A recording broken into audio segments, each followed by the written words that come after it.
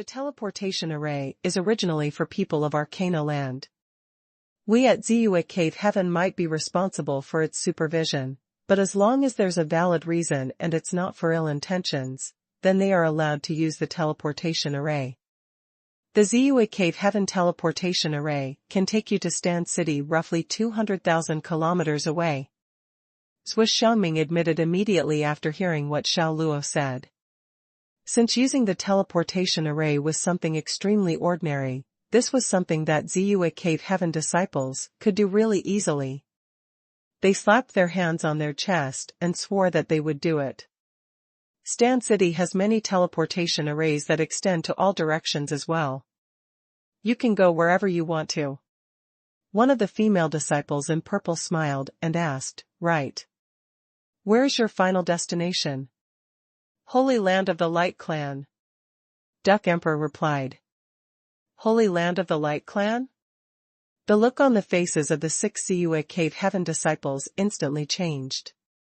Xiao Luo glared at Duck Emperor, and then explained, "We've always been fascinated with the Holy Land of the Light Clan, so we're thinking of going there to see what that place is like." "I see. So that's why." Swiss Xiangming nodded and said, "Many people in Arcana land are curious as to what the Holy Land of the Light Clan is like. But brother Xiao, the Holy Land of the Light Clan is extremely far from here. You might have to travel through many places using the teleportation array before you can reach it. It is very troublesome. How about this, when we return to Ziyue Cave Heaven, I will prepare and arrange a route map for you. Then, you can follow the path on the map and make your journey there. It will be much more convenient for you." Xiao Luo was shocked, and then with a smile, "I'm counting on you then."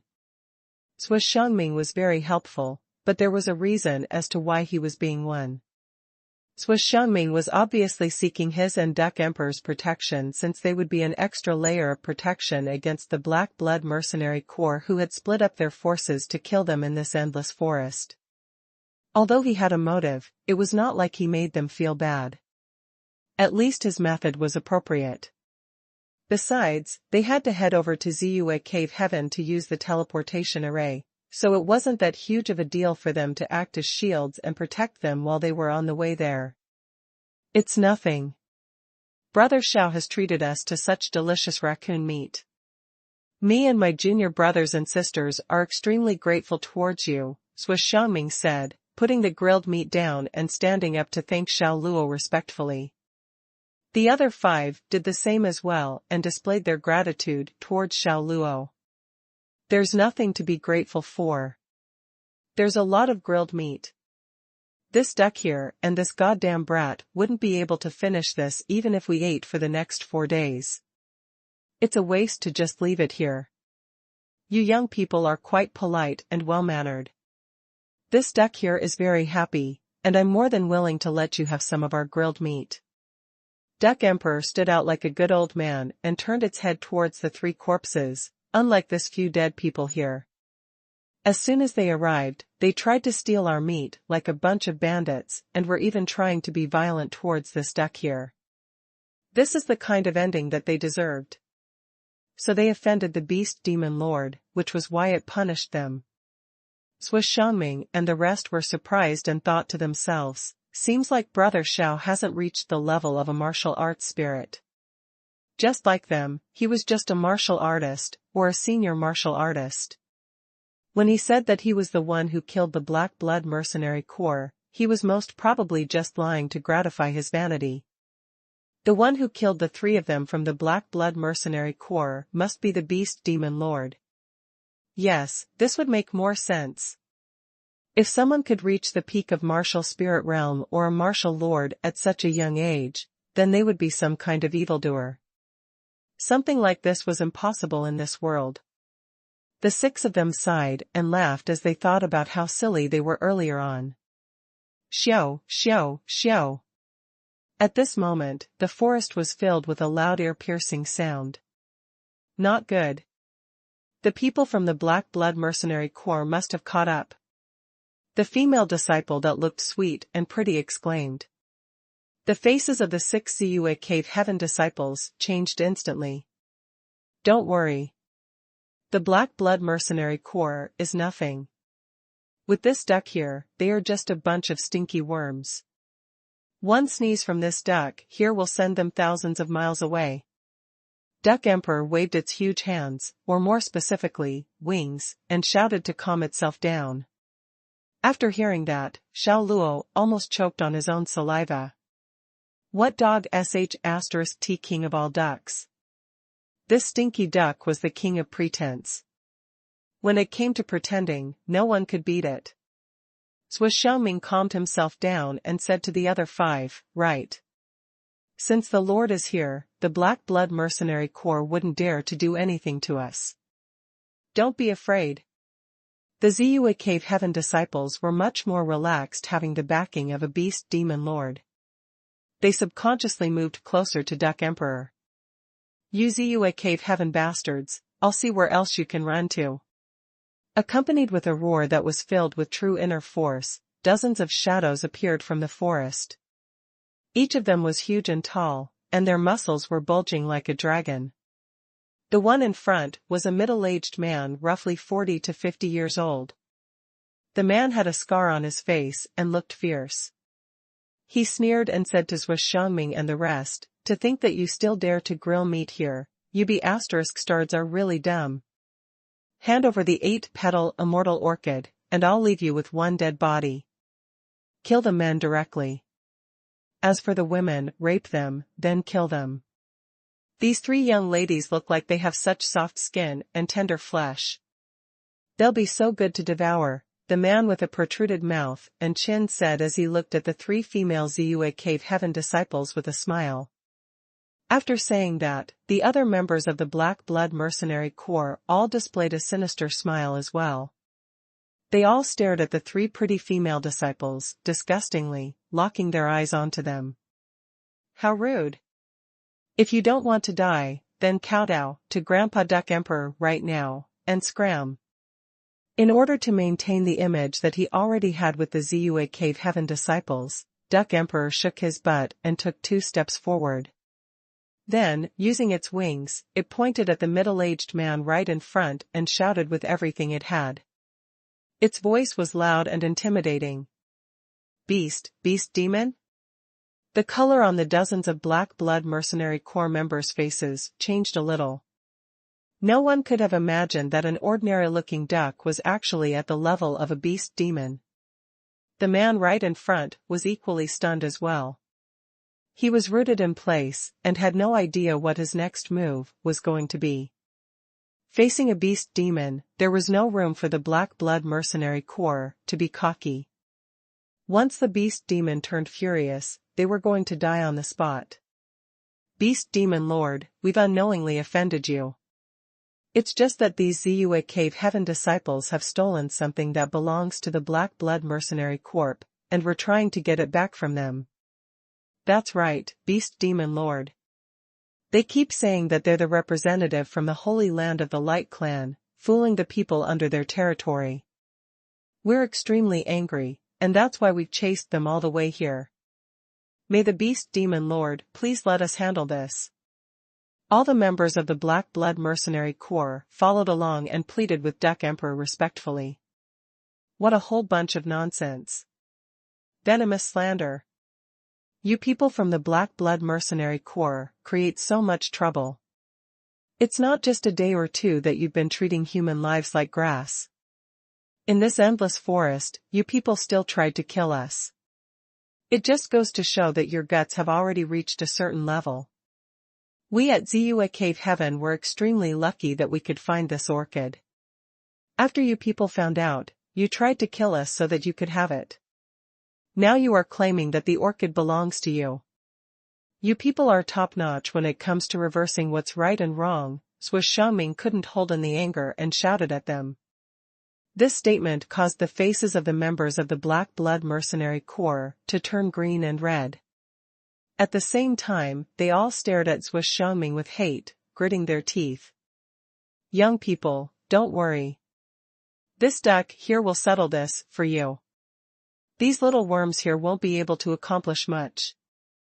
Duck Emperor was determined to force this act. It was planning to become the one true beast demon in the hearts of the Ziyue Cave Heaven disciples. The titled Beast Demon Lord was too good for him to just give it up. On account of Grandpa Duck Emperor, you better hurry and scram. Otherwise, Grandpa Duck Emperor will break all your arms and legs, and trap your spirits in the 9th level of hell so that you will neither live or die. Do you see that? That is the ending you will get for offending Grandpa Duck Emperor. Duck Emperor used the same words he used to scare Xiao Luo back in the chaotic space to frighten the Black Blood Mercenary Corps members, then pointed at the 3 corpses at the side. It was Black Dog and the others? As soon as these Black Blood Mercenary Corps people saw the 3 corpses of their comrades, their faces turned pale instantly. The eyes of the middle-aged man in front were wide open, and he displayed a slight bit of horror on his face. There was no doubt that the 3 of them, including Black Dog, were killed by the beast demon in front of him. A beast demon was several levels stronger than a human being, and, compared to it, they were as minute as the fine dust in the air. Yes, yes, yes. We'll scram now. Scram right now. The Black Blood Mercenary Corps members nodded their heads, turned around, and left quickly. There was no way they still had the guts to stay any longer. They definitely didn't want to turn into corpses as well. The man right in front remained quiet, but due to the threat of the beast demon, he eventually decided to leave like his subordinates. With each step he took, he kept turning his head back to look at the 3 corpses while furrowing his eyebrows. The 6 Ziyue Cave Heaven disciples jumped in joy. They felt like they had finally vented out their frustration. On the other hand, Duck Emperor broke out in a cold sweat and heaved a sigh of relief. It thought to itself, screw their ducking mum. I managed to somehow chase this bunch of people away. Lord, thank you. A female Ziyue Cave Heaven disciple walked over and expressed her gratitude towards Duck Emperor. Her way of showing her appreciation was to bend down and give Duck Emperor a kiss on its face. Oh, wow. Duck Emperor felt like its entire body had turned light. It could feel its body floating up to Cloud 9. Its heart was beating fast, as if there was a train running in its body. Its blood was flowing faster, and it solemnly pledged, "You're welcome, you're welcome. Let this duck here tell you guys this, if they dare to come again, this duck here will peel their skin off and pull their tendons out. Lord, you're great. Come to Ziyue Cave Heaven. We'll have some good food and drinks." Another female disciple was courteous as well and massaged its shoulders. At this moment, Duck Emperor finally knew what all the stars cup themselves around the moon really meant. It finally knew what popularity was, what a cluster of flowers really was. The 3 pretty female Ziyue Cave Heaven disciples surrounded him, and the other 3 male disciples were complimenting it non-stop. All of them were being extremely friendly towards it. Xiao Luo sat by the campfire alone, leaning against a huge tree with his eyes closed to regain his energy. He had nothing to say towards this stinky duck, but since it managed to scare the people from the Black Blood Mercenary Corps away, it saved him from doing it himself. He was too lazy to try and do it by himself anyway. Looking from this side was not a bad thing after all. After the people from the Black Blood Mercenary Corps retreated more than a mile, the man realized that something didn't seem right at all. What's wrong, Brother Leopard? Everyone else was secretly happy that they managed to keep their lives, but the man's henchman could tell that he was not looking normal. Something is not right. The man stopped and furrowed his eyebrows deeply. Something was not right? What wasn't right? The others stopped as well and shot a confused look towards him. The fatal wound on Black Dog and the rest were on their neck. Looking at the wound, it's obvious that they were sliced by a sharp edge. Why would a beast demon need to use a knife to kill someone? The man aired out his doubts. After everyone heard that, they finally realized that something did seem strange. Besides, it's not like we've never met a beast demon in this endless forest. A beast demon's aura is extremely powerful. Don't talk about standing right in front of it. Even if we stood a few kilometers away, we can already feel its terrifying aura in the air. And that duck wasn't emitting any aura like that. No matter how you look at it, it's just an ordinary stinky duck, the man said. That's true indeed. The more everyone heard that, the more they started to believe him. A very powerful beast demon without a sense of threat at all. This indeed didn't seem right. Besides, a beast demon usually hated humans a lot, and they always hid in the depths of the forest to practice. There was no way it would get so close with other humans. Brother Leopard, don't tell me we've been fooled, the devoted henchman spoke. I don't know. The man shook his head. There are many things that he just didn't seem to understand. That duck didn't look like a beast demon, no matter how you looked at it, and, the three of them, including Black Dog, most probably weren't killed by it. But the three of them were indeed real junior martial arts spirits, so how did they die? Could it be that they were killed by the young man who was sitting at the side who didn't utter a single word? But that young man looked like he was just at the level of a martial artist. There was no way he had the ability to kill the three of them. If you say that he did it with the 6B asterisk stars from Ziyue Cave Heaven, then that was all the more unlikely. Among those 6B asterisk stars, the strongest one was only at the level of an intermediate great martial artist at best. The difference was too huge. It's like an insurmountable obstacle that could not be crossed. No matter how the few of them worked together, there's no way they could have killed the three of them. What in the world happened then?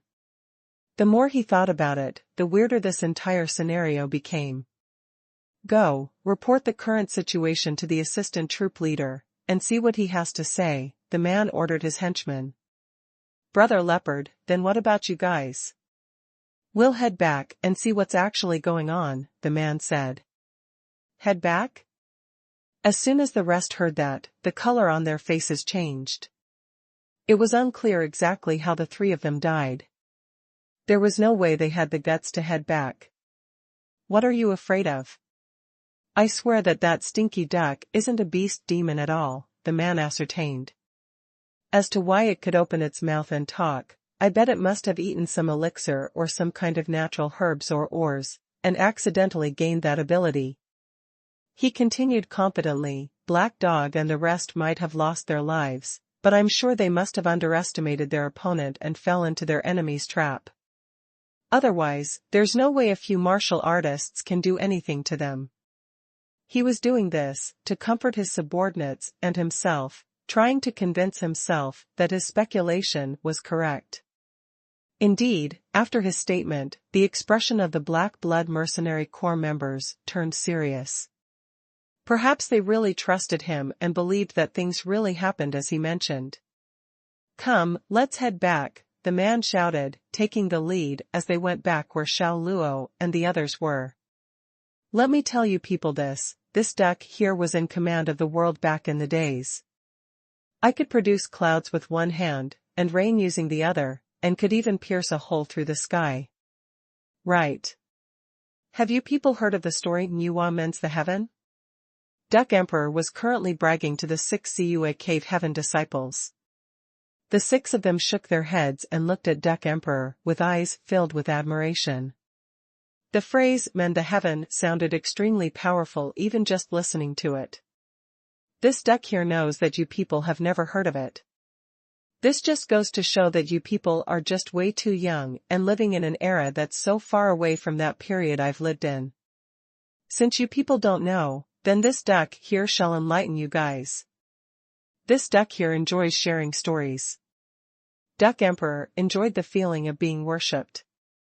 If it wasn't because of Arcana Land, it would have lived its past 500 years for nothing. Now that it was floating all the way up into the clouds, it had thrown Xiao Luo to the back of its head. It was really treating itself like it was a real beast demon lord. This stinky duck was floating. Xiao Luo sneered. He really wanted to walk straight up and kick the stinky duck in its butt. Whoosh! A short arrow and a piercing sound that could cause one's scalp to turn numb suddenly flew out of the forest like black lightning. It shot right past the right wing of the duck, who happened to be raising it as it was talking. With a slight bit of blood, it landed on a tree in the distance. Gah! Duck Emperor groaned in pain and fell to the ground. A few white feathers fell off its body at the same time. "Lord, how are you? Are you all right, Lord?" The 6 Cua Cave Heaven disciples rushed forward and lifted Duck Emperor up. Duck Emperor could no longer continue its act as it was in way too much pain. Tears already appeared in its eyes. It screamed, "My duck wing! My duck wing! It's in so much pain." Gah! All the prestige and majestic aura from a beast demon were gone. Its image had crumbled in an instant. All 6 of the Zua Cave Heaven disciples were puzzled. They refused to believe that a beast demon would disregard its image and cry out in pain like that. "Damn it! Screw you, bloody stinky duck! I almost fell into your trap earlier on. Fortunately, I'm smart and didn't. Otherwise, I'd be the biggest joke in this group." All the members of the Black Blood Mercenary Corps were back. A dark, heavy atmosphere surrounded the forest, and the one talking was the middle-aged man right in front. With the light from the fire shining down on his face, the scar on his face looked so much more terrifying. "Goddamn brat, what are you sitting there for? Time for you to make your move!" Duck Emperor shouted at Xiao Luo. It no longer had the guts to continue its act. Indeed, one would pay for pretending to be someone they were not. Xiao Luo slapped off the dust from his hands, stood up, grabbed his dragon blade, and walked up slowly. He took a glance at the duck, laughed, and said, "Aren't you going to continue your act?" Duck Emperor's face turned red, and then scolded, "Goddamn brat! Are you doing this on purpose? That was just a short arrow. If you tried to stop it, you'd have surely been able to. I bet you purposely stood still so that you could watch that arrow shoot right through my duck wings. Stinky duck, you think too highly of me." Xiao Luo raised his eyebrows and laughed a little. In reality, he could have stopped that short arrow, but he was extremely pissed off looking at this stinky duck pretending to be cool and wanted it to learn a lesson. "Screw your ducking mum, you be ****starred. Duck Emperor gritted its teeth. Of course, it knew that Xiao Luo was fooling around.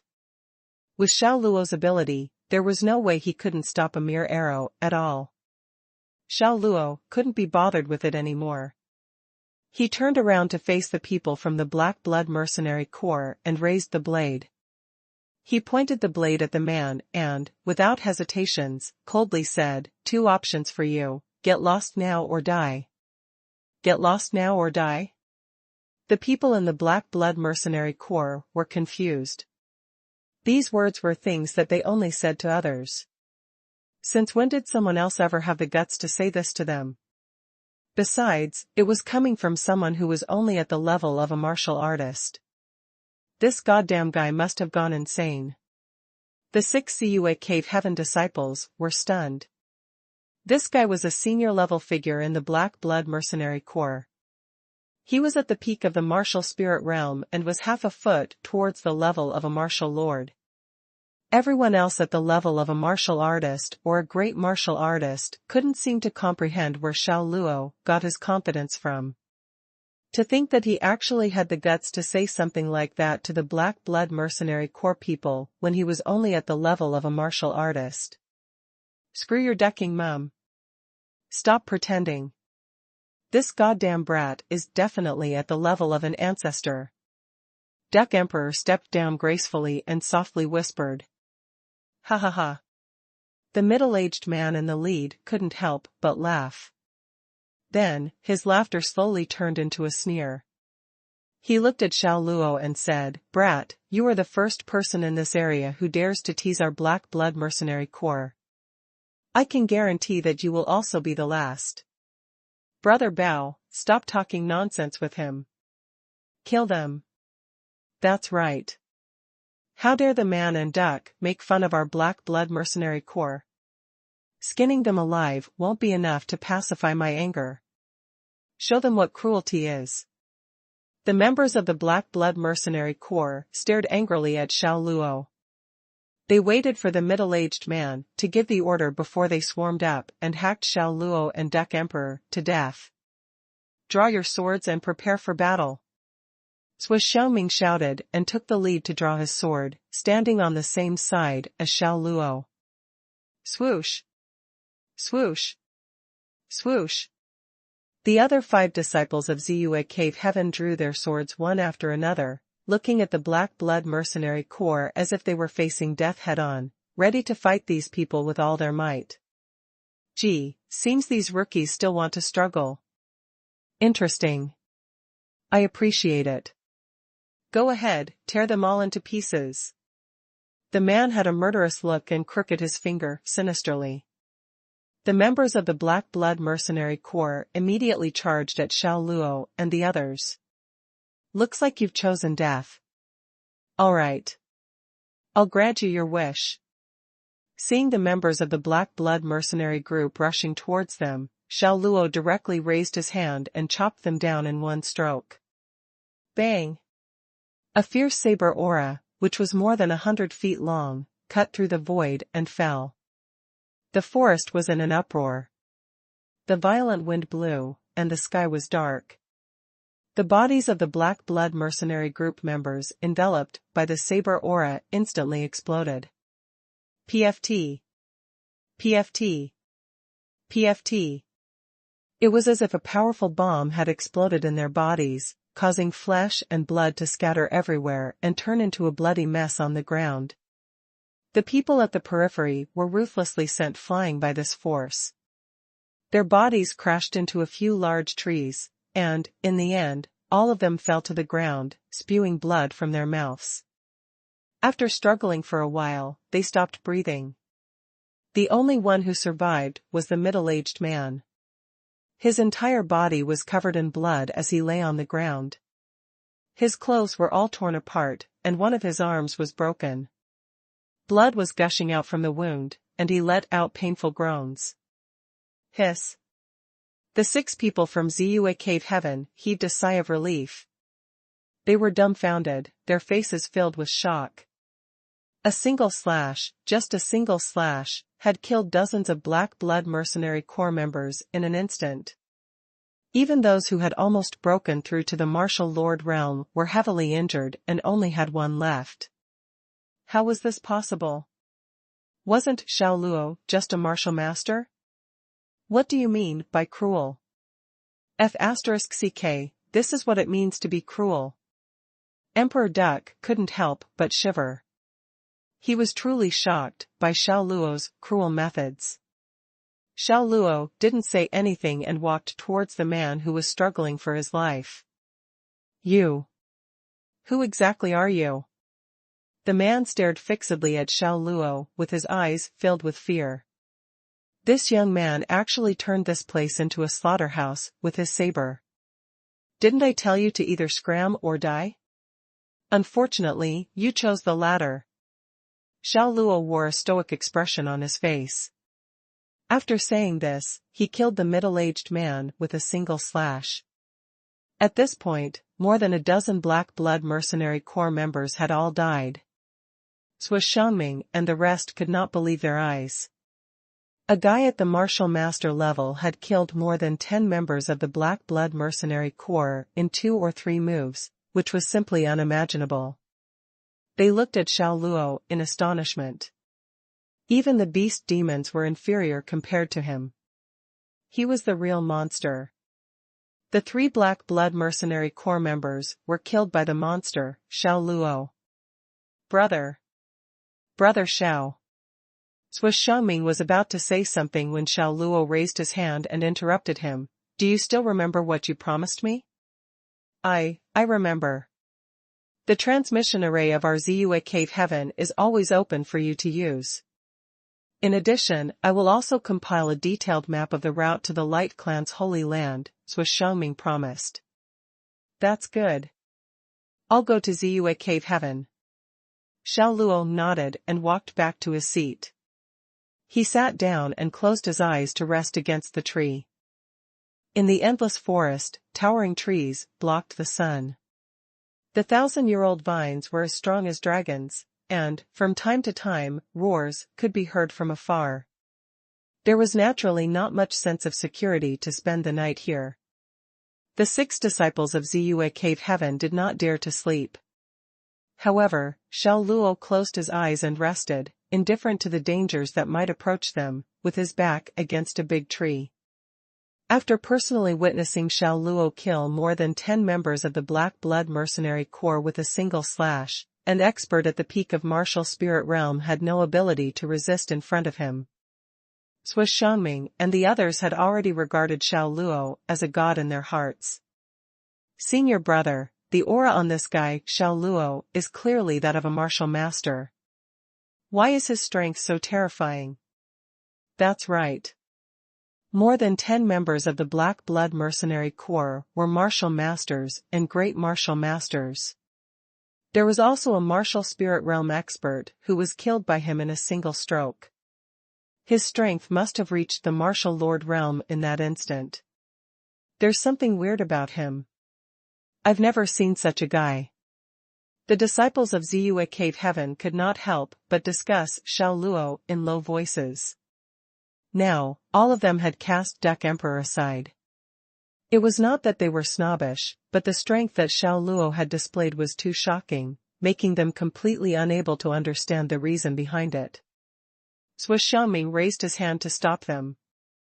Brother Xiao must have developed some skills to mask his true strength, which made him look just like a martial master on the surface, he guessed. Alright, stop talking about Brother Xiao.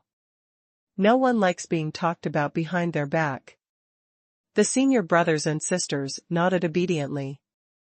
Hey, young man, what are you waiting for? Come and help me bandage my wound. Duck Emperor hated the feeling of being neglected. Although it shouted at the top of its lungs to gain attention, it had actually almost recovered. The Master God of Chaos had taught him 2 excellent skills. One was the ability to recover strength and heal, and the other was the ability to escape. In the past 500 years, he had been practicing these skills. Thus, he had certainly mastered them. The penetration of a short arrow was child's play to him. The 6 Ziyue Cave Heaven disciples did not treat Duck Emperor differently, though they had learned that it was not a beast demon. Instead, they went forward and carefully treated its wounds. The 3 female disciples even carefully blew air into the wounds with their mouths. They were extremely considerate. Xiao Luo saw all of this and had judged that the people from Ziyue Cave Heaven were still quite decent. In the past 500 years, Duck Emperor had never received any care from anyone other than his own master. This was the first time it felt being cared for. Tears welled up in its eyes. Venerable sir, what's wrong? Xuanhuan asked with concern. No, nothing. Something got into my eyes. Must have caused by the wind. Stupid wind. Duck Emperor, embarrassed, quickly added, Don't call me venerable sir. I'm actually not a beast demon. I only know how to speak the human language. I can't bear the title of venerable sir. Then how should we address you? A female disciple asked, curiously. Duck Emperor thought for a moment, before saying in all seriousness, Call me Grandpa Duck. I'm over 500 years old. Yeah, you can just call me Grandpa Duck.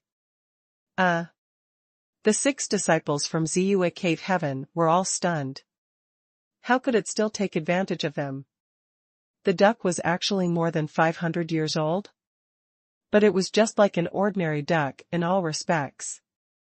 It would be reasonable for us to call it Grandpa if it was long in the tooth, but we still want to call you Venerable Sir. In our hearts, you will always be a beast demon and our Venerable Sir, Xuanhuan said thoughtfully. A male disciple quickly echoed, That's right, Venerable Sir. You stood up for us and faced the Black Blood Mercenary Corps alone just now. Your figure was too imposing and handsome. You are fully deserving of being a venerable sir. Oh? Is that so? Am I really handsome? Duck Emperor immediately became elated. You are super handsome, a female disciple said firmly. The duck laughed and quacked. I'm flattered. I'm flattered. Thank you. Duck Emperor was overjoyed. It shouted excitedly at the top of its lungs, and even started humming a song. It sounded awful, but it did not care and kept right on, looking smug. Xuanhuan and the others wanted to cover their ears several times, but they were afraid of hurting Duck Emperor's self-esteem. So they had no choice but to hold it in for the moment. All of them looked miserable. If you dare to keep on singing, I'll roast you.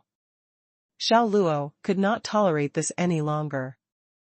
He picked up a wooden stick and threw it at Duck Emperor, who was treating this place as a stage to showcase its bad singing. The wooden stick hit Duck Emperor's head and knocked it to the ground. Mother *cur. Duck Emperor cursed and got up. But when it came to its senses and realized that it could not defeat Xiao Luo, it had no choice but to endure it. You are envious, Xiao Luo. You must be jealous that I can sing so well. Xiao Luo opened one eye and spoke indifferently. I know a singer when I hear one, and you're not. I am a master in songs. How could the song I sang not be nice? Young man, tell him, did the song I hummed just now sound nice? Duck Emperor wouldn't let it go. It really believed it could sing well. Well. The 6 people from Ziyue Cave Heaven were instantly caught in a dilemma. It was indeed unpleasant to hear. If they told the truth, it would hurt the duck's ego, right? But if they say Duck Emperor was a good singer, wouldn't it be a slap to Xiao Luo's face? So what should they do then? Who was singing just now, disturbing my mind and causing me to fail my breakthrough? Come out and accept your death. Just as they were hesitating, a cold voice was suddenly heard. Then, a huge snakehead emerged from the forest, spitting out its scarlet tongue, and its entire body was blood-red. It was a giant python. The body of the giant python was as thick as a large water tank. Its body emitted an indescribable stench. The intense pressure caused the 6 people from Purple Moon Grotto to break out in cold sweat. Beast demon? It was actually a giant python beast demon. It was truly a powerful beast demon. Run, venerable sir, brother Xiao. Hide away. Xuanhuan shouted subconsciously and turned to escape.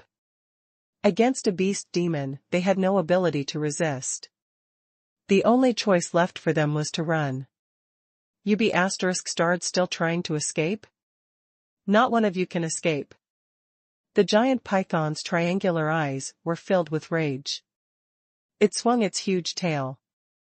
In an instant, the earth shook, and the trees trembled.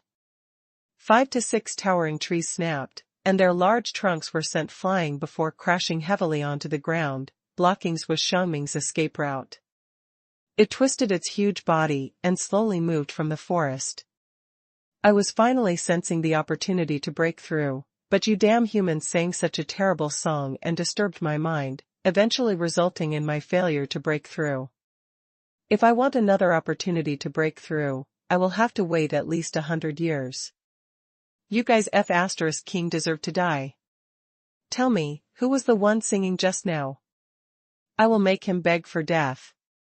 The 6 disciples from Ziyue Cave Heaven glanced at Duck Emperor. Duck Emperor shuddered. After meeting the giant python's gaze, it hurriedly pointed at Xiao Luo. Quack, quack, quack.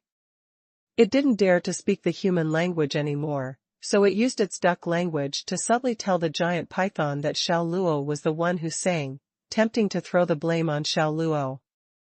What nonsense are you saying? Did you sing it just now? The giant python glared at it coldly. Duck Emperor was scared out of its wits. If the giant python found out that it was the one singing, it would be eaten and digested into feces, defecated, and turned into fertilizer for the plants. In desperation, it was beyond regarding whether the giant python would doubt its words. It pointed at Xiao Luo and said, "It's not me, it's him. That guy was singing just now. How could this be?" The 6 Cave Heaven disciples felt that Duck Emperor was disloyal. He was the one who was singing, yet he insisted on framing Xiao Luo. It failed to assume responsibility, and had no sense of shame at all. It was completely without decency and justice. "So it was sung by you, son of AB*TCH, the python yelled. The giant python moved its huge body and looked down at Xiao Luo with its red eyes.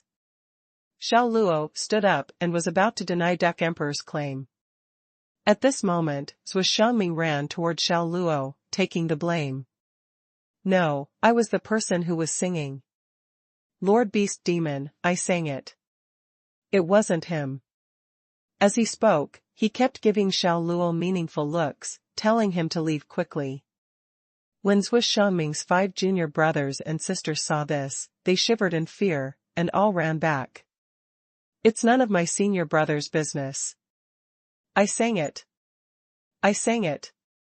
Lord Beast Demon, I was the one who sang it.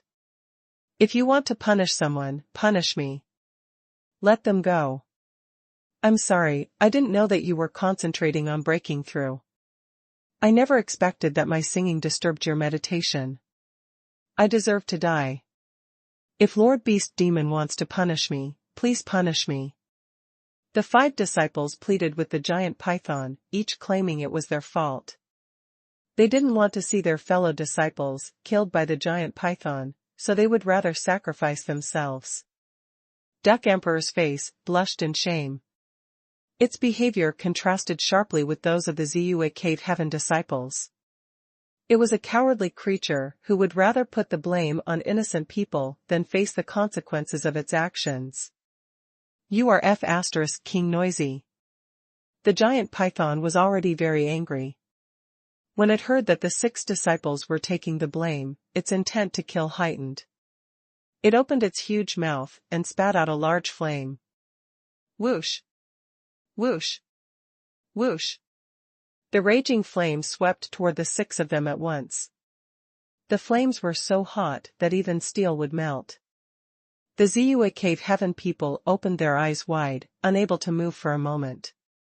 In the end, they could only despair and wait for death to arrive.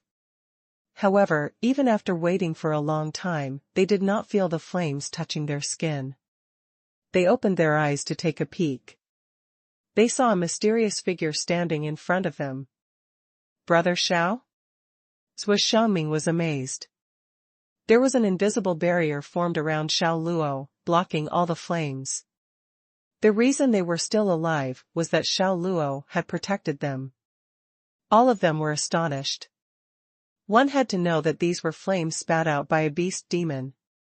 However, such terrifying flames were actually blocked by Xiao Luo. How was this possible? It couldn't be. The python was also extremely surprised that Xiao Luo was not afraid of its flames. After spitting for a while, it stopped and stared at Xiao Luo with its blood-red eyes. "Human brat, what kind of technique is this?" "There's no cultivation technique," Xiao Luo answered. "You're a beast demon, so I'll call you Venerable Sir for the time being. I apologize for interfering with your breakthrough just now. It's our fault, but it doesn't deserve death. Don't you agree?" Xiao Luo told the giant python calmly with his hands behind his back.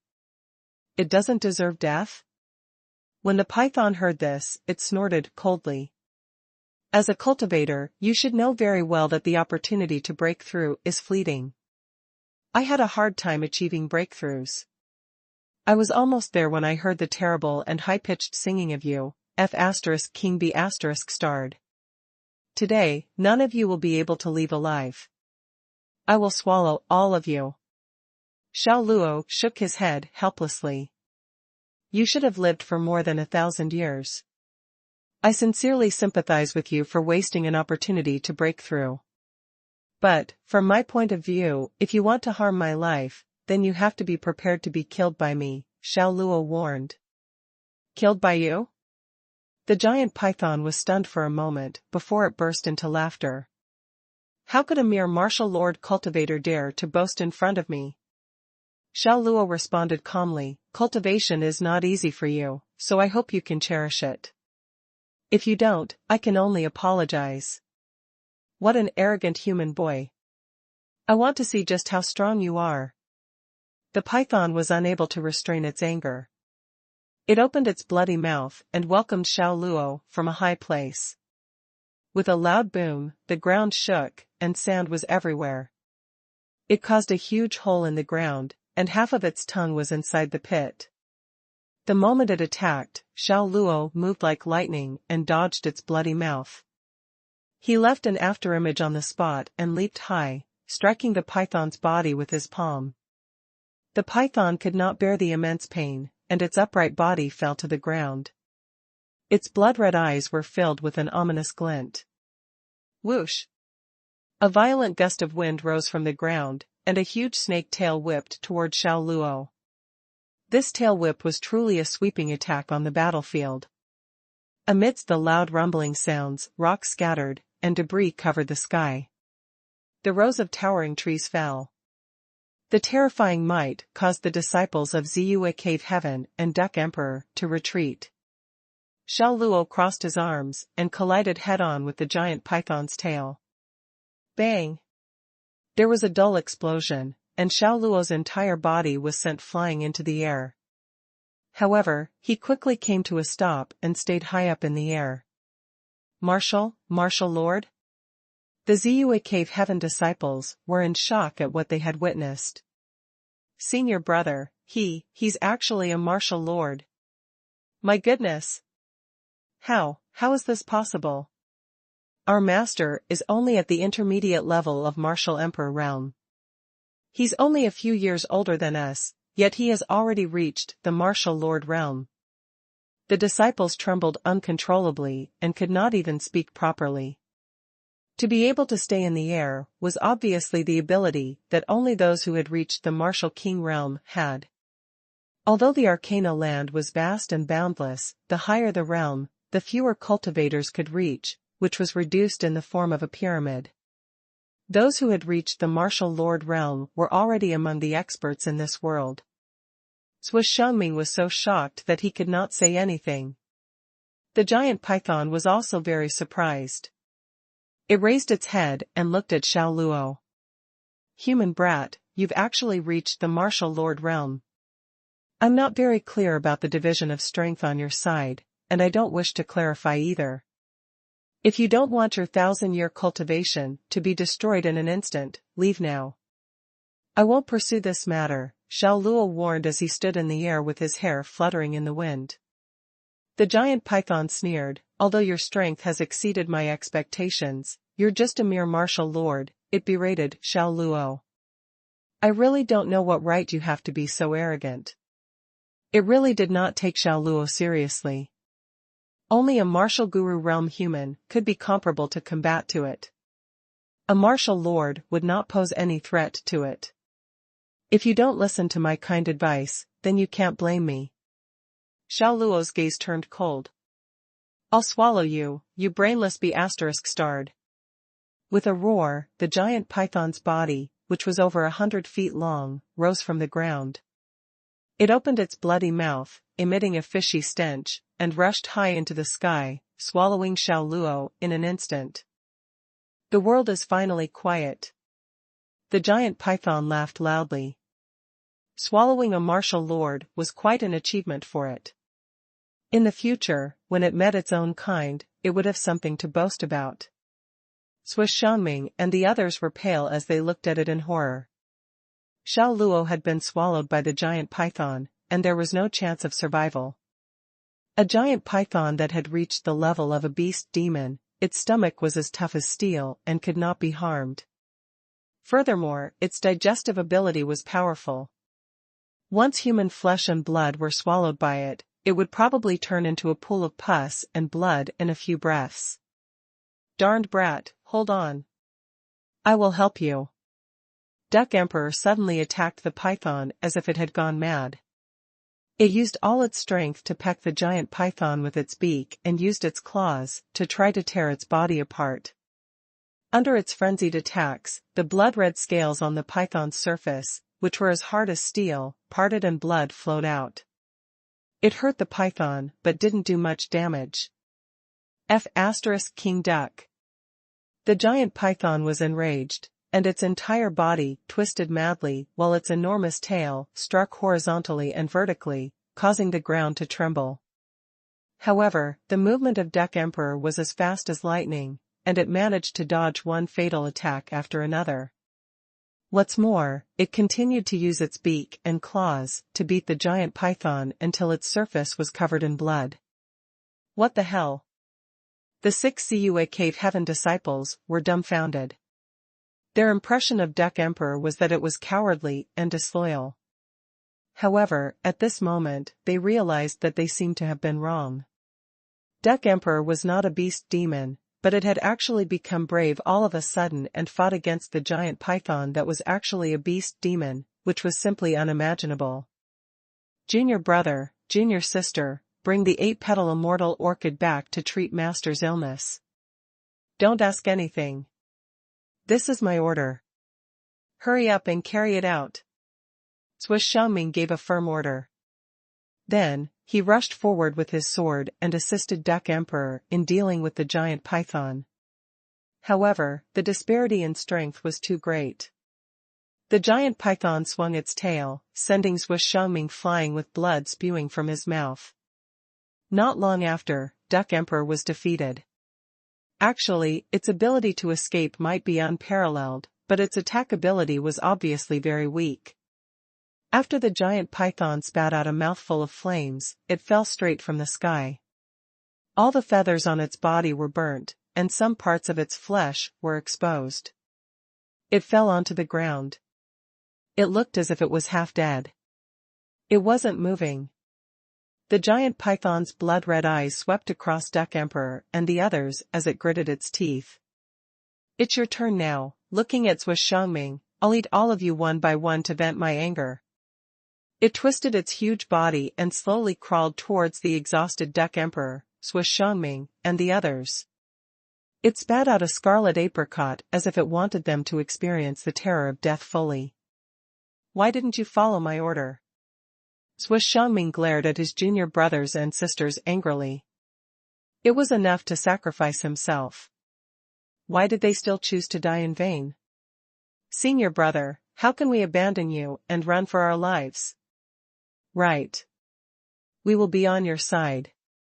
If you die, let us die with you. Even if Master is here, he will definitely agree with us. The 5 of them were unafraid of death. Even though their eyes were filled with fear, they did not retreat. They would not leave Xuanhuan to die here. You. Xuanhuan did not know what to say. He appreciated them not leaving him, but he felt it was too much. He could only sigh. He had a pained expression on his face. Go to hell. The giant python opened its bloody mouth, emitting a strong stench. It actually wanted to swallow the Ziyue Cave Heaven disciples and Duck Emperor together. The other 5 mustered their strength and got ready for one last fight. Suddenly, the giant python stopped attacking, and its head stopped moving in midair as if it was petrified. Then, it began to howl in pain as its huge body rolled around frantically. Crack! Crack! Trees fell one after another from the impact, and dust scattered into the air. The giant python was writhing in pain, destroying the forest in this area with its destructive power and accompanied by its sharp, ear-piercing cries. The 5 disciples from Ziyue Cave Heaven hurriedly picked up Duck Emperor and Xuanhuan, and ran until there was enough distance between them and the area where the giant python was wreaking havoc. The 6 people and the duck looked at the scene in disbelief. They had no idea what was happening. Why did the python suddenly stop attacking? Why did it start writhing in pain? Could it be that it felt nauseous after eating that darned brat? Duck Emperor muttered. As soon as it finished speaking, a bloody hole was torn open in the python's stomach, and a figure shot up into the sky from within, bringing along a stream of dense blood. The madly writhing giant python fell to the ground and stopped moving. Blood gurgled out from the bloody hole, soaking the land. "It's that brat. He's not dead." Duck Emperor was instantly energized as it looked at Xiao Luo descending from the sky. Xuanhuan and the others were all flabbergasted. They all thought that Xiao Luo was done. It was actually a giant python at the level of a beast demon. How could one survive such a feat? But now, not only did Xiao Luo survive, he even broke through the giant python's belly and emerged. How terrifying was his strength on earth! Half a kilometer of the forest was destroyed, and the ground was filled with scattered flames. Just looking at this place, it was like the scene of doomsday. Xiao Luo stood in front of the giant python like a god. Who are you?" The dying python looked at him in horror. It had never expected that he would fall into the hands of this human. Xiao Luo stretched out his hand. The dragon saber flew into his hand from dozens of meters away like a black lightning bolt. He replied coldly, "The person who killed you." With that, the giant python's head was chopped off. A beast demon had just passed away. Xiao Luo glanced at the giant python's corpse indifferently. His heart was calm. He had already warned this python many times, but it failed to cherish the opportunity he gave it. So now it was nothing but a corpse. It wasn't his fault. Xuanhuan and the others walked closer. When they saw the motionless corpse of the huge python on the ground, their eyes widened in fear. This was a beast demon but was beheaded just like that. They couldn't believe it. And in their hearts, Xiao Luo's figure was already like an unreachable mountain. His back was also incomparably imposing. "Darned brat, you killed it?" Duck Emperor rushed forward and said in disbelief. "Could what you see be fake?" Xiao Luo replied annoyingly. He frowned and continued, "Why do you smell like a roasted duck? Stupid duck, why are you in such a sorry state? Did you fall into a fire pit?" Upon hearing this, Duck Emperor flew into a rage. It jumped up and used its wings to slap Xiao Luo. "Uf king idiot. How F king dare you still talk like an unconcerned person here? I thought you were dead, so I went all out against this giant python. That's why I ended up in such an embarrassing state. Uf cur. You still dare to make fun of me? Would you like me to peck your privates until they're useless?" Pecking privates? Xiao Luo rolled his eyes as he recalled a traditional method of treatment in his rural hometown when he was young. It was to send a male duck to peck at a boy's penis. That was to treat a swollen penis as a result of some insect bites. Thinking about it now, it really made him speechless. "Duck, you have really moved me," he comforted. Duck Emperor was stunned but soon snapped, "Cut that mushy crap. If it isn't for your ability to take me back to the chaos dimension, I wouldn't be bothered to help you." Its wings were crossed before its chest, and it turned around, closing its eyes to show that it did not care at all. "Xiao. Sir." At this time, Xuanhuan approached them and was about to address Xiao Luo as Brother Xiao. However, considering that he could even kill a beast demon, it was too inappropriate to call him a brother. Hence, he called him Sir instead, as personal strength precedes everything in the Arcana land. Xiao Luo nodded and took a glance at Xuanhuan. "Are you hurt?" "I'm fine. I just need to rest for some time." Xuanhuan smiled. Xiao Luo remained quiet and was preparing to find a new place to spend the night. "Sir, every exotic beast has a beast core within it, and it contains very rich spiritual energy, which could be used for alchemy or enhancement for self-cultivation.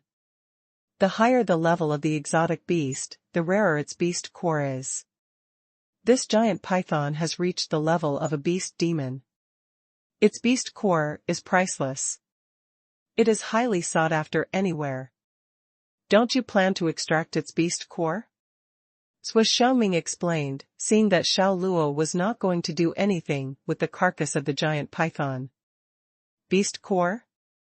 It was obviously the first time that Xiao Luo heard about this, so he frowned a little. A few disciples of Ziyue Cave Heaven were slightly confused and thought that how could this guy not know of the beast core? Where did he grow up? Why did he know nothing of such matters? Xuanhuan nodded. That's right.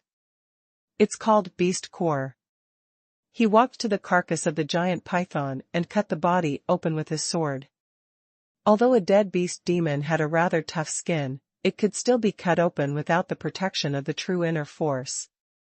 After some digging, he extracted a green orb of the beast core from the carcass of the giant python. The beast core was spherical and had a diameter of 5 to 6 centimeters, which could be grasped by one hand easily. Although it's green in color and was stained with some blood, it was extremely translucent and was giving off some white steam. There's actually such a thing in the body of that giant python? Duck Emperor was extremely shocked, and it walked over to play with the beast core. It looks like a green luminous pearl, but its texture resembles a rubber ball. It's so magical. Xiao Luo was not interested in the beast core as he had already reached a very high level of aptitude. He no longer needed to rely on external help to further improve his power, so he said, "Keep it if you like it. You can take it as a souvenir." You rascal. I am just waiting for you to say that. Duck Emperor laughed and then kept the beast core somewhere like magic. This made the people of Ziyue Cave Heaven confused as none of them could tell where Duck Emperor hid the beast core. Xiao Luo was curious about it, too. This duck was only wearing a sailor suit without any pockets, and everything else was just his white feathers. Although the beast core was not huge, it was still rather difficult to hide it underneath the feathers. Hence, he asked, "Where did you hide it?" Duck Emperor pointed at the ring on its neck. Here. A ring? Xiao Luo had noticed its ring a long time ago, but it just looked like an ordinary accessory. There was nothing special about it. This is something you wouldn't know. This is a spatial ring, given by my master. It could store a lot of things. I just remembered about it at the very last minute, so I brought it along with me. This is the perfect item for traveling and looting, Duck Emperor boasted. There was actually such a magical object in the world? The Ziyue Cave Heaven disciples were thoroughly shocked as they had never heard of or seen a ring that could store items. The night was peaceful and quiet, and Xiao Luo had started to leave the forest of the Infinity Edge and move towards the north in the direction of Ziyue Cave Heaven. After they had left for an hour, the vice-captain of the Black Blood Mercenary Corps had arrived at where they were with a dozen of people, according to the information by one of his subordinates. As they all saw the desolate state of the ground and a carcass of a giant python, all of them were scared. I have said a long time ago that dude is extraordinary. Now you all should trust me. A man with a long face declared with a fearful look. He was the guy that Xiao Luo had let go of previously. The vice-captain was a burly guy in his 40s. His eyes were deeply sunken, and there were 3 obvious wrinkles on his forehead. He did not comment but judged the surrounding quietly. It did not take too long for his subordinates to organize the bodies of his comrades. Of course, these bodies were still intact. Those random pieces of bodies were difficult to collate. The carcass of the giant python was also carefully examined. Vice-Captain, Brother Bao, and his subordinates are all dead. In addition, after examining this giant python, we can conclude that it is of a beast demon level. Its torso was impaled and, finally, was beheaded. Its beast core was extracted, too. A man reported the results of the examination to the vice-captain.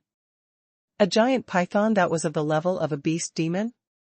As everyone heard the report, they all gasped in awe as that guy could even kill a beast demon. How strong exactly could he actually be?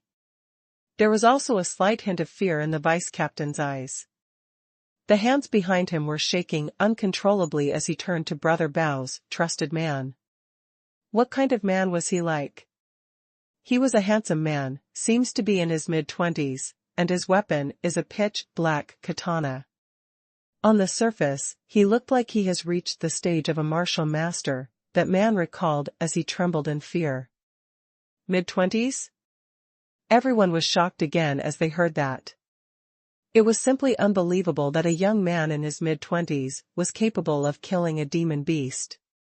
His power is unfathomable. I couldn't even get a clear view of how he moved before he slit the throats of Haigu and the rest, that man with a long face said in fear. At this time, the atmosphere around the Black Blood Mercenary Corps became heavy as they knew that they had met an intimidating figure that was not meant to be messed easily with around. Is he close to the people of Ziyue Cave Heaven? The vice captain asked. Seems like it. He was protecting them, that man replied. The vice captain's face changed. *T. The captain will be attacking Ziyue Cave Heaven today. He might end up facing our captain. I can't let this happen. We have to rush to Ziyue Cave Heaven to assist our captain. As he finished speaking, he started charging towards the direction of Ziyue Cave Heaven. However, none of the rest followed up as they all were petrified. You guys, the vice captain stopped and asked them in confusion. Vice captain, that was a powerful man who could even kill a beast demon. What can we do even if we had gone there? The man with a long face asked bitterly. Everyone had the same thought as him. The opponent was simply too powerful, and that had crushed everyone's will to fight. The vice captain was in wrath, but he agreed with the man with a long face. There was nothing they could do, and their presence would probably only add to the casualties. Looking at the mess around the area, especially that giant python's carcass, made the vice captain of the Black Blood Mercenary Corps trembled uncontrollably. The thought of going to Ziyue Cave Heaven to assist their captains was also dismissed. He then switched to employing a falcon courier and wrote a letter to warn their captain to retreat from there. A falcon courier could fly up to 20,000 kilometers within a day, so it was the most mainstream communication method in the Arcana land. Would Captain retreat after reading the letter? A member of the Black Blood Mercenary Corps asked in suspicion. He probably wouldn't. He used to be a disciple of the master of Ziyue Cave Heaven and was expelled by him personally. He really hated his ex-master a lot and has been thinking about destroying Ziyue Cave Heaven ever since. If not, he wouldn't have expanded the Black Blood Mercenary Corps to a large organization consisting of 1,000 people. Now he knew that the old man is very sick. It would be the perfect opportunity to wipe out Ziyue Cave Heaven now. He wouldn't give up this chance so easily, the other person said. As everyone heard their conversation, they all showed a complicated look, and the vice captain also heaved a sigh. After Xiao Luo and the gang had left the forest of the Infinity Edge, they continued to travel north for 12 kilometers and finally saw a mountain before them. It was a majestic mountain as its peak was taller than the clouds, with many exotic boulders and gorgeous rock walls. The cliff was stiff, and the entire mountain was covered in lush green forests with colorful flowers and bushes, which made the entire mountain resemble a secret sanctuary. Sir, this is the blessed land of our Ziyue Cave Heaven. Swiss Xiaoming introduced the ground to Xiao Luo generously that the mountain scene at Ziyue Cave Heaven was the most beautiful within the vicinity of tens of thousands of kilometers. The scene here looked like a reflection of a Chinese mountain and river painting, which was extremely exquisite. He always felt proud about it when he introduced that to other people. This is indeed a blessed land. I want to dedicate a song to such a scene personally. Duck Emperor was mesmerized by the breathtaking view and felt the urge to sing. It had a very strong self-healing capability, and the wounds on its body had long been healed completely. As the people of Ziyue Cave Heaven heard that it wanted to sing, their faces all turned awkward. Xiao Luo knocked on its head directly and commented, "Haven't you created enough trouble?"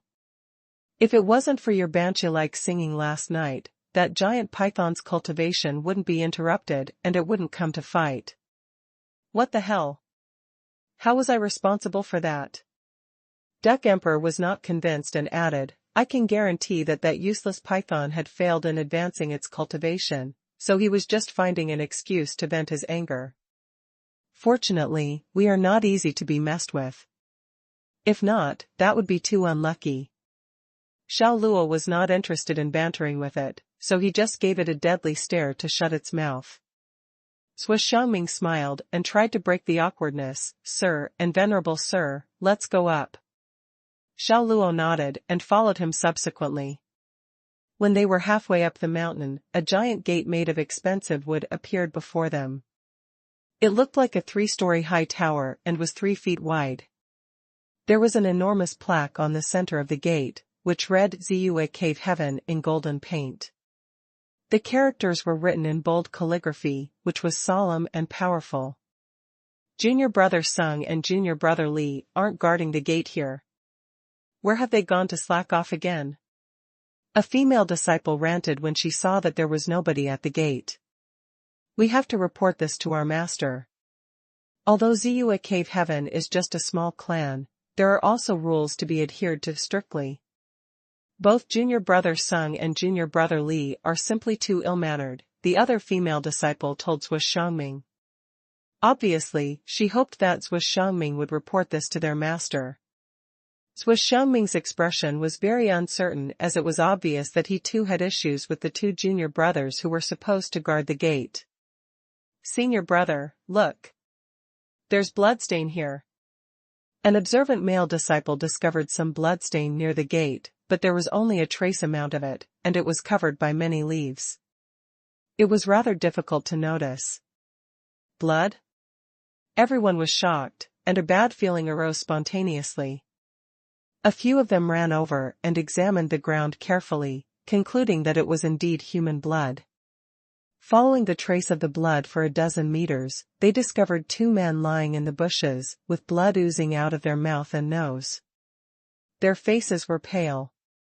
It's junior brother Sung and junior brother Li. The 6 people of Ziyue Cave Heaven rushed there in the shortest possible time. A man checked their breathing and pulses, then he got up and shook his head at Xuanhuan, declaring in great sadness, they are dead. Xuanhuan squatted down and checked where the fatal injuries were. He finally discovered that both of their chests had a pitch-black palm. His eyes widened and shouted, it's Wind Cloud Palm. It must be Xianxia the traitor. Xianxia?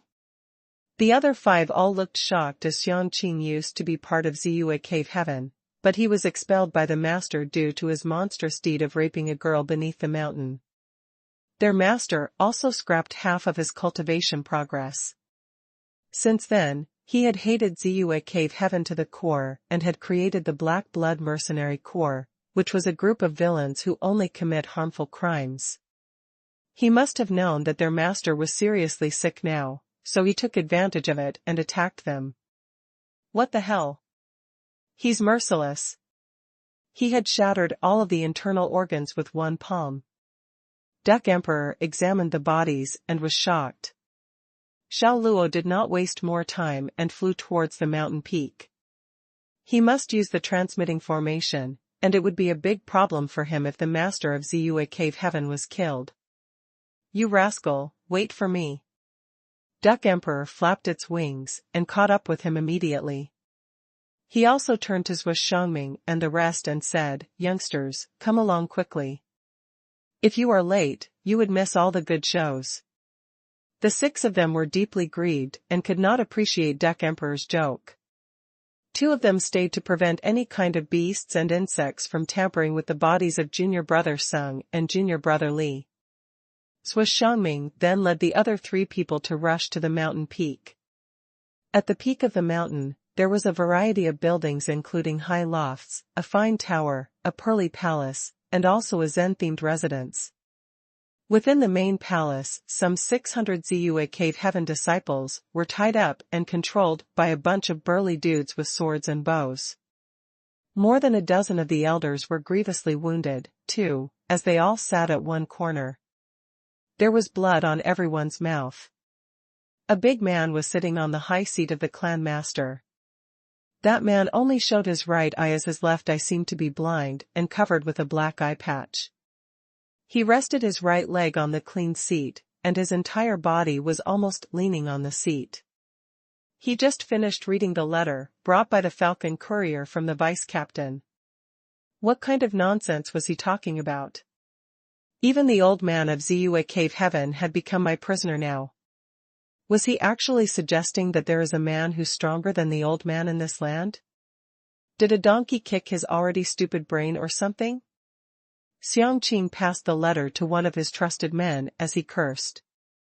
That man looked at the letter and reacted indifferently, too.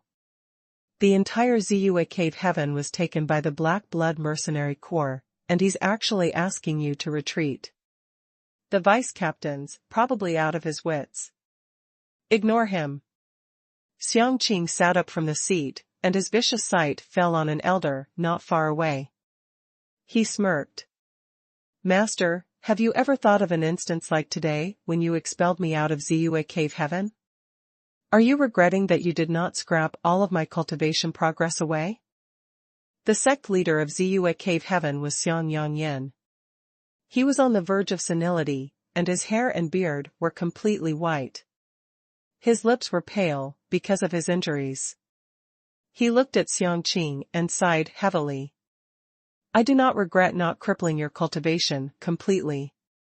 What I regret is that I didn't teach you how to be a person. After pausing for a moment, he continued, when you were still a baby, you were abandoned at the foot of the mountain. I was the one who raised you, and you even adopted my surname. In my eyes, you are not only my disciple, but also my child. You are a talented and intelligent man and have an extremely high cultivation talent. I have always been proud of you, but unfortunately, your heart is filled with evil intentions. You were born with such vile thoughts within you. In the end, you committed raping, plundering, profaning my sect's reputation, and insulting my fame. So naturally, I could not indulge you any further. The more he spoke, the harder it became for him to control his tone. In the end, it became a roar. Xiangqing's lips twitched furiously. Seeing this, one of his men stepped forward and slapped Xianxia's face. Thwack! The crisp sound of the slap echoed in the huge main hall. Old goat, you are not eligible to speak nonsense when our commander is doing things? You've lived for so long. How could you not realize the current situation? Your Ziyue Cave Heaven is merely a prey, while our Black Blood Mercenary Crops is the hunter. If you anger us, we'll rape these lively female disciples from your Ziyue Cave Heaven right in front of you. The trusted subordinate of Xiangqing grabbed Xianxia's collar and said fiercely. He was the sect leader of the Ziyue Cave Heaven, yet he was slapped in front of everyone by a mere great martial master. He was even grabbed by the collar and scolded by the inferior man, which was not only a humiliation to Xianxia but also a humiliation to the entire Ziyue Cave Heaven. You bought *RD, let go of our sect leader. A few heavily injured elders shouted, their voices becoming hoarse from their injuries. Don't touch our master. If you want to make trouble, come at us. Xiangqing, I curse you, and your Black Blood Mercenary Corps will suffer a horrible death. Although the Ziyue Cave Heaven is only a small sect, it belongs to the Light Clan. If you dare to treat us in this way, the Light Clan will send people to wipe you all out from this world once they receive the news. The hundreds of Ziyue Cave Heaven disciples below also struggled and lost their temper. They would not allow others to insult their master like this. Hey, hey, hey. Do you guys want to rebel? Then just kill a few to calm you down. Xiangqing stood up from the jade stage and said nonchalantly. As soon as he finished speaking, the members of the Black Blood Mercenary Crops, guarding these Ziyue Cave Heaven disciples, carried out their orders. Swoosh! Swoosh! Swoosh! With the blade light flashing, the 20 to 30 Ziyue Cave Heaven disciples who had stood up to shout were cut down instantly. They died with their unanswered grievances as they fell into pools of blood. This action immediately suppressed the situation that was about to go out of control. Everyone sucked in a breath of cold air. These people from Black Blood Mercenary Corps were demons that killed without batting an eye. Now you finally understand how to behave yourself. Xianxia smiled in satisfaction, then waved his hand to dismiss his men. He walked over to Xianxia and looked down at him from above. Master, didn't you say that I am unforgivable for raping and plundering? Right. Since you've raised me, how about I give the people from Ziyue Cave Heaven a way out? He waved his hand. 2 of his men brought a female disciple from Ziyue Cave Heaven and threw her beside Xianxia. A sinister smile formed at the corner of Xianxia's mouth. He squatted down and pointed at the female disciple. As long as you strip this chick's clothes and have sex with her in front of us, I'll immediately bring my men down the mountain. I won't find any trouble with Ziyue Cave Heaven in the future. You. Xianxia gnashed his teeth in anger and spat out a mouthful of blood. If he had known earlier that this was an ingrate, he would have strangled him to death when he was born. The faces of those elders were also flushed red with anger. Xianxia had clearly wanted to use the trick to achieve his goal of revenge. This was even crueler than killing their sect leader. Using such an ill means, he was simply worse than a beast. What's wrong, master? Wouldn't you rather do that? Xianxia frowned. Don't you always teach us the principle of sacrificing life for righteousness? I just want you to have a taste of women, which is easy to achieve, and then I'll let all of you off. But you don't appreciate my kindness. Then don't blame me for not giving you a chance. He pinched the female disciple's cheeks with his index finger and thumb and chuckled. Look at how tender this girl is. Master, I'm showing you my respect. Ha ha, ha ha. The members of the Black Blood Mercenary Corps could not help but laugh out loud. The path of vengeance that their leader had come up with was so brilliant. Xianxia, UF King Bast RD. No, you are even worse than a Bast RD. I truly regret not breaking all the tendons in your hands and feet when I banished you. Sect leader, I told you we could not leave this brat alive. He will take revenge on us for certain. Over 10 of the elders cursed at Xianxia, and some were bitter and regretful. They strongly suggested that Xianxia should be punished with the penalty of death. It was sect leader who had undercut all the proposals and let Xianxia live and caused the disaster today. Xianxia took a deep breath and was disappointed he had raised such an ingrate. Shut up. Xianxia flew into a rage and shouted at the dozen elders, you bunch of old goats, or I'll make sure to kill you all first. After that, he turned his gaze to Xianxia, and with a sinister smile, he said, What do you think, master? Have you thought it through? Have you decided whether to sacrifice for the greater good? The several hundred lives of Ziyue Cave Heaven are all in your hands. Whether they live or die is up to you, hee hee. Master. The eyes of several hundred Ziyue Cave Heaven disciples turned red. How could they not know that Xianxia intended to force their master into a dead end on purpose? Xianxia opened his turbid eyes and stared coldly at Xianxia. Huh. Don't dream. If you want to kill me, just do it. There is no point in humiliating me. Oh? Xianxia pretended to be surprised. Master, you're so ruthless. You're willing to disregard the lives of hundreds of Ziyue Cave Heaven disciples. Compared with you, I'm nothing. Xianxia glared at him in silence, unable to contain his anger. Since you had no consideration for my feelings, I won't hold back then.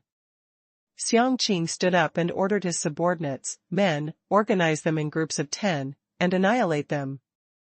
Yes, leader. A dozen executioners nodded. A massacre was about to begin, and a shadow of fear instantly enveloped the hearts of all the Ziyue Cave Heaven disciples in the main hall. A cold sweat broke out on Xiangyangyan's forehead. Could he stand to see his disciples slaughtered? No, he couldn't. Yet, how could he agree to do such a despicable thing? Xiangqing seemed to have given him a choice, but in reality, he gave him no choice at all and was forcing him to a dead end. Bam! Bam! Just as the Black Blood Mercenary Corps raised their long sabers, the two members guarding the entrance outside flew into the main hall. They spat out blood and fell to the ground, wailing in pain. What was going on? Everyone was confused.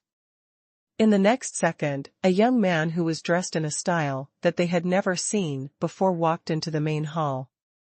His face was clean-shaven and fair, his hair was black and shiny, and his eyebrows were straight and handsome. He held a knife in his hand and walked unhurriedly on the red carpet to the center of the main hall. Then, he raised his head and looked at Xiangqing, who was seated on the jade platform. D*RN it. I told you to wait for me. I don't want to miss such an exciting show. With a slightly hoarse voice, a white duck rushed in through the entrance into the main hall, and he was half flying and half running. When the talking duck reached Xiao Luo's side, he leaned against Xiao Luo and even wiped the sweat off his brow like a human, panting heavily.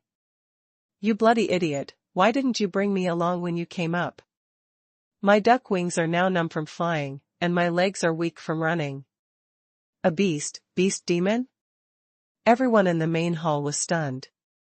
A mutated beast that could speak the human language was at least at the level of a beast demon, and a beast demon was equivalent to a human expert of the martial guru realm. It was almost on top of the food chains. And now, a beast demon was right in front of them. How could they not be shocked? No, the aura isn't right. The beast demon is powerful, and no matter what method they use, they can't hide the oppressive aura from their bodies. And I do not detect any such aura, Xiangqing thought to himself. He pointed at Xiao Luo with a cold gaze. Who are you? And what on earth is that stupid duck doing beside you? Stupid duck? The members of the Black Blood Mercenary Corps were shocked. This was a beast demon, yet their leader dared to insult it. Was he courting death? Brat, why aren't you kneeling when you see your grandpa Duck Emperor?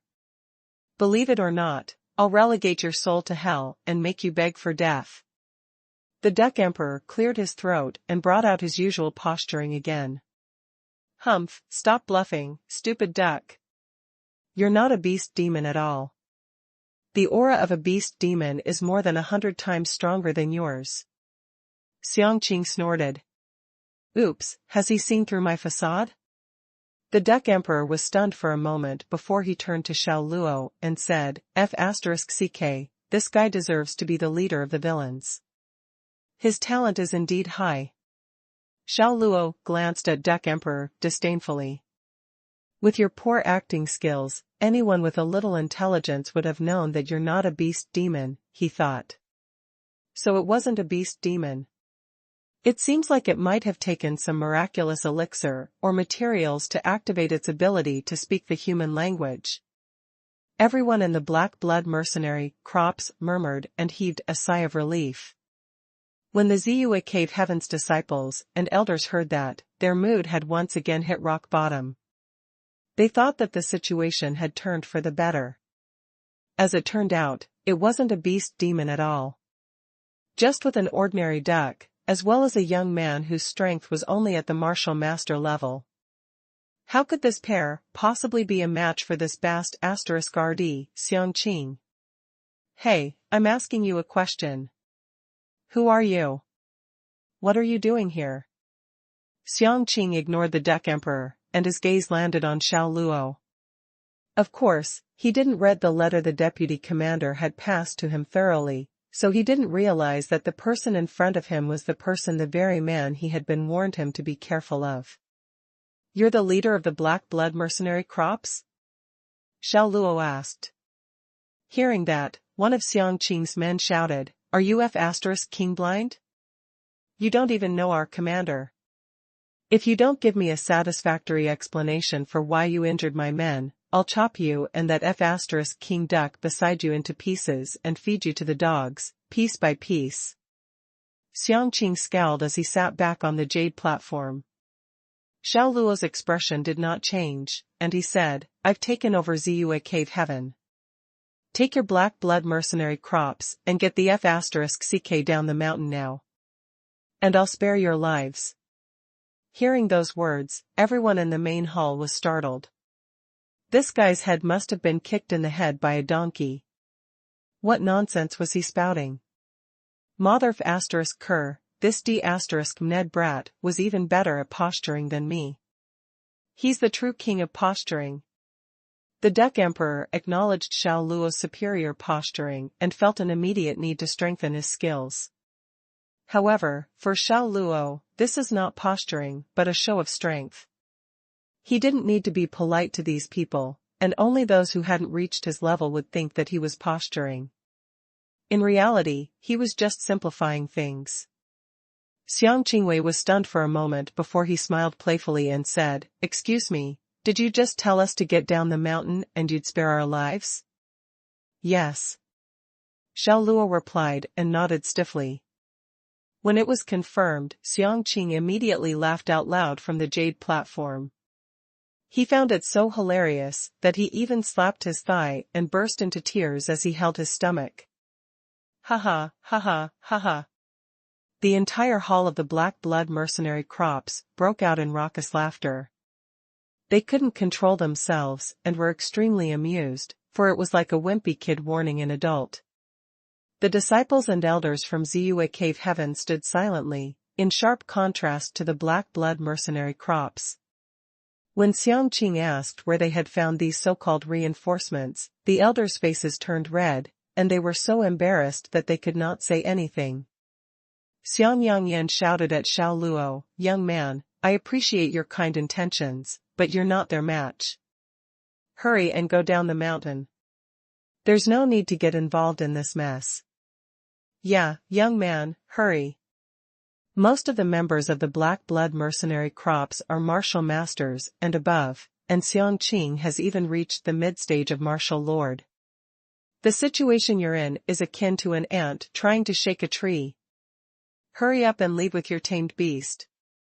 The elders persuaded Xiao Luo to leave as they felt the disparity in strength was too great.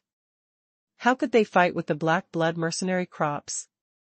"How dare you come and go as you please? Have you asked me?" Xiang Qing sneered. Xiang Yangyan shouted at him, "What you want to deal with today is Ziyue Cave Heaven, don't hurt the innocent. Old goat, you have no right to speak here." Xiang Qing smiled coldly. "Besides, if I don't hurt the innocent, how can I live up to my infamy?" He waved his hand and gave an order, "Two of you, pull out his tendons and skin, then chop him up and feed him to the dogs. As for this F***king duck, kill it, pull out all its feathers, and prepare me a roasted duck." "Yes, leader."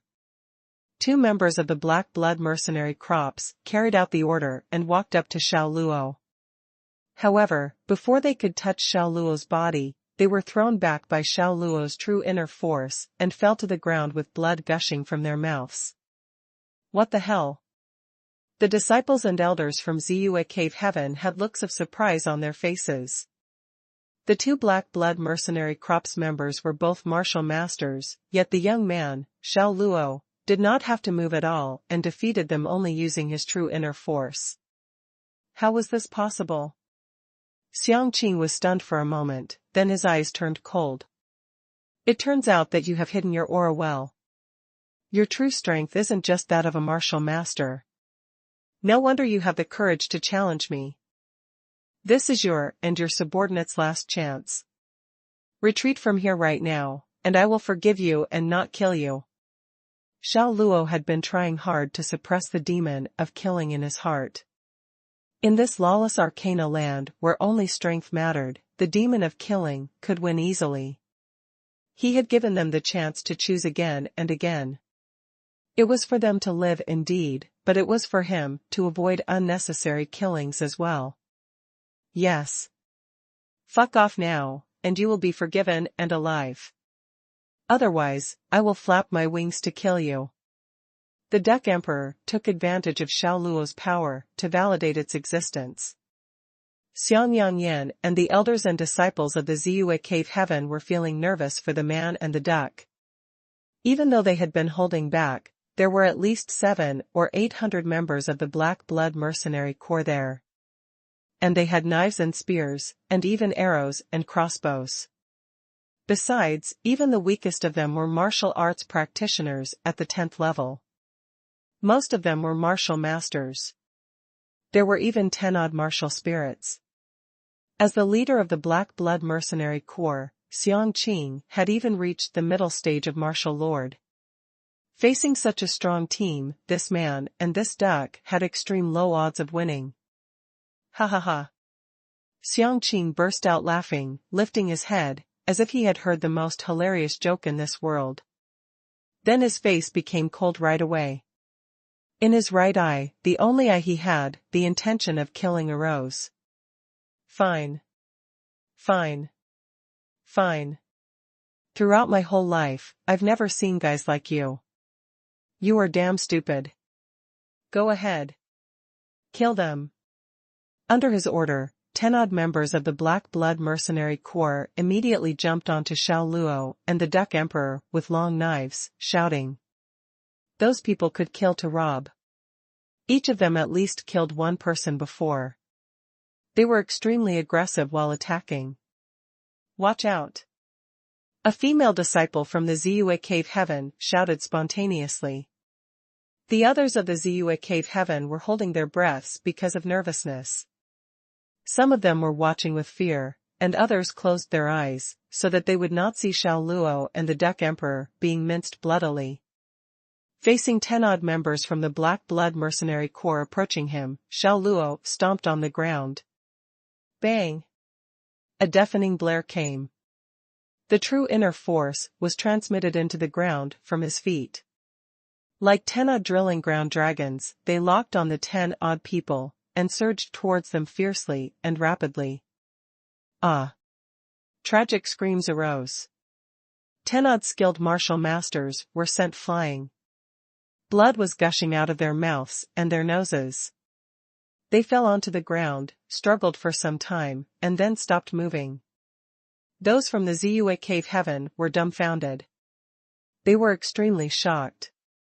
It was understandable for them that those 2 beginner martial masters were knocked down in a second. After all, that guy was in the peak of martial master. However, he knocked 10-odd more martial masters down. And those out-and-out martial masters were knocked down in a second by only 1 slash. How was that possible? That guy looked like 26 or 27 years old at most. Even if he was extremely talented, it would have been extremely good for him to achieve the peak of great martial master. How could he be so strong? Those from the Black Blood Mercenary Corps were also astonished. With their mouths widely open, they looked at Xiao Luo with fear and shock, as if they were looking at a monster. Aren't you gonna go away? Do you plan to stop only when your Grandpa Duck Emperor slaps you to death with wings? The Duck Emperor cleared its throat, and then took advantage of Xiao Luo again to challenge Xianxia, who was standing in the jade kiosk. Xianxia's most trusted subordinate had a hunch. He advised Xianxia in a low voice, "Leader, let's go.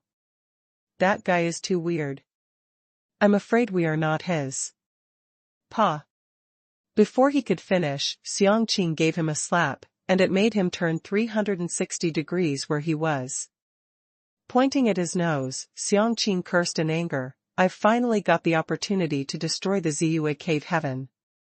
You told me to go? If you dare speak again, I will kill you first."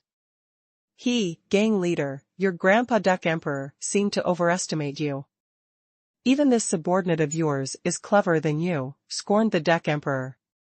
Xianxia gave it a cold stare. Then he shouted at his subordinates, "What the hell are you staring at? Come on, all of you. Kill them. Hundreds of members of the Black Blood Mercenary Corps came to themselves. 10 odd martial spirits attacked first, and the others followed. Knives glittered. The true inner force was moving around in the spacious main hall.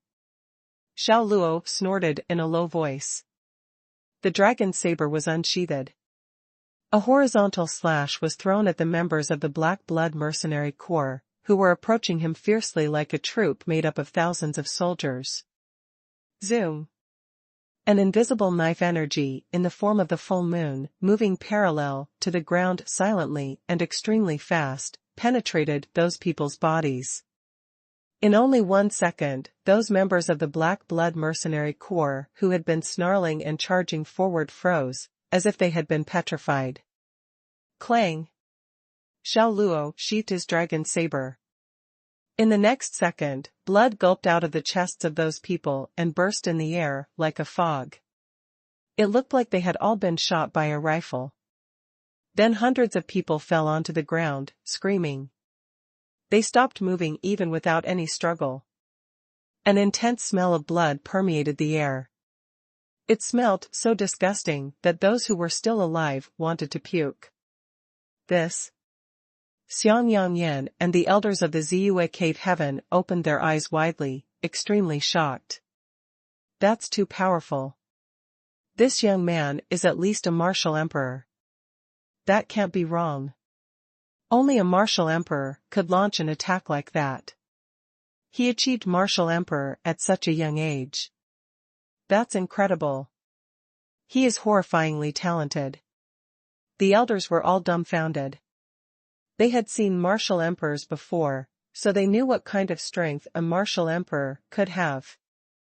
And they, who had been living for so long, had never seen such a young martial emperor before. A martial emperor in his 20s. How scary was that? Xuanhuan was dumbfounded as well. He was speechless. Who could believe a young man, who had been a martial master a moment ago, suddenly turned into a powerful martial emperor? Having one martial emperor was enough to turn the tide. However, he could not recall when he had crossed paths with Xiao Luo before, because for him, it did not make any sense that a total stranger had helped him rescue his Ziyue Cave Heaven. Unbelievable. It's unbelievable. Ha ha ha. The main hall was full of the bodies of Xianxia's subordinates. Staring at them, he found it really hard to believe. He looked like he had gone crazy. The only survivors of the Black Blood Mercenary Corps were a few martial spirits, and they were too shocked to take any action. At this moment, Xiao Luo was doubtless the most horrifying demon in the world for them. Please don't kill me, boss. Please don't kill me. I'll fuck off right away. I'll fuck off now. Xianxia's most trusted subordinate was so scared that he had no courage to fight back at all. Throwing his weapon away, he knelt down to kowtow to Xiao Luo and to beg for his mercy. Following him, those few martial spirits who had survived also threw their weapons away and begged for Xiao Luo's mercy. Clang. Xianxia suddenly acted. He decapitated his most trusted subordinate who was kneeling on the ground begging with his knife. That head, like a ball, flew into the sky and then fell onto the ground. Tong. Tong. Tong. It rolled to one side of the hall. Blood gushed out of that neck. The arms of the headless body moved a little. Then it fell onto the ground, twitching. Blood spattered onto Xianxia's face. Together with his ferocious expression, he looked hideous and terrifying. He scolded the headless body in anger, traitor. Bah! Then he spitted on the body of his most trusted subordinate. Those in the main hall were all terrified and shocked by Xianxia, who was cruel enough to kill his own subordinates. So were the surviving members of the Black Blood Mercenary Corps. They were stupefied by what Xianxia had done. Whoever dare beg for his mercy, die. Xianxia snarled at the remaining subordinates of his, this jerk is less than 30.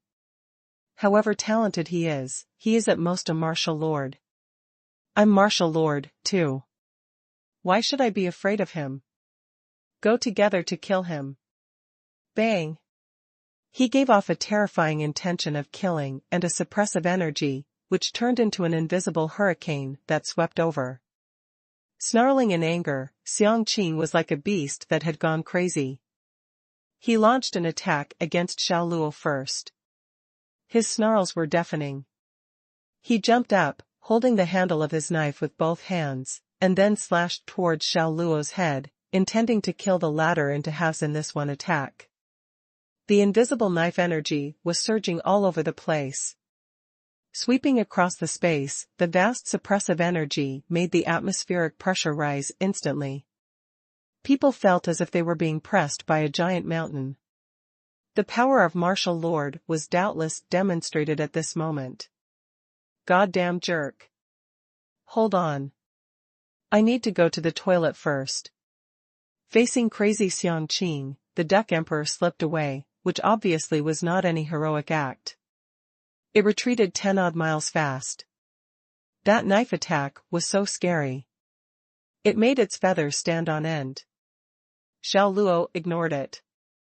Staring poker-facedly at Xianxia, who was brandishing his knife downwards, he opened the palm of his right hand while the knife was moving down. Then he moved his palm upward. Clang. A crisp sound of metal echoed in the room. Xianxia's long knife suddenly stopped, because Xiao Luo had grasped that cold glittering blade with his right hand. Hiss. Everyone in the main hall could not help but gulp. This scene was incredible. That guy parried a martial lord's all-out attack barehandedly. Who on earth was he? That was scary. Incredible, exclaimed the Duck Emperor unfeignedly. You want to defeat me? It's not even close, said Xiao Luo with a cold smile, looking at Xianxia, who was also dumbfounded. Bullshit. Xianxia came to himself fast. His face became hideous again. Making a bigger effort, he injected the true inner force into the long knife, pressing the blade towards Xiao Luo's head. Bang! The ground on which they were standing collapsed. A huge crater was created. Dusts were flying. A dreadful energy was expanding like a big river running downstream. In the dust, seeing his long knife unable to injure Xiao Luo, Xianxia threw it away decisively. Wind Cloud Palm.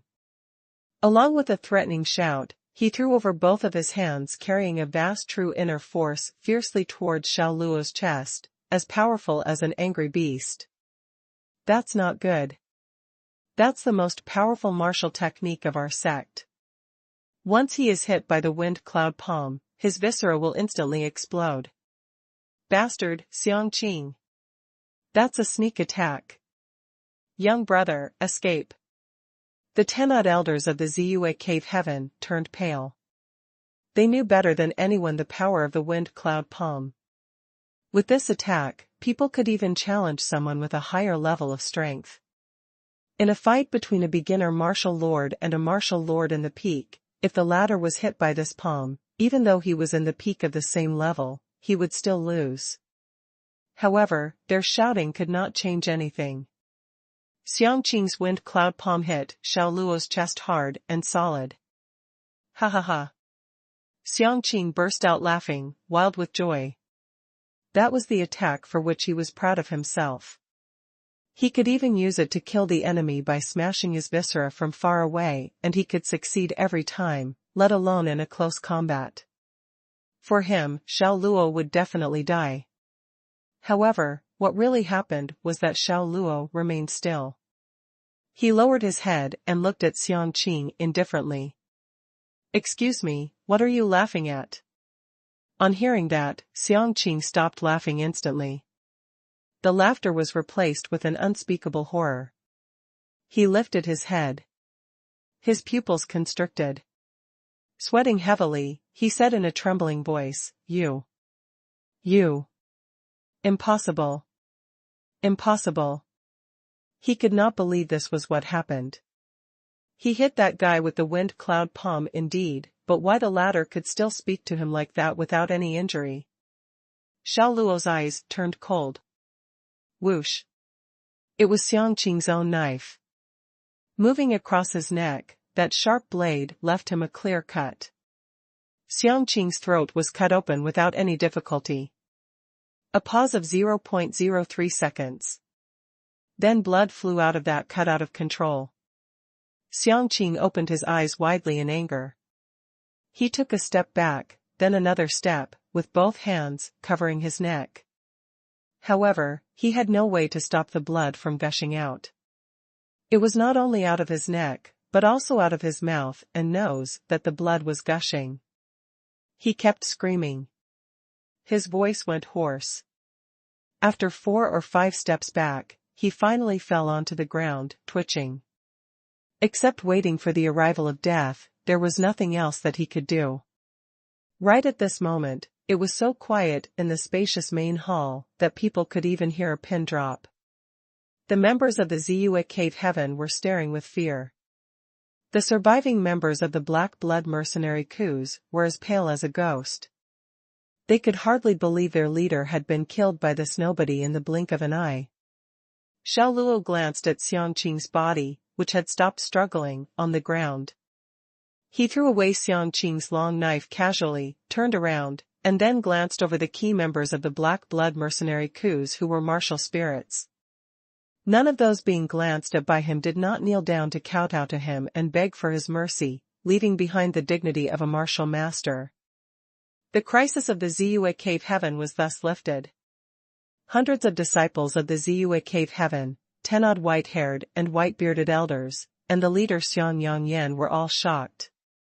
The Black Blood mercenary coups, who almost erased the Ziyue Cave Heaven from the world, were eliminated by a young man of dubious background so easily.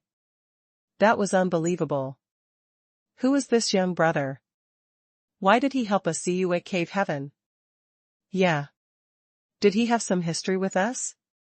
But I never saw him before. The 10 odd elders gazed at Xiao Luo carefully, hoping the Ziyue Cave Heaven did have a history with this young brother. In that case, the Ziyue Cave Heaven would develop into a big top sect very quickly, and enjoy a high prestige in the Arcana land.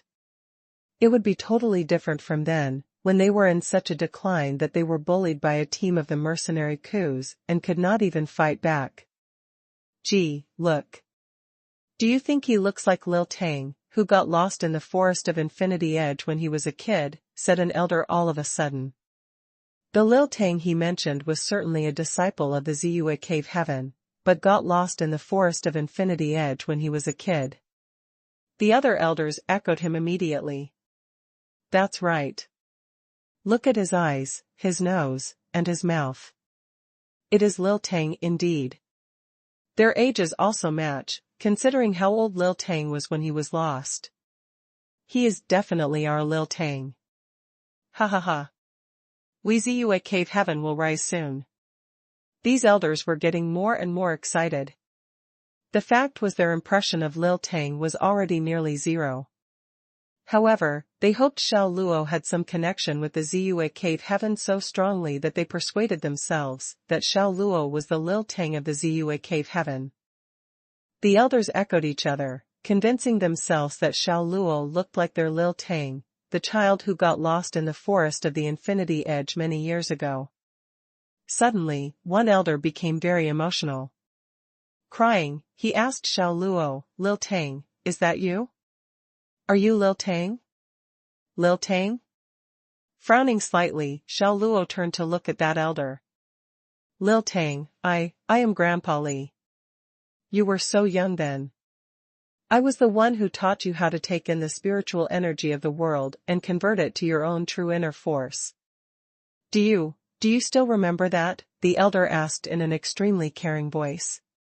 He was so emotional that his voice trembled. Who could have imagined that the missing Xiao Tang would become an unfathomable master in his 20s? And he showed up at the crucial moment and ended the crisis of the Ziyue Cave Heaven sect. The elder found Xiao Luo to be kind. Lil Tang, I'm Grandpa Mo. I taught you how to use a sword. I'm Grandpa Zhang. I taught you how to read and write. I taught you how to write your name. And me. Lil Tang, your hair was so long and messy. I used to cut your hair. I bet you must remember me because I used a gourd ladle to cover your head. I cut off the hair outside of it while the hair inside was untouched. Your other grandpas commented I had cut a jarhead haircut for you. Ha ha ha. The other elders also tried hard to cozy up to Xiao Luo, or, as they believed, Lil Tang. There was no way to confirm if things had happened as they had claimed. Xianxia was the only one who kept silent. As a leader, that unrealistic illusion would not overwhelm him. Lil Tang was only 8 years old when he got lost in the forest. Xianxia had found him. To be more accurate, he found Lil Tang's blood-stained clothes and bones. Beasts had probably eaten the poor child. He did not tell anyone about his discovery back then because he did not want the incident to cast a shadow on the other disciples. He was afraid they would be reluctant to take future adventures in the forest of the Infinity Edge. Xiao Luo felt confused. Since when did he become Lil Tang? He explained, I'm sorry, but you might have made a mistake. I'm not Lil Tang. My name is Xiao Luo. Xiao Luo? The 10-odd elders looked dumbfounded and exchanged glances with one another. The elder who had called himself Grandpa Li said with a smile, of course, Xiao Luo might be your new name. But your family name is Tang when you were a child. You are our Lil Tang. You got lost in the forest of the Infinity Edge when you were 8 years old. We spent half a month looking for you, but we could not find you. My poor child, you must have suffered a lot of hardship throughout these years. I'm sorry. But it cannot be me. I have always been called Xiao Luo, and I never got lost in the forest of the Infinity Edge, explained Xiao Luo earnestly. Huh, what is going on here? It is not him? Impossible. Those eyes and that nose are the same as Lil Tang's. He must be Lil Tang. Then, why did he claim he never got lost in the forest of the Infinity Edge and has always been called Xiao Luo? Some powerful master must have messed with his memory in some mysterious way. Yes, that must be the case. Yes, what you say makes sense. The elders exchanged their opinions and were still convinced Xiao Luo was their long-lost Lil Tang. They unconsciously pinned their hopes on him, for the young man could help the Ziyue Cave Heaven sect rise to the top again. Stop talking nonsense. This young man is not Lil Tang. Xianxia, who had kept silent for a long time, finally spoke. If he did not speak up, he was afraid that the blunder would get worse. He understood why the elders had hoped that the invincible young man was their Lil Tang, but he had to tell them the truth. After a long sigh, he said, Lil Tang is already dead. The beasts got to him. The only thing I found was his bones. Huh? The 10-odd elders were all wide-eyed when they heard the news. They were at a loss for words, and the hundreds of disciples went into a frenzy as the word spread. Leader, did you find Lil Tang? Asked an elder immediately. Xianxia nodded and replied, Why would I lie to you? Why did you not tell us back then? Elderly lost his temper and burst into tears. He had been trying so hard to coax Xiao Luo to remember Lil Tang's past and convince Xiao Luo that he was Lil Tang. It turned out to be a great blunder. It was such a shame that he felt he had lost face. The other elders also felt ashamed. They had hastily made claims that Xiao Luo was Lil Tang when, in fact, he was not. The situation had just gotten awkward. Alas.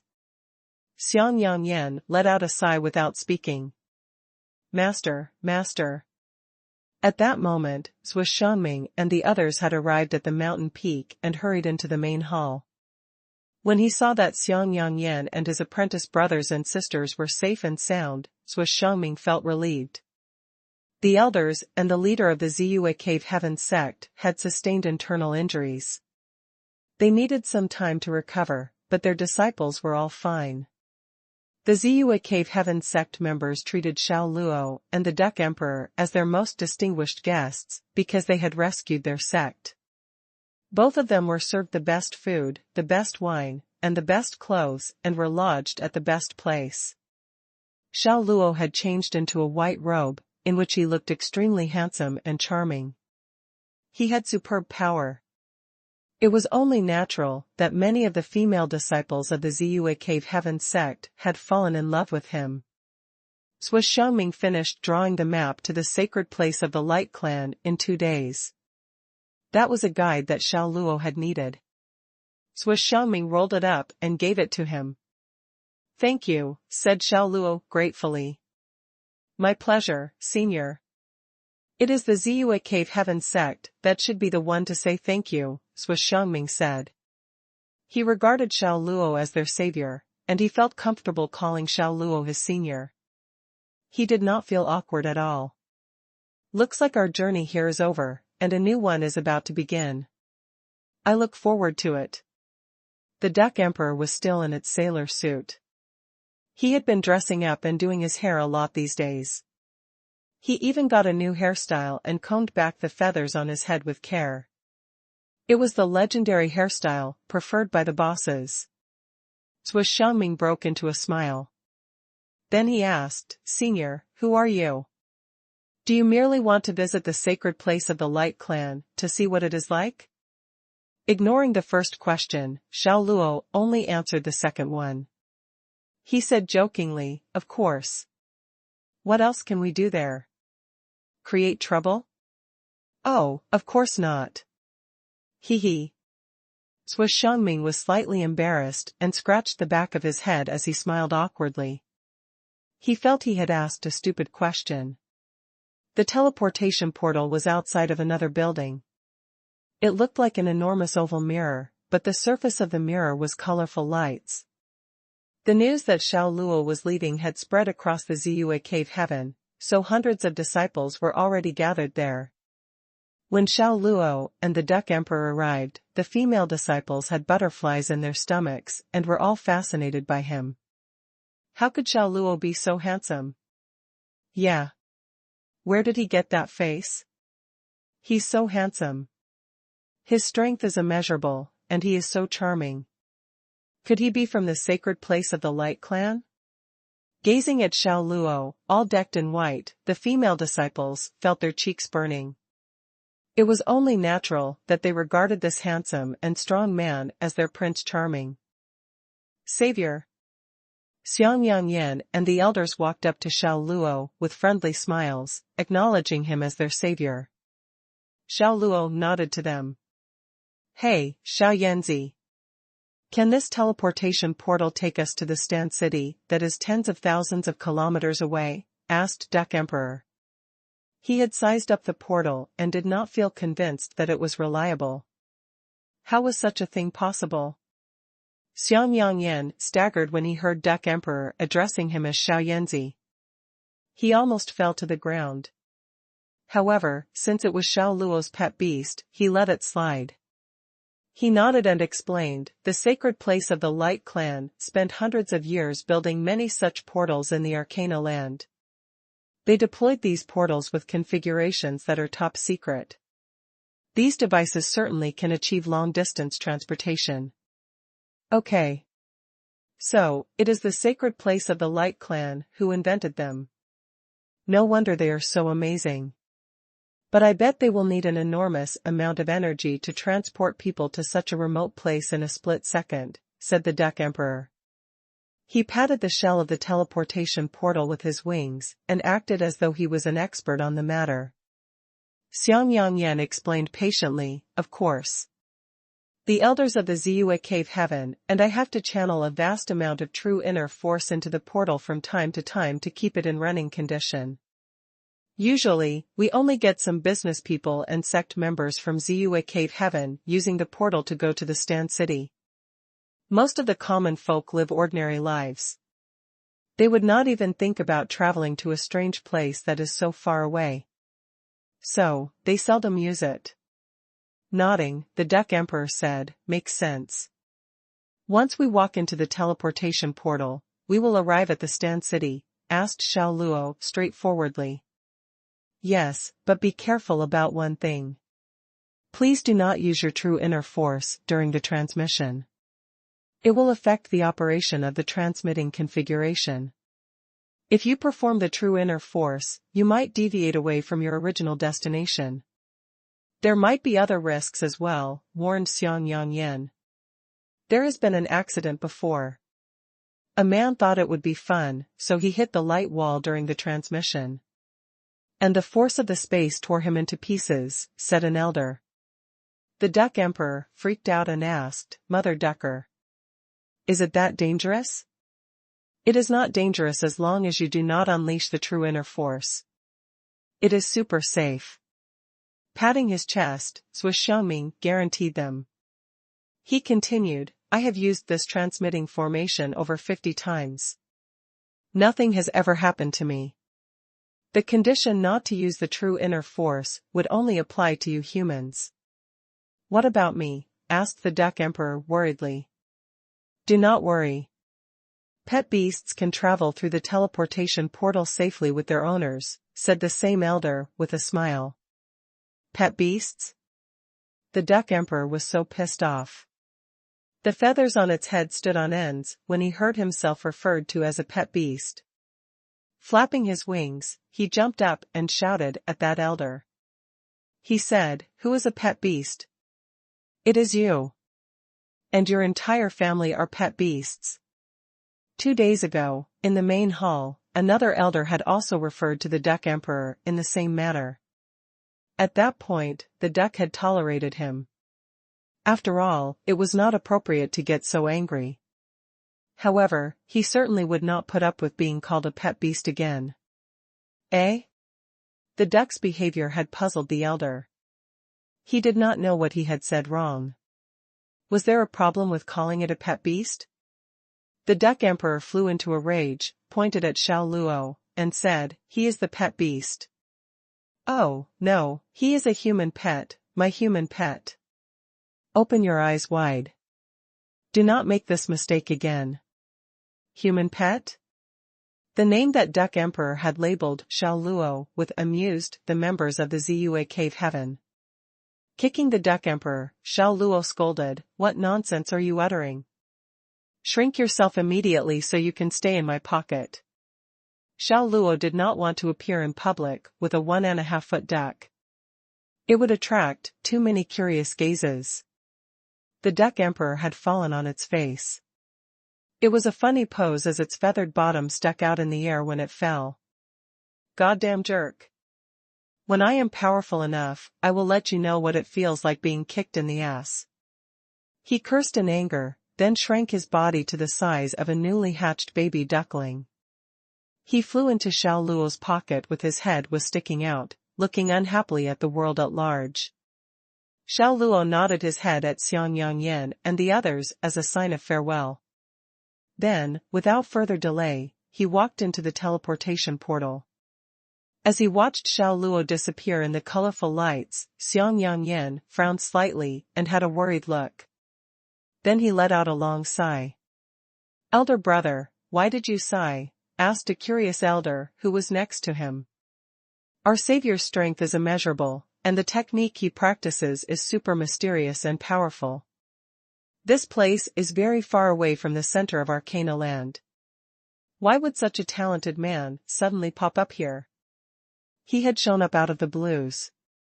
We do not even know his origin. The only thing we know is that he is heading for the sacred place of the Light Clan. Elder brother, you mean our Savior will not just visit the sacred place of the Light Clan as he claimed, but has other intentions? Asked the elder, surprised. Gazing at the teleportation portal, Xianxia sighed gently. Then he said, It makes little sense to travel across millions of kilometers just to see what the sacred place of the Light Clan looks like. What could he be planning to do? Agreed. Our Savior's strength is limitless, and he is still so young. Nothing about him makes sense. What could he be thinking of doing at the sacred place of the Light Clan? Xiangming, are you sure you ran into him in the Forest of Infinity Edge? None of the elders could figure it out. Xiao Luo was a mystery that was difficult to uncover. A 20-something-year-old martial emperor. They absolutely could not find another person like him in the Arcana land. Yes, Grand Elder. The Black Blood mercenary coups chased us, and they had us trapped. We ran into Senior Xiao as he was roasting a lily, replied Swiss Xiangming with a nod. That is weird. Did Xiao Luo pop up here, from nowhere? Said the Grand Elder as he knitted his brows together. Perhaps he does not belong to our world at all. Xiang Yangyan's comment startled everyone present. Xiao Luo was not from our world? What did that mean? Was there another unknown world? Xiang Yangyan said with a smile, did you not notice their clothes differed from ours? Not only the style, but also the fabrics. That? Then the others also remembered it. The way Xiao Luo had dressed was so different from their style of dressing. Our savior's arrival is probably because the Holy Lady of the Light Clan will return soon. Xiang Yangyan said, otherwise, it could not have been such a coincidence. It looks like it will soon not be peaceful in the sacred place of the Light Clan. He should have reported the whole matter to the sacred place of the Light Clan. He could have used the teleportation portal's communicating function to do that. But Xiao Luo was their savior. Even if Xiao Luo intended to cause harm to the sacred place of the Light Clan, he still could not send a report to them.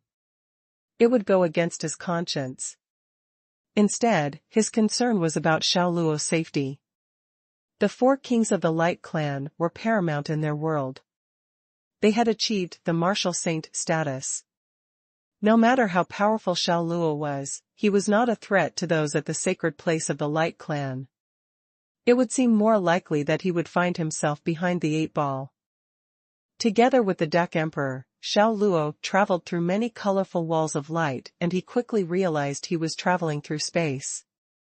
Xiao Luo felt tension during the teleportation, and his ears were ringing as if he was in a train traveling through a tunnel.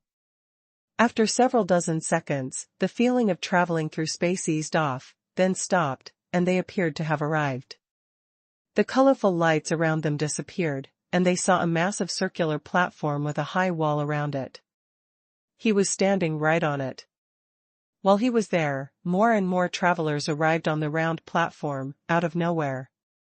That platform was the receiving terminal for all the travelers, teleported from different locations. This is the Stand City. Please do not remain on the receiving platform after your arrival. The exit is that way. This is to avoid hindering arrivals from other locations. An impersonal voice made that announcement. Xiao Luo looked in the direction where the voice came from.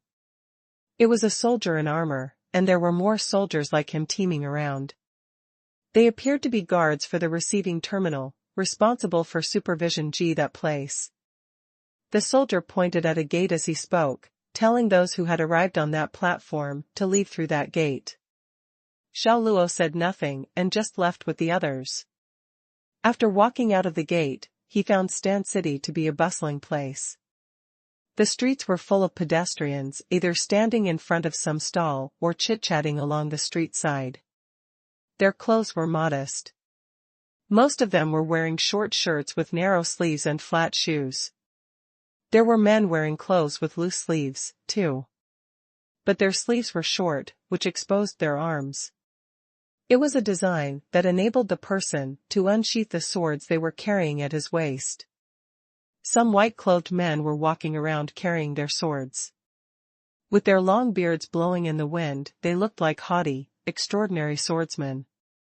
But when they saw variety shows performed on the street, they would stop to join the girls who were watching. They would cheer and clap their hands until their palms turned red. However, when the performers came around to collect money after their performances, the haughty look of these swordsmen immediately returned. They looked as if to say, charging for a variety show? Why don't you rob us? We absolutely will not pay for that performance. At a distance away, there was a brothel. A prostitute was behaving coquettishly on the terrace, trying to entice customers from the pedestrians passing by. Mother Ducker, this seems like a scene from the costume dramas of the original world, commented Duck Emperor as he popped his head out of Xiao Luo's pocket. The duck found it incredible because the world they found themselves in looked like an ancient society of the original world. Xiao Luo did not respond. Instead, he kept walking along the street. He stopped to speak to an old stallholder and asked, "Mister, do you know the way to the Danhui sect?" According to the map that Swiss Xiaoming had given him, the next teleportation portal was at the Danhui sect. That formation would take him 500,000 kilometers away. However, the Danhui sect was not in the Stan city, so he needed to locate it. The stallholder selling figurines made of candy paper looked very kind. However, when he found out that Xiao Luo was only asking for directions, the look on his face changed. The smile that he greeted customers with immediately faded. He had an unfriendly look afterward and answered impatiently, "I don't know. I don't know. Ask others. Don't disturb me. I'm doing business. Go away." Frowning, Xiao Luo turned around to leave. He did not expect the stallholder to be so rude. He continued to ask several people the same question. All of them gave him the same answer. They did not know where the place was. They also told him to go away and to stop disturbing them. As for the pedestrians, they would not even stop to answer him. Goddamn jerk. You do not know the ways of the world. Give them some money if you want to ask for directions. I promise they will answer you warm-heartedly, said the Duck Emperor, feeling sorry for Xiao Luo. Xiao Luo had forgotten about that. The Ziyue Cave Heaven sect gave him abundant sacred currencies, the currency used in the Arcana land. He took 2 bills out of the bunch and ordered a portion of dumplings at a stall. Then he casually asked the stallholder the location of the Danhui sect, and he instantly got the information he wanted. See? What did I say? Just give them some money. Money talks. The Duck Emperor jumped out of Xiao Luo's pocket, then stood in front of the bowl and hungrily gobbled up the dumplings. The soup was all over its mouth. Yes, you are so clever. Xiao Luo said sarcastically, and he rolled his eyes. It is true I have been in the dimension of chaos for a long time. But I still know the ways of the world better than you. You cannot deny it. Well, there is a lot you can learn from me, preached the Duck Emperor while eating the dumplings. When Xiao Luo saw how much Duck King was enjoying the food, he also felt hungry. So, he ordered another portion of dumplings. "Gee, is this your pet beast?" asked the stallholder. He was curious when he saw the mini-sized Duck Emperor. Xiao Luo nodded and said, "Yes." "A duck?" The stallholder was astonished. He thought it strange to have a duck as a pet beast. Xiao Luo did not answer him and instead, he said, "Your dumplings are delicious." "Thank you. Enjoy your food." The stallholder walked away smiling. The Duck Emperor was already on the verge of flipping out. However, Xiao Luo had forbidden him to speak in front of strangers. That was why he had been holding his tongue. Otherwise, he would have jumped up to peck the stallholder when he had called him a pet beast. When they finished the dumplings, Xiao Luo set out to the Danhui sect. It was on the west of Stan City and was about 400 to 500 kilometers away. Suddenly, a large black horse was galloping down the street. It was an azure-clothed youngster, about 20 years old, riding on horseback. He was riding fast, paying no attention to the safety of the pedestrians on the street. Stalls collapsed one after another when the horse galloped past. The pedestrians who could not get out of its path in time went flying, spitting out blood as they fell. Some people had their legs broken when the horse stepped on them. Many fell to the ground while they tried to avoid the horse. In an instant, the galloping black horse caused mayhem along the entire street. Mom, Mom.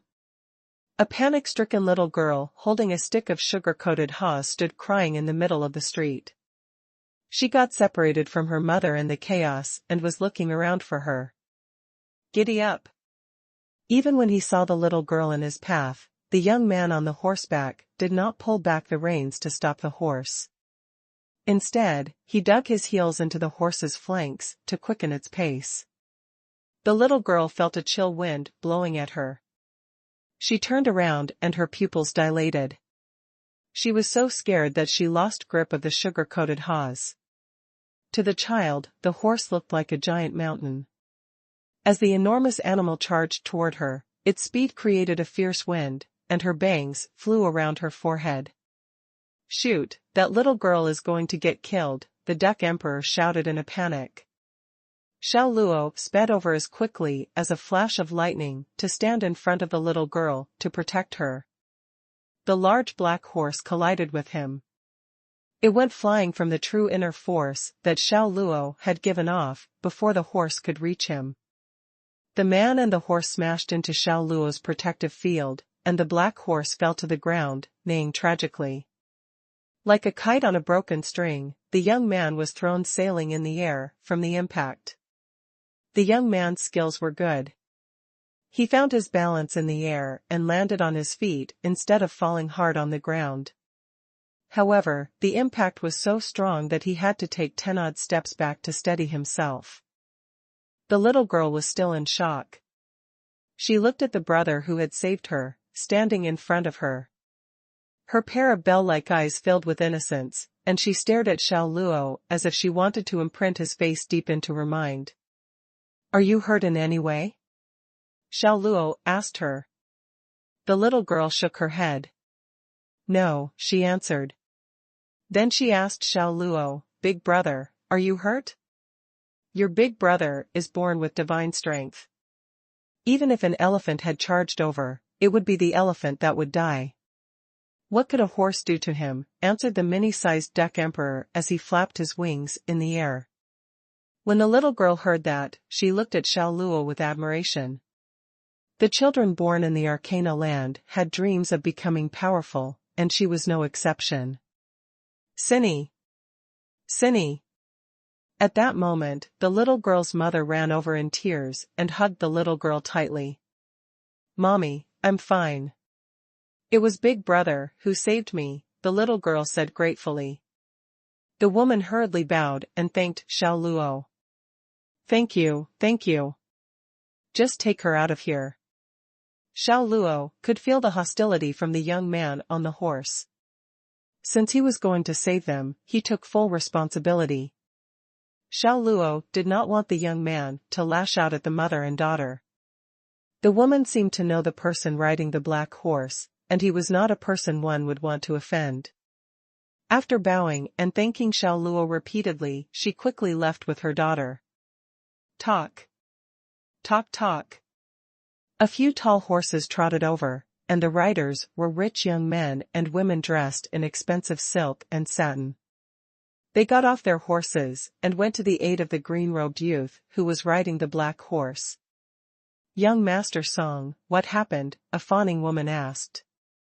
"My mood has been ruined by that son of B*tch. The green-robed youth coldly glared at Xiao Luo with eyes filled with wrath. "I can't believe there's such an ignorant person in Stan City who even dares to disturb your enjoyment." "He must be tired of living," a man said indignantly. "That guy is a goner." "Those are the young masters and young mistresses of the dignitaries of Stan City. They are above the law. The guy has provoked them today, and I'm afraid they won't let him go." "That's right. The head is Song Feiyu, from the Song family. They are one of the two most influential families in our Stan City who can do anything they wish. Worse still, Song Feiyu is a ruthless, conceited dandy who often bullies and humiliates the citizens of Stan City. He throws his weight around because he belongs to a powerful family. There is a rumor that he had someone's eyes gouged out simply because the person looked at him a few times on the streets. Stop talking about it. If Song Feiyu cast his eyes on us, we won't have it easy." It's better to watch from afar. The surrounding crowd murmured in whispers. None of the stall owners who had their stalls overturned dared to pick up their splattered wares from the ground as they were afraid of Song Feiyu. If they had the bad fortune to get on his wrong side, then a calamity would surely befall them. Xiao Luo did not bother to argue with these conceited fools. Since the little girl and her mother had already left, there was no need for him to remain any longer. He needed to go to the Danhui sect to use the teleportation portal and make his way to Twilight City, 500,000 kilometers away. He grabbed Duck Emperor, flying in mid-air, and put him back into his pocket. Xiao Luo did not allow the duck to speak any further and walked away. Want to leave? Have you got my permission? Song Feiyu asked coldly. 5 to 6 of his companions immediately blocked Xiao Luo's path. All of them stared fiercely at Xiao Luo. Xiao Luo stopped, turned around, and spoke to Song Feiyu in an indifferent voice. He said, "I don't want to cause trouble." Upon hearing that, Song Feiyu and his companions burst into laughter. Are you King crazy? You say you don't want to cause trouble, but you have already done so, said a man in embroidered clothes. The fawning woman walked back to Song Feiyu's side and smiled playfully at Xiao Luo. Look at your silly appearance. Don't tell me you don't know who he is. Do I need to know? Xiao Luo glanced coldly at Song Feiyu. The Duck Emperor had said nothing all that time because Xiao Luo had used his true inner force to seal its throat. He wanted to prevent the duck from speaking aloud. Otherwise, the Duck Emperor would have flown out of his pocket with an attitude. He had a habit of uttering scathing remarks, and that drew public attention. Looks like he does not know. Maybe he just came to Stand City from somewhere else. The fawning woman said, "Okay. I'm in a good mood today. So, I will offer you some important information and let you know who you cannot provoke in Stand City. This is the Song family's young master. In Stand City, no one can disobey the orders of the Song family. The Song family is the law of the city. If they say you are guilty and deserve to die, then you shall. Today, you've offended. What does that have to do with me?" Xiao Luo interrupted coldly, "I just said that I don't want to cause trouble. You'd better not cause trouble either, or else you'll be the ones to regret it." When they heard what Xiao Luo had said, it stunned Song Feiyu and his companion for a moment before they burst into laughter. That's so funny. In Stand City, you're the first person who dares to talk to me like this. Song Feiyu's laughter gradually turned cold, and there was a hint of murderous intent in it. He pointed at the black horse that had collapsed on the ground and said fiercely, "This black horse is a fine steed that I picked out from tens of thousands of wild horses. But, you've now broken one of its legs. I will have you cut off one of your legs and crawl under me, kneel on the ground and kowtow to me, to beg for mercy. Perhaps then I'll spare your cheap life if I feel satisfied." Tsk. Xiao Luo had no interest in dealing with such a brainless dandy. He turned around to walk away. Song Feiyu was furious at being ignored this way. The veins on his forehead bulged as he shouted at his companions, "Take the son of AB*****. Once he gave the order, the 4 men and a woman revealed their hidden auras. They held their swords and charged at Xiao Luo. They were all mid-stage martial masters, so they naturally thought their skills were adequate to deal with Xiao Luo, whom they had assumed was also a mid-stage martial master. But when they were less than half a meter away from Xiao Luo, a powerful true inner force released from Xiao Luo's body smashed into them. It erupted like a violent gale in a raging storm. The 5 of them went flying backward and crashed heavily to the ground. Xiao Luo did not kill them. They were just some conceited fools. They did not have to pay for their shortcomings with their lives. After the 5 of them landed on the ground, they looked at him in shock. They could not believe that Xiao Luo could send them flying just by releasing his true inner force. Was that guy only a mid-stage martial master? They suddenly doubted their earlier assumption. They checked again, and it puzzled them. Their inner senses told them that Xiao Luo was only at the mid-stage of a martial master. Xiao Luo ignored them and continued walking toward the west. The strength that Xiao Luo had displayed also shocked Song Feiyu. The Song's young master was a reputed bully and always had his way in Stan City. Since Xiao Luo had hurt his horse and injured his friends, Xiao Luo was now a target for assassination. Ah! A loud cry resounded like thunder in the street, and the folk standing around had to cover their ears against the overpowering noise. Song Feiyu had turned into a ray of green light and flew at Xiao Luo like a lightning bolt. His clenched fist carried a tsunami-like power, and he aimed directly at Xiao Luo's back. Humph! Xiao Luo let out a sigh and activated the true inner force within his body, immediately forming a sphere of invisible barrier. Song Feiyu's iron fist smashed right into the barrier, and another loud explosion resulted. This caused a powerful energy wave similar to a raging tornado to form, and it knocked back the folks gathered around at least 1 meter. The two of them ended up in a deadlock for a split second. Then Song Feiyu was thrown back a few meters and let out a deep groan of pain. Luckily for him, the fawning lady had a quick reaction.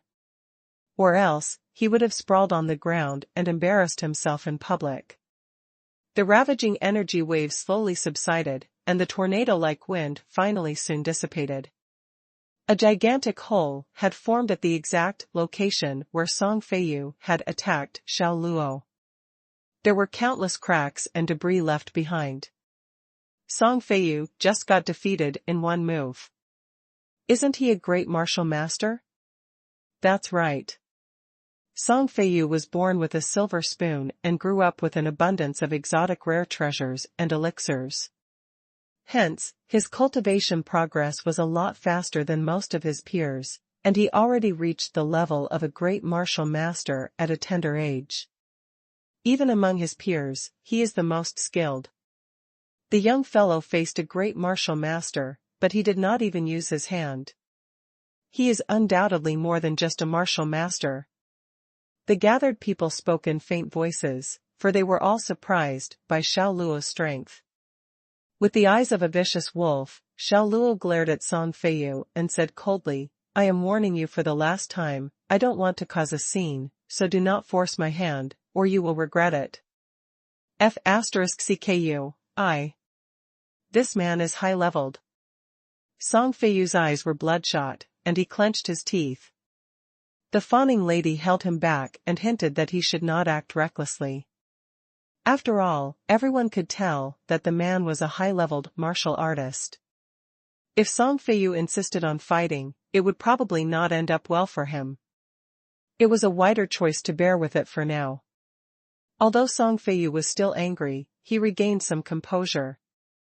He yelled at Xiao Luo, "Since you have offended me, Song Feiyu, in Stan City, even the king can't save you now." Xiao Luo gave a mirthless laugh and walked off. There were plenty of foolish people like Song Feiyu in that world. In the Arcana land, few could rival Xiao Luo. Perhaps only a few experts in the Holy Land of the Light Clan. After leaving the street, Xiao Luo then unlocked the restraint on the Duck Emperor. F***CK. You are testing my limit. The Duck Emperor was extremely unhappy, and he flew out of Xiao Luo's pocket to peck his face. But when he saw Xiao Luo's eyes, he chickened out and landed on his shoulder instead. "I've said before. Do not speak the human language in public," Xiao Luo said. "What kind of language should I speak then?" retorted the Duck Emperor. "Speak the language of your kind," Xiao Luo replied, staring at the duck. "Quack, quack, quack? That's right. You mother-ducking F***cur. I have surpassed the level of the average ducks a long time ago. Why should I still bother to speak the duck language?" the Duck Emperor said. Xiao Luo ignored him and continued to walk on. F***CKU. I am talking to you. Rascal, are you deaf? I am protesting against these unequal terms and conditions. Protest. I protest. The Duck Emperor continued to complain incessantly, but he suddenly went silent when Xiao Luo stopped walking. A female duck was leading a group of ducklings in front of them on the street ahead. Wow, pretty girl. The Duck Emperor's eyes almost popped out, and he immediately flew away from Xiao Luo's shoulder. As he flew off, he even found the time to comb back the feathers on his head. He also changed his body size to match the female ducks and started chatting with the duck in front of the ducklings. The female duck asked, "Quack, quack?" The Duck Emperor answered, "Quack, quack, quack." The female asked again, "Quack, quack, quack?" The Duck Emperor replied, "Quack, quack, quack, quack, quack." They conversed in duck's language, and Xiao Luo understood nothing. It left Xiao Luo rather speechless, as the Duck Emperor earlier boasted that he had already surpassed the level of the average ducks. Yet, here he was, reverting to an ordinary duck the next moment. He was even hitting on a female duck with a bunch of ducklings. No words could describe the Duck Emperor's desperate need for attention. Roar. A roar came from the sky, and it terrified the people on the ground. It's the Xianxia, the rank 7 exotic beast from the Song family. Oh, my God, why is he beast being released? What happened? What else could it be? A foolish chap had offended Song Feiyu. He is probably using Xianxia to teach the young man a lesson. The people went into a panic as a rank 7 exotic beast was unbeatable. Nobody dared to underestimate its power. Xiao Luo turned around and saw a winged, exotic beast with a bull-like body and an overall appearance of a tiger. It descended from the sky and levitated mid-air. Its fur resembled steel needles, and it had powerful limbs with nails that were sharp and barbed. The rows of white fangs in its mouth made it look even more terrifying. It was drooling as it eyed Xiao Luo, and it appeared to be a man-eating beast. It caused a mini sandstorm by flapping its wings and immediately caused mass hysteria on the ground. As expected, Song Feiyu was sitting on its back. The common folk on the street hurried to escape for their lives, and the scene was chaotic. People were pushing one another, and some people were crying while others were yelling. It was pandemonium. Thump. Thump. Thump. A few hundred soldiers in armor and armed with spears and shields marched at a steady pace toward them. Leading the soldiers were a troop of cavalry on gigantic horses. The body of soldiers arrived in an imposing manner and filled the street. Some rich young masters who were with Song Feiyu earlier on were among them. It only took a moment to bring chaos to the street. The female duck chatting with the Duck Emperor got frightened and screamed, then escaped with its ducklings. F***ck, why did these stupid people have to come after us? How dare they interrupt my flirting time? The Duck Emperor was in great wrath as he flew back to perch on Xiao Luo's shoulder. Rascal, how can you tolerate this? If I were you, I would beat the heck out of them. Cut the crap. Go back into my pocket, said Xiao Luo. He stared at the duck with an annoyed look. The Duck Emperor hurriedly complied and turned back into a mini version of himself, then flew into Xiao Luo's pocket. He stuck his head out with a grumpy look as he stared out to observe. Idiot, I have said before. You have offended me, Song Feiyu, of the Stan City.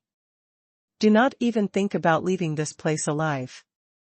Song Feiyu scowled at Xiao Luo while standing on Xianxia's back.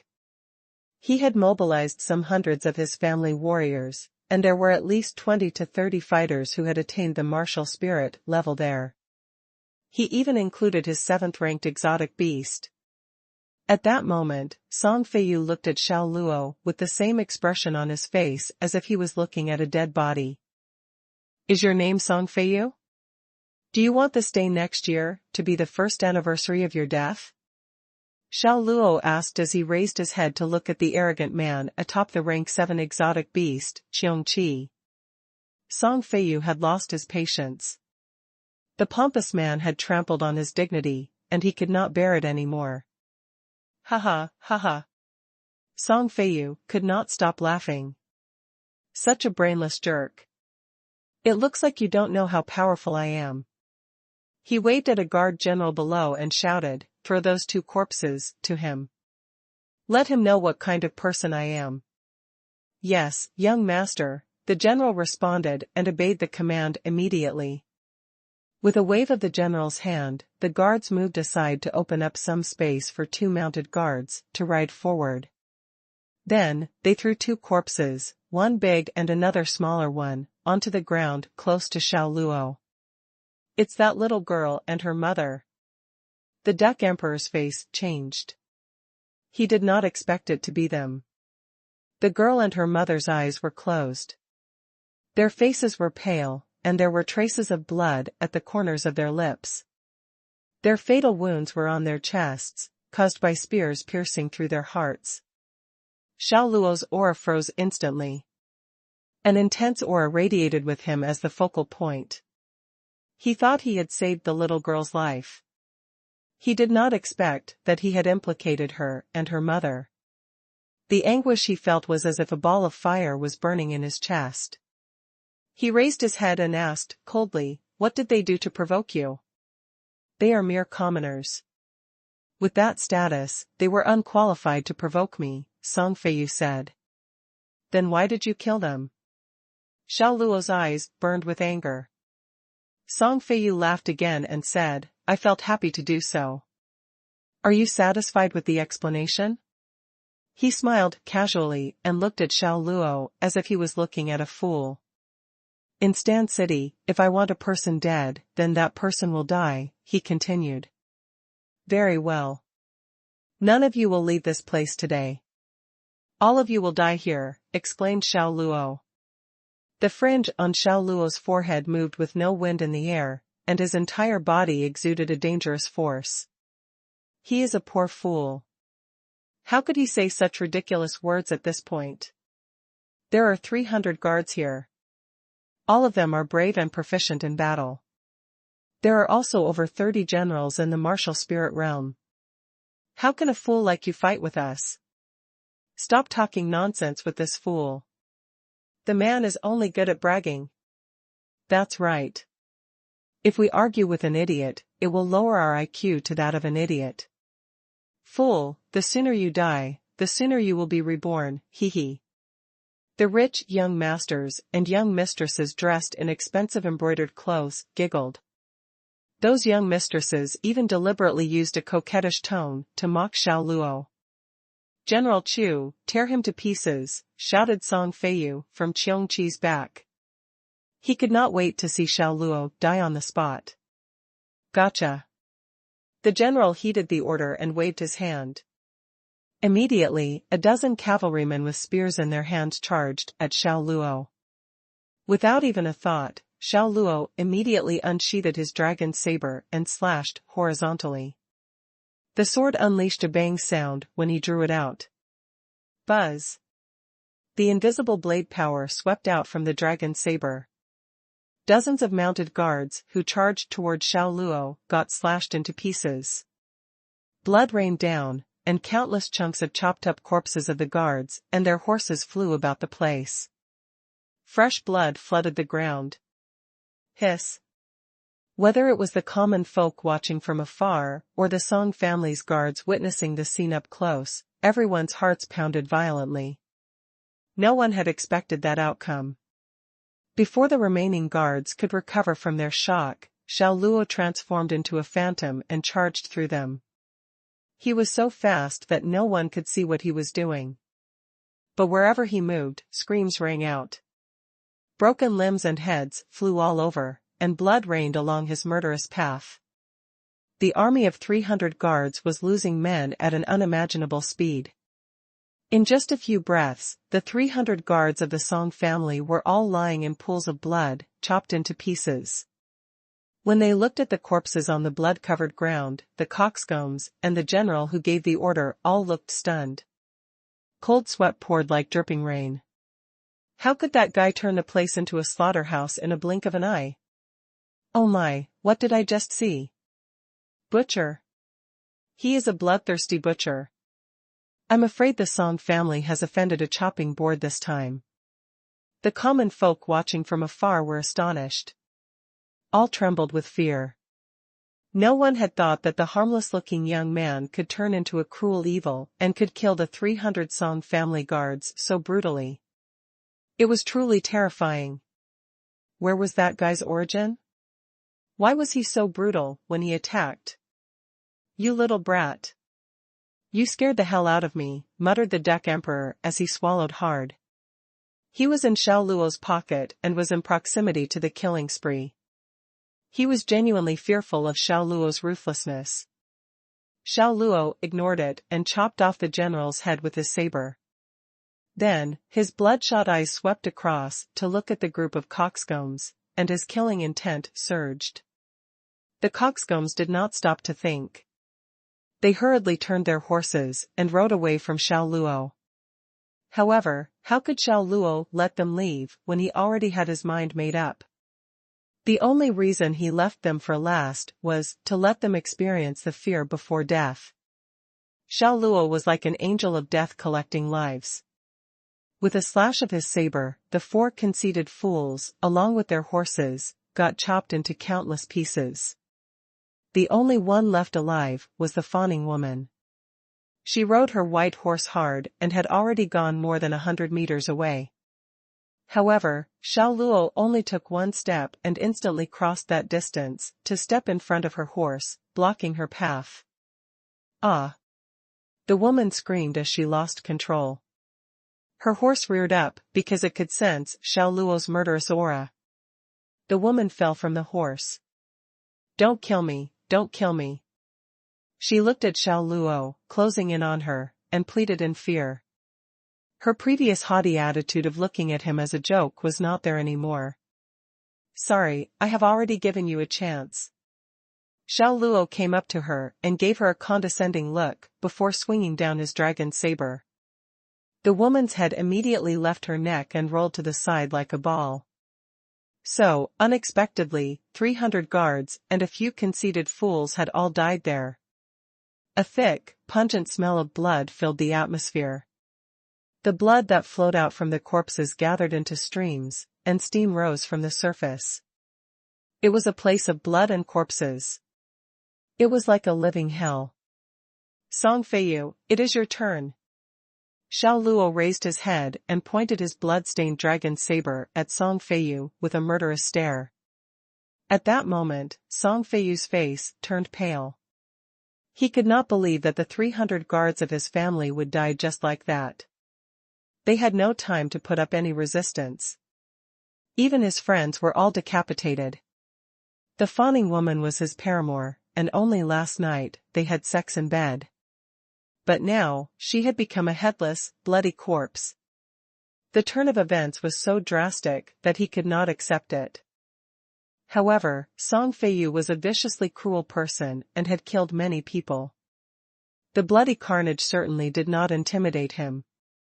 Besides, he had Xianxia, an exotic beast with the 7th level of power, and he could depend on it.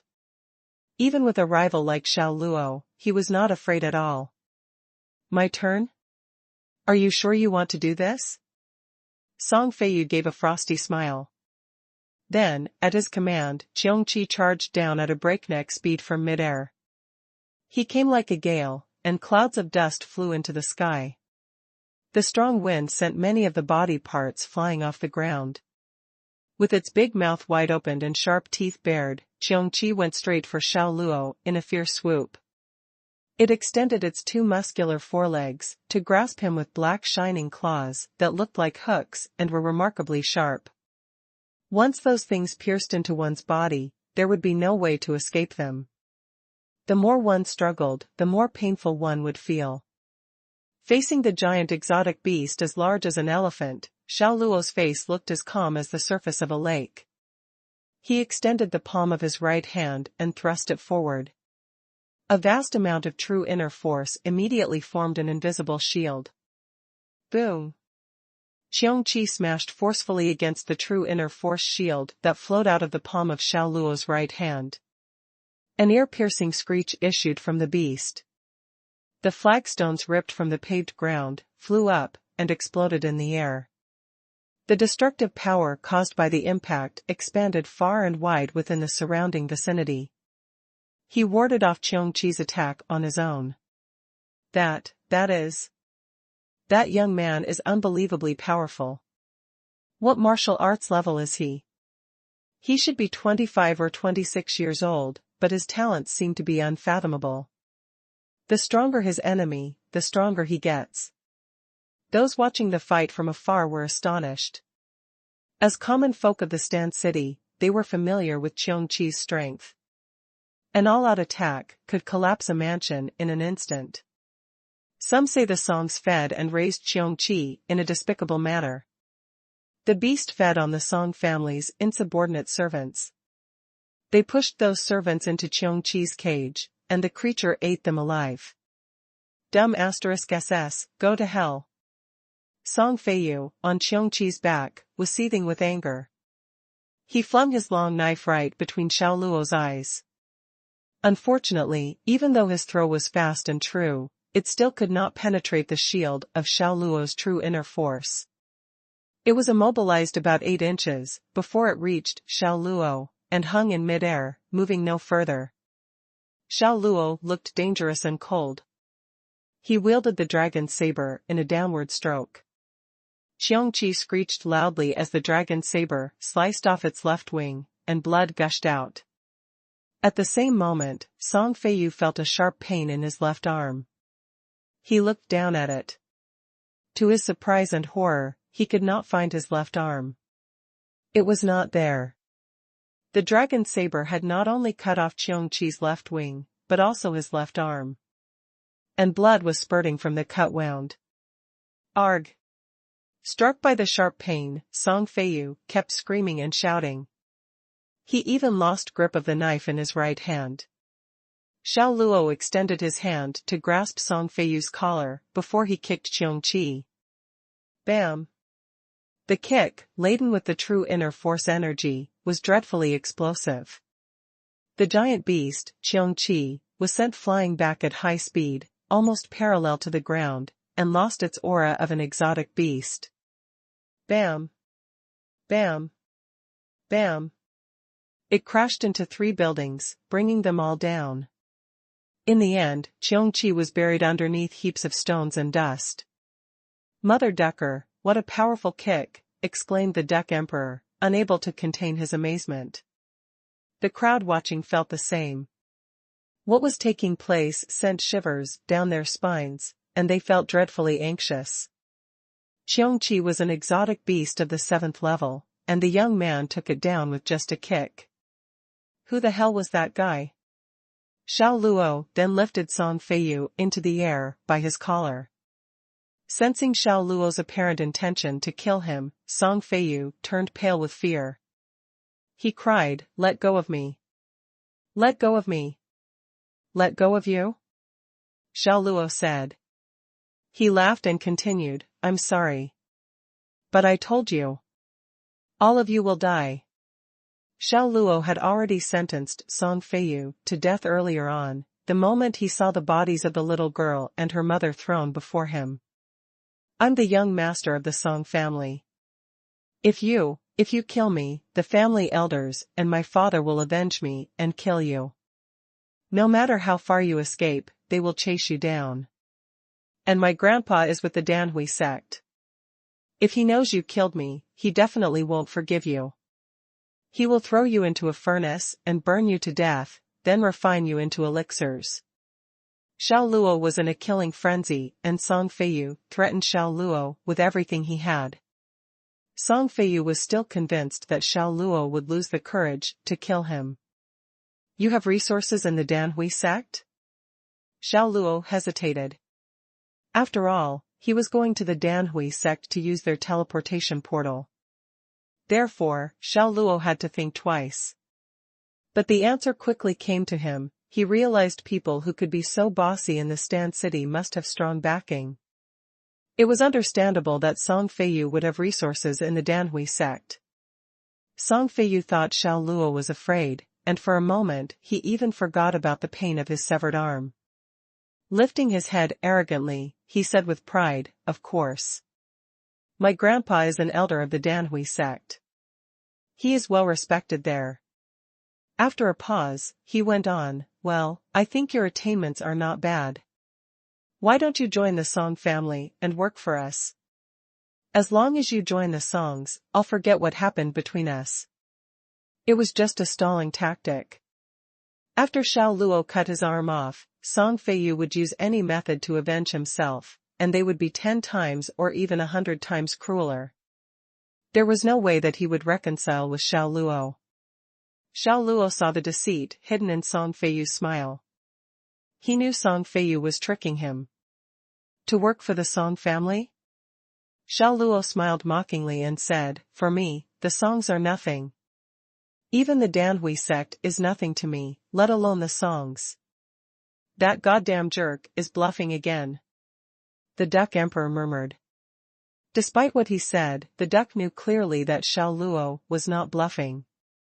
Xiao Luo was undoubtedly strong enough to do that. There would not be many people who could be a rival to Xiao Luo in the entire Arcana land. If he wanted to eliminate a sect, that would be an easy task for him. "You."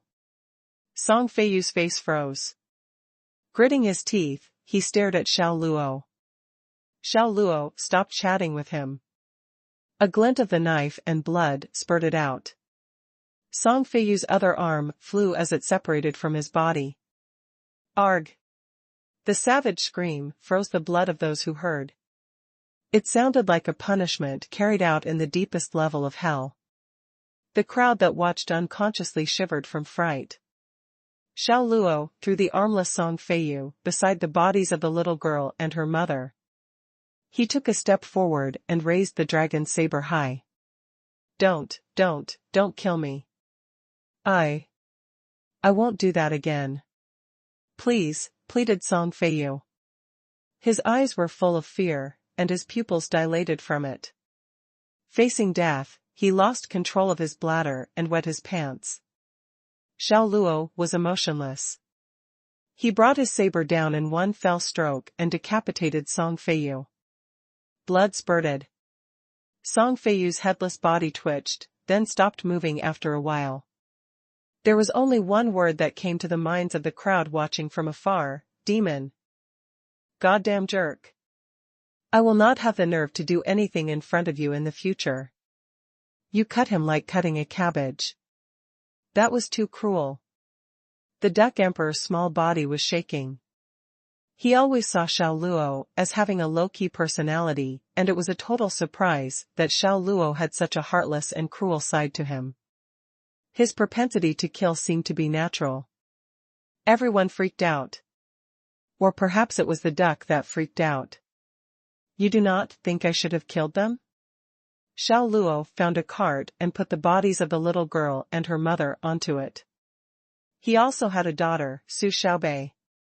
Maybe that was why Xiao Luo lost his temper after seeing the little girl killed. He was going to push the cart out of the city to make a grave for them. You should kill them. Of course, kill those bad people. I was just a little emotional. Ignore what I said the Duck Emperor reassuringly. Xiao Luo did not respond and continued to push the cart toward the west. Suddenly, a group of guards in armor showed up in front of him. A man, about 50 years old, came out from behind them. Half of his hair was white. In a silk robe, he had a natural air of authority. When they saw the ground full of bodies, that man and the other guards turned pale. Is that another Bast *RD from the Song family? Whispered the Duck Emperor as he raised his head to look at Xiao Luo. Xiao Luo said nothing. Instead, he looked expressionlessly at the middle-aged man who stood in front of the group. It looks like someone from another prominent family, the Liang family. Yes. These people are indeed from the Liang family. The man standing in front is the head of the Liang family, Liang Xinghua. The Liang family and the Song family have always been at loggerheads. There is a long history of rivalry between them. Could it be that the head of the Liang family is here to recruit that young man? The common folk who were watching from the surrounding vicinity started chatting in low voices. The public favored the Liang family, for their members were not as arrogant and despotic as those from the Song family. Song Feiyu was such a person, and he was a hedonistic son who treated the common folk like dirt. The middle-aged man who led the newly arrived group of guards walked up to Xiao Luo and greeted him with a slight bow. "Young man, my name is Liang Xinghua. I am the head of the Liang family in Stan City. May I ask if you were the one who killed the Song family's young master and these guards?" he asked. "Yes." Xiao Luo admitted it with no hesitation and asked, "Is there anything wrong?" Hiss. After they heard the confirmation, the guards from the Liang family could not help but gasp. When they looked around the entire street, they could not find a single complete corpse. There were only bits and pieces of human body parts lying all over the place, and it was a gruesome and bloody sight. Liang Xinghua gave an involuntary shudder and quickly replied, "No. Nothing. Since there's nothing wrong, then make way." Xiao Luo pushed the cart and continued walking toward the west side of the city. When the Liang family's guards saw Xiao Luo making his way toward them, they immediately moved aside to open up a path for him to walk through. Liang Xinghua looked at Xiao Luo's back and felt a chill in his heart. He looked at his assistant beside him and whispered, "The Song family has suffered a massive setback this time. The encounter with such a ruthless person has caused old Ghost Song to lose his only son. I am afraid he will go crazy when he hears the news. Send out my orders later. Temporarily hold the battle with the Song family. Old Ghost Song is a fierce tiger, and we should avoid any confrontation with him for now. I fear he will be irrational." "Yes, master," the assistant answered and nodded respectfully.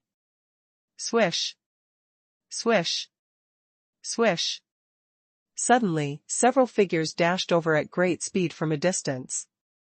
They were all wearing green robes, and brandished swords and sharp spears in their hands. Their intent to kill was apparent to anyone who watched them arrive.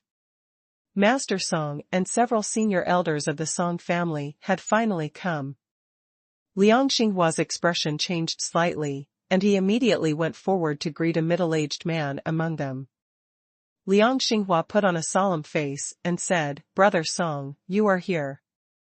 Liang Xinghua, stop talking F***king nonsense. Get lost. The master of the Song family, Song Tianba, shouted angrily at Liang Xinghua. He scanned the surrounding, then his gaze fixed to a spot, and immediately, his expression changed. He rushed forward and kneeled on the ground. In great sorrow, he picked up Song Feiyu's headless corpse and screamed in anguish. "Feiyu, Feiyu!" The roar was a mixture of grief and anger. Tianba. The Song family elders found Song Feiyu's head but could not find his arms amongst the mutilated corpses. Whoosh! When Song Tianba saw his son's head, a violent wave of energy surged from his body and unleashed a powerful force that swept across the street like a hurricane. "Who did the hell this? Who killed my son? Show yourself now!" Song Tianba screamed his lungs out. The sound waves he emitted were like rolling thunder, and everyone standing around the area covered their ears instantly. Song Tianba's red eyes glared at Liang Xinghua, and in the next moment, he sped toward Liang Xinghua like a bolt of lightning. With gritted teeth and a burning gaze, he clutched Liang Xinghua by the collar and asked, "Liang Xinghua, was it you? Did you kill my son, Feiyu?" Liang Xinghua was secretly overjoyed. The Song family had always suppressed the Liang family. It surprised him when he heard that someone had killed Song Tianba's only son. Liang Xinghua put on a sorrowful, sympathetic expression and answered, "How could it be me? I heard that there was a murder here, so I hurriedly rushed over. I just arrived." Although Song Tianba was furious, he knew Liang Xinghua could not have done it. Liang Xinghua did not have the guts to fall out with the Song family. Master, the murderer who killed young master is over there.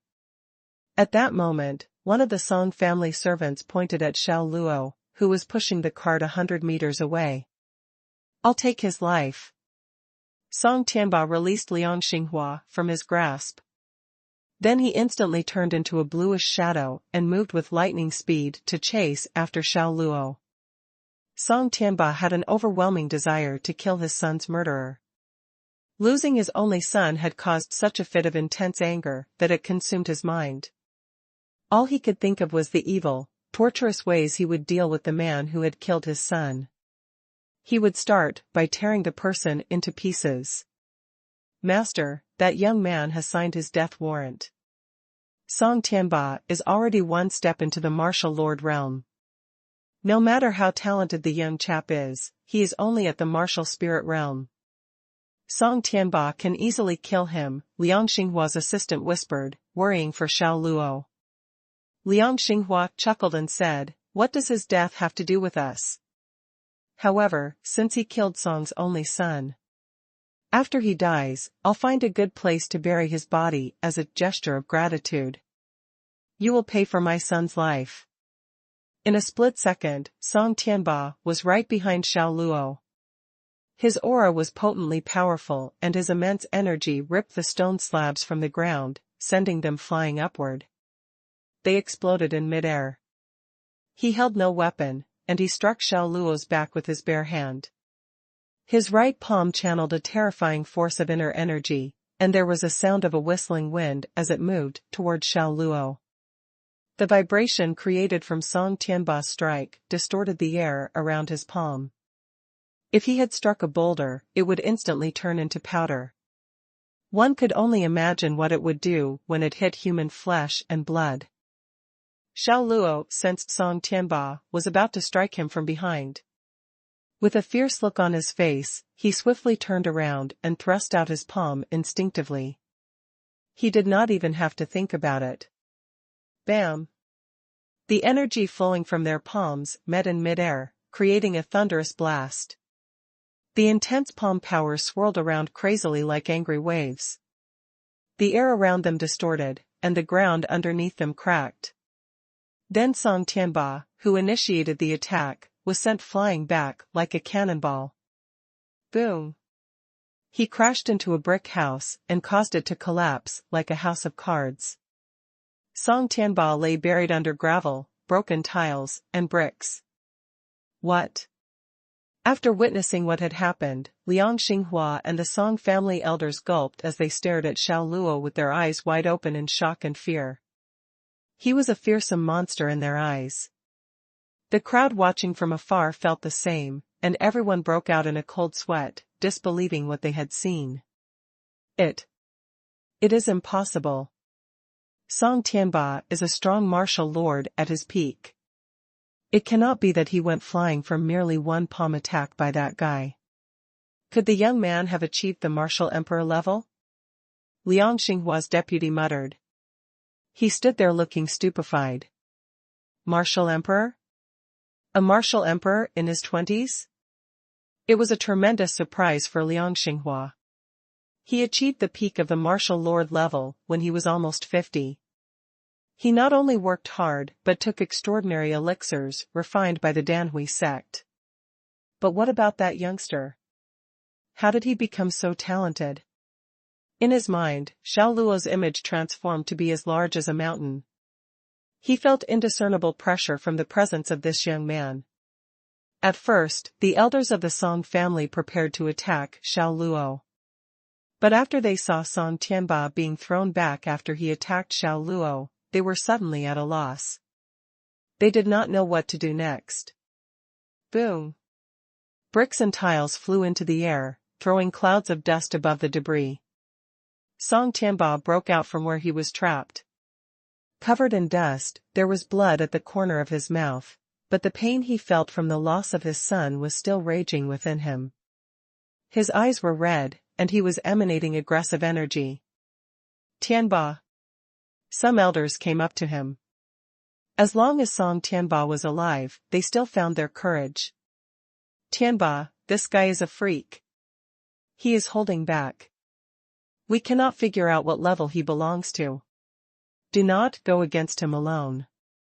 Let us do it together. They sized Xiao Luo up with fear in their eyes. Song Tianba kept quiet. He stared at Xiao Luo like a hungry beast ready to pounce on its prey. His intention to kill Xiao Luo was so deep, it ate into his soul. I killed your son because he asked for it. I gave him many opportunities. Likewise, I will give you one opportunity to live. If you don't want to die, go back to your home with your men. Otherwise, I wouldn't mind killing a few more people, said Xiao Luo in a harsh voice. He returned the glare that Song Tianba gave him. Life was valuable for him, but it could be just as cheap, depending on what kind of person one was facing. The corner of Song Tianba's mouth twitched. He looked hideous. Little jerk, you killed my son. I don't care to hear the reason for it, and I will kill you to avenge him. Xiao Luo looked at him calmly for a while. Then, with an indifferent expression, he said, bring it on, then. Let's see who will end up being killed in the end. We'll all attack together. Kill him. The Song elders shouted. The 5 old Song elders attacked Xiao Luo first. Holding knives, swords, and spears, they dashed over swiftly like 5 gusts of wind. Goddamn jerk. Show them what you've got, said the Duck Emperor. Even if the duck had not spoken, Xiao Luo intended to kill these people. They were conceited and self-serving, and they raised Song Feiyu to be what he was. The lord and elders of the Songs would not be good people. Besides, he already killed so many people, so what difference would it make if he killed a few more? The first, cried Xiao Luo. His voice was so chilly and emotionless that it sounded like he came from hell. Moving with precision and speed, Xiao Luo came up against the first of the Song elders. He grasped the elder's neck with the index finger and thumb of his right hand, like 2 sharp teeth of a beast. Instantly, blood spurted out from the puncture that appeared on his neck. The elder collapsed into a pool of his blood with his eyes wide open, and he did not die in peace. The second. The call of death came again. Another elder of the Song family thought he saw a shadow flying past him, though he saw Xiao Luo right in front of him only moments ago. But before he could react, he felt a hot sensation on his neck. Blood spurted out copiously, and the world suddenly seemed to spin around him. Then he blacked out and fell on his back. The third. The fourth. At each ominous count, one by one of the Song elders fell dead to the ground. The elders of the Song family are all at the initial stage of the martial lord level, yet they can't even fight back. It's unbelievable. Liang Xinghua's deputy went pale in the face. He could hardly believe what he was seeing. These dignified martial lords got killed like poultry by the young man. The deputy could not get over that fact. The watching crowd had shivers down their spine. Who on earth was that guy? And exactly how strong was he? The fifth. Xiao Luo shot up to the last surviving elder of the Songs. He tore the elder's neck open in the same way and killed him instantly. Like the others, Song Tianba was in shock. He cautiously glared at Xiao Luo, frightened but still seething with hatred. Impossible. Absolutely impossible. How is it possible that you are so strong? Who the hell are you? Song Tianba snarled in anger. He could not believe a 20-something-year-old youngster could be this strong. He killed all the Song elders in an instant. If he were to tell anyone about that, no one would believe him. Who I am doesn't matter at all. All you need to know is that you are the 6th, said Xiao Luo unemotionally. Song Tianba was startled momentarily, but he burst into a burst of chilling laughter. Yeah? I'm afraid I will disappoint you. After he spoke, he took out an elixir and swallowed it. After consuming the elixir, his energy increased rapidly. The silk clothes he was wearing ripped apart as his body suddenly grew much more muscular, and intense energy radiated from his body and spread out to the surrounding. Not only could the members of the Liang family standing nearby feel the force, but the crowd who were watching from far away also sensed it. It felt as if a mountain was pressing against their chests. That is boosting yuan elixir. It can boost one's strength instantly. But it has powerful side effects. It will tax one's vital functions. Song Tianba must feel very desperate, said Liang Xinghua's deputy, in shock. Liang Xinghua sighed and had a perplexed look on his face. No matter how this fight ends, the old fart song will disappear from the Stan city forever. I've been competing with him for dozens of years. Seeing him end up like this, I feel rather heavy-hearted. Lord, do you want to help him? Asked the deputy. Help him? Liang Xinghua snorted. Are you stupid? I indeed feel heavy-hearted, but it's better the old fart song dies. Now I have an explanation for the Danhui sect. I can tell them he and that youngster died together. Then, the Liang family will be the actual owner of Stan City. He would be happy to see Song Tianba killed. If Song Tianba won, he would have to kill the old fart himself. A rare opportunity had presented itself, and with it, he could eliminate the Songs, his biggest enemy, in one go. Song Tianba's energy increased after he took the boosting yuan elixir. Immense energy surged powerfully through the area like angry waves of the sea. Loose gravel and body parts lying on the ground floated in the air. Suddenly, both his feet lifted off the ground, and Song Tianba levitated in midair with his hair flying wildly in the wind. His face looked hideous and a great energy emanated from him. He is elevated from the martial lord level to the martial emperor stage. His energy is still increasing. I believe he will achieve the middle stage of martial emperor level soon. This boosting yuan elixir is remarkable, and it has helped him advance to this state at such a speed. But at an enormous cost. Song Tianba has gone crazy because of his son's death. He won't stop until he kills the young man. The battle mesmerized the crowd watching from afar, but it did not stop their hearts from being overwhelmed by dread. Shoot. It is forbidden to consume the boosting yuan elixir. The old fart song is only putting himself in great harm. Liang Xinghua put his hand over his face and said, Retreat. Retreat as far away as possible. Who knows whether the old fart song will come at us after killing that stupid young man. It looks like he has achieved the middle stage of the martial emperor level. He has become even stronger now. Let's watch the show discreetly from afar. Yes, Lord. The deputy replied and nodded stiffly. Then he waved to the Liang family guards and signaled for them to retreat farther back. Song Tianba's inner force had enhanced enormously. He smiled nastily and looked down at Xiao Luo, who was still on the ground. His eyes were red. Clenching his teeth, he snarled, Little jerk, I will kill you. As soon as he finished speaking, he swooped down at Xiao Luo from midair. The energy coming from the martial emperor swept over like a hurricane. So great was its force, it distorted the surrounding space, and even the brick buildings close by collapsed. As he approached Xiao Luo, he thrust out a palm emitting tremendous inner energy, directly at Xiao Luo's head. Boom! The ground collapsed. A furious dust storm rose as the immense energy swept across the street. Buildings and stalls crashed to the ground as the energy storm wrecked everything in its path.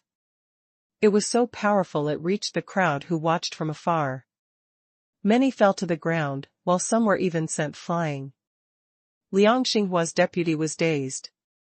That is the power of a martial emperor? He asked with a pale look on his face. Dreadful, isn't it? I feel its dreadful power, too. We can compare the disparity between the two martial levels to the gap between the earth and the heavens, Liang Xinghua said in awe. He had just witnessed the transformation process Song Tianba had gone through from the martial lord level to the martial emperor level. That young man is as good as dead. Such dreadful energy can grind a martial lord into powder easily. There is no way that he can withstand Song Tianba's power now, said the deputy, looking at the thick dust created by the strike. Liang Xinghua nodded his head in agreement, and said, I agree. However, when the dust settled, what they saw made them gulp. Xiao Luo was still standing.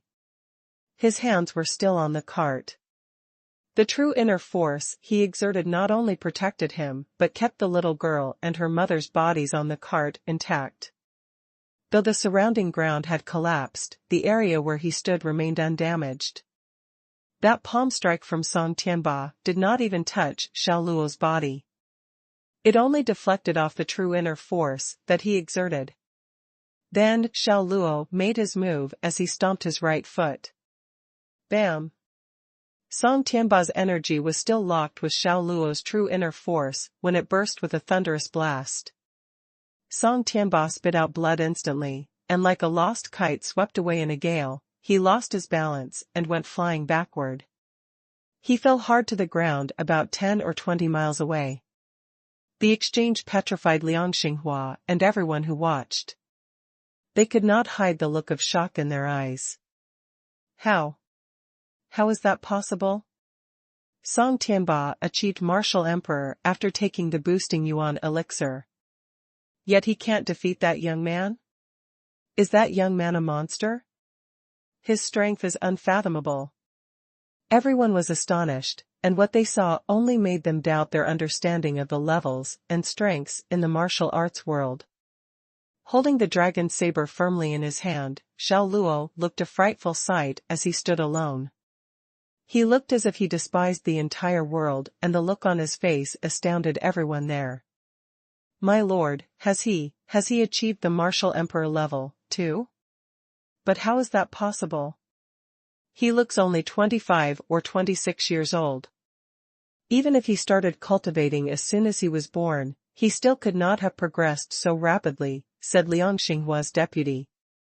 He gazed at Xiao Luo in disbelief. The expression on Liang Xinghua's face was difficult to read. Clenching his fist, he did not speak. No one knew what he was thinking. Erg. After getting back up on his feet, Song Tianba opened his mouth to spit out thick blood. He was bleeding from his head and his face had a hideous look. His eyes were full of anger and rage, and he looked like a vicious ghost. He stared at Xiao Luo with unbridled hostility, and scowled, little jerk. This is the end. The sixth. Xiao Luo said as he glared at Song Tianba indifferently and called him out as the sixth. Ha ha. That's bullsh *t. Song Tianba broke into a hoarse laugh. He had lost his faculties and turned into a crazy demon. He lunged at Xiao Luo again, bristling with rage as he advanced through the damaged street, causing more destruction. Boom. Boom. Boom. As Song Tianba rampaged through the street snarling like a mad beast, his footfall shook the ground like thunder. Xiao Luo remained calm and looked indifferent. Suddenly, he unsheathed his saber and slashed it down. A beam of invisible knife energy 30 feet long shot across the air, leaving ripples in its path. Song Tianba's body exploded and turned into a fog of blood. When the sword's energy hit the ground, it struck with a resounding blast. A strong wind blew and massive clouds of dust covered the sky. Long cracks appeared on the ground, one after another. The strewn body parts disintegrated from the impact of the force, and the stain of blood was the only thing remaining on the ground. Mother Ducker. The world is finally at peace. The Duck Emperor wiped the cold sweat off his forehead as he spoke. And only now did he know how cruel Xiao Luo could be. Just like that, Xiao Luo eliminated the Song family, the family that ruled Stan City for so many years. Everyone who watched the battle felt like they had been in a dream. It was surreal. The young man squashed these tyrants who had been torturing them for so long. Everyone found it hard to believe what they had witnessed. They were reeling in shock. The young man, whose strength was immeasurable, remained a mystery. Song Tianba is dead.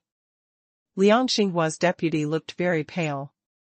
In a trembling voice, he said, he used his vital functions to break through to the martial emperor level, but he was still not a rival for this guy.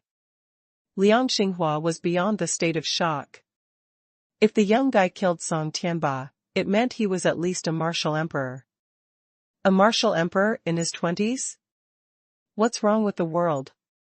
Was this level so easy to cultivate? Liang Xinghua could not stop staring at Xiao Luo with amazement. Xiao Luo did not linger. He slid the dragon saber back into its sheath, then turned around and left. He continued his journey westward as if nothing significant had happened. Wait! Liang Xinghua called out and walked up to him hurriedly.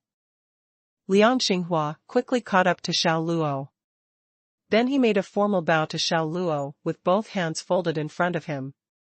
What do you want? Asked Xiao Luo rather coldly. Liang Xinghua shivered when his eyes met Xiao Luo's. Plucking up his courage, he smiled and said, Young brother, I have prepared some food and wine, and I would be honored if you would accept my invitation to visit my house and take a rest. What do you say? If he could attain the friendship of such a powerful young man, it would bring the Liang family many benefits in the next 100 years. Besides, he had a daughter. If those two could get married, that would even be better. I'm not interested. Xiao Luo rejected his invitation curtly. He did not belong to this world and was merely passing through Stan City. There was no reason for him to befriend the Liang family. Besides, Xiao Luo had his reservations about the middle-aged man standing before him. After declining the invite, Xiao Luo pushed the cart forward and continued on his way. Liang Xinghua refrained from insisting further after he had witnessed Xiao Luo killing Song Tianba and the elders so cruelly, and thought it wiser not to irritate Xiao Luo. The deputy walked up to Liang Xinghua when he saw Xiao Luo leaving, and said, My lord, this guy suddenly showed up in the Stan City, and we know nothing about him. I do not think it is possible to cozy up to him. Let us get to know him, then. Liang Xinghua said, I'll hand this arduous task over to you. Me? Asked the deputy. He opened his eyes wide, pointing to himself. Liang Xinghua patted him on his shoulder and said, That's right. You are my right-hand man and I trust you. From now on, follow him secretly to figure out what he wants in Stan City. Find out what he likes to do, and things like that. All humans have weaknesses. As long as we can find out what his weaknesses are, it will be possible for us to win him over to our side. The deputy shivered and started sweating profusely. Was there any difference between secretly trailing that fearsome man and courting death? Lord, you overestimate my abilities, he thought anxiously. My lord, do not be afraid. That man saved a little girl that he had met just by chance. I am sure he does not kill innocent people unless they piss him off. Just follow him. If he warns you, you stop. However, please realize that you are my right-hand man, so do not disappoint me, said Liang Xinghua sternly. The deputy was close to tears upon hearing that. Did the Lord mean he must succeed? If he failed at his mission, he would be demoted down the ranks. It was the same as telling him to finish the task, even at the risk of death. Xiao Luo pushed the cart, carrying the two bodies to a forest out of the city. He stopped when he found a place that overlooked the rolling landscape beyond. Looking at the little girl's pale face, he felt a deep sense of regret. He thought he had saved her, but she still died in the end. Goddamn jerk, cheer up. It is just one of those things. It is the fate of this little girl, said the Duck Emperor as he tried to comfort Xiao Luo.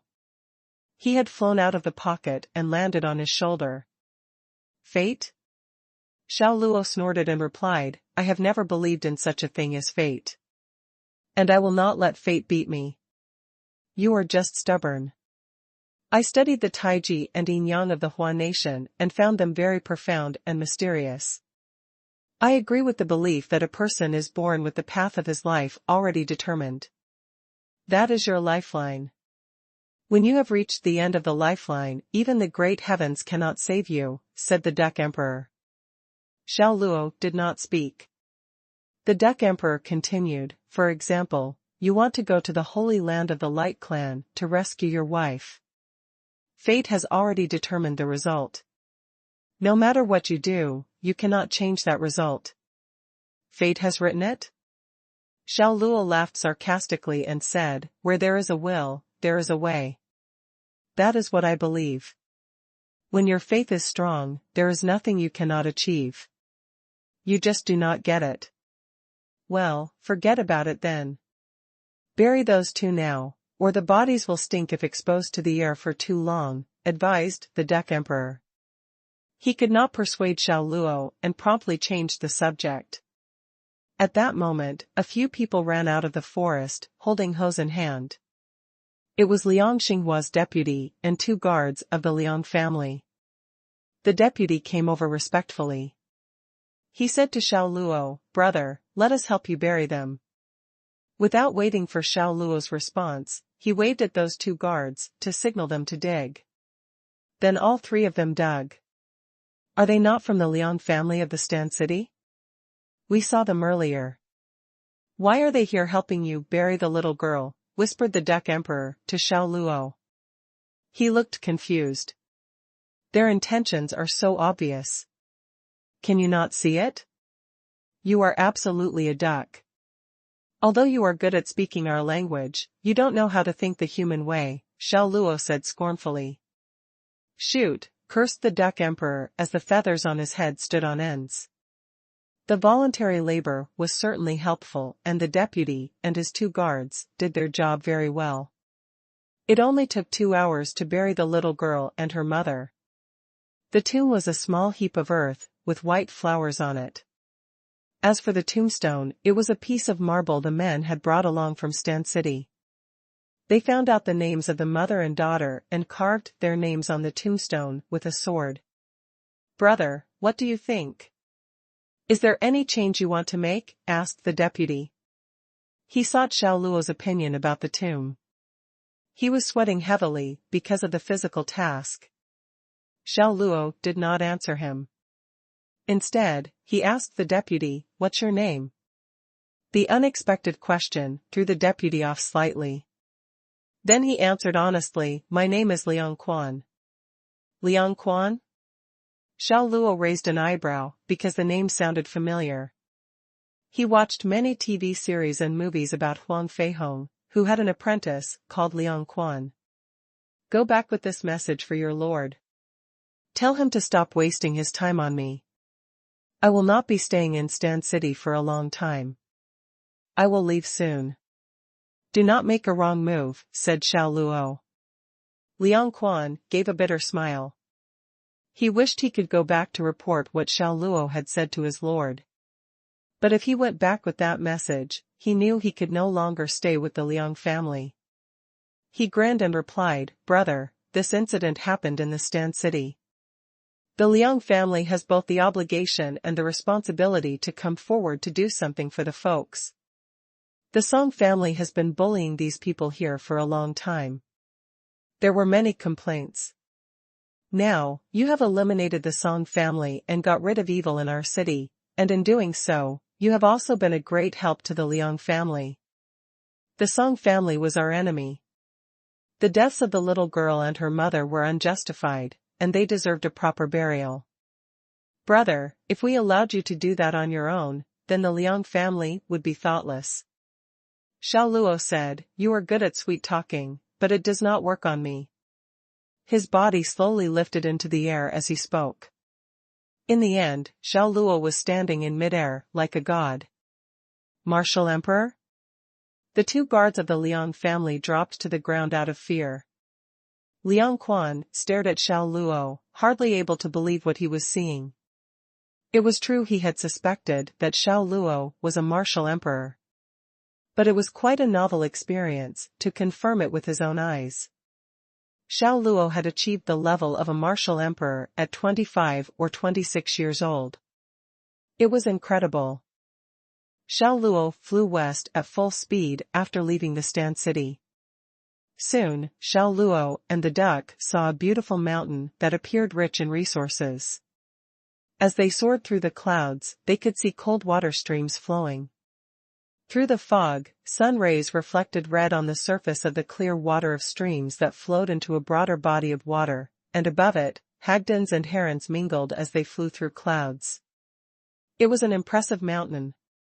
Mother Ducker. These schools and sects are all in blessed locations, with good feng shui. Are they all so good at selecting proper sites? Asked the Duck Emperor. The Ziyue Cave Heaven sect, where they had been to, also sat on a peak and had a magnificent view. It was the same with the Danhui sect. Shut up. And do not talk nonsense later. Xiao Luo warned the Duck Emperor as they landed on the ground. Since they had arrived at the Danhui sect, they wanted to keep a low profile. Many people from the Stand City had traveled the road leading up to the Danhui sect mountain peak to use the teleportation portal. Most of the travelers were cultivators and business people, intending to go to other places. Cultivators were probably on travel adventures, while business people traveled to conduct their businesses. Teleportation portals could take people to various places. For instance, the portal at the Danhui sect could take travelers to the remote Mu city located 500,000 kilometers away. It could also take travelers back to the region governed by the Ziyue Cave Heaven sect. These were just two of the destinations among the many places it could transport travelers. There were many routes to travel to the Holy Land of the Light Clan. Sui Xiangming chose the shortest route with the least transits for Xiao Luo. Xiao Luo joined the crowd of travelers and headed to the peak of the Danhui sect. The teleportation portal was on the empty field outside the gate of the sect. Disciples of the Danhui sect would validate a traveler's identity first before he could move on to the portal. Xiao Luo was not from the Arcana land, so he was an illegal traveler. However, the Ziyue Cave Heaven sect had settled that matter for him. He had a small card stating that he was from the region governed by the Ziyue Cave Heaven sect. Many people were waiting in that spacious field. The place was chaotic. Xiao Luo felt as if he had walked into the waiting hall of a bus station in the original world. Xiao Luo looked aloof and unfriendly. He did not want anyone to approach him, and hence, no one dared to speak to him. Xiao Luo did not wish to exchange any information with others. So, he just stood in a corner silently, waiting for the transmission to the Mu city. The Song family no longer exists. It looks like the elder of the Danhui sect has not heard the news yet. It means we can leave secretly. Quack, quack, said the Duck Emperor in a low voice. He stood on Xiao Luo's shoulder after looking around at the peaceful Danhui sect. It would be the best, said Xiao Luo quietly. He hoped nothing would happen throughout their trip, and they could arrive at the Holy Land of the Light Clan as quickly as possible. At that moment, a disciple of the Danhui sect shouted, "Travelers to the Mu city. Please get prepared." Those heading for the Mu city stood up. They queued up, ready to walk into that shining transmitting formation. You must not use your true inner force during the transmission. Please bear that in mind. It is the number one principle to guarantee your safety. The disciple standing next to the teleportation portal repeated the same warning continuously. It reminded Xiao Luo of the crew on the long-distance bus stations in the original world when they reminded passengers to fasten their seat belts. Many experienced travelers who had been traveling around frequently got impatient when they had heard the repeated warning. A muscular man murmured, "They say that every time I travel by the portal. It is freaking annoying. Why don't they stop it?" He laid his eyes on Xiao Luo, who was behind him. The muscular man asked Xiao Luo, casually, "Hey man, do I make any sense? What do you think?" Xiao Luo smiled at him without answering his question. The muscular man seemed to be interested in Xiao Luo. "Man, you are only a martial master in the middle stage. What are you going to do in Mu City? I can protect you if you wish." Xiao Luo remained silent. He only smiled at that man. "Shoot, he is deaf," cursed the muscular man as he turned around. "You're the one who's freaking deaf, you piece of sh*t, swore the Duck Emperor angrily. The muscular man turned around again. He stared at Xiao Luo unkindly. "Did you just curse at me?" he asked. He certainly would not think it was the duck standing on Xiao Luo's shoulder. After all, the duck looked harmless. Xiao Luo did not want any trouble, so he smiled at the man again, shaking his head to deny the accusation. He then glimpsed at the Duck Emperor as a warning. Humph. Seeing that Xiao Luo did not dare confront him, the muscular man did not lash out. He just snorted and turned around. However, the Duck Emperor felt intrigued and continued riling the man up. "Yes, you're the one I'm cursing at, you piece of sh*t. Are you deaf? Your entire family must be deaf." The muscular man turned around immediately. Staring at Xiao Luo in anger, he said, "Jerk, do you want to get punched?" Xiao Luo stopped protecting the annoying duck. Pointing at the duck standing on his shoulder, he said, "He is this one who cursed at you." "A duck cursed me?" The muscular man threw a dubious look at the Duck Emperor. However, the Duck Emperor quacked with an innocent-looking face. The man felt irritated. He poked at Xiao Luo's chest with his finger and said, "Darn it. Who the hell are you lying to? You do not even have the guts to admit what you did. Passing the buck to a duck. Shame on you." Quack, quack. The Duck Emperor quacked at that moment, nodding its head. "See? Even the duck agrees with me," said the muscular man. Xiao Luo was speechless. He wanted to roast that annoying duck. "The voice that cursed at you is not the same as mine. You can't tell? Who can't fake his voice? I can speak in two different voices, too," shouted the muscular man. The man was unconvinced and did not doubt at all that it was Xiao Luo who had cursed at him. "Jerk, apologize now, and I'll forget about it. Otherwise, I'll show you what my fist is made of. Do not dawdle. Keep moving. Do not fall behind," a Danhui sect disciple shouted at them. The muscular man restrained himself at that point. He hurried to keep pace with the queue. "That piece of sh*t is funny," said Duck Emperor. He burst out laughing on Xiao Luo's shoulder. "Believe it or not, I will strangle you," threatened Xiao Luo ferociously. Hey, hey. There's no need to threaten me, little brat. I was having fun and trying to keep us entertained," replied Duck Emperor as he rolled his eyes. Xiao Luo gave him an icy stare. The annoying duck had a big mouth. When Xiao Luo continued to walk forward, the Duck Emperor teased the muscular man once again. "Hey, piece of sh*t. Did you not just say you want me to apologize? I am now F***king apologizing to your grandma's legs. By the way, go back and ask your grandma whether the wound between her legs has recovered. I made that wound with a knife and caused it to bleed once a month. But I suppose it should have recovered by now. Darn it. Enough is enough." The muscular man hit the ceiling.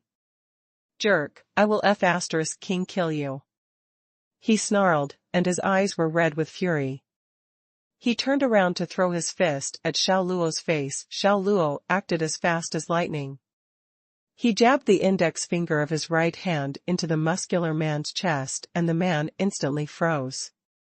Then he grabbed the Duck Emperor by the neck, dumped him on the ground, and kicked him hard. Hey, stop kicking. Goddamn little brat, enough.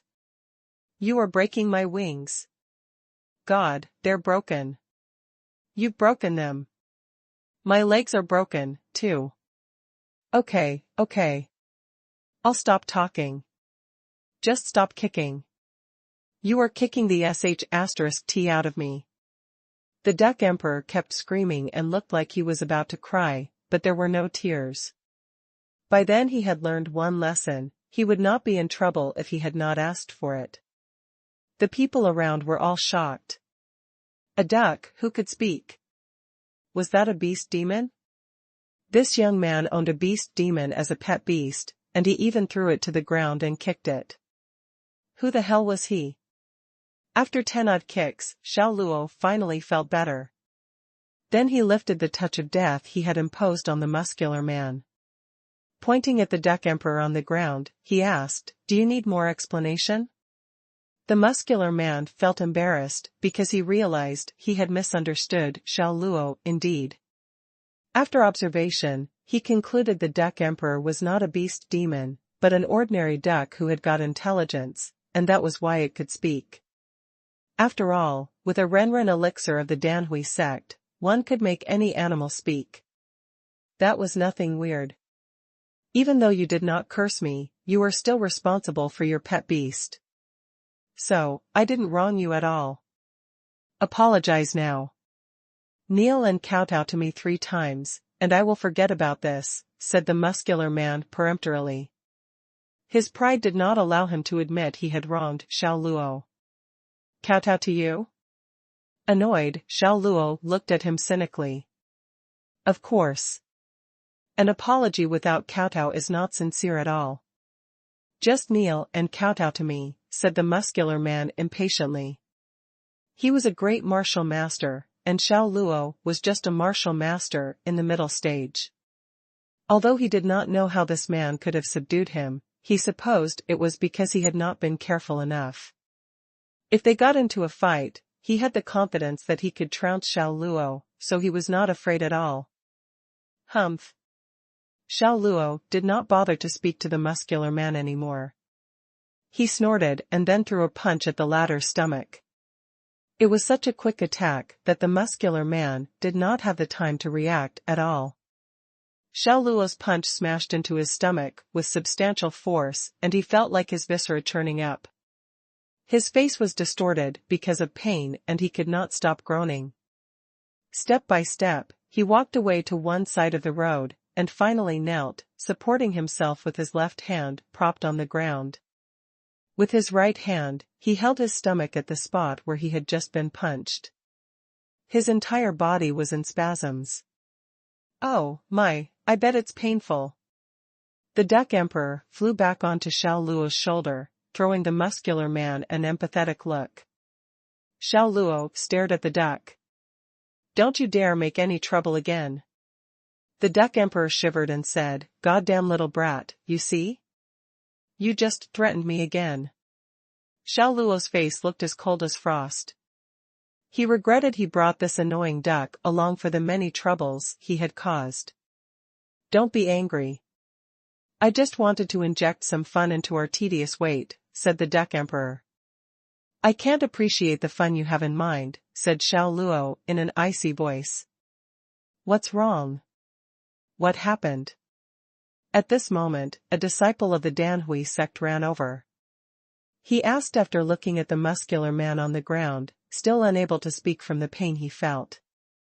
I guess he has a stomach ache and probably needs to go to the toilet, said Xiao Luo, forcing a smile. That disciple of the Danhui sect looked annoyed. You should have stayed at home if you have stomach pains. Why did you come here for? You want to take a sh*t during transmission? He stopped paying attention to the muscular man. After all, Xiao Luo was martial master, while the muscular man was great martial master. He definitely would not believe that it was Xiao Luo who had attacked the muscular man. Waving his hand, he said insensitively, It will be your turn soon.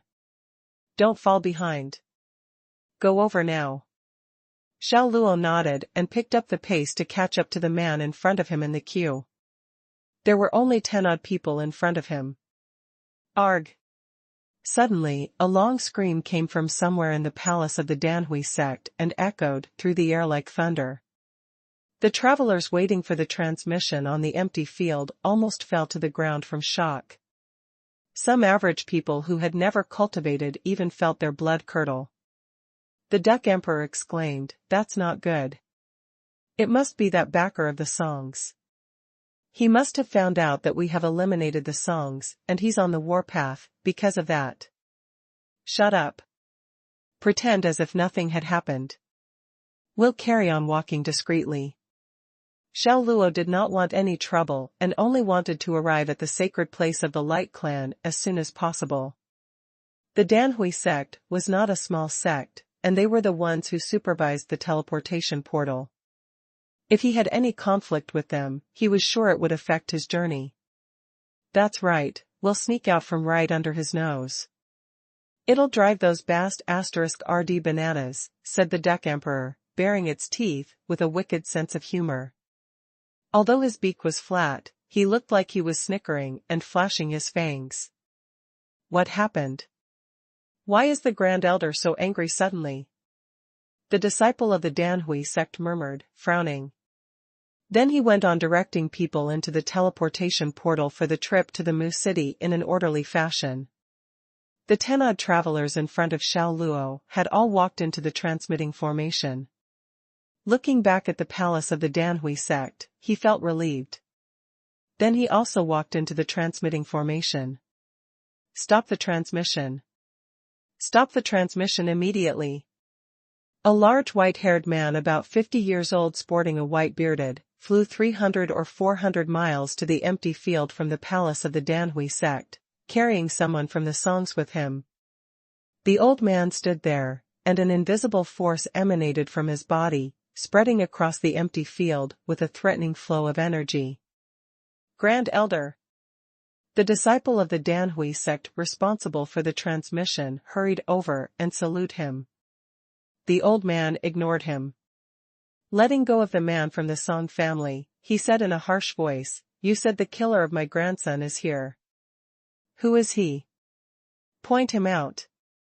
That man from the Song family was trembling before such a powerful man. At this moment, a few more old men flew out of the palace of the Danhui sect and landed on the empty field. They dressed the same way as the first old man, showing they were elders of the Danhui sect as well. "Elder brother, what's gotten into you?" "Don't hurt these innocent people," said one of the elders. The Grand Elder waved his hand. "The family of my grandson was slaughtered, and the killer is here among them. You stay out of this. Otherwise, I won't show any mercy to you, although we are fellow disciples." He gave that man from the songs an angry stare and scowled, "Who the hell is the murderer? Point him out. I'll cut him into thousands of pieces." The man from the songs gestured for another clansman who was hiding in the crowd. The man hurried forward and bowed to the old man. "Lord, he has just entered the teleportation portal." "What?" The Grand Elder's eyes widened at the news and his blood boiled, making him look like a vicious ghost. He glanced at the shining teleportation portal, then thrust his palm toward it right away. "What are you doing, elder brother?" "The Sacred Light Clan built this teleportation portal. If you destroy it, they will doubtlessly punish us, and will eliminate the Danhui sect from this world." "That's right, elder brother. Don't act impulsively. Think it over," persuaded another elder patiently. "I will not think it *King over. That little jerk eliminated the family of my grandson. I'm going to cut him into thousands of pieces. You get out of my way." The Grand Elder shouted as tremendous energy flowed out of him. None of those elders could stop him, and he thrust his palm at the portal. The tremendous energy from his palm force surged like angry waves over the empty field. The force unleashed was extremely devastating. There were stringent procedures in the transmission process. It was not like one could instantly arrive in Mu City. Xiao Luo kept his body straight, and he found himself in the dimension of chaos once again, where everything appeared foggy. Xiao Luo could see nothing except the people who had also entered with him into the teleportation portal. He felt like he was flying forward at a rapid speed. On the Danhui sect's end, the Grand Elder had struck the teleportation portal with a palm movement filled with tremendous power. The power channeled from his palm resembled a sort of immense, true inner force, which flashed in a bluish light. When he smote the portal, the colorful lights within it glowed brilliantly, then after a brief pause, a tremendous force recoiled back into him. Erg! The Grand Elder could not handle the enormous surge of power. Spitting out blood, he flew back almost 8 feet before crashing into the ground. He continued to spit out even more blood, and his old face turned pale in an instant. Elder brother! All the other elders rushed forward to help him to his feet. His disciples also went to assist as well and gave the Grand Elder a healing pill for his injuries. The travelers who were waiting in the queue for transmission were in shock. Oh, God! The Danhui sect's Grand Elder has powers equivalent to a mid-tier martial emperor. But he is the one who got injured with that one strike to the portal. And it did not even sustain any damage. That is because the people of the Holy Land of the Light Clan made the portal. It is a holy item, and it is exceedingly difficult for people who are not from the Light Clan to destroy it. Though the Grand Elder might not have destroyed it, those people traveling to Mu City probably will not have a chance of surviving. That is right. The most important rule during transmission is not to use the true inner force. The palm strike from the Danhui sect's Grand Elder had an enormous amount of true inner force. Those people in the transmission formation will tear into pieces because of the power of space. Thankfully, it was not I who was traveling to Mu City. Otherwise, that will be the end of me. Many of them patted their chests and were thankful that they were not heading to the Mu City. It would have been instant death. No one knew what got into the Danhui sect's Grand Elder that he slammed his palm strike into the portal like a madman. After the Danhui sect's Grand Elder strike, a space storm occurred within the dimension of chaos, and inside the portal, everything became white and misty. The storm roared like a beast and swept everything within it. The travelers inside did not even cry out in pain, nor could they react as the storm turned them into minced meat. Xiao Luo could feel that he was spinning around, and could not tell where the cardinal directions were. All he felt was the sensation of being grabbed by different parts of his body and forcefully pulled in different directions. The powerful storm was trying to tear him apart. What was going on? The color on Xiao Luo's face changed slightly. He saw the people in front of him getting ripped to shreds in the storm. He could no longer care about the rule of not using the true inner force, which the disciples had mentioned earlier. His true inner force naturally activated and emanated from his body, forming an invisible shield around him and protecting him from the ferocious storm. The Duck Emperor was in his pocket and was naturally within the protective bubble as well. Huh? What in the ducking world is happening right now? The duck said in fear. He could sense they were in grave danger from the force of the storm. There must be some problem with the portal on the Danhui sect's side, Xiao Luo replied. Could it be the supporter of the Song family? Duck Emperor firmly said, screw his ducking mum. If I knew this would happen, I would have given the jerk a good beating before we left. Now we are in big trouble. God knows where we will end up. We don't even know if we can stay alive. Xiao Luo was secretly regretting it as well. It was all his fault. He wanted to get to the Holy Land of the Light Clan as soon as he could. He took the risk to get on the teleportation portal, even though he had a feeling that the Grand Elder might be up to no good. He took his chances, and it led to the tragic situation they were in at this moment. His regrets would change nothing. Within the teleportation portal of the dimension of chaos, the strange storm tore everyone else to shreds, and they were the only two left alive inside. He had to remain focused to deal with the situation and stay alive. Both Xiao Luo and Duck Emperor were inside the protective shield. There was a stark contrast between the inside of the protective shield and the roaring storm outside. It was like two different worlds. Duck Emperor looked at the situation outside the shield and danced happily. "Wah, you goddamn little brat, you are great. This storm cannot do anything to us. Just looking at this, Grandpa Duck here really wants to sing a song to express his feelings right now." Xiao Luo simply ignored the duck, for he had to stay focused to deal with the storm. "What song should I sing?" Duck Emperor tilted his head and thought for a bit, then said, "Got it." He jumped onto Xiao Luo's chest, then shook his duck butt and started singing. "Just this feeling so cheerful, so cheerful. This feeling so cheerful. Floating in the sky are 5 words. The problem is nothing important. It's just a matter of time, it'll be alright soon. Just this feeling so cheerful." Listening to it, Xiao Luo felt like vomiting blood. The silly duck was singing none other than Dejangwei's "So Cheerful." He shook his butt and formed a scissor shape with his wings, moving from left to right expressively. F***ck. Even if Xiao Luo had all the patience in the world, he couldn't help cursing at that point. There he was, trying his best to handle the storm, while the silly duck was treating his chest like a dance floor. The Duck Emperor was singing and shaking his duck butt around, and it was disrupting his concentration. Hoo. The storm outside was roaring even louder, and Xiao Luo was having a much harder time blocking it. When a slight bit of the storm penetrated the shield, it shocked the Duck Emperor so much that he immediately stopped singing. "What in the ducking world is going on here, you goddamn little brat? What is going on? Your singing is so horrible that not even this storm wants to listen to it." Even using all his strength to maintain the integrity of their protection shield, Xiao Luo could not pass taking a swipe at the irritating duck. "Nonsense, Grandpa Duck here is a singing god. There is no way my singing is dreadful."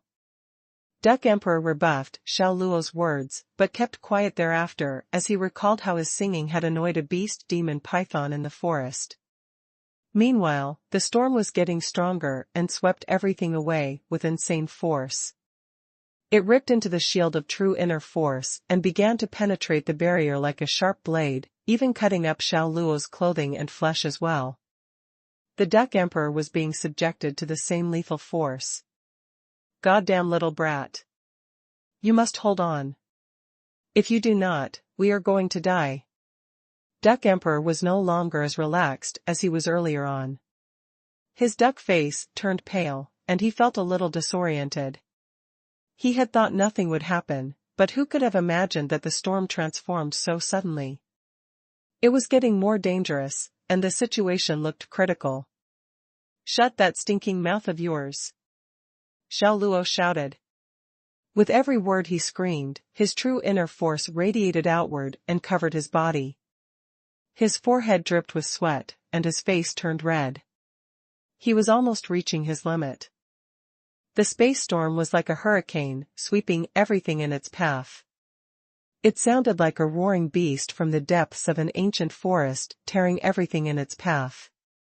The storm completely distorted the space outside the shield.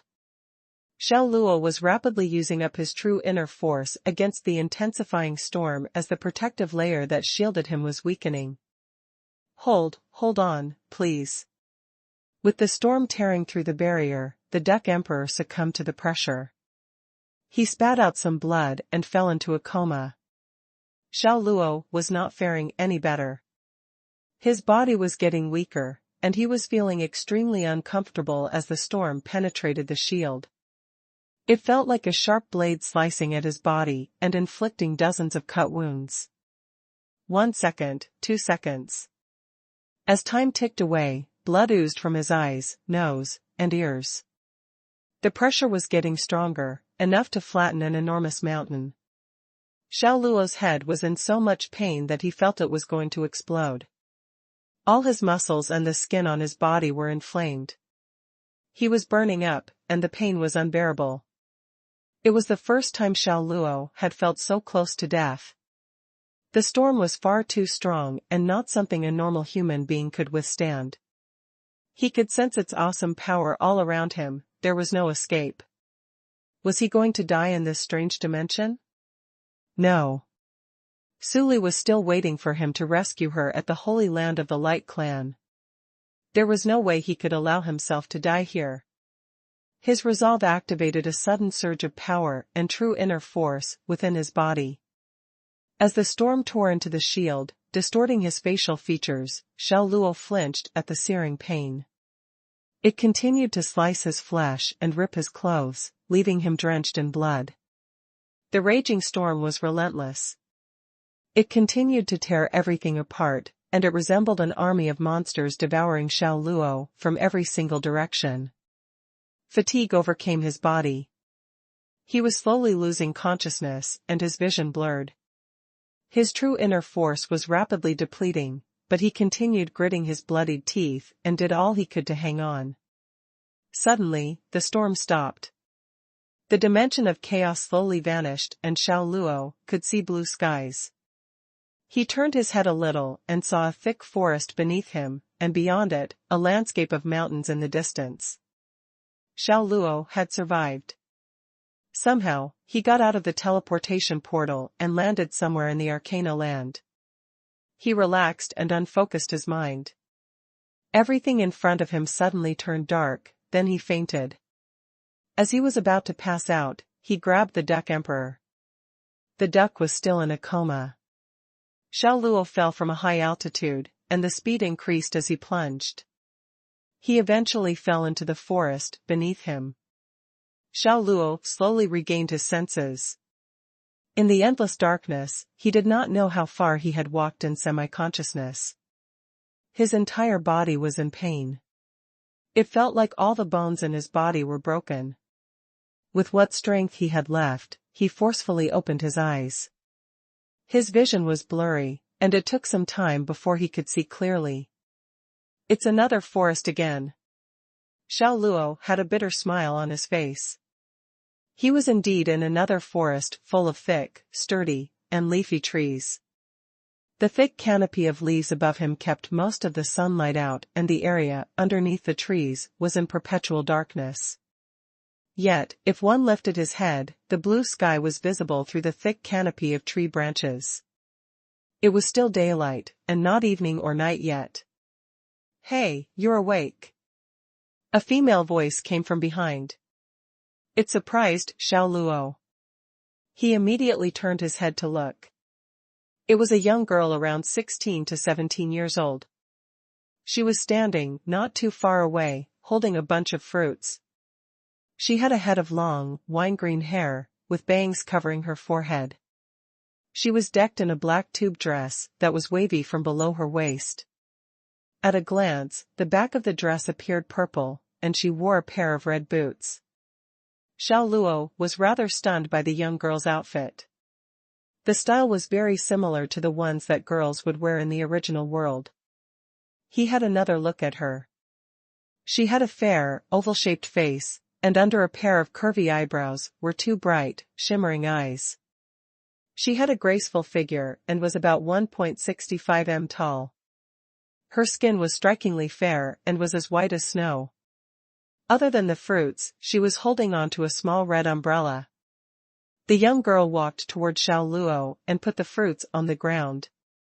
She went up for a closer look at Xiao Luo and said, "You fell from the sky and broke your leg. This girl here is the one who fixed your leg. Aren't you going to thank me?" "Did she fix my leg?" Only then did Xiao Luo look at his leg. He would not have noticed if he did not look at it. He had a shock as soon as he looked down. He had broken his right leg and the girl had immobilized it, but the brace she fixed his leg in left much to be desired. God knows where she found that branch, she secured the branch to his leg with some vines, and that was it.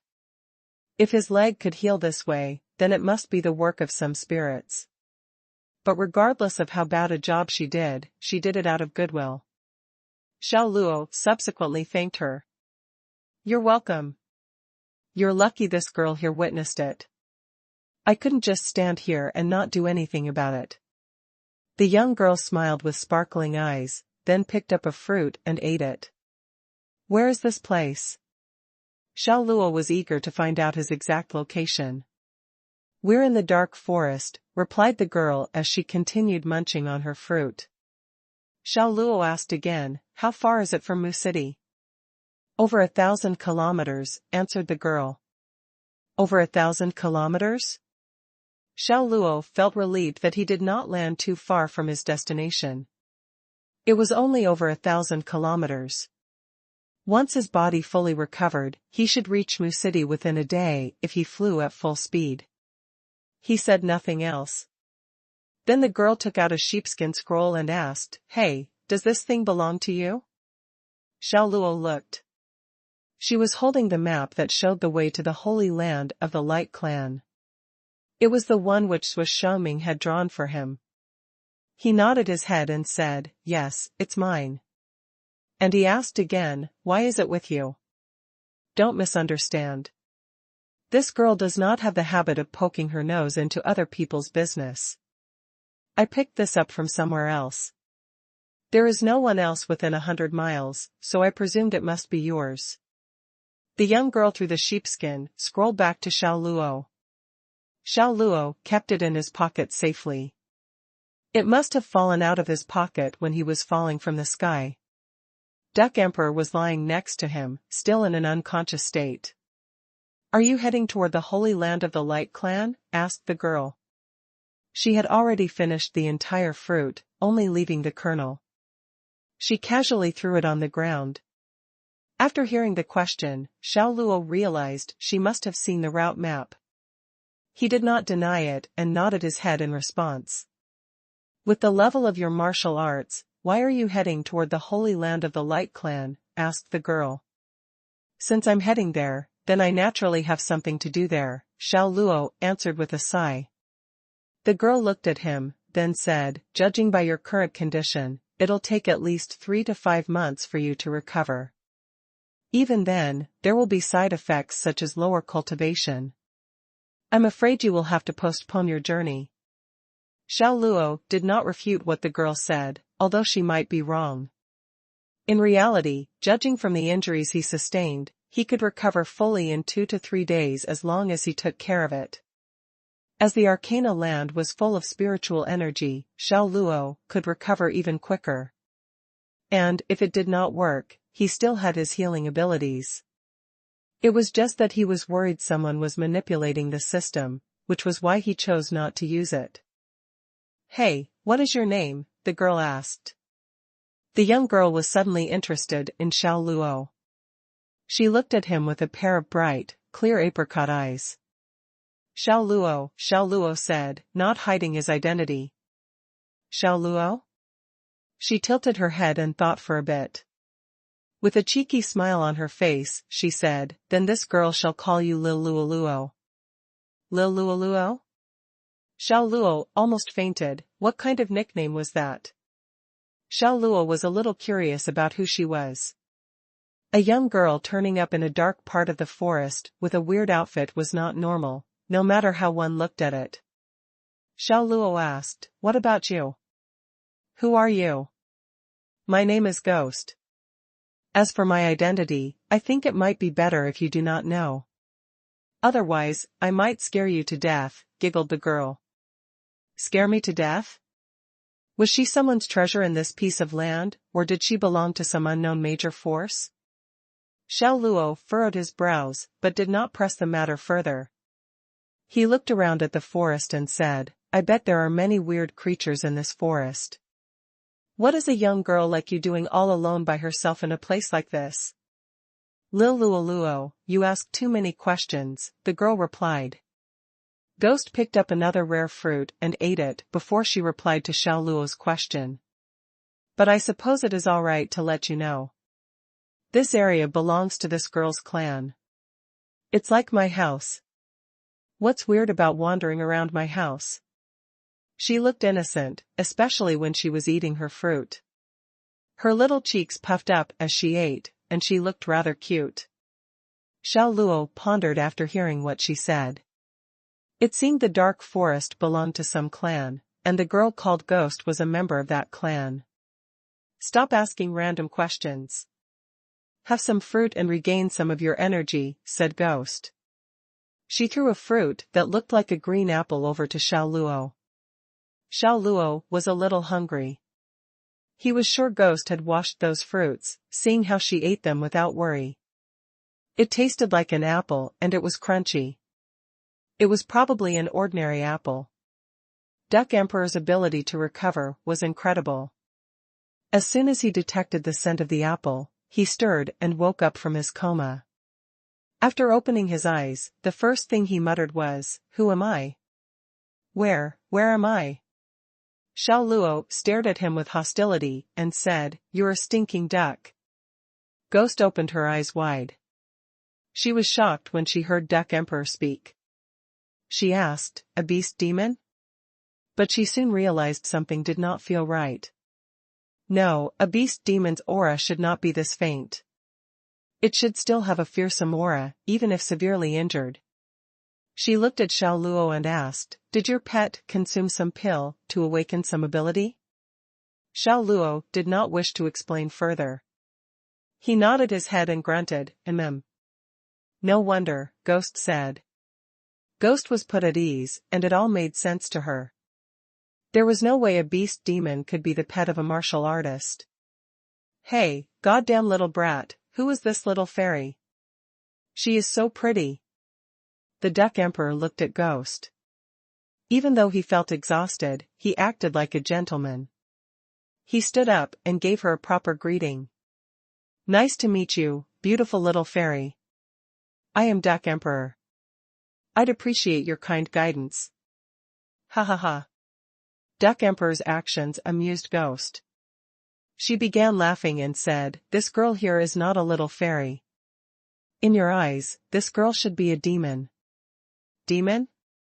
Duck Emperor was taken aback.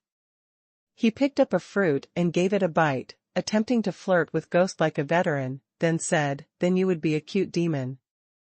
Look, you look so pretty when you smile. You have 2 canine teeth as well."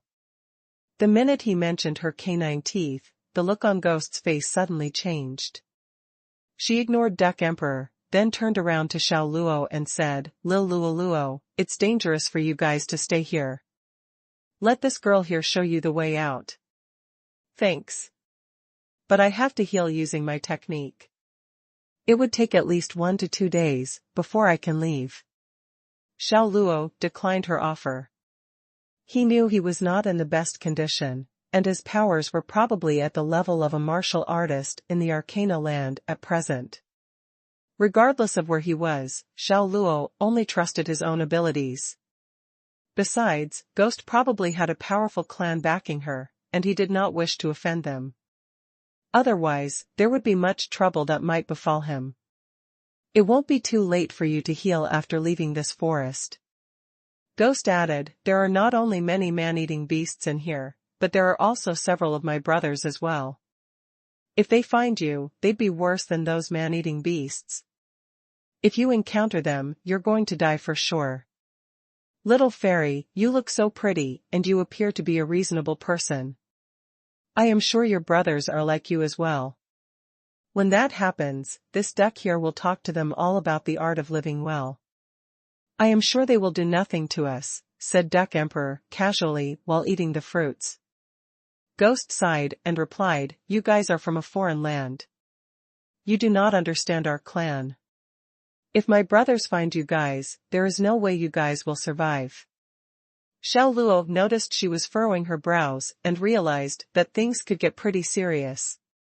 He only wished to head toward the holy land of the Light Clan with no problems. So, he was not interested in getting tangled up with Ghost's clan at all. Also, before he fell from the sky, he noticed that the dark forest was vast. It was like a green ocean with no end in sight. He just wanted to find a quiet place to heal for at least 2 days. The chances of something unpleasant happening to him here were slim. "I've already decided. Thank you for your concern." Xiao Luo declined again.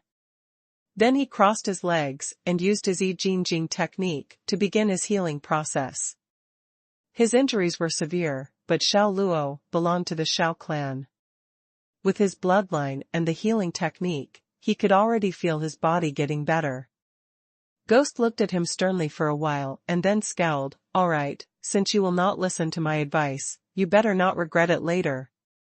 After saying that, Ghost turned around and walked away, disappearing into the thick forest.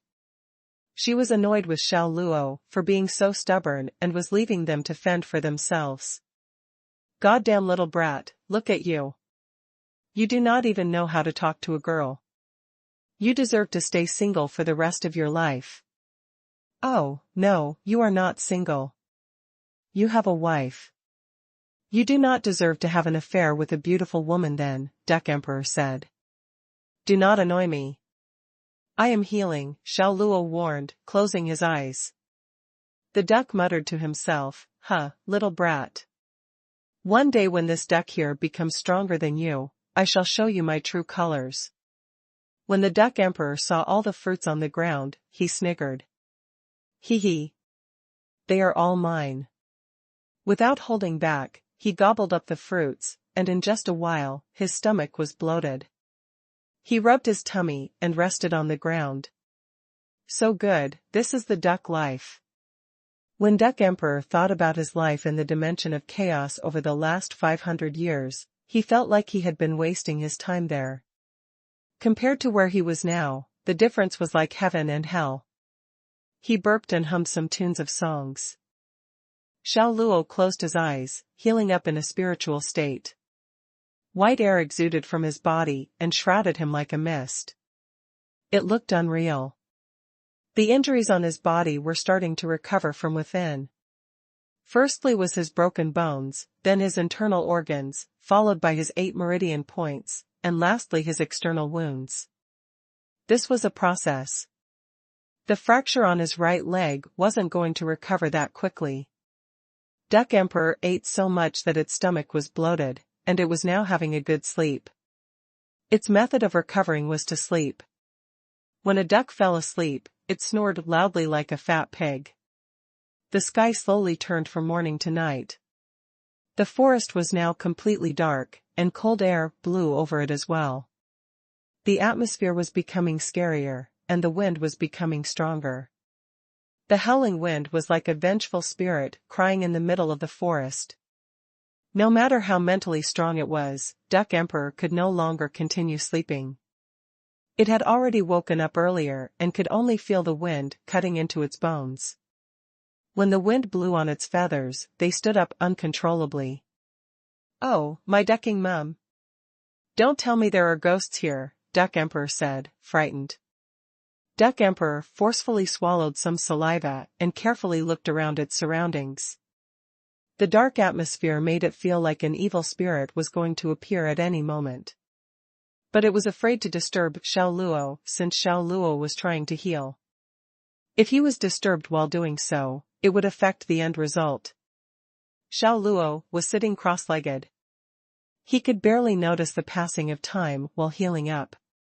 Sitting motionless allowed his true inner force to circulate around his entire body.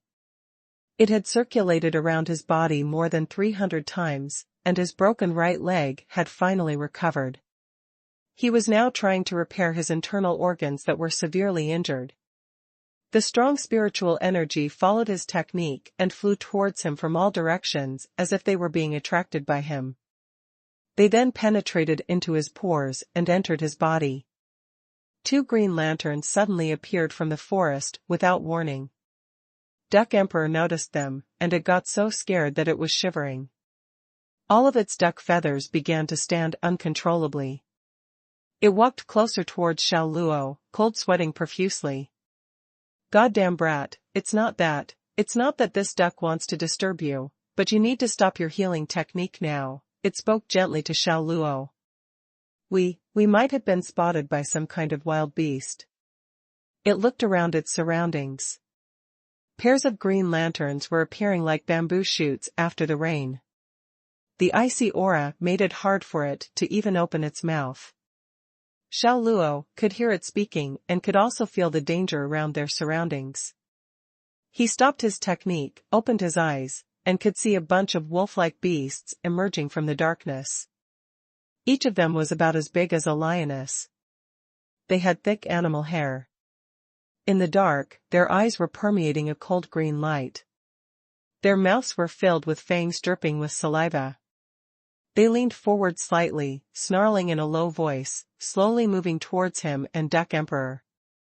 They had black claws on their feet, and their grip was really strong. The solid ground was filled with a series of claw marks after they had stepped on it. Screw their ducking mum. What kind of wild beast is this? There are so many of them. At least 50 of them. Duck Emperor exclaimed, there are so many of them. They are clearly overestimating us. We are just 2 skinny beings here. We can barely feed 10 of them. There's no way we have enough meat to feed all of them. Xiao Luo couldn't be bothered with it and directly leaped upwards, to a tree behind. He then stepped on the branch like a monkey and jumped upwards, to a height of about 20 meters, before stopping. Goddamn brat, you're way too treacherous. Duck Emperor shouted and wasn't slow to react either. It flapped its wings and flew towards Xiao Luo's shoulder at the speed of lightning. The bunch of wild beasts dashed towards the tree beneath them, lifted their heads, and roared at them with their sharp fangs. Looking at them wandering beneath, Xiao Luo was sure that they couldn't climb the tree and couldn't help but feel relieved. Based on his current powers, it would be quite a challenge for him to take down these wild beasts. But if he could focus on healing up for one more night, then he wouldn't have to fear them anymore. Thankfully, they can't climb the trees. Otherwise, we're dead meat. Duck Emperor patted its chest and heaved a sigh of relief. Don't sleep tonight. You're responsible for keeping them in check. Xiao Luo exhorted, then crossed his legs and entered his healing state again. The tree below them was filled with leaves and branches, and was particularly sturdy. Sitting cross-legged on top of it was like sitting on a solid ground, and there was still a lot of extra space as well. Duck Emperor could no longer fall asleep. How could it? This piece of forest became extremely eerie at night, and there were wild beasts as well. No matter how brave it was, it couldn't fall asleep in this sort of environment. Looking at the tree beneath them, and the wolf-like beasts wandering around, as if staying there waiting for them to go down, it was so angry that it broke a small branch and threw it at them. King B cheese. How dare you even think of eating Grandpa Duck Emperor? Once this goddamn brat recovers some of his powers, your time will be up, Duck Emperor boasted. When that happens, Grandpa Duck Emperor is going to peel off all of your skin, shove a tree branch into all of your buttholes, pierce it through your body and out from your mouths, then roast all of you over a campfire and eat you all up. Hearing its shouting, the wild beasts below let out a series of angry roaring. What are you shouting for? Hurry up and get lost for Grandpa Duck Emperor. On top of the huge tree, Duck Emperor was confident. It was not the least bit afraid of the beasts, and spoke with much arrogance. As soon as it was done talking, a wolf head emerged from a nearby tree. Duck Emperor was startled. No one knew when it managed to climb all the way up, but it launched a sudden attack and pounced at them with its huge mouth opened wide. Not just one. There were a whole bunch of them on the trees. They had formed a circle and surrounded Xiao Luo and Duck Emperor. Leaping off at the same moment, they dove towards them ferociously. Goddamn brat, hurry up and dodge. Duck Emperor panicked. Duck Emperor was scared to death. It flew towards a branch above them while screaming to dodge the attack. Xiao Luo's reaction speed was really fast as well. He quickly got out of the healing state, slammed his legs on the branch beneath like a spring, and jumped up to a higher spot. A few of the wolf-like wild beasts missed their targets, but they had no intention to stop. They violently headed upwards. They moved around the tree like it was flat ground. The claws on their legs were very strong and allowed them to grab onto the tree firmly. Xiao Luo was a little shocked. He could never have imagined that this bunch of unknown beasts would be this crafty. They tried to show the enemies their weakness, had them think that they were not able to climb trees, then secretly made their move and attack while they had let their guard down. While he was stunned, a beast leaped towards them and bit onto the tree branch beneath his feet. Crack! The sturdy tree branch broke in an instant. Xiao Luo had yet to make his jump, and the tree branch was already broken, causing him to lose his support. He lost his balance and was about to fall, but, thankfully, managed to grab onto a protruded area of the tree, hanging at the side. But without waiting for him to catch his breath, two beasts leaped off from above and headed straight to him. Xiao Luo clenched his teeth. He loosened his grip and let himself fall. Two wolf-like beasts collided with each other in the air. Since the impact was very strong, it was an intense collision. With two painful wails, these two wolf-like beasts fell to the ground from the tall tree. It was a close call, but he managed to dodge a bullet. However, the danger had not passed yet. More and more wolf-like beasts climbed onto the tree, jumping on Xiao Luo from all directions. Duck Emperor was small in size, but still, two such beasts aimed at it. They kept jumping on it wildly and worrying about it. Mother Ducker, I don't believe you pieces of sh*t can fly. After dodging here and there for a good while, Duck Emperor suddenly recalled it could actually fly. Flapping its wings, it flew high. Those two wolf-like beasts could do nothing but snarl at it, reluctant to give up. However, in the end, they had to turn around to deal with Xiao Luo. Xiao Luo was in a terrible situation. His injury had not fully recovered yet, and his strength had regressed. Currently, he was only a martial master, so he could only jump to dodge the attacks from those wolf-like beasts. However, those beasts were fierce and fast. Sometimes, he clearly saw there were only thick leaves in the front, but a giant wolf head would suddenly poke out, attempting to give him a fierce bite with its mouth wide open. Goddamn jerk, let me help you. Duck Emperor charged down. It grasped Xiao Luo's shoulders with its webbed feet and took him into the air. You are finally useful, Xiao Luo told Duck Emperor, lifting his head when he had suddenly been safe.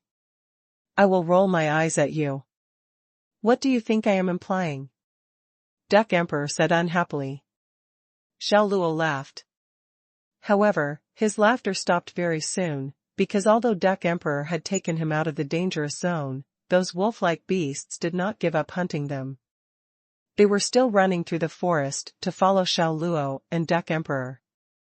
Their dark green eyes looked like some spooky lanterns. As they ran forward, they left green traces in the forest. Even in the air, Xiao Luo could still clearly hear those wolf-like beasts' rapid footsteps and low snarls. Duck Emperor obviously had realized that, too. It cursed, those pieces of sh*t. There are so many animals they can hunt in the forest. Why can't they just let us go? Are they jealous of my handsome face or what? That's right. That must be the case. But what can I do with my handsome face? I've got good genes. I can do nothing about it. Handsome? What the hell?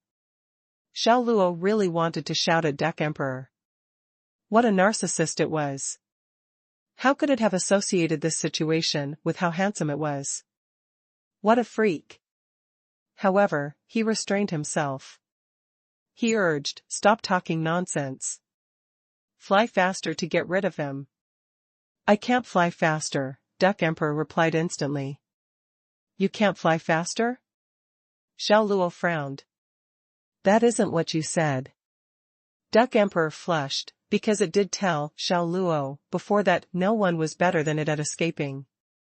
If it claimed it was the second best, no one would have the nerve to claim the first place. It argued immediately, goddamn jerk, I am injured, too. Taking you to fly with me is already the best I can do, but I can't take you to show off my flying speed, okay? Looking at it calmly for a while, Xiao Luo said plainly, "Of course, I just can't rely on you." "Shoot, that's not music to my ears." "Okay. You want to get rid of those pieces of shit down there? I will risk it all." Duck Emperor forced itself to fly faster. However, it was more than what its body could handle. It opened its mouth and spit up blood. Then they accelerated all of a sudden. Duck Emperor and Xiao Luo flew across the night sky as fast as a shooting star, leaving a white shadow that disappeared slowly wherever they passed by. Those wolf-like beasts were left far behind instantly. Their footsteps and those low gnarls also disappeared. Xiao Luo was kind of surprised to hear wind whooshing across the sky. It was beyond his expectation that the annoying duck was after all good at something. He sincerely commended it. "Nice. I'm really impressed." "Nice my foot. We are gonna die." Duck Emperor cursed. It really could not persist longer. Its feet loosened the grip of Xiao Luo, and it fell freely to the ground as well. It was after all his companion. Xiao Luo certainly would not let it get hurt. After having landed on the ground steadily, he caught the exhausted Duck Emperor falling freely to the ground. "Goddamn jerk, I will sleep for a while." "Hold on." Duck Emperor was totally exhausted. It lost consciousness as soon as it spoke to Xiao Luo. Xiao Luo put it carefully into his pocket. He knew this annoying duck had tried its best. There was blood around its beak, which aroused his pity for it. Grunt.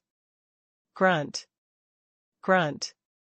The low gnarls came nearer and nearer. Some dark green cold rays of light penetrated through the dark dense forest behind him. Xiao Luo knew that meant those wolf-like beasts had caught up to him. "I will kill all of you when I recover." It was not easy to deal with Xiao Luo at all. A cold light twinkled in his eyes. He had suffered so much under those wolf-like beasts' noses. He certainly would not forget about that. Then, he started to run as fast as he could. Like a ghost, he was extremely fast. However, those beasts were faster, and they knew the terrain of the forest very well. Soon, dozens of beasts surrounded him in a fan shape. This was an inevitable fight. Xiao Luo unsheathed the dragon saber from his back, ready to fight. A wolf-like beast ran over fast from one side and jumped on him while snarling, but he cut its head off at one go. Next, another wolf-like beast ran over from behind. It jumped more than 10 feet into the air and crossed 10-odd miles in one leap to jump on him, as if it could fly. Xiao Luo stopped immediately. He turned around to fight the wolf-like beast leaping over fiercely. Puff. The blade of the dragon saber was pierced through the beast's belly. As it struggled, the dragon saber sliced its belly more. Blood spurted everywhere. The ground was covered with its viscera. A strong smell of blood was spreading. It was only one attack, and Xiao Luo was covered with blood. His clothes were all tinged red by the blood of that wolf-like beast. His fair-skinned face was also covered with terrifying blood. The other wolf-like beasts were slightly shocked. They were obviously surprised that their prey could be so fierce. However, the smell of blood further stimulated the nature of the beasts. Their leader snarled, and dozens of wolf-like beasts started to attack Xiao Luo. That strong smell of the beasts was suffocating. "You want to eat me? It will depend on your strength." Xiao Luo was totally provoked by them. He was filled with killing intent. Brandishing the dragon saber, he started to fight against those wolf-like beasts. Every wield of the saber would be greeted by blood. Every movement of his would cause death. In only a matter of seconds, several wolf-like beasts fell in blood, screaming. Although Xiao Luo's attainments had regressed to martial master, he was not any less aggressive. He was totally a humanoid fighting machine. As long as any wolf-like beast approached him, he would throw his knife over immediately without thinking. It was almost a reflection, a spontaneous action. Blood spurted. Screams and wails came. All of a sudden, a wolf-like beast who had fallen to the ground opened its mouth to bite Xiao Luo's ankle.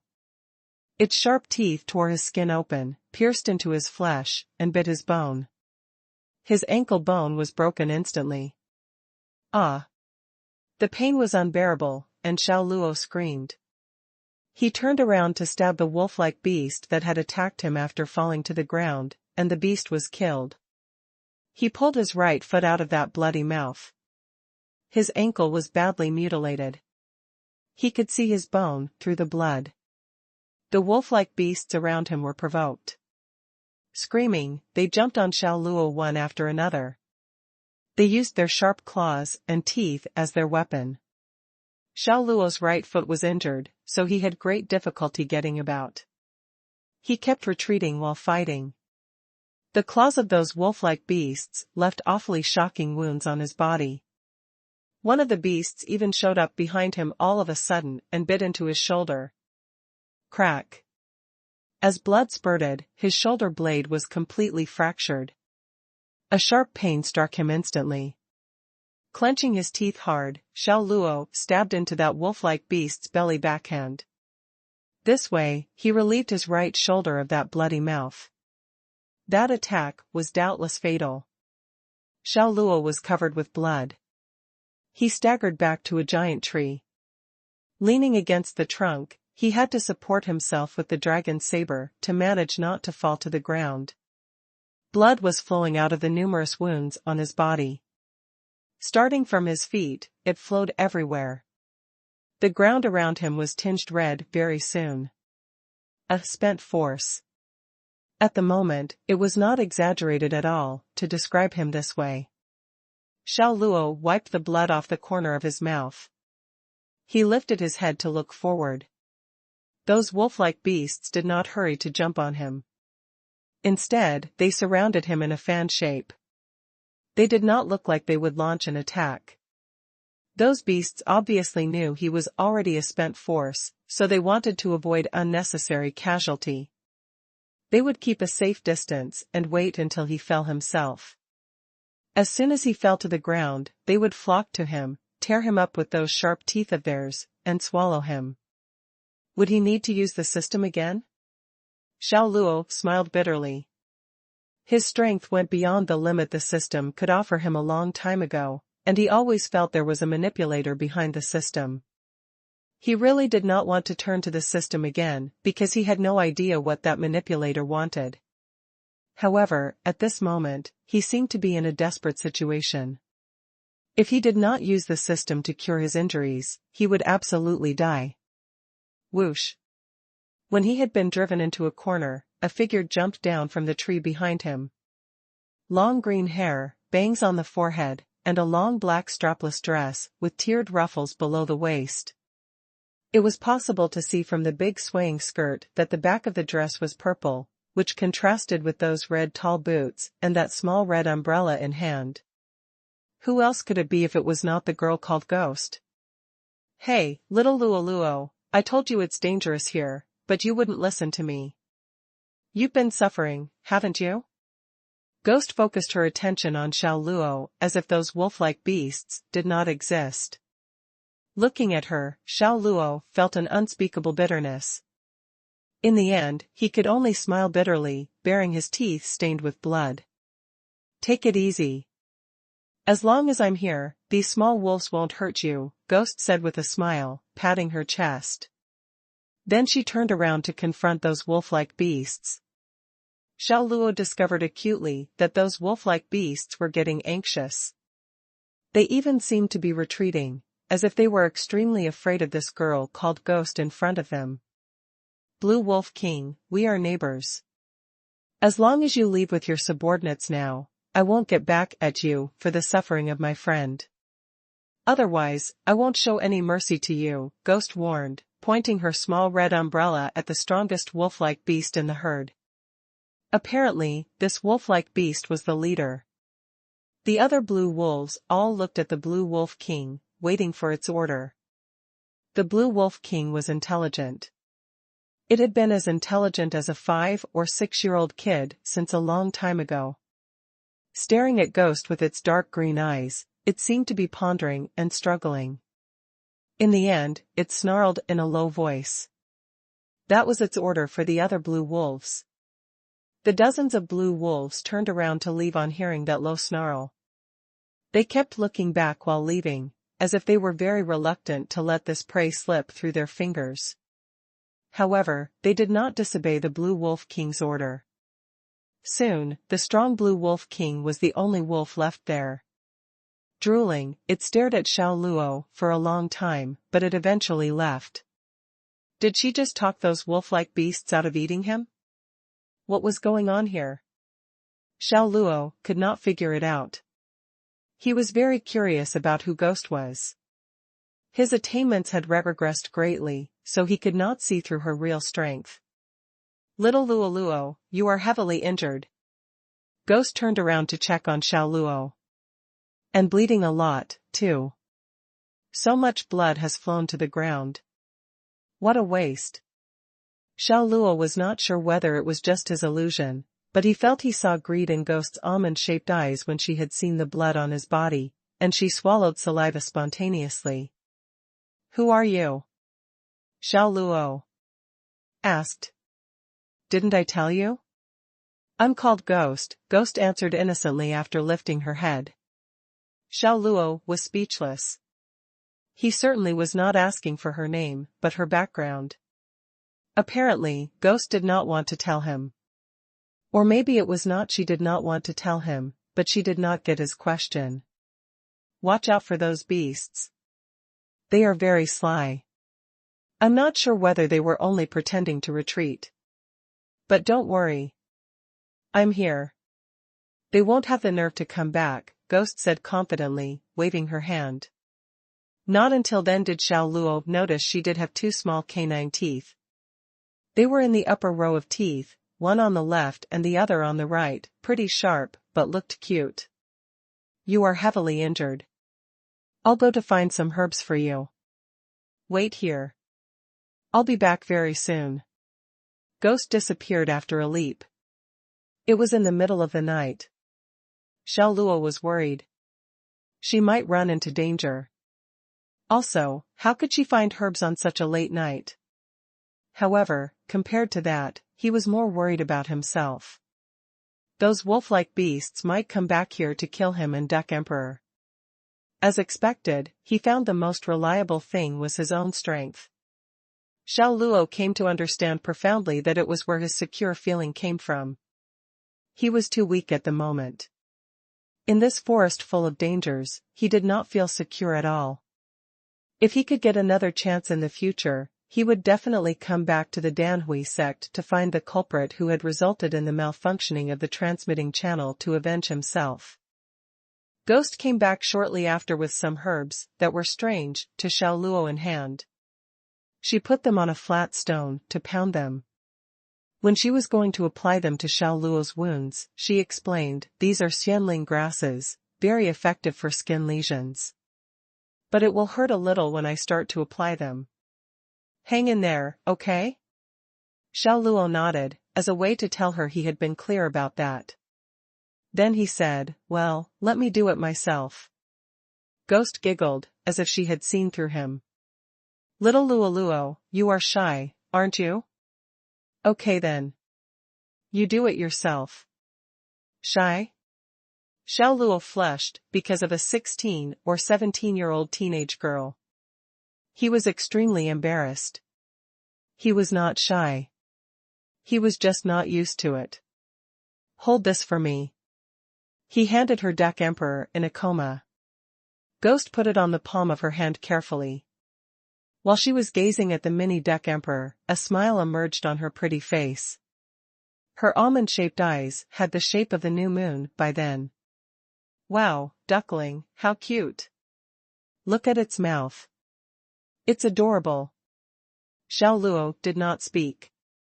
He started to take his clothes off.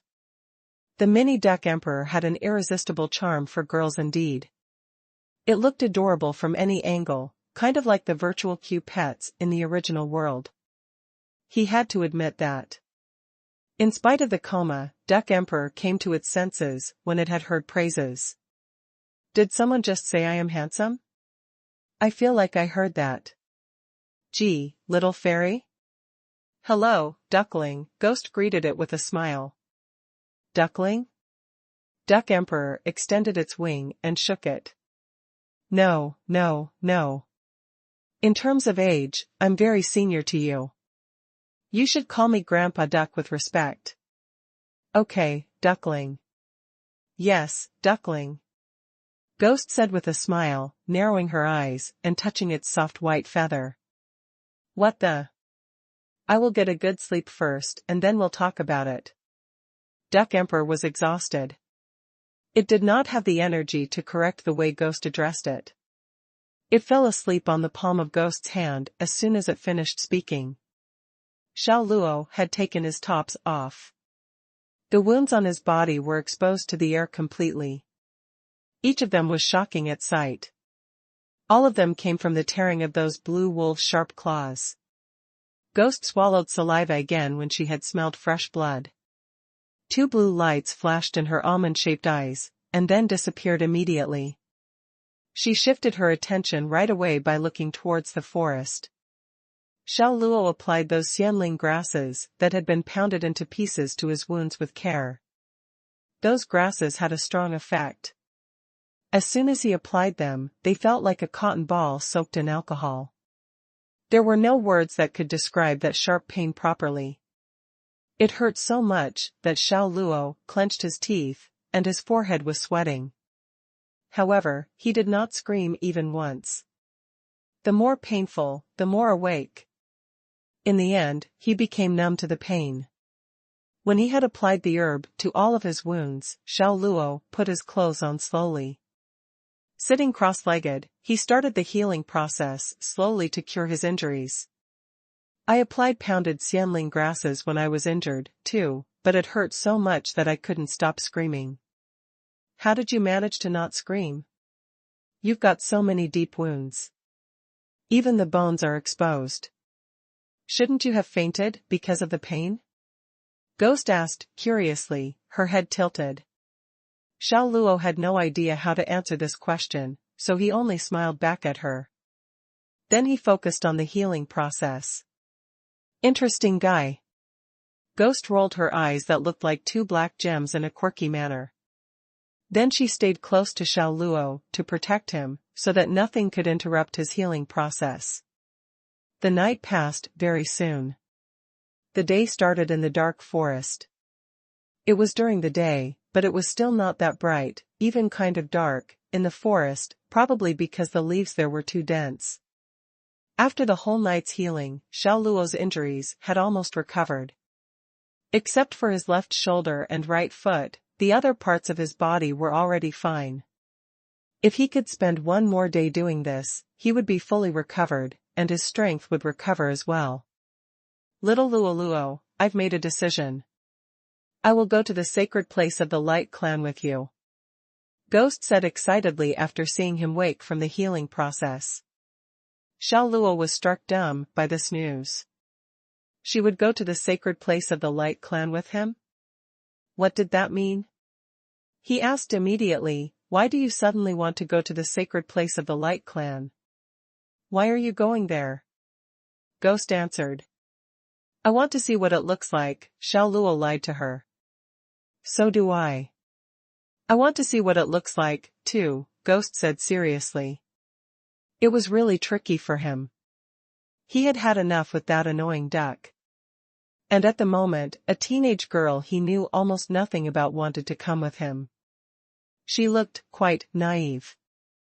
If he took her with him, he was sure he would bring more trouble to himself. Little Luo Luo. Why that face? I'm strong. You are only a martial master.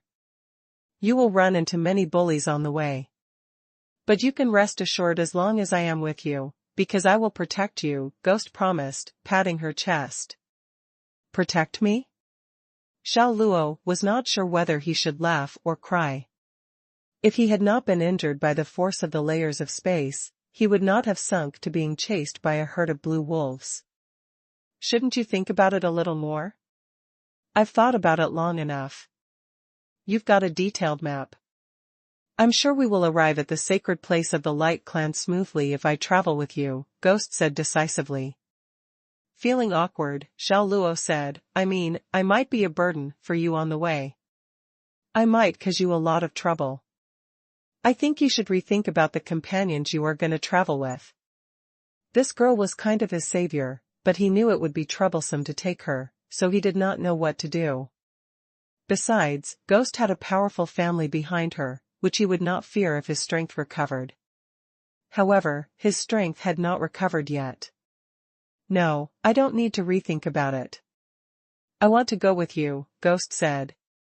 Then she took a look at Duck Emperor in her hand. And Duckling is so cute. I want it to be my pet beast. Little Luo, is that okay for you? Absolutely. Xiao Luo answered quickly, without hesitation. Duck Emperor suddenly got to its feet. It shouted in a rage, I beg your pardon. Goddamn jerk, doesn't your heart ache? It is true that I have never admitted that I am your pet beast, but you gave me away even without thinking. You. We have been through a lot throughout the journey, from the Chaos Dimension to the Arcana Land, haven't we? But you, Mother Ducker. Your Grandpa Duck Emperor is really pissed off. Gee, Duckling, how come you are awake? Ghost asked, blinking. Because I am so pissed off by that goddamn jerk. By the way, stop calling me Duckling, girl. Call me Grandpa Duck, Duck Emperor said seriously. Okay, Duckling. Yes, Duckling. Ghost showed an innocent smile. Duck Emperor gave its own head a heartbeat. Fine. I surrender. Xiao Luo did not promise Ghost anything. He neither agreed nor disagreed. He really did not want to take her, but this girl saved him. He just could not refuse her. So, he decided to play it by ear. Little Luo, we need to leave the dark forest as soon as possible. My brothers are much more horrifying than those blue wolves. Ghost was leading the way. She had opened her small red umbrella. Xiao Luo found her very weird. It was very dark in the forest, but she was always holding an umbrella. He also found Ghost was intentionally avoiding the sunlight getting through the bunch of leaves. Was she afraid of sunlight? Xiao Luo thought. Since his right foot had been injured, he was walking with a wood stick behind Ghost. Duck Emperor was staying comfortably in the waist pocket of Ghost, poking its head out to see the world. From time to time, it would look back to roll its eyes at Xiao Luo, as if it was saying, you don't want me, but someone does. At noon, they stopped by a river to take a rest. I'll go and find some fruits. Little Luo, wait for me here with Duckling. Don't walk around, Ghost told Xiao Luo. Then she disappeared after a few leaps. Xiao Luo sat down cross-legged to heal himself. He would not waste any opportunity for that. Duck Emperor felt estranged from Xiao Luo since he gave it to Ghost without hesitation. Of course, that was only what Duck Emperor thought. So it questioned Xiao Luo again, goddamn jerk, wouldn't your heart ache? Xiao Luo ignored its complaint. Then it occurred to him that it was a very good opportunity to get rid of Ghost. Because Ghost knew this forest well, she would not run into any danger without him or Duck Emperor, and he was not willing to take her to the sacred place of the Light Clan indeed. After all, he was not going there for sightseeing as he claimed. Opening his eyes, he ended his healing process. Duck, let's go. You are not going to wait for that little girl? Duck Emperor said in surprise. I didn't say I would take her to the sacred place of the Light Clan, Xiao Luo argued. Then he started to walk. Duck Emperor was struck dumb. Then it cursed, Mother Ducker. No wonder your heart won't ache. Jerk, you don't have a heart at all. It followed him while cursing. However, it flew into his pocket in the end. After all, that was free transport for it. To avoid being caught up by Ghost, Xiao Luo changed his route on purpose. Of course, they were still more or less going in that direction, to Mu City as pointed out by Ghost. However, after going around 3 or 4 hours in the forest, he was embarrassed to find that he had got lost. The mountains were endless, and the trees were boundless. It just looked the same everywhere. You look worried. That tells me you are lost. That is fate. We will be stuck here. We will become savages, Duck Emperor commented. Xiao Luo was not in a good mood. Duck Emperor's irony really pissed him off, so he gave its head a punch. Shut up. Mother Ducker. You are lost, and you don't even allow me to talk about it. Duck Emperor went on nagging him, well, let me fly into the air, to see whether there are people around. As long as there are people, we can follow them and leave the dark forest for sure. Then it flew out of Xiao Luo's pocket. It turned into a white ray of light and flew up 300 feet. After looking into the distance, it flew back excitedly. There is smoke from cooking a few miles away. They must be mercenary coups that came into the forest to hunt exotic beasts. Let's go. Are you sure? Xiao Luo was still in doubt. After all, he did not find that annoying duck very reliable. Mother Ducker, believe it or not. Just keep walking around here aimlessly. Let's see who will get anxious in the end. Duck Emperor lifted its head proudly. Xiao Luo rolled his eyes at it and took it back into his pocket. Then he went in the direction it had pointed out. After 1.6 miles, he did see smoke rising slowly from far away. See? I didn't lie, did I? Duck Emperor spread its wings. The credit goes to you this time. Xiao Luo looked happy. He sped up, but then stopped when he had been only 100 yards away. He would not act recklessly this time. After that experience with the black blood mercenary coups, he had a bad impression of mercenary coups. What if they were the same as the black blood mercenary coups? He was not strong enough to deal with them at the moment. He observed them secretly and found they were from mercenary coups indeed.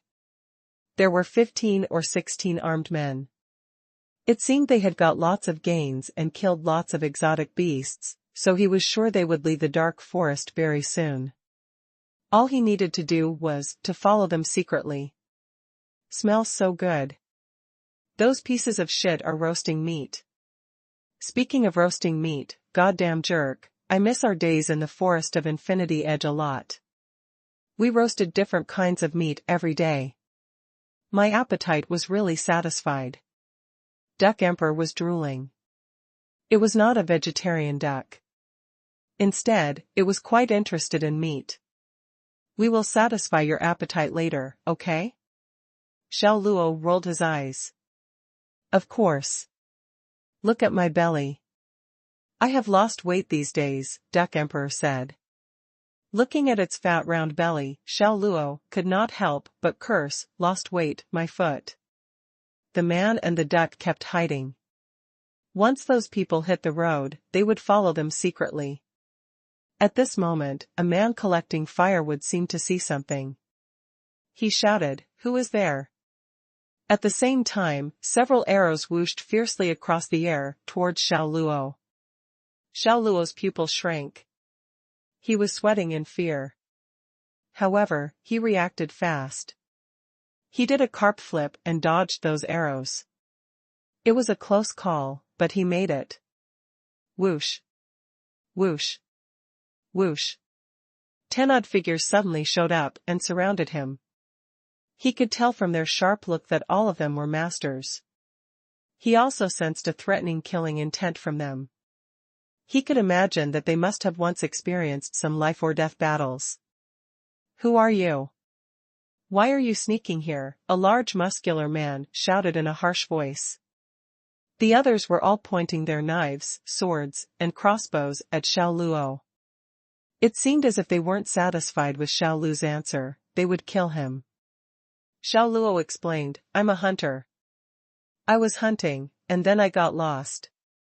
I want to follow you to leave the dark forest. Hunter? Narrowing his eyes, the large muscular man said, Camel, go and see whether he has sharp teeth in his mouth, whether he is a puppet of vampires. Yes. A lean muscular man put his crossbow away. He took a step back to grasp Xiao Luo's jaw and check the latter's teeth carefully. In the end, he shook his head at the large muscular man. No sharp teeth. He is not a puppet of vampires. Those people were obviously less hostile after that confirmation. The large muscular man scratched his head. Bending down, he asked, Xiao Luo, are you really a hunter? Yes. Xiao Luo nodded. He needed their help, so he had to be humble. Why are you here then? I got lost while chasing an elk. And I am here before I knew it, Xiao Luo lied. Got lost while chasing an elk? The 10 odd men burst out laughing after hearing his story. The large muscular man patted Xiao Luo on the shoulder. It is deep in the dark forest here. There are carnivorous beasts everywhere. You are just a martial master level hunter and seemingly badly injured. It is a miracle that you are still alive. Those people seemed convinced that Xiao Luo was a hunter, so they took him into their group. After getting to know them, Xiao Luo learned they were indeed mercenaries. They were the Silver Wing mercenary group, and they made their living by hunting exotic beasts in the dark forest. They transported the captured beasts to the Mu City to sell. The large muscular man named Silver Dragon was their leader. He led the mercenary group. Bro, watch out next time. Do not go too deep in the dark forest. As a martial master, you could die here. It would be better to hunt at the periphery in the future, said Silver Dragon, patting Xiao Luo on the shoulder. They were leaving the dark forest. The other members kept a close watch on the surroundings. They moved with arrows set on their crossbows, all prepared for use. They were always alert and were ready to fight. Silver Dragon, who was chatting with Xiao Luo, seemed to be the only idle person in the group. Xiao Luo nodded to show he understood Silver Dragon. You are a hunter. We are mercenaries. We are doing the same thing. You are lucky that you met us, and we are taking you out of the forest. But if you were unlucky, you might have run into some ferocious exotic beast. That would not be good. It would even be unluckier for you if you ran into the Sucking Blood clan. TSK, Tisk. Silver Dragon did not finish his last sentence. But Xiao Luo could see from his facial expression that the Sucking Blood clan seemed to be taboo. The other members of the Silver Wing mercenary group turned slightly pale at the mention of the clan. Excuse me, what is the Sucking Blood clan? Asked Xiao Luo. They are vampires. The man called Camel, who suddenly approached him, answered.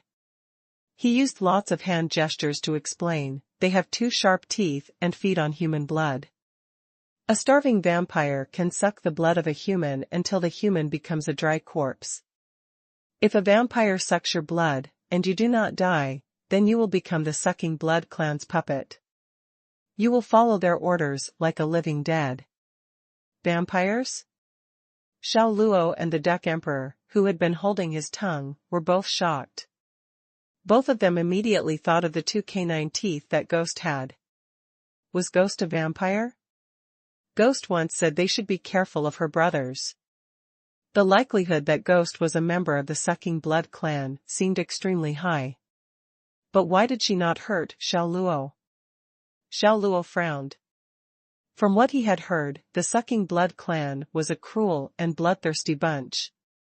However, Ghost did not suck his blood. Instead, she saved him and even told him to watch out for her brothers. He really could not fathom why she did it. The dark forest was vast. It was already dusk, yet they had still not reached the periphery of the forest.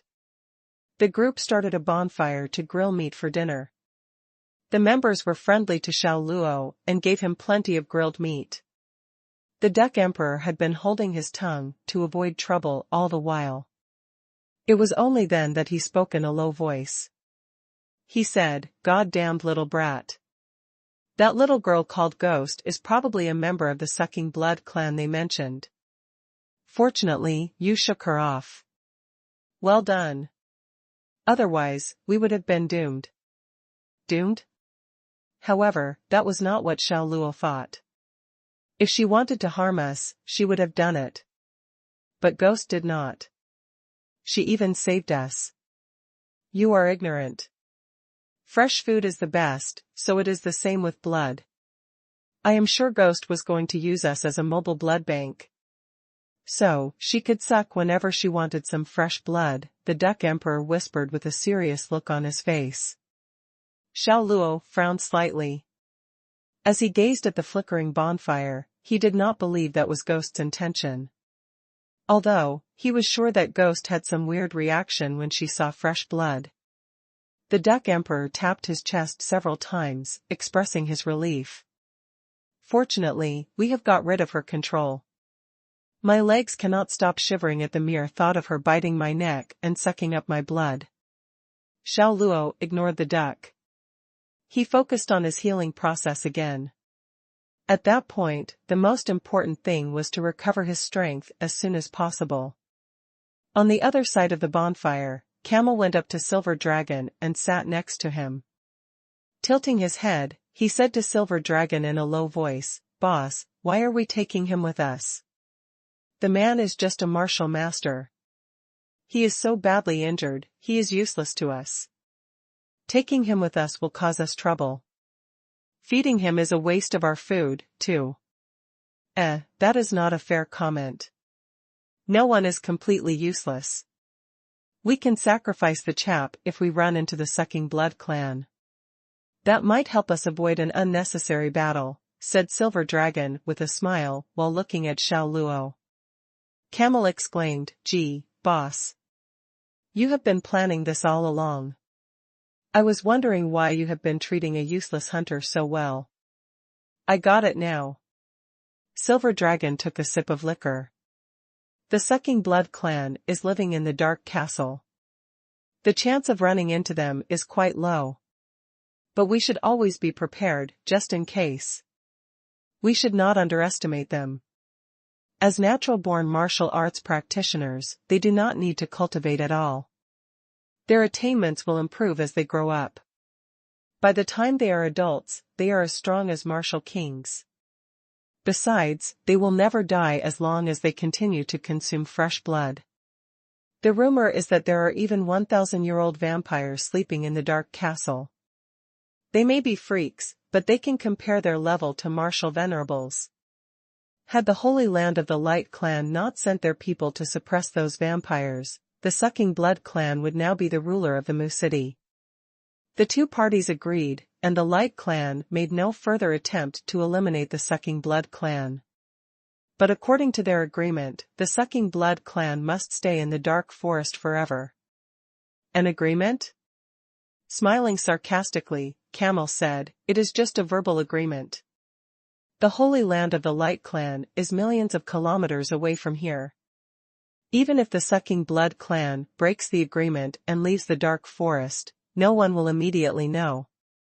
You could not be more wrong about that.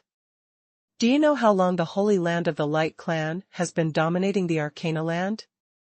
They are not idiots. When they completed the agreement, the Light clan transferred all lifeblood of all the Sucking Blood clansmen into one person. They then took this clansman away with them. If the Sucking Blood clan breaks the agreement, they will kill this clansman, and the entire Sucking Blood clan will vanish instantly. They will disappear from this world forever, said Silver Dragon. Hiss. Camel gasped, "That is cruel." Of course. The Holy Land of the Light clan has tons of ways to deal with dangerous clans like these, said Silver Dragon with a sigh. However, they did not know that Xiao Luo had heard their entire conversation, for the system had enhanced his faculties. His eyesight and hearing were both much better than the average person. Although his strength had recovered, he had still not fully restored his sight and hearing to their optimum. So, this is the Silver Wing mercenary group. Xiao Luo grunted to himself. They pretended to help him, but in fact, they were scheming against him secretly. Alright then, he would like to see who would eventually end up as the victim. The good thing was that he got to know the Sucking Blood clan better from their conversation. He wondered whether the clansman who had the lifeblood of the entire Sucking Blood clan could be a relative of Ghost. Perhaps it was the real reason Ghost wanted to go to the Holy Land of the Light clan. It was a quiet night. Thanks to his exceptional skills, Xiao Luo quickly recovered from his injuries. By dawn, he was healed completely and all of his injuries, be they bone fractures or lesions, were no more. However, the true inner force in his body was still weak. The best he could achieve was probably the level of Great Martial Master in the Arcana Land. He needed to spend another night on the healing process to get back to the peak of his strength. Although he knew the Silver Wing mercenary group was scheming against him behind his back, Xiao Luo needed their protection for the time being. He remembered the encounter with the destructive, muscular exotic beast with the 3 rooster heads and a dog head. After the attack, Xiao Luo realized he had to stay with the mercenaries for the protection they afforded him. His existing strength did not allow him to go around in the deep dark forest on his own. Besides, he had the annoying duck for company, and it was simply too dangerous for him. But fate was a mysterious thing. Xiao Luo ran into Ghost again along the way. The girl was standing in their path. She was in that strapless black long dress and holding her small red umbrella. In the dim forest, her pretty face and attractive figure made her an extraordinary sight. She looked surprised to see Xiao Luo. She beamed instantly after a slight frown. "Lil Luo Luo, I have been looking all over for you," she cried out to him. Xiao Luo did not know how to react to her. She sounded like she was complaining. "We are goners for sure. Ghost will suck our blood, and we will turn into 2 dry corpses," groaned the Duck Emperor. He snuck his head back into Xiao Luo's pocket and huddled inside it, trembling with fear. He had once watched a vampire movie before, and the scene of vampires sucking blood was terrifying. "Bro, who is this?" Silver Dragon asked Xiao Luo. "A friend," said Xiao Luo. "A friend?"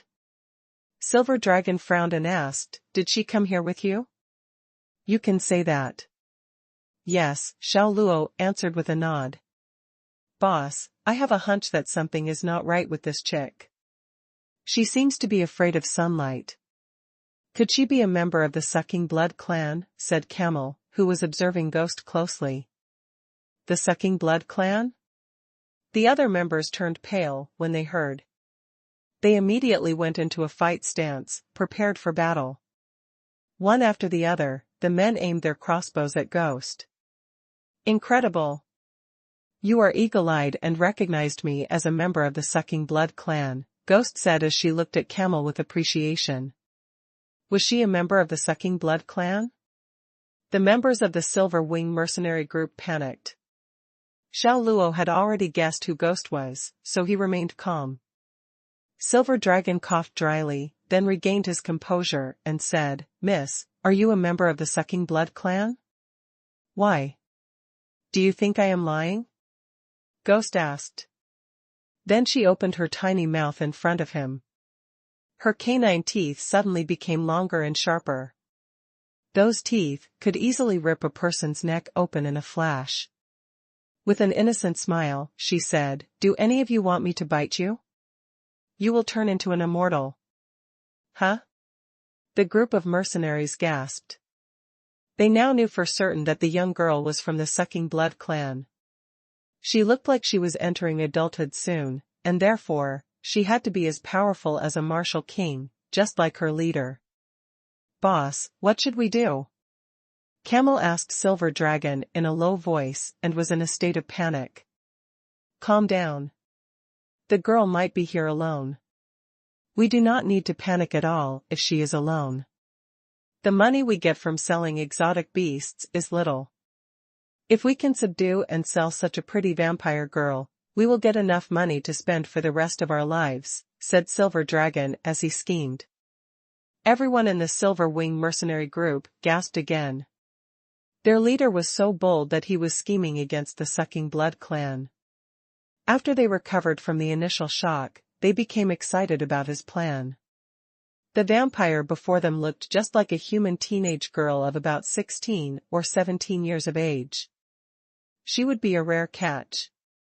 If they could capture and sell her, they would live a good life from then on. Xiao Luo heard everything they said.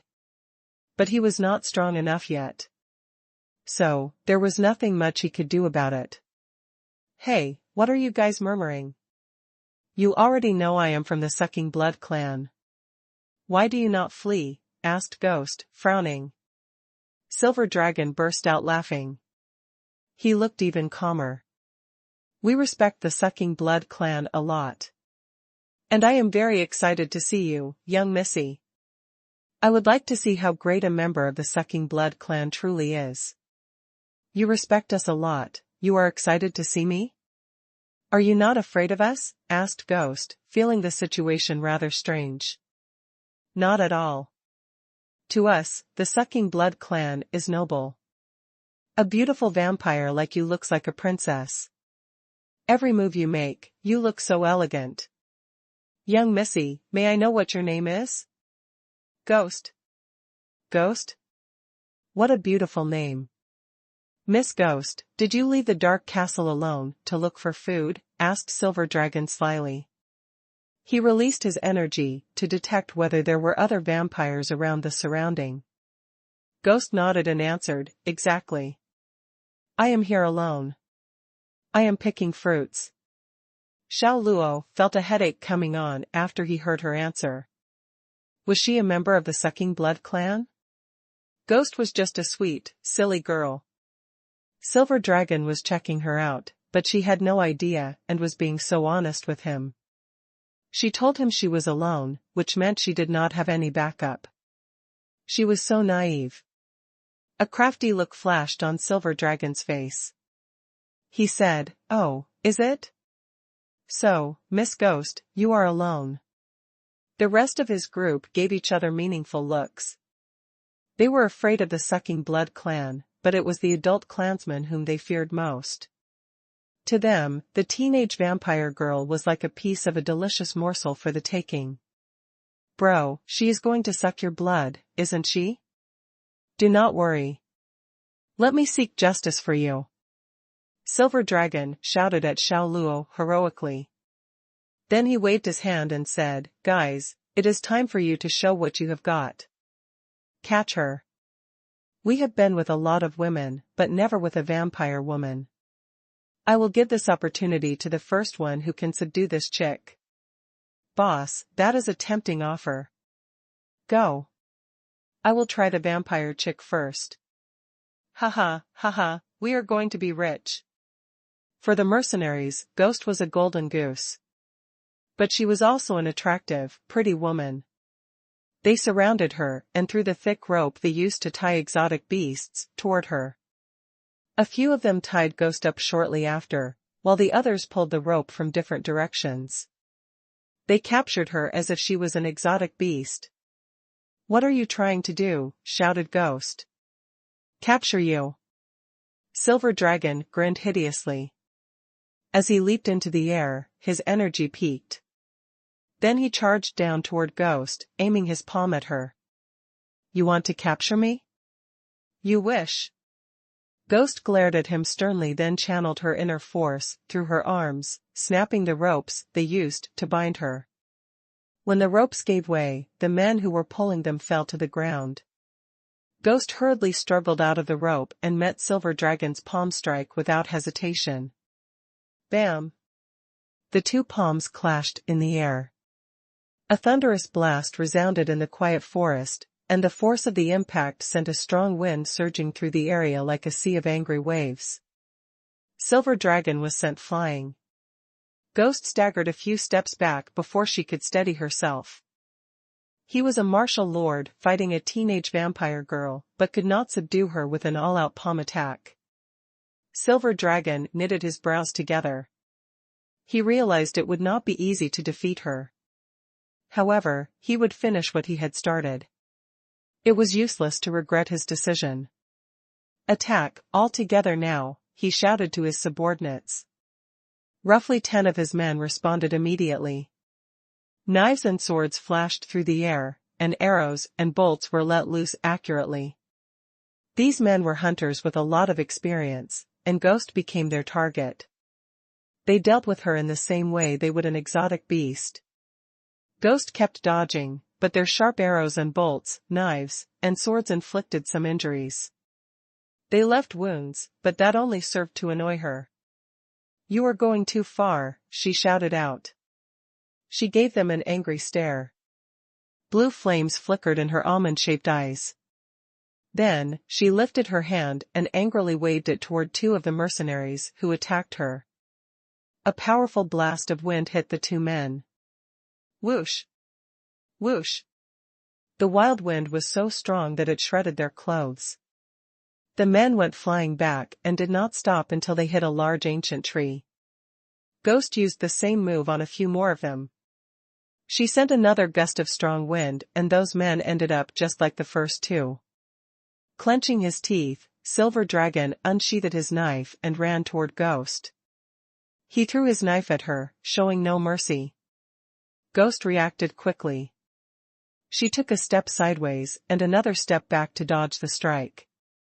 The knife whizzed past her face. The wind generated from the strike ruffled the bangs on her forehead. Ghost immediately threw out her palm at Silver Dragon's face. Silver Dragon quickly recovered his knife to block the attack. Clang! Ghost's fair-skinned hand hit the knife, and it produced a metallic ring. Silver Dragon felt his arms go numb. He lost control as he retreated and finally steadied himself after about 10 steps. He lifted his head to look at Ghost in surprise, and said, "Why has this vampire woman suddenly become stronger?" He was a martial lord of the middle stage. Their first combat exchange was a tie in strength. However, her strength surpassed his when her eyes turned blue. Her existing power should be as strong as a martial lord at the peak level. He made his observation astutely, for Ghost was stronger, but it was just that she possessed little experience. As a result, they were almost at par in combat. Besides, Silver Dragon had his subordinates. In his eyes, it was a sure win for him. "Harg!" he shouted and charged forward again. Ghost parried every blow he threw at her.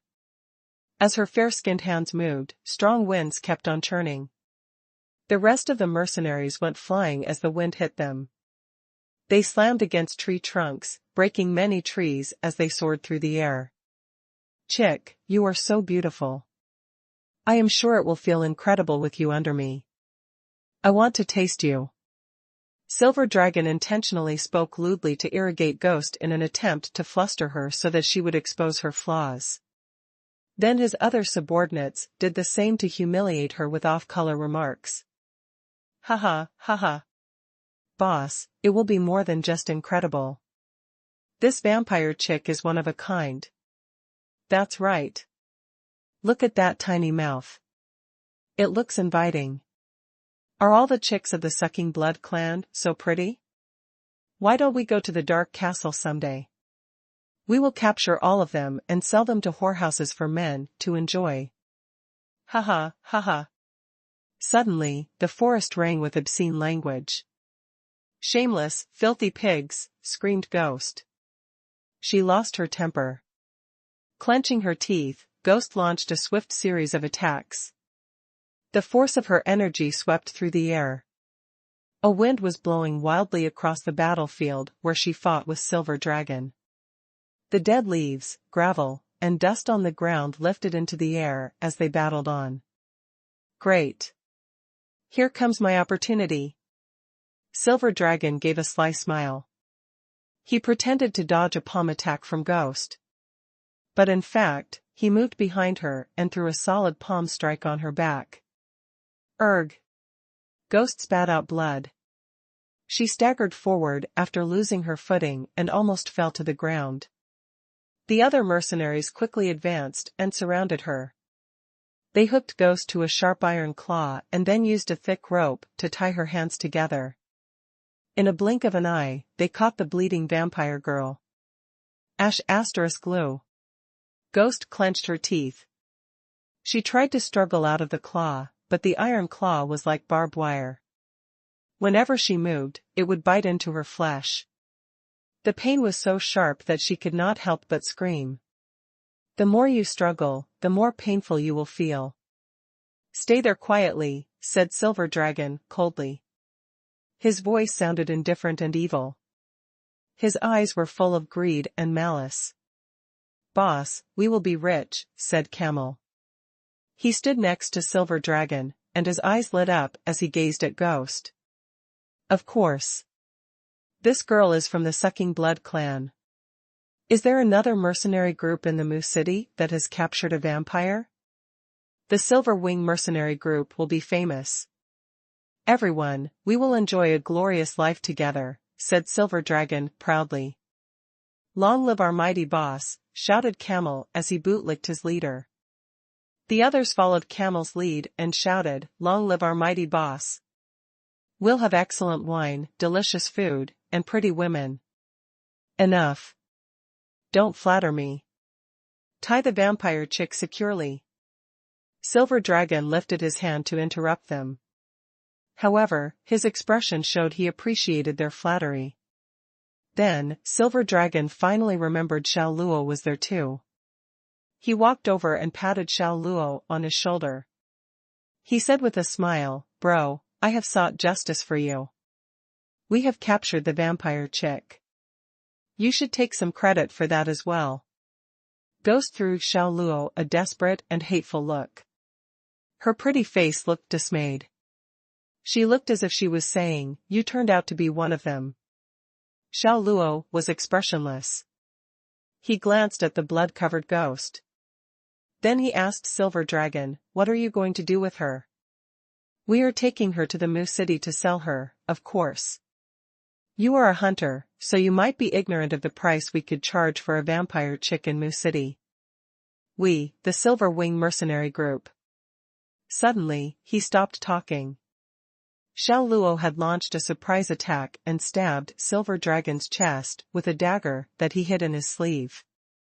Xiao Luo was like a lurking viper in the shadows, striking his opponent with a fatal blow with no warning. Silver Dragon stared down at the dagger stuck in his chest. He lifted his head to gaze at Xiao Luo, hardly able to believe what had happened. Why? He had never thought Xiao Luo would harm him. It was a decisive attack that was executed with lightning speed. Even a martial emperor would not have been able to dodge it, let alone Silver Dragon, who was only a martial lord. Blood kept oozing from the wound and dyed his clothes red. Xiao Luo had even surprised the Duck Emperor, who was hiding in his pocket. The duck did not sense Xiao Luo's intent to kill at all. Like a wolf hiding under sheepskin, Xiao Luo looked harmless. So, it was easy for him to execute the fatal attack when the enemy let his guard down. The timing was precise, and the dagger pierced through Silver Dragon's heart. It was a strike that even an immortal of the great heavens could not escape. Xiao Luo looked at Silver Dragon and promptly replied, Did I not tell you? She is a friend of mine. As soon as he finished speaking, Xiao Luo pulled the dagger out of Silver Dragon's chest and repeatedly stabbed his belly. It all happened within seconds. Gulp. The Duck Emperor swallowed with much difficulty. Xiao Luo had worn a poker face all along. Then without warning, he killed that man as if he was killing livestock. Xiao Luo's ruthlessness and his ability to kill with no remorse frightened Duck Emperor. Blood flowed from Silver Dragon's nose and mouth. He looked at Xiao Luo in shock. He had never thought he would die that way. He was being stabbed to death by a hunter who was only a martial master, while he was a martial lord, 3 levels above martial master. how was the guy able to kill him? The guy dared to attack him. A chilling light flashed in Xiao Luo's eyes. He slashed the dagger across Silver Dragon's neck like a sword. Slash. With one quick move, Silver Dragon's throat was slit open. Even a martial lord with strong vitality could no longer hold on to his life with his throat cut. The large muscular man fell backward with an upright posture. Thud. Dust stirred from the ground when he collapsed in a heap. Silver Dragon laid still with his eyes wide open. It only took several seconds from the moment Xiao Luo stabbed Silver Dragon to the time he lay dead on the ground. The mercenaries realized Xiao Luo had killed their leader when they saw Silver Dragon fall to the ground. Their happy faces instantly froze. They gazed in shock at his bloody lifeless body, unable to believe what they saw. Who could have believed their leader, who had been so full of vigor only moments ago, was lying dead in a pool of blood? Lil Luo Luo. Ghost stared at Xiao Luo in a daze. Then she slowly smiled as she realized she had wronged Xiao Luo. Xiao Luo was not an accomplice of those jerks. Neither did he repay her kindness with evil. Boss. Camel, the deputy of the Silver Wing mercenary group, screamed. It brought the mercenaries out of their stupor, and they immediately came to their senses. Pointing his knife angrily at Xiao Luo, he said, "Jerk, what have you done? Our boss took you in out of kindness. He was going to take you out of the dark forest. Yet you bit the hand that fed you." Bit the hand that fed me? Xiao Luo gave Camel an indifferent smile as he spoke. He took the dragon's saber out of the Duck Emperor's spatial ring and pointed its tip at the ground. The black blade was radiating with a chilly aura. Then he continued, "You think I do not know what he was planning to do? Was he taking me out of the dark forest out of kindness? Or was he going to sacrifice me to ensure safety for all of you if you ran into the Sucking Blood clan? I believe you know better than anyone here." They had a falling out anyway, so there was no need for pretense anymore. Xiao Luo had now recovered somewhat, and he had reached the Great Martial Master level. Most of the mercenaries were also at the Great Martial Master level, with 2 or 3 of them at the more powerful Martial Spirit level, and Camel was one of them. The situation did not look favorable at all for Xiao Luo. But despite the odds, Xiao Luo could not stand to see them torture Ghost after they captured her. The corner of Camel's eye twitched. He realized Xiao Luo had been aware of their plan, so he had nothing more to say. He shouted, "Send 2 fellows to watch this vampire chick. The others come with me. Let us kill this B***starred and avenge our boss." Xiao Luo had killed Silver Dragon, so Camel did not have the nerve to act alone. It would be safer to attack Xiao Luo together with the others. Over 10 men moved in unison, snarling. They attacked Xiao Luo like starving wolves. Instead of retreating, Xiao Luo went into the attack with intense fury. It startled his attackers into thinking he might be a god of carnage. Otherwise, how could his killing intent be so terrifying? There was no time to think, for they were on the cusp of a violent, desperate fight. The mercenaries launched several attacks against Xiao Luo. As the battle wore on, they discovered that Xiao Luo was a very experienced fighter even though he was not as strong as they were. He had good instincts and had a strong perception of their moves and could easily dodge their strikes. He could fight back even when they drove him into a corner. His counterattack was very effective. Xiao Luo had already injured a few of them.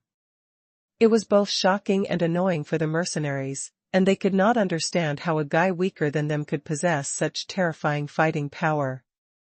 It certainly irritated them when they still could not defeat Xiao Luo after battling for a good while. It also puzzled Ghost. She murmured to herself, "Lil Luo Luo is just at the martial master level. How can he exert such a terrifying force unless he is a martial spirit? This is weird. Truly weird." Of course, no one knew Xiao Luo was from the Xiao clan, and he possessed a physique different from the average person. Besides, Xiao Luo had been fighting a lot in the original world, where he had gained a lot of combat experience. Even though he was at present only at the level of a great martial master, he could still fight like a martial spirit. "Here, let's see if you can take a kick from me." Camel snarled. He crouched down suddenly and whirled wildly like a tornado. Without warning, he lifted his right leg to kick Xiao Luo's throat ferociously. The intimidating move shocked Xiao Luo, and the fierce attack found its mark. But at the crucial moment, Xiao Luo forced the attacker in front of him to retreat with his saber. He swiftly turned around and lifted his left arm to intercept the murderous kick. It was a close call. Unfortunately, he made that move in haste, and he was slightly wounded from the attack. He was still not strong enough. Bam! Camel exerted all the force of a martial spirit in that assault without holding back. The kick hit Xiao Luo's left arm, and the energy force swept through his entire body instantly. It reverberated from his head to his toe. All his bones and muscles shook in trauma, and an incredibly sharp pain shot through him. Every inch of his body was aching. Erg! The blood in his body churned, and as his heart pounded, blood flowed up through his throat and over his tongue. Finally, it spurted out between his tightly clenched teeth. Xiao Luo went flying back, and he tumbled and turned through the air and struck a giant tree about 4 or 5 miles away. Snap! The tree, with a trunk as thick as an adult's arm span, broke and crashed to the ground, sending its leaves flying around. The impact injured Xiao Luo once again. He spat out blood and felt a heaviness in the head. Camel would not stop after he had successfully struck Xiao Luo. He snarled loudly in an imposing manner and then launched into another powerful strike. He jumped on Xiao Luo like a crazy wild beast. "Go to hell."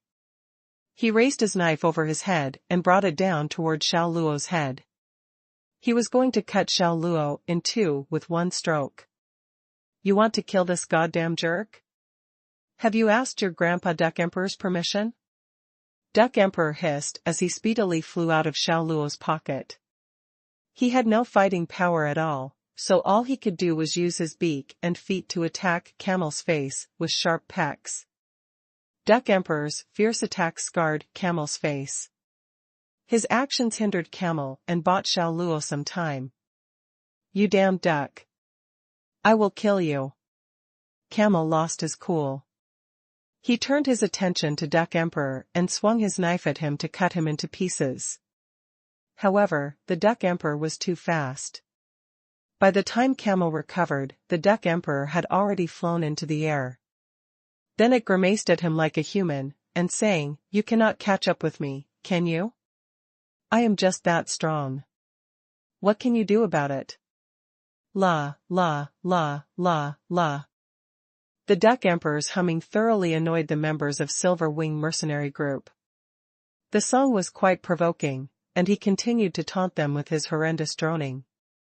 The duck drew the ire of the mercenaries, and they were determined to deal with Duck Emperor, to where they momentarily forgot about Xiao Luo. Whoosh! Whoosh! Whoosh! A hail of arrows sailed across the sky and streaked toward the Duck Emperor. The attackers even threw their knives and spears at him. The Duck Emperor was not afraid because he was fast enough to dodge the projectiles. He even continued to sing happily as he maneuvered through the air. "You cannot catch up to me, can you? I am just too strong. What can you do about it?" La, la, la, la, la. Duck Emperor continued to mock the mercenaries with his inflammatory lyrics and even cockily wiggled his tail to the tune. "You damn duck. If I do not kill you, call me Lemak instead." Camel snarled. His bloodshot eyes bulged with rage and looked like they were about to explode. He leaped into the air, making several attempts to catch the Duck Emperor. "Damn. I will cut your guts out as soon as I catch you and make a duck dish out of you. You damn duck. We will make you cry. You wait and see. Darn. Ck it. Camel's mercenaries were equally riled up, and one after another, they joined the effort to catch the Duck Emperor. You cannot catch me. You cannot catch me. Quack. Quack. Quack. The duck continued mocking as he flew around in the air. The Duck Emperor started playing tricks on the mercenaries since they could not fly and there was no way they could catch him. The Duck Emperor took to flying like a duck to water, and he could fly quick as well.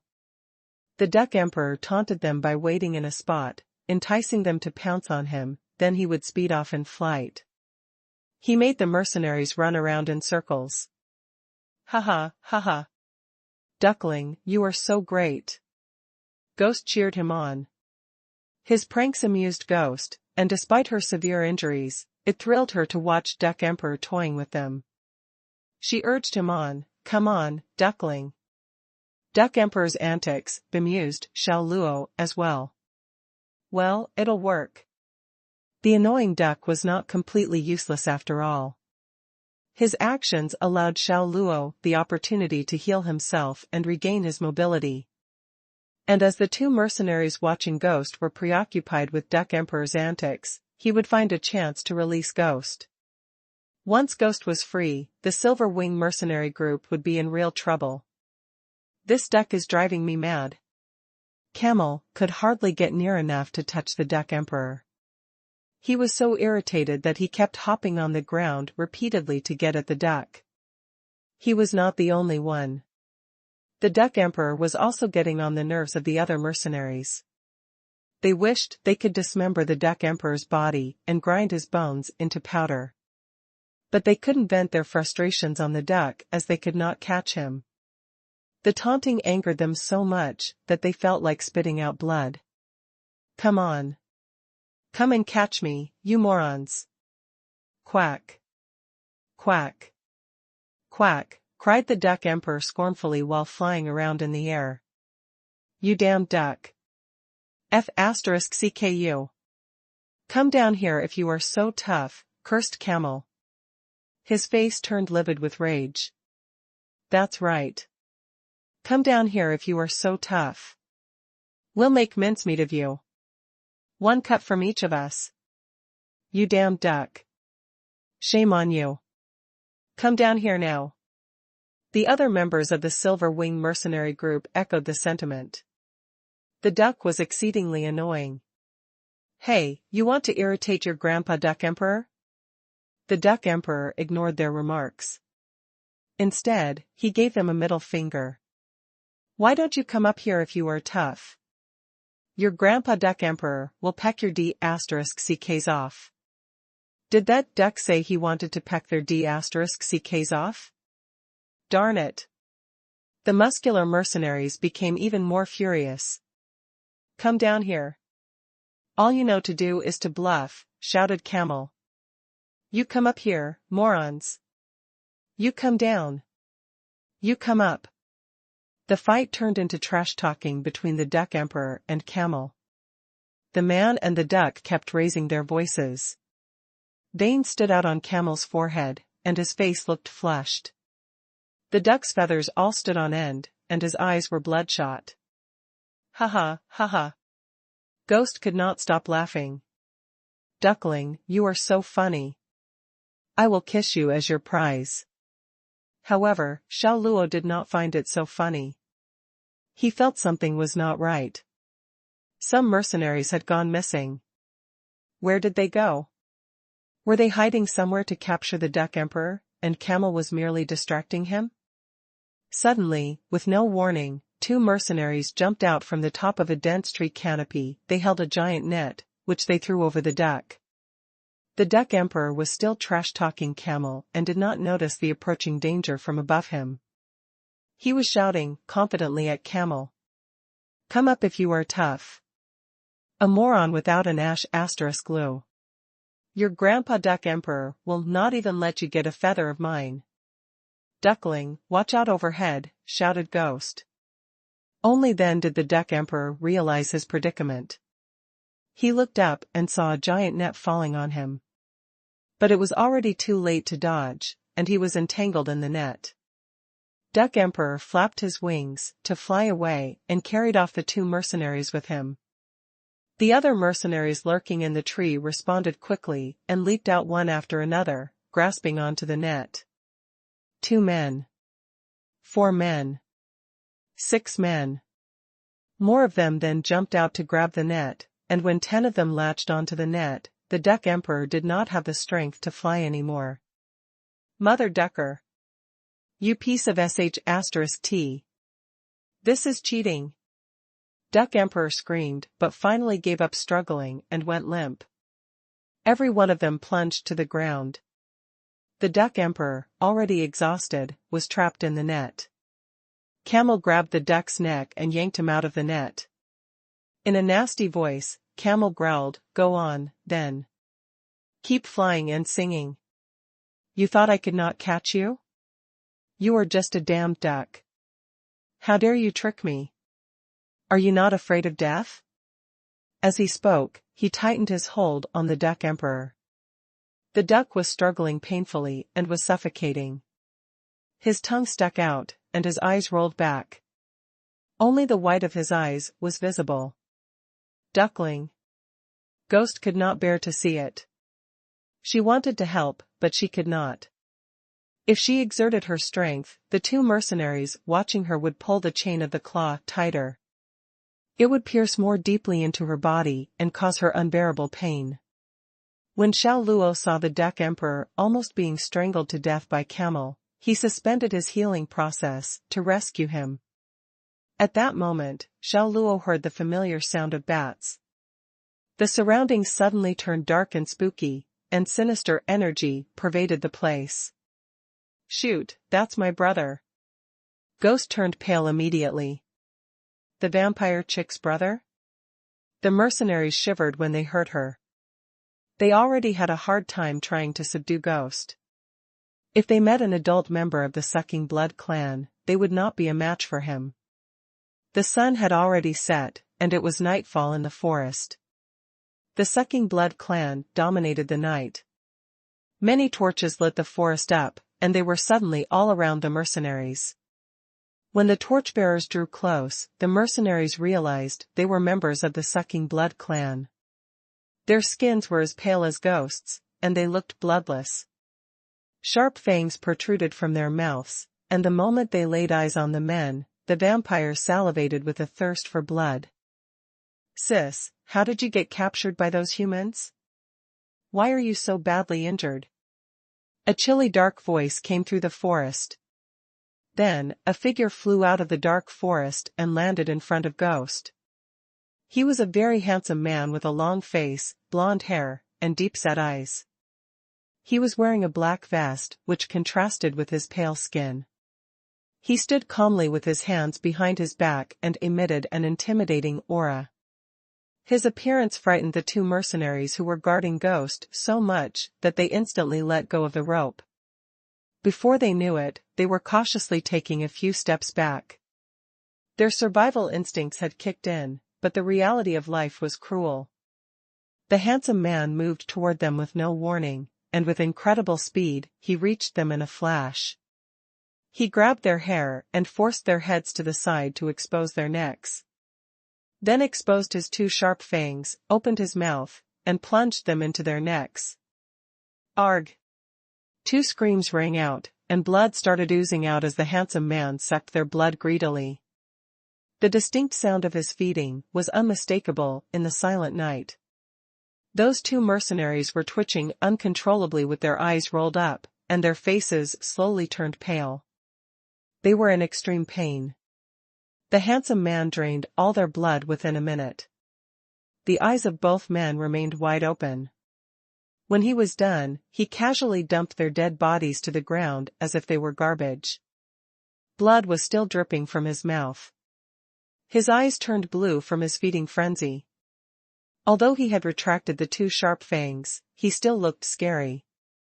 He looked at the 2 bodies on the ground as if yearning for more blood. "It has been a long time since I sucked such fresh blood. It feels amazing." The handsome man looked satisfied and pleased, like a drug addict who had just taken his fix. He closed his eyes and stretched his arms out, looking intoxicated as he took in a deep breath of air.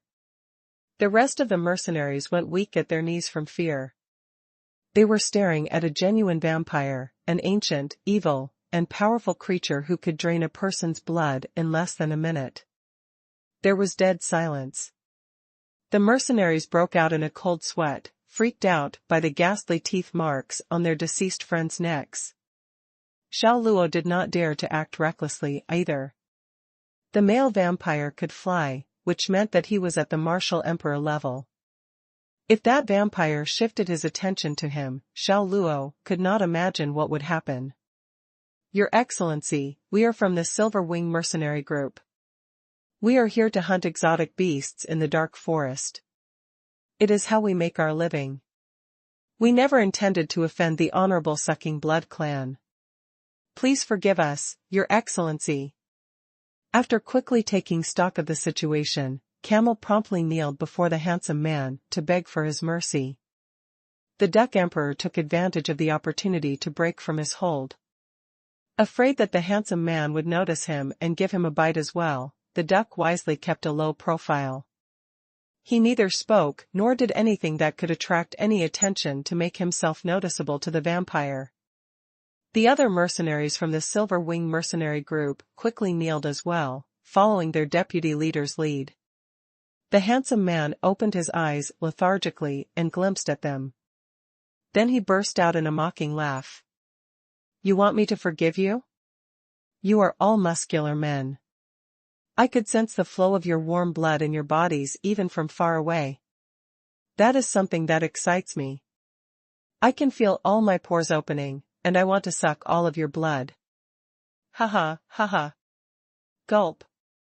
Camel swallowed his saliva with difficulty and said, "Your Excellency. If you let us go, the Silver Wing mercenary group promises we will send you a live person every day so that you can feed on fresh blood daily." The handsome man did not take his words seriously. He replied, "You humans are cunning animals. You will do anything and say anything to survive. Your promise is worthless for me. Did you say you wish to send living humans to me every day? You are merely lying to avoid getting killed. Your Excellency." "Enough." The handsome man flew into a rage.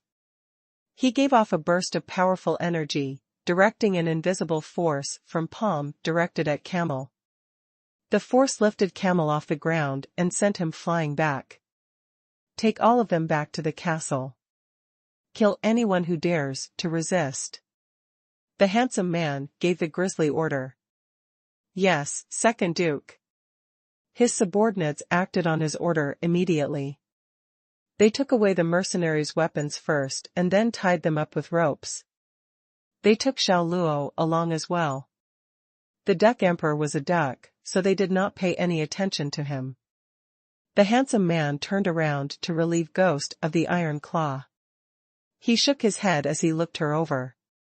Then with a sigh, he said, "Sis, look at you. How did you end up here like this?" He extended his hand and drew Silver Dragon's dead body closer to him without even touching it. With a smile, he turned to Ghost and said, "This guy is dead. His blood is useless to him, anyway. Why don't you feed? You only need 2 mouthfuls of blood to recover. And you will feel no more pain." "No, I will not. I want to prove to the entire world that the Sucking Blood clan can live well without feeding on human blood," Ghost cried. The handsome man put his hand on Ghost's shoulder. "Sis, you are too naive and childish. If we do not feed on human blood, our lifespan will be the same as theirs, and our strength will never reach the martial emperor level. You should know that we differ from humans, and we cannot improve our strength through cultivation. If we wish to increase our strength, sucking human blood is our only choice." "Why would I need to increase my strength?" Ghost brushed his hand off her shoulder. "Few people can rival me in strength. My strength is already good enough," she said. "Few people can rival you in strength?" The handsome man laughed in a teasing manner. Sis, that is why I said you are naive and childish. There are loads of human masters outside of the dark forest. At most, you are a martial lord amongst them. Above the martial lord is the martial emperor, then martial guru, followed by the martial venerable, and finally, the legendary martial saint. There are few humans at these levels. But across the Arcana land, those at these higher levels are still many. If you run into any of them, you will not have any chance to fight back. Ghost was dumbstruck and argued, I am not their enemy. Why would they make things difficult for me? Sis, as your second brother, I know you very well. You have insisted not to feed on human blood, because you know once you do that, you will activate the lifeblood restriction of the clan on yourself. Once that happens, you cannot leave the dark forest forever. If you cannot leave, you cannot travel to the holy land of the Light Clan to visit our father. Am I not right? Said the handsome man. A light flashed across his observant eyes. Ghost was exasperated, knowing her brother had seen through her. She shouted at the handsome man, Louis, do not think you know me very well. Besides, you had better mind your own business. Sis, when are you going to stop being so childish? Louis let out a sigh. I know you want to save our father, but your way won't work. Without great strength, we'll live in the shadow of the sacred place of the Light Clan forever. Only when we are strong enough, can we, the Sucking Blood Clan, be able to change our fate. Ghost did not respond. Clenching her teeth, she stared blankly into space. Besides visiting her father, she also wanted to rescue him from the sacred land of the Light Clan. She had never seen her father since she was born, and it was a great misfortune for her. Forget about it. You will never understand, but eventually, you will realize I am right, said Louis, frowning. Waving his hand, he shouted at his subordinates, take them back to the castle. Wait. Ghost stopped them. She went up to Xiao Luo. He is my friend. You can take the others back, except him. Let go of him. Louis glimpsed at Xiao Luo. He said with a sarcastic smile, Sis, you are being naive again. Do you know how difficult it is to get such a big walking blood bank? But you want me to release one of my preys? It's impossible. Will you release him or not? Shouted Ghost, staring at Louis with her almond-shaped eyes. No, I will not. If you dare speak for him again, I'll suck up his blood right now, said Louis with a stiff smile. There was still blood beside his mouth, and blood had tinged his teeth and tongue scarlet. He looked like an evil ghost. Fine, Louis. Let's have a duel, then. Ghost's eyes turned blue, and she exposed sharp fangs. Her pretty face was suddenly filled with cruelty and aggressiveness. Louis was dumbstruck, and said, Are you sure you want to have a duel with me? Over a human stranger? Do you know what a duel means to the Sucking Blood Clan? Even though you are my sister, I won't show you any mercy. Cut the crap. Release him or let's have a duel, said Ghost, clenching her teeth. Raising his eyebrow, Louis glanced at her casually and said, Let's have a duel, then. Harg. A sharp scream pierced across the air. The crops and trees around them shook from the effect of its sound wave. Ghost glided forward swiftly, leaving after images training behind her as she launched an attack against Louis. Louis snorted. He steadied himself and twirled his arms in a circular motion, and tens of thousands of shadow palms from the movements of his hands, like a sea of angry waves. Bam! Ghost's whirling legs hit his fist and palm. She took advantage of the momentum to channel all of her strength, and aimed another swift and fierce kick at her second brother, Louis. Sis, you are risking your life. Louis said as he flashed a sinister smile. Dashing forward fast, his body suddenly seemed unreal. His hands looked like they were mere shadows, but could be compared to the sickle of the god of death and power. They cut through the air in a swift sweeping motion. As she dashed forward, his vigorous defense shocked Ghost, and she immediately flipped into the air, to steady herself. She continued to whirl in an offensive posture, but it was futile as there was nothing she could use as a fulcrum to leverage on. But she kept kicking her legs, creating thousands of shadows in front of herself. Her kicks seemed slow but were, in reality, quick and fierce. They slammed against Louis's palms and fists in a thrilling display of her fighting prowess. The members of the Silver Wing mercenary group were astonished by those gorgeous but ferocious movements. They had earlier hooked this teenage vampire's shoulder blade with an iron claw, and her chest was badly injured and covered with blood. Yet, she exerted such tremendous force, despite all her disadvantages. If their leader Silver Dragon had not been there, they knew they would not have been able to subdue such a frightening beast. Xiao Luo was in a stupor. Ghost was risking her life for him, and as he watched her defend him, he felt like his soul stirred by her valor. He was very touched. Bam! Bam! Bam! Their hands and feet collided repeatedly, and whenever Ghost attacked, she would shout. It was fierce close combat action, and a ferocious female beast was the center of attention. Sis, stop messing around. Otherwise, I won't be so kind to you anymore. Louis had been patient with her and was restraining himself. But even a worm had its limits. Let go of him. Ghost insisted without slowing her attack. Impossible. He is my prey. I will never let go of him. Louis looked unhappy. He suddenly leaped into the air and thrust his palm toward Ghost with a burst of energy, like a viper striking its prey. Bam! The palm hit Ghost's shoulder hard, and the force that urged through his palm burst in a torrent of energy. Whoosh! Ghost spit up blood as he sent her body flying like a cannonball, smashing through several trees and breaking them cleanly. Snap! Snap! The ground was littered with broken branches and tree trunks, and leaves flew around in the sky. The sight of that blow made the members of the Silver Wing mercenary group and the Sucking Blood clan cringe. They could almost feel the pain themselves and frowned, frozen in shock. However, just when everyone thought Ghost was dead, the teenage girl walked out of the heap of debris in deliberate steps. She was bruised and had scratches all over her body. Blood was flowing out of her nose and mouth, and she looked extremely weak. Louis narrowed his eyes. Sis, why are you doing this? Is this worth it? You are doing all this, because of that human? He is my friend. Ghost growled in reply, clenching her fists and lowering her head. She staggered toward Louis.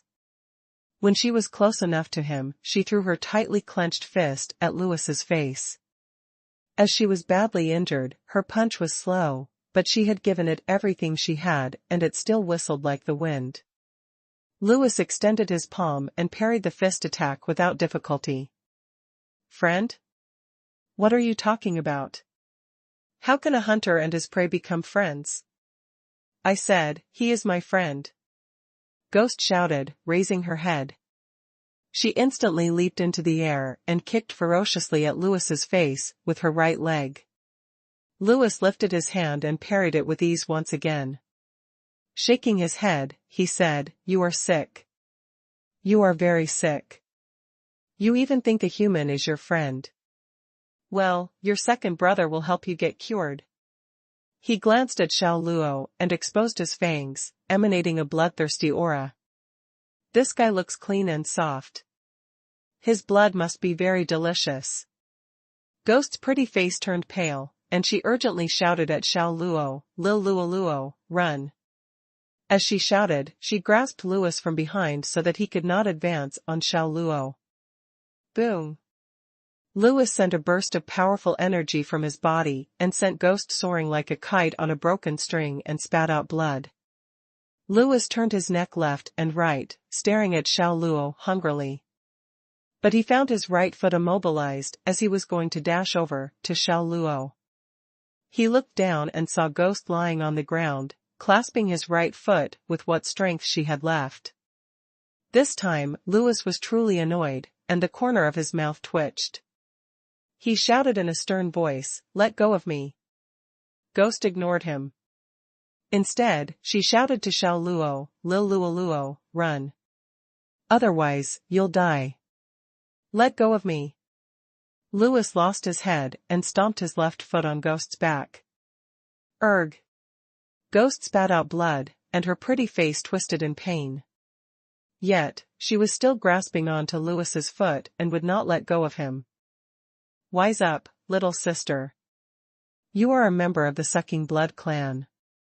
He is a human. You two are friends? Are you kidding me?" Seeing his sister being so overprotective over a human irritated Louis. He kept stomping on Ghost's back and scolding her. Every kick was so fierce that Ghost spat up blood. She looked to be in great pain.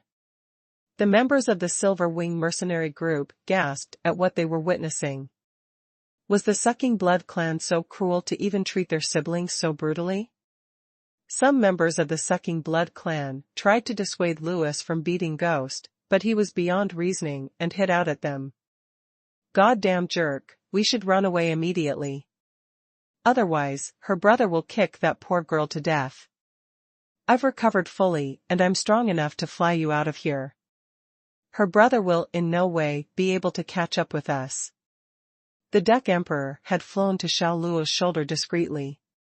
He shuddered at the sight of Ghost sprawled on the ground and clinging on to Louis's right foot. He had never expected that this girl would risk her life to save Xiao Luo. Xiao Luo looked solemn and felt like two tiny worms were twisting in his nostrils, causing his tear glands to secrete tears uncontrollably. His eyes were tearing. He did not get it. Why was Ghost doing that? Was it only because she had once said she would protect him? If that was the case, she was being very naive, a fool who took a joke far too seriously. And what about him, then? He had been thinking about leaving her instead. He despised himself when he considered the moral contrast between them. He even felt a pang of guilt. Enough! Xiao Luo yelled in anger, so loudly those present felt a ringing in their ears. Everyone looked at him in shock. Even Louis stopped hurting Ghost.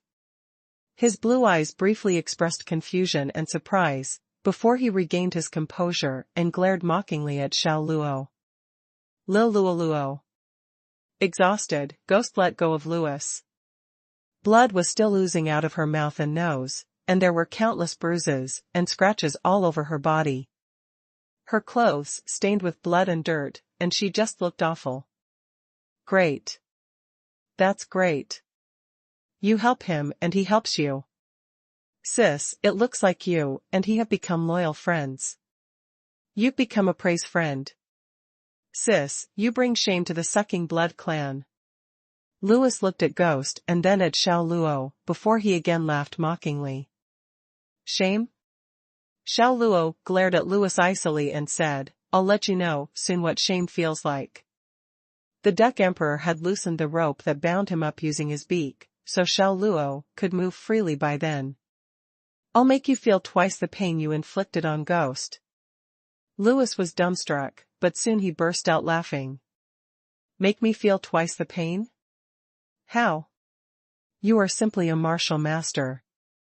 Or do you want to depend on your pet duck?" "You will know how soon enough," Xiao Luo replied as he kept staring at Louis. The corner of Louis's mouth twitched anxiously as he could not stand being stared at by a human in such an arrogant way. "Jerk, I've decided. I will not only feed on your blood but cut your body into pieces so that I can chew them when I'm hungry." Louis snarled, and a burst of energy surged from his body with the force of a gale. Without warning, he bounded toward Xiao Luo as fast as greased lightning. All the onlookers saw was a blur of shadows. He was a martial emperor, so they expected that his attack would too fast for the human eye. However, when Louis landed, Xiao Luo was no longer there and had suddenly vanished. There was nothing but thin air where he had been. Louis looked around and found to his surprise that Xiao Luo was hovering in the air. What the hell? Louis cursed and smiled wryly. He found it hard to believe, and his eyes glowered with renewed rage. A human martial master had escaped from his clutches by leaping in the air from right under his nose. Louis had him in his sights, and yet he got away. It was incredible. It was to the Duck Emperor's credit that Xiao Luo could hover in the air. The duck lifted him by grabbing his shoulders. Xiao Luo threw Louis an icy glare. Then he cast his gaze on Ghost, who was still sprawled on the ground. Ghost, I will come back to find you. We will go to the sacred place of the Light Clan together. I promise I will take you to see your father. Ghost couldn't believe her ear and tears formed in her eyes. Then a smile broke on her pretty face. Bast *RD. Xiao Luo's words had riled Louis up. A sinister shadow formed behind him, and suddenly, a tremendous wave of energy emanated from his body like the angry waves of a turbulent sea. Gravel and dirt, branches, and all forms of debris lying on the ground suddenly rose in suspension. Everyone on the ground felt an ominous presence. Go to hell! Louis bellowed as he thrust his palm at Xiao Luo. The horrifying force of his palm strike spread quickly like an invisible force, and the pressure surged in all directions. Members of the Silver Wing mercenary group and even of the Sucking Blood clan were knocked to the ground. The palm force suddenly transformed into a black vampire bat, hissing and flying swiftly toward Xiao Luo. Louis's power was far more than Xiao Luo could bear.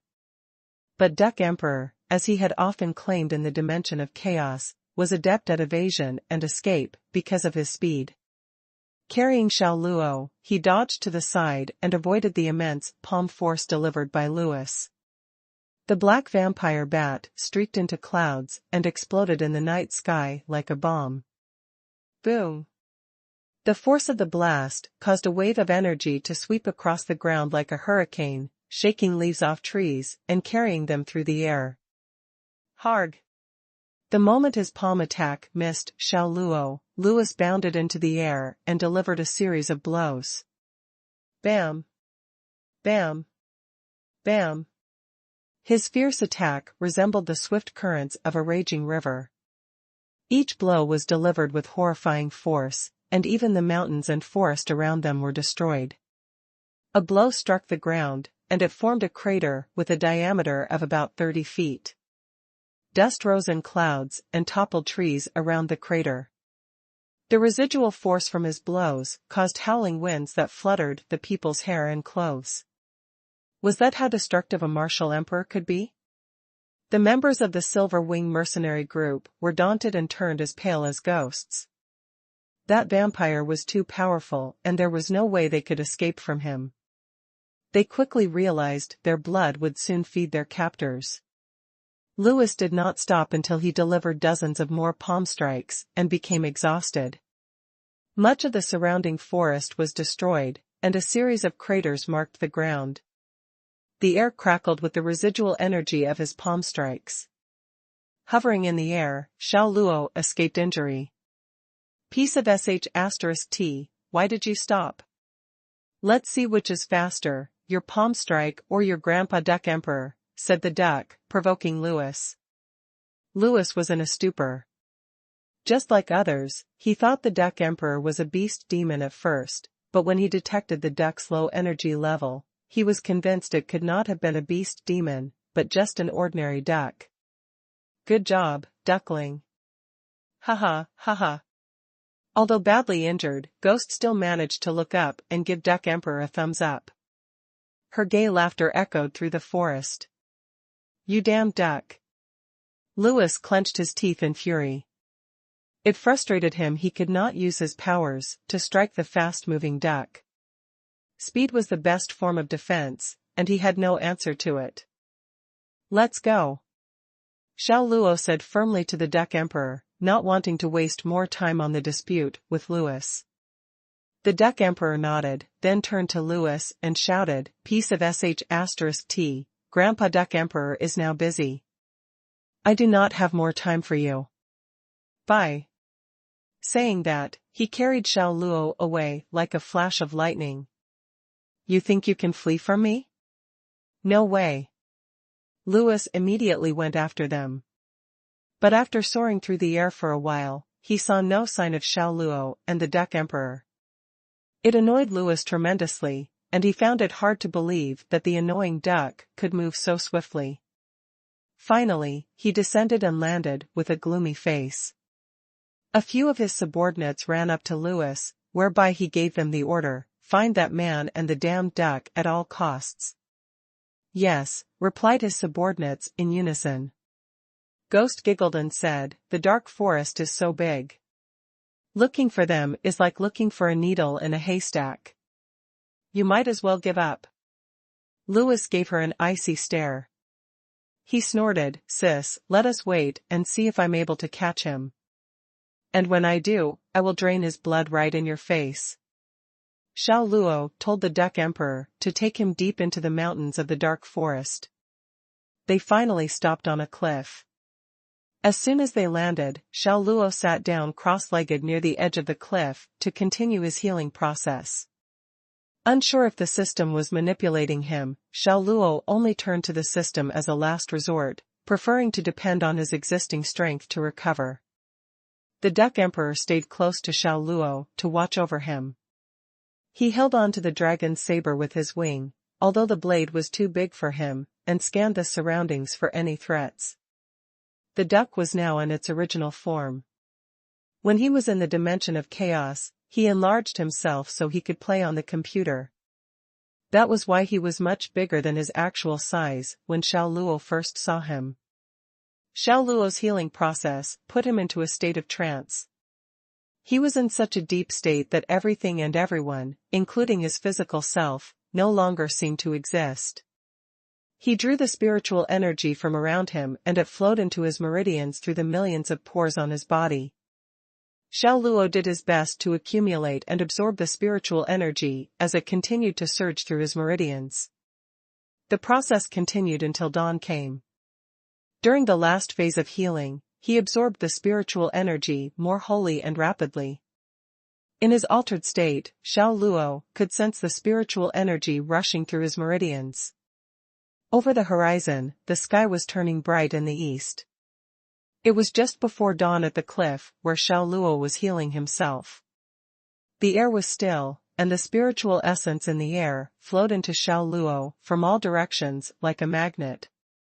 The invisible force of spiritual energy swirled over his head, then in a sudden blast, it finally pressed downward. As the spiritual energy whirled slowly, it formed a concentrated beam that penetrated Xiao Luo's head. The flowers, grasses, and trees around him rustled, then swayed violently, as the overpowering pressure spread outward. "Huh? Mother Ducker, what is going on?" The Duck Emperor was so frightened that he could not even form any words. It was weird. Xiao Luo was sitting cross-legged on the cliff, not far away from him, yet it felt like thousands of mountains separated them. Xiao Luo was right there, but he looked like an illusion, a purely imaginary vision. Everything that was happening at that moment was beyond even Xiao Luo's expectation. He could feel his strength had recovered, and there was vibrant spiritual energy all around him, so he tried to absorb all of it. However, he discovered it was difficult to stop once it started, and the vital spiritual energy kept pouring into him, and his body kept absorbing continuously. And it finally transformed into the true inner force and flowed into his dantian. His meridians, viscera, skin, flesh, and other vital parts of his body regenerated, and all his body parts were strengthened and enhanced. His wounds were fully healed and his skin looked as good as new. Powerful energy was swirling around with Xiao Luo at the center of the storm. Wherever the waves hit, trees would disappear, and rocks pulverize instantly. The Duck Emperor survived after flying beyond the reach of the energy waves. Sprawled on the ground and seized by fear, he gasped for air. That was terrifying. What did that goddamn jerk do this time? In the dark castle, hundreds of kilometers away, dozens of aged men with wrinkled faces dashed out of their rooms and climbed to the top of the castle. They looked in shock toward the direction where Xiao Luo was healing. They gasped, feeling astonished and puzzled. They detected the spiritual energy from the area flowing there. What kind of attainment could have created such a disturbance? What happened? Which important person has arrived at the dark forest? One aged man asked, curiously. The person should be at least 500 kilometers away, but the intimidating pressure from him has even reached here. He is powerful. Yes. I believe this important person has achieved the level of the legendary martial saint. The dozens of elders of the Sucking Blood clan were in discussion. At the mention of a martial saint, they all turned pale, and there was fear in their eyes. Had the 4 kings of the Holy Land of the Light clan come? Elders, what happened? What are you doing here? A young man who looked similar to Louis asked in confusion as he approached the elders. An important person has just arrived at the dark forest, replied the Grand Elder. An important person? The young man frowned. The Grand Elder nodded and answered, exactly. His attainment should be at the level of the legendary martial saint. Martial saint? The young man gasped upon hearing that. Could he be one of the 4 kings of the Holy Land of the Light clan? But the Sucking Blood clan has not broken the agreement and never left the dark forest. What are they here for? Only the 4 kings of the Holy Land of the Light clan have achieved the legendary martial saint level. The men panicked, for a visit from the 4 kings could not be a good thing. The other elders did not speak as they did not know what was going on, either. The Grand Elder asked, where is Louis? He just came back with our sister. And he caught some mercenaries hunting in the dark forest, said the young man. As soon as he finished speaking, both the Grand Elder and the young man turned pale. Was it Louis? Did he create any trouble? How could it be such a coincidence? Lester, call him over. I have something to ask him, said the Grand Elder, urgently. The young man nodded.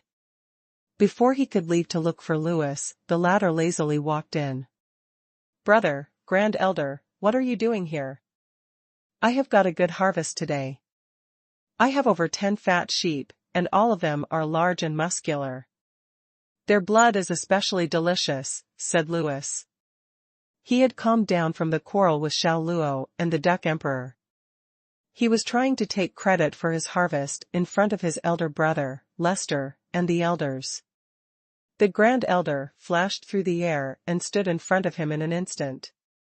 Grabbing Louis by his shoulders, the Grand Elder asked with a grave face, Louis, you have not left the dark forest, have you? It was a matter which worried the Grand Elder most. Louis had sucked human blood, and the bloodline restriction now applied to him. If he ever left the dark forest, the Holy Land of the Light clan would be the first to know.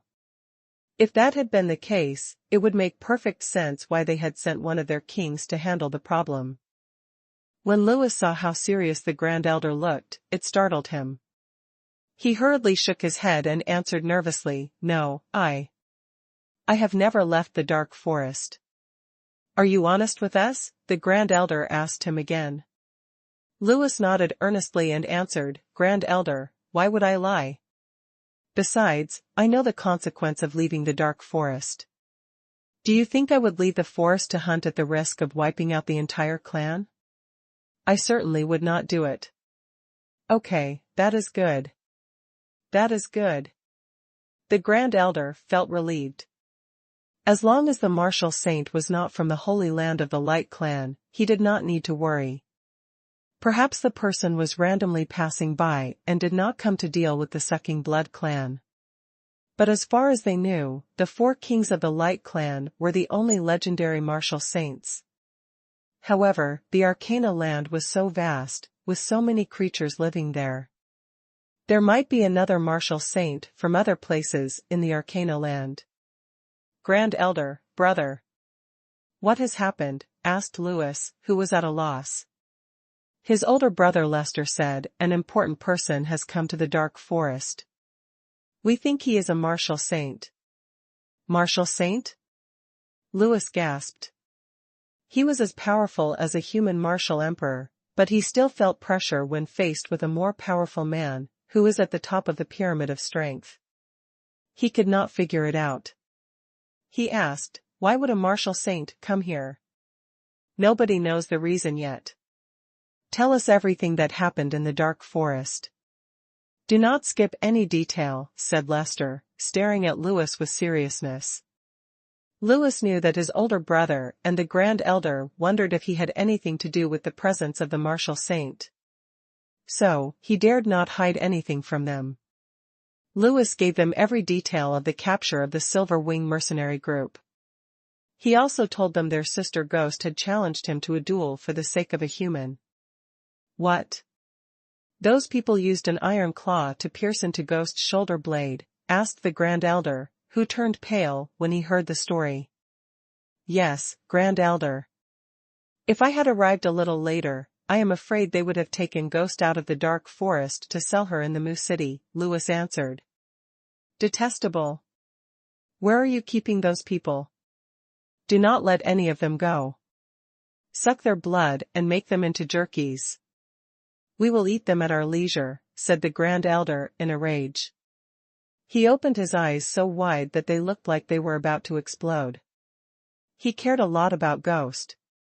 However, a detail had caught Lester's attention. Intrigued, he asked Louis, brother, did you say 2 of them escaped? Louis nodded. Yes. One of those men is Ghost's friend. It was what she claimed. He has an annoying duck as a pet beast, and it can fly fast.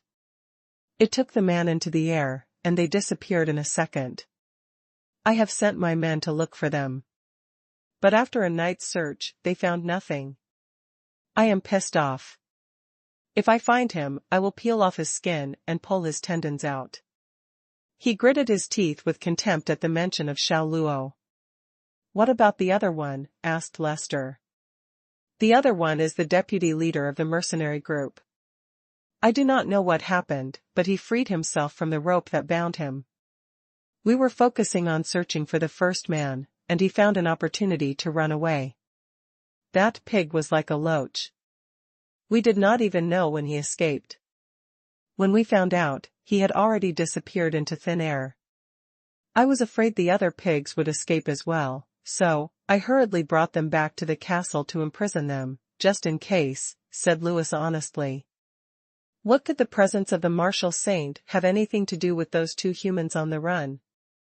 The elders wondered. Louis seemed to have guessed what they were thinking. Waving his hand, he said confidently, Elders, brother, I can promise you the martial saint who has arrived has nothing to do with the 2 pigs who escaped. How can you be so sure? The Grand Elder asked him immediately. Patting his chest, Louis said, one of them is a mercenary. If he knew any legendary martial saint, why would he be a mercenary and come to the dark forest to risk his neck? As for the other one, it is even less possible. He is simply a human martial master. How could a martial master be compared with one of the strongest men in the world? He has a pet duck that talks. But it is just an ordinary duck and not a beast demon. I am sure it became intelligent and developed the ability to talk only after taking some precious food or panacea. The elders felt a little relieved. They did not think those 2 humans on the run had anything to do with the presence of a martial saint either. Maybe he came to the dark forest by accident? Lester looked at the Grand Elder. The Grand Elder glanced at the sky in the distance. Perhaps. But at least, we know he is not from the Holy Land of the Light Clan. Exactly. We did not break the agreement. So, the Holy Land of the Light Clan has no reason to come here. The martial saint must be a hermit from other places. An elder echoed the sentiment. His eyes were suddenly full of excitement. If we can discuss the mysteries of cultivation with the martial saint, it will very much benefit the Sucking Blood clan. We could improve our attainment quicker and be strong enough to compete with the Holy Land of the Light clan. Oh? The elder's proposal thrilled everyone there. Their eyes lit up from excitement. Third brother is right.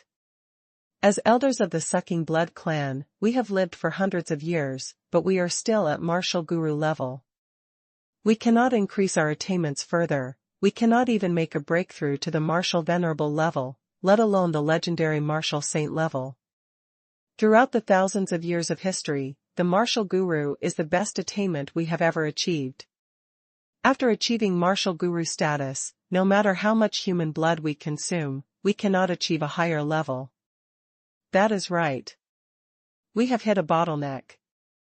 If we cannot get to the martial saint stage, the Sucking Blood clan can never stand up to the Holy Land of the Light clan. We will live in this dark forest forever. If we can get instructions from the martial saint, just as third brother proposed, then we might solve the mysteries that have eluded us for hundreds of years. The elders were now getting more excited. The more they spoke, the more elated they felt.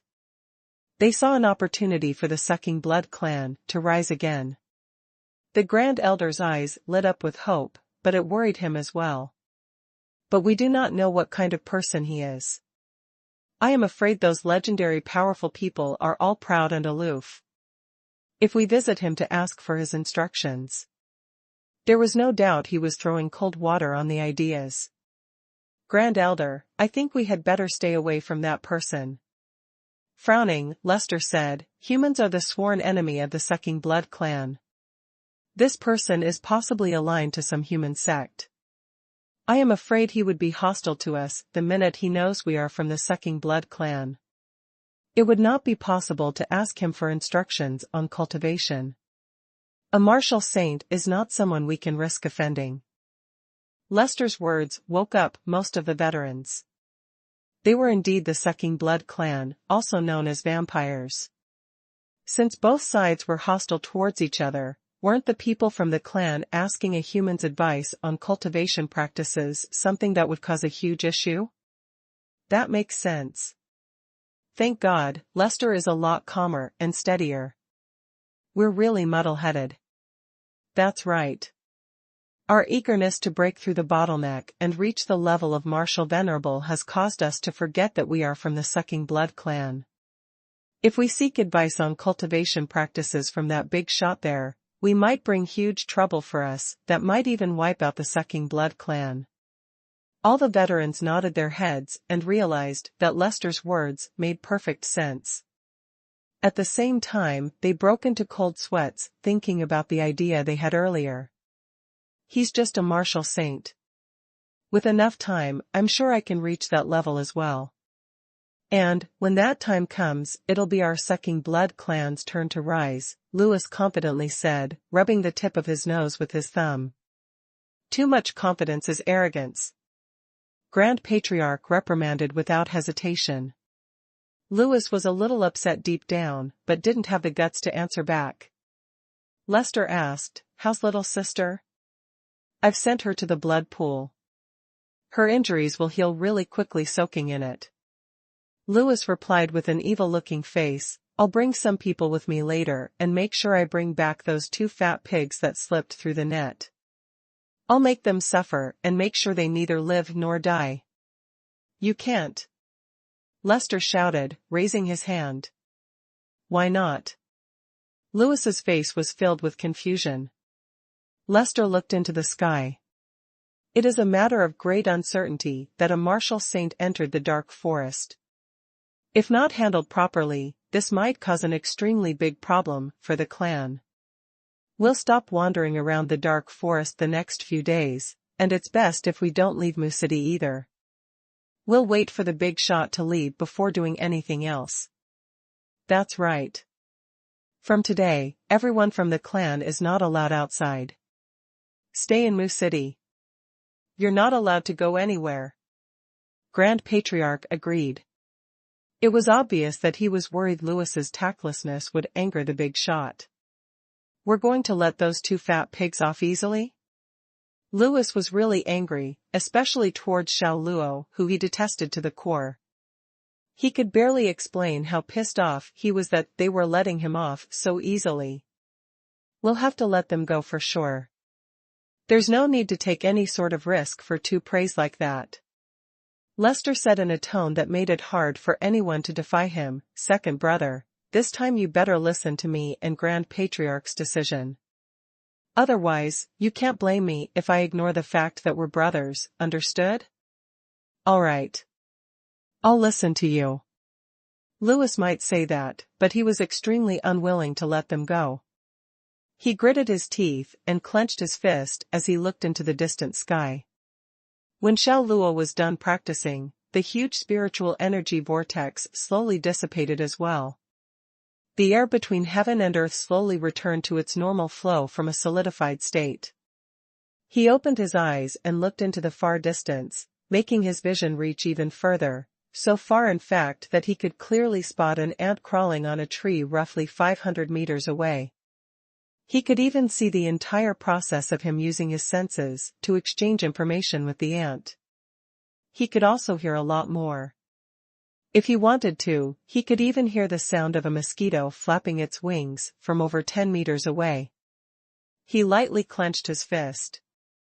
This long-lost power, this long-lost feeling, it had only been 3 days since he had been injured and his skills had been impaired, but these 3 days to him felt as long as a century.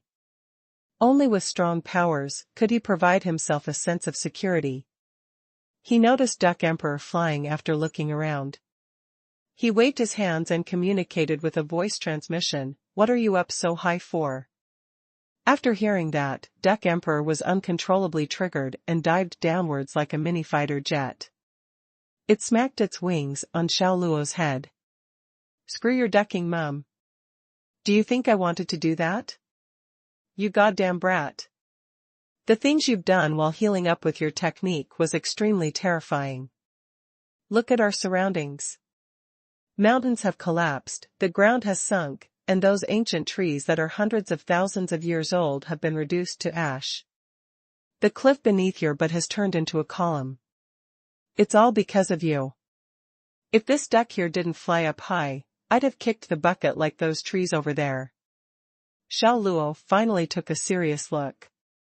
He had sat cross-legged on the edge of a cliff last night, but the cliff was now gone and only a columnar stone mountain was left beneath him. When his true inner force was gone, the remaining column crumbled as if it had been precision blasted and turned into a bunch of crushed stone. Xiao Luo remained floating without any support and had a shocked look on his face. You'd be huge if you were in the house demolitions industry, back in your original world. Duck Emperor complained. Xiao Luo was too lazy to reply and changed the topic. Where's my saber? Duck Emperor pulled the dragon saber out from the space ring and threw it to Xiao Luo. Here. It's just a broken saber. This duck here can barely give 2 shits about it. Pa. The saber in Xiao Luo's hands lightly smacked Duck Emperor's head like a stick. It was so painful that Duck Emperor quacked in pain. It stared at Xiao Luo angrily. What was that for? I want to hear you explain. It has nothing to do with me. It was the dragon saber who wanted to hit you. Xiao Luo raised his eyebrows. Duck Emperor opened its eyes wide and felt like its IQ had taken a drastic hit. Do you think I'm going to believe that? If you don't believe me, then try scolding it once more and see what happens, Xiao Luo said indifferently. Duck Emperor refused to believe him. Sure, I'll scold it once more. It's just a broken saber. Which ducking mom would even give 2 shits about it? During the time you were injured and lost your skills, it couldn't do anything to help at all. What dragon saber? More like a worm saber. This time, the dragon saber was really angry. It freed itself from Xiao Luo's control. The blade trembled violently, letting out a buzzing sound. Although it was just a blade and might not have an expression, anyone could feel its anger right now. Screw its grandpa duck. What is this situation here? Duck Emperor was shocked and looked at Xiao Luo. Goddamn brat, has this blade turned into a god? It's made from a great meteorite in the sky from the original world. A blade spirit has been bred in this blade over the thousands of years, and it has already developed a consciousness, Xiao Luo explained. Screw its grandpa duck. So it has really turned into a god. Duck Emperor struggled to swallow some saliva. At that moment, the saber had already started to launch its attack. It didn't get out of the scabbard and headed straight towards Duck Emperor with the scabbard. It was as fast as light. My god! Duck Emperor didn't have the guts to go head-to-head against it and dodged immediately. But even though it dodged at a really fast speed, the saber was equally fast as well. Missing its target, the tip of the saber turned right away and headed straight towards it again. Duck Emperor dodged again, and the dragon saber smashed into the top of a mountain. With a loud boom, the portion of that mountain was smashed into pieces. Duck Emperor was so afraid looking at the crushed mountain that its eyeballs were about to pop out. Loudly, it shouted, "I quit. It's too scary. This duck here quits." But the dragon saber did not stop. It flew out from the pile of dust and dashed towards it like lightning, closing the 100-meter distance in the blink of an eye. This time, Duck Emperor failed to react and lost countless feathers, despite dodging. A small part of its butt was bare without a single feather. Without waiting for it to react, the saber dashed towards it ferociously again. All Duck Emperor could do was dodge. All right. Your grandpa saber, all right? Stop dashing towards me. I can't take it anymore. Goddamn brat, hurry up and make it stop. Grandpa saber ancestor, please stop. Stop playing around with me. Duck Emperor looked so pathetic with the saber chasing it. The ground was filled with its feathers. Xiao Luo couldn't help but laugh while witnessing this. However, on account of how well the stinky duck had done previously, he asked the saber to stop. All right. Come back. Originally aggressive, the saber hummed quietly after hearing the order and flew back towards his hands immediately like a well-behaved sheep. It didn't move an inch afterwards. Duck Emperor flew back and looked at the saber with shock. What a monster. Screw his grandpa duck. This is absolutely a demon saber. Goddamn brat, I strongly recommend you throw it away. This thing is too evil. Xiao Luo rolled his eyes at it. If it's a demon saber, then that would make you a duck demon. Screw his grandpa duck. Please stop comparing a wise and courageous me with a broken, with the greatest saber, will you? This duck here is the king of all ducks. Based on seniority, brats like you have to address me as the duck ancestor, Duck Emperor said. Xiao Luo was too lazy to continue talking to it. He was about to head towards the dark castle now to fulfill his earlier promise. He directly grabbed it and kept it in his pocket, then flew straight into the forest. Since the forest was part of the dark castle's territory, then the castle should be deep within the forest. He had fully restored his cultivation. There was nothing to worry about anymore. He used everything to fly.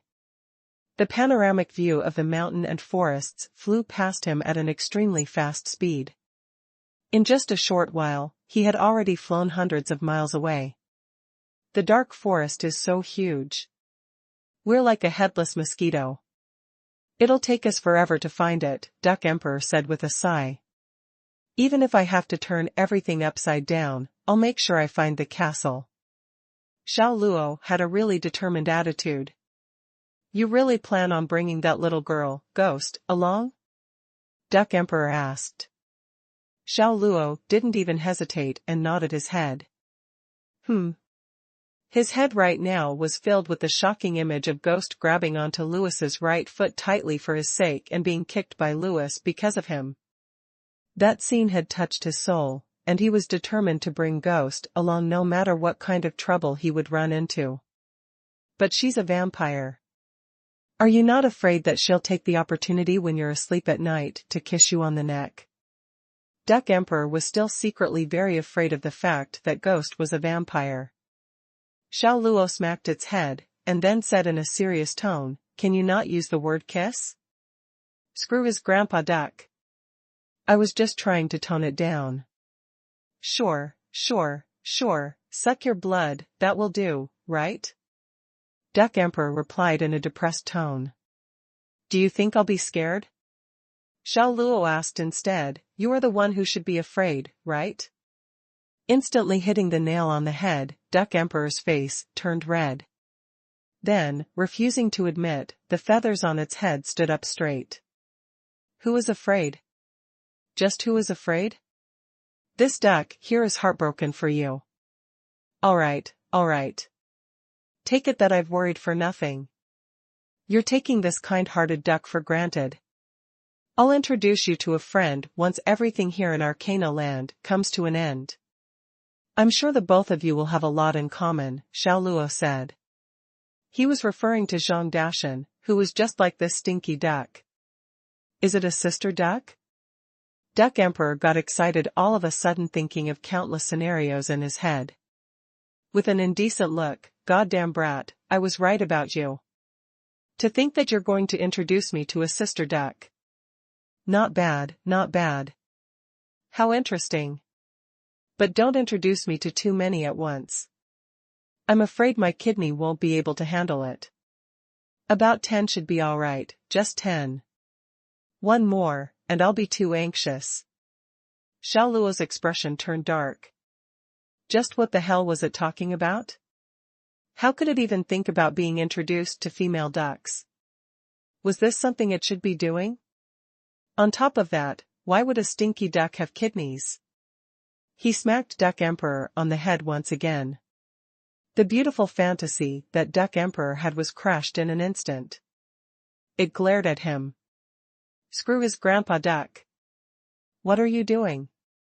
Xiao Luo stared at the thick layer of forest beneath him. Be quiet. I think I've spotted someone familiar. Someone familiar? Duck Emperor looked around, but besides the lush woods, it couldn't spot a single person at all. In the forest where light could barely shine through, a buff man was desperately running. Every tree and bush looked like an enemy. He was panicking badly and being injured by the thorns. His clothes looked completely torn, and he looked extremely pathetic. It was Camel, the vice-captain of the Silver Wing mercenary group. Camel was extremely exhausted, but this amount of fatigue was nothing compared to how scary the Sucking Blood clan was. His only focus was to run away. The further he was from the dark castle, the better it was. He was terrified, thinking of the corpse of his comrades who had got their blood sucked out from their bodies, and imagining those 2 bloody holes on the neck of those corpses. This fear was the source of strength that enabled him to run with all he had.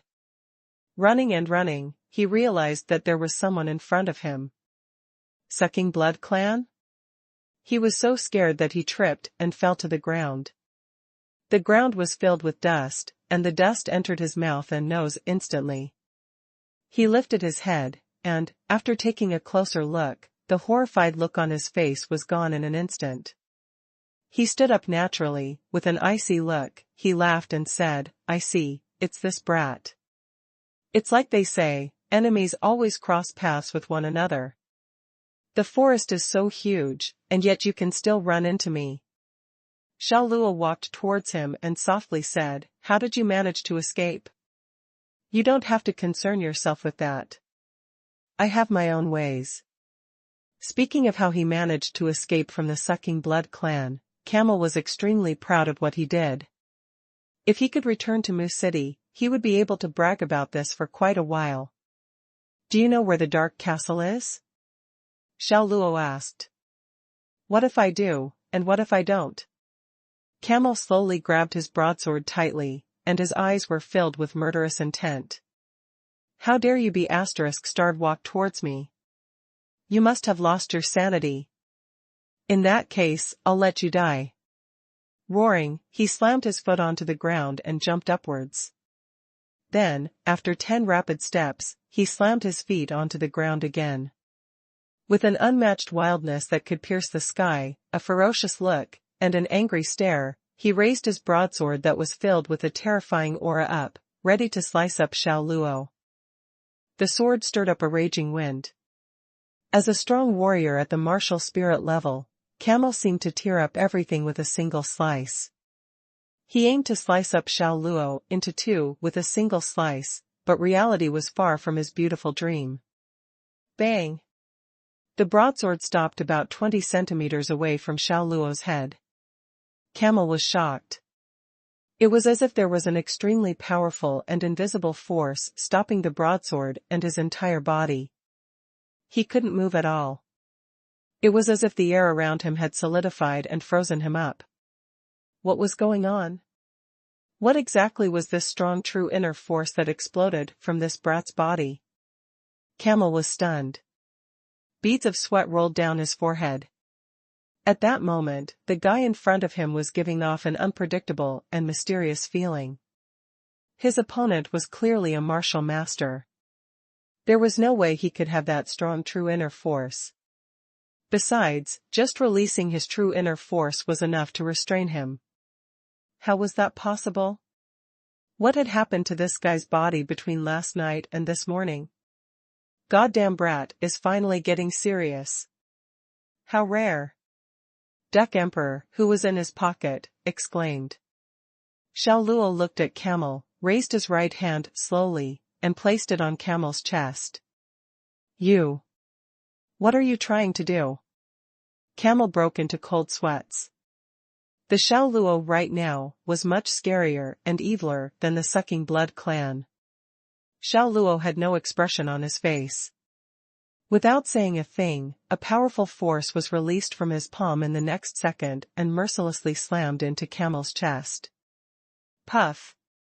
Camel spat out some blood, and his body flew backward uncontrollably. Bang! Bang! Bang! He smashed into countless trees and finally submerged into a pile of branches and leaves. He spat out mouthfuls of blood and could feel his internal organs had been smashed. He kept coughing out blood. The pain in his chest was immense, and 2 of his ribs had been crushed and broken as well. How was this possible? How had that guy managed to become this strong all of a sudden? Camel was extremely stunned. If it wasn't because of the stinky duck, he would have thought that the person he just met was someone who looked like the person from last night but was actually a completely different person. He struggled to stand up and, while standing up, coughed out 5 to 6 mouthfuls of blood. An ear-piercing sound could be heard. Turning to take a look, Xiao Luo, who was originally over 10 meters away from him, appeared in front of him like a ghost. Cold sweats trickled. His pupils shrank. A frightening chill circulated his body, causing his hair to stand uncontrollably. Without waiting for Camel to react, Xiao Luo placed his hand on his shoulders with all 5 fingers. He could feel that his shoulder blade was about to be crushed, and the pain was unbearable. Do you know the exact location of Dark Castle? Xiao Luo coldly asked. I know. I know. Camel nodded his head hurriedly in reply. Actually, he only knew the rough location, but he could smell the murderous intent within Xiao Luo. If he said he didn't know, then he who had no value might be killed by Xiao Luo without hesitation. If you know, then start pointing. If you don't point it out, how are we supposed to know where it is? Besides, you better not underestimate us, you be *starred.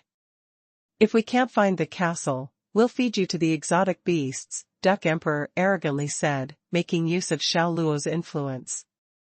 Camel quickly pointed in the direction he was running from. The Dark Castle is there.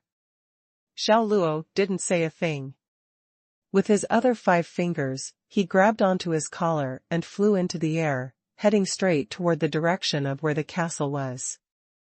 Martial Emperor? Camel was so shocked that his face turned pale. He found it hard to believe that Xiao Luo had reached the level of a martial emperor. This was way too terrifying.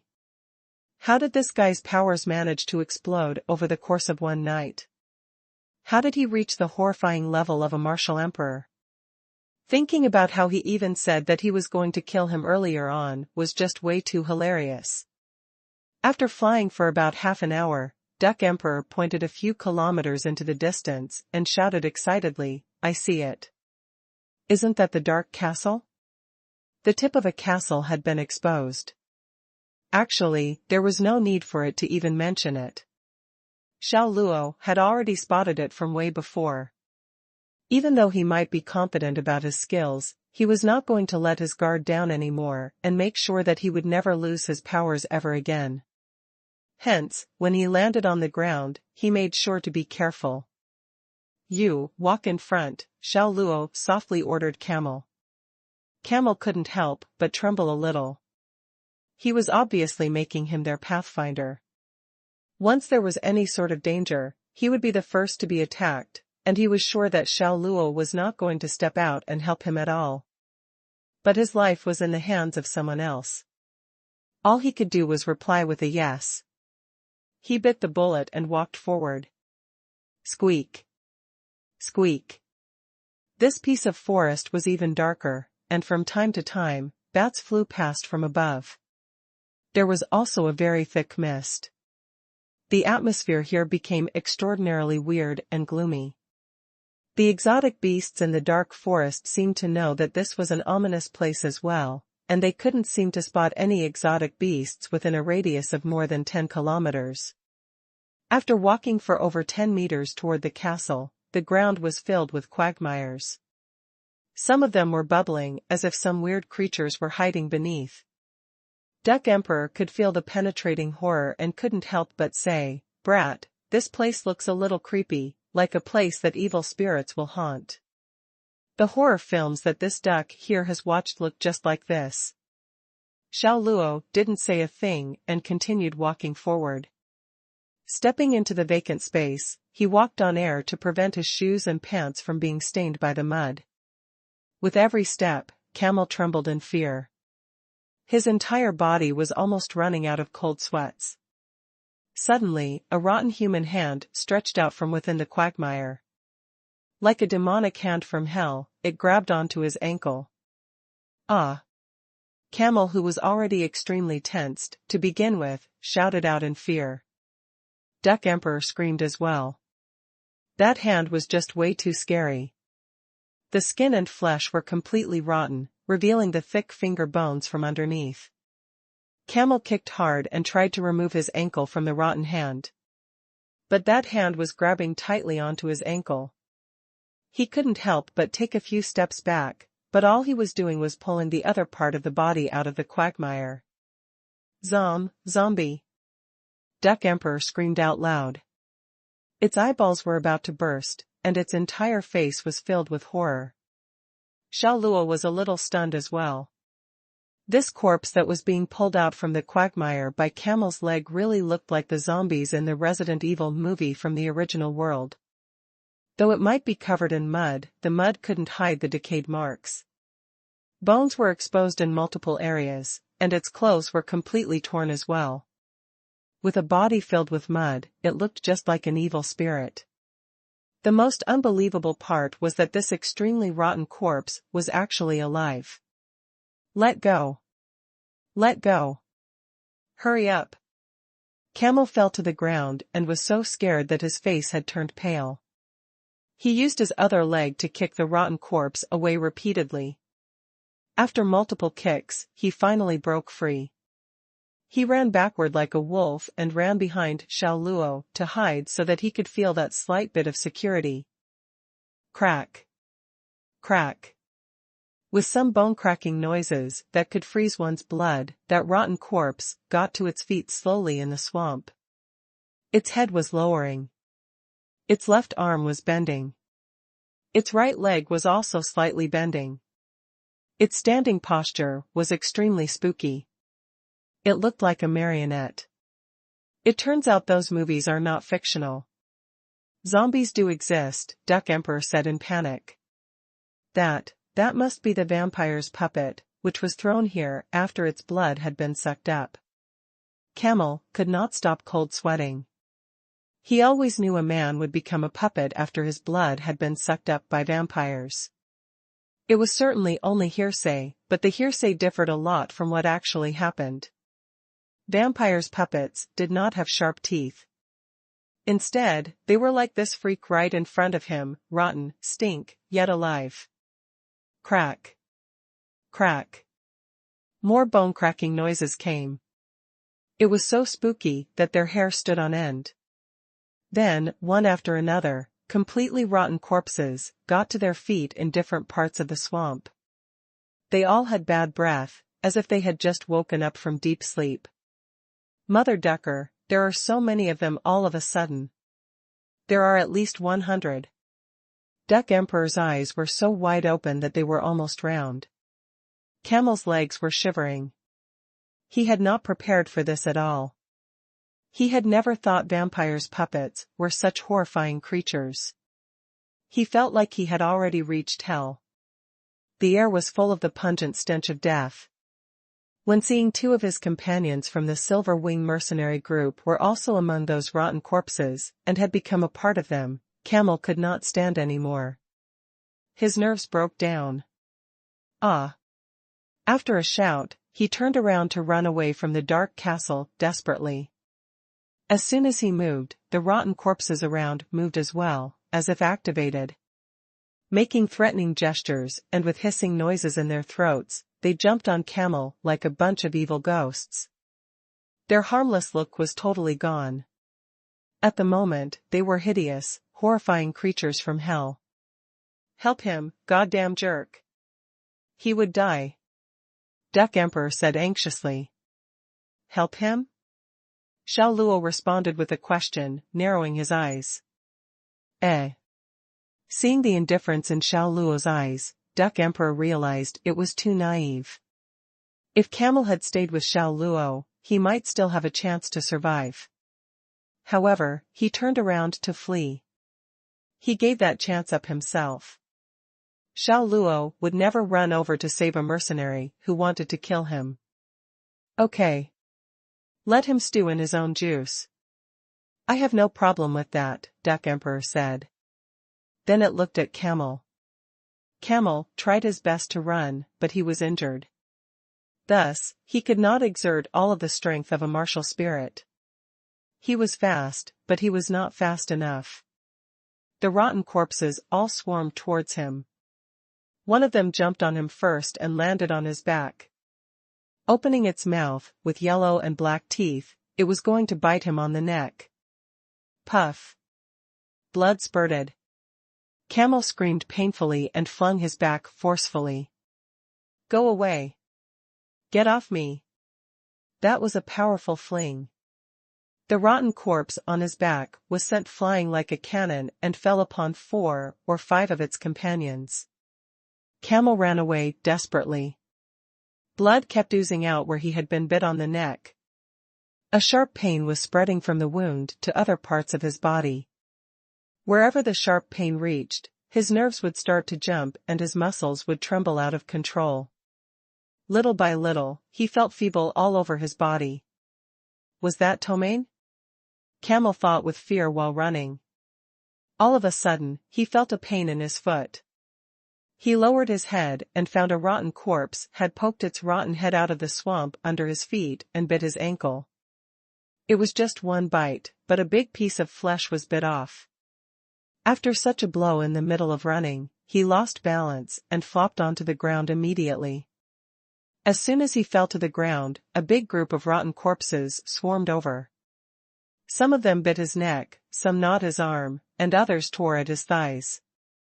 Those yellow and black teeth could be compared to sawtooth. They could bite a piece of flesh off and chewed it powerfully. Ah! Camel's scream was extremely shrilling. He sounded totally desperate. On his deathbed, Camel saw clearly how his belly was torn open, and his intestines and liver were pulled out. Those rotten corpses shoveled them into their mouths and wolfed them down. Some even gorged their food down without chewing. Their necks swelled when they were trying to swallow the food. That That is Mother Ducking brutal. The sight froze Duck Emperor's blood. It wanted to puke. Xiao Luo was not affected by the sight. Camel had tried to kill him more than once. He had shown enough mercy by not killing Camel with his own hands. Besides, if Camel had managed to escape, he would not kill him either. He would just let the heavens decide on Camel's life or death. Growl. At this moment, a rotten corpse screamed and jumped on him in a threatening gesture. Xiao Luo did not even move. The true inner force he gave off instantly shook the rotten corpse into pieces that scattered here and there on the ground, as if it had been minced by a meat grinder. Bang! Then he stomped. The magnificent true inner force rippled around with his foot being the center.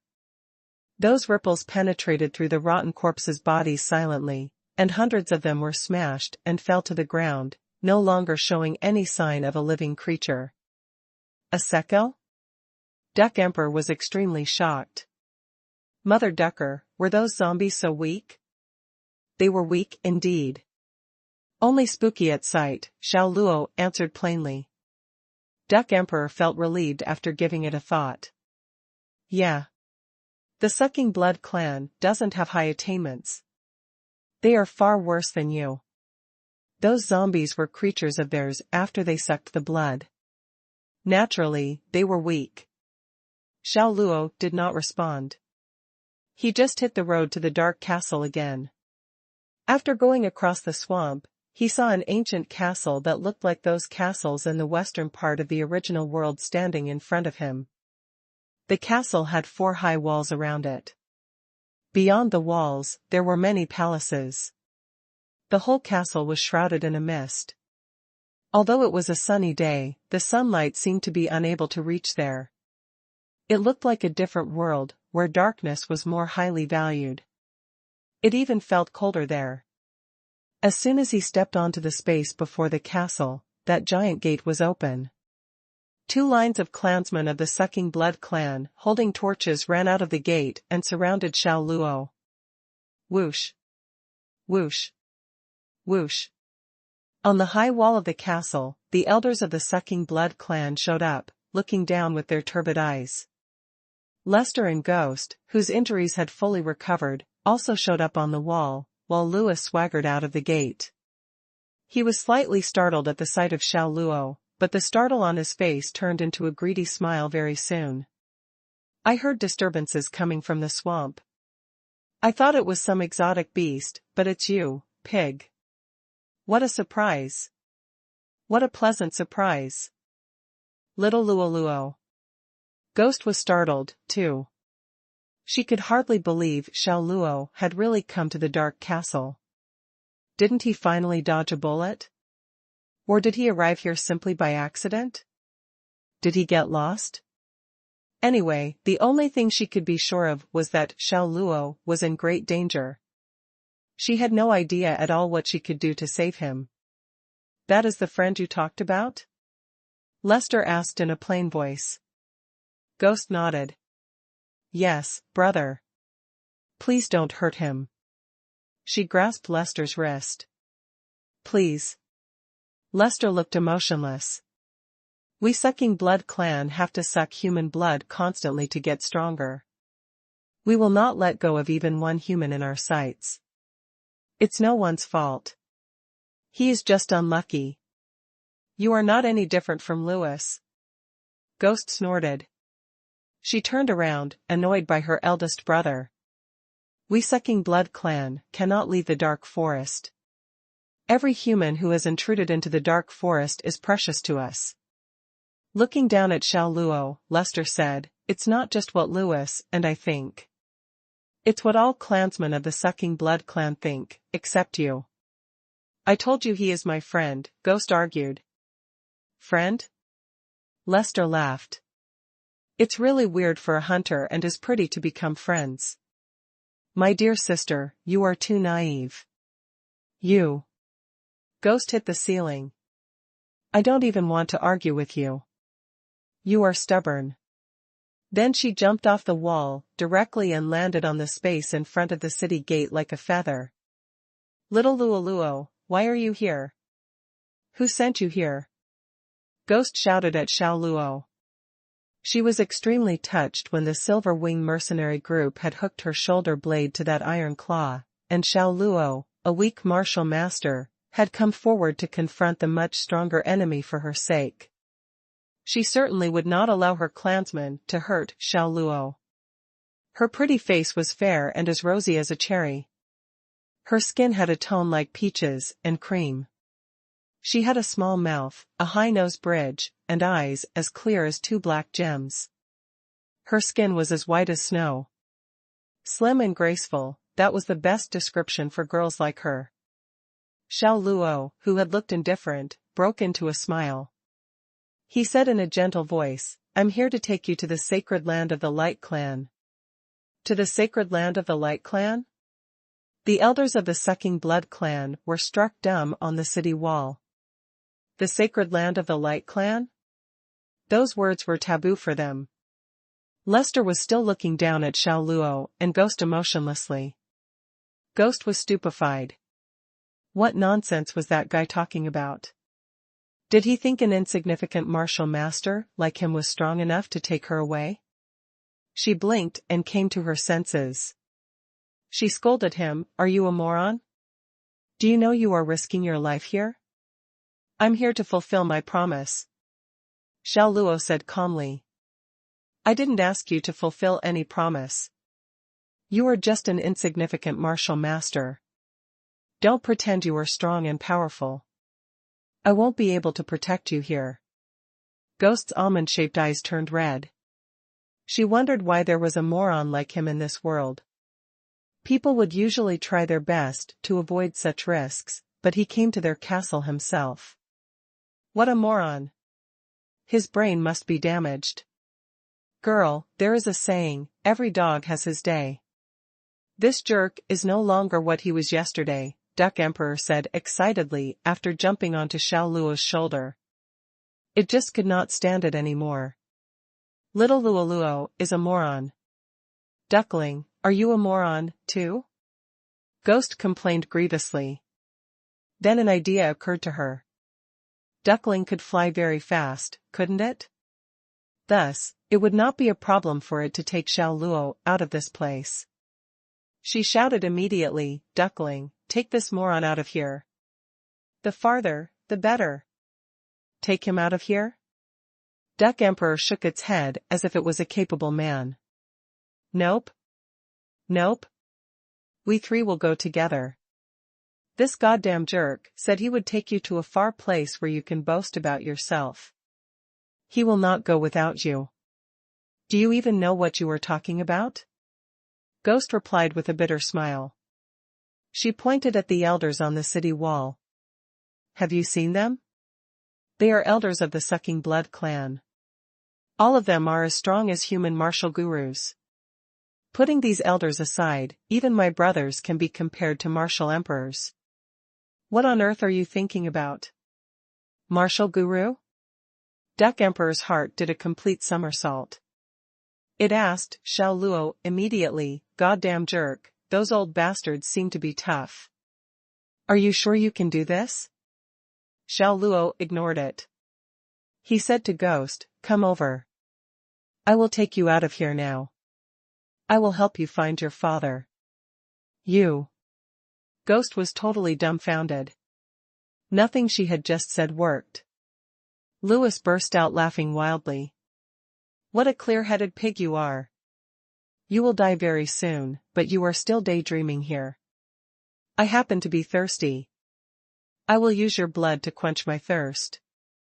Then immediately, his eyes lit up with two bloodthirsty blue lights, and his two sharp teeth poked out like two tusks. Then he dashed towards Xiao Luo at high speed, with noises in his throat expressing his desire for blood. Louis, how dare you? Ghost acted simultaneously, showing her vampire look. She threw her palm over from the side towards Louis. Sister, you've overestimated yourself. You are still too weak to stop me. Louis showed a disdainful expression. He went on dashing towards Xiao Luo, ignoring Ghost's attack. His eyes were fixed on Xiao Luo's neck. "Pig, let me suck your blood up." However, at this moment, Xiao Luo, totally motionless, suddenly unsheathed his knife and brandished it down. It was a fast and clean movement. Clang! A 5-foot-long ray of light of the knife whooshed across the sky and moved down like a lightning. A wild wind suddenly started to blow and thunders roared over that space. Dust was scattered into the air. The strength of that knife attack filled the sky over there with the rays of light given off by the knife. That horrifying energy swept over the space. An invisible pressure was surging like angry waves of the sea. Ghost, dashing towards Lewis, was sent flying by the energy. Ah! A shrilling scream came. An arm fell out of the dust that covered the sky. If it was not Lewis's arm, whose arm could it be? Blood was spurting from that broken arm. Lewis covered the wound with his hand, kneeling on one knee. Next to him, there was a gap about 50 inches wide on the ground. It was created by that knife attack of Xiao Luo. Hiss!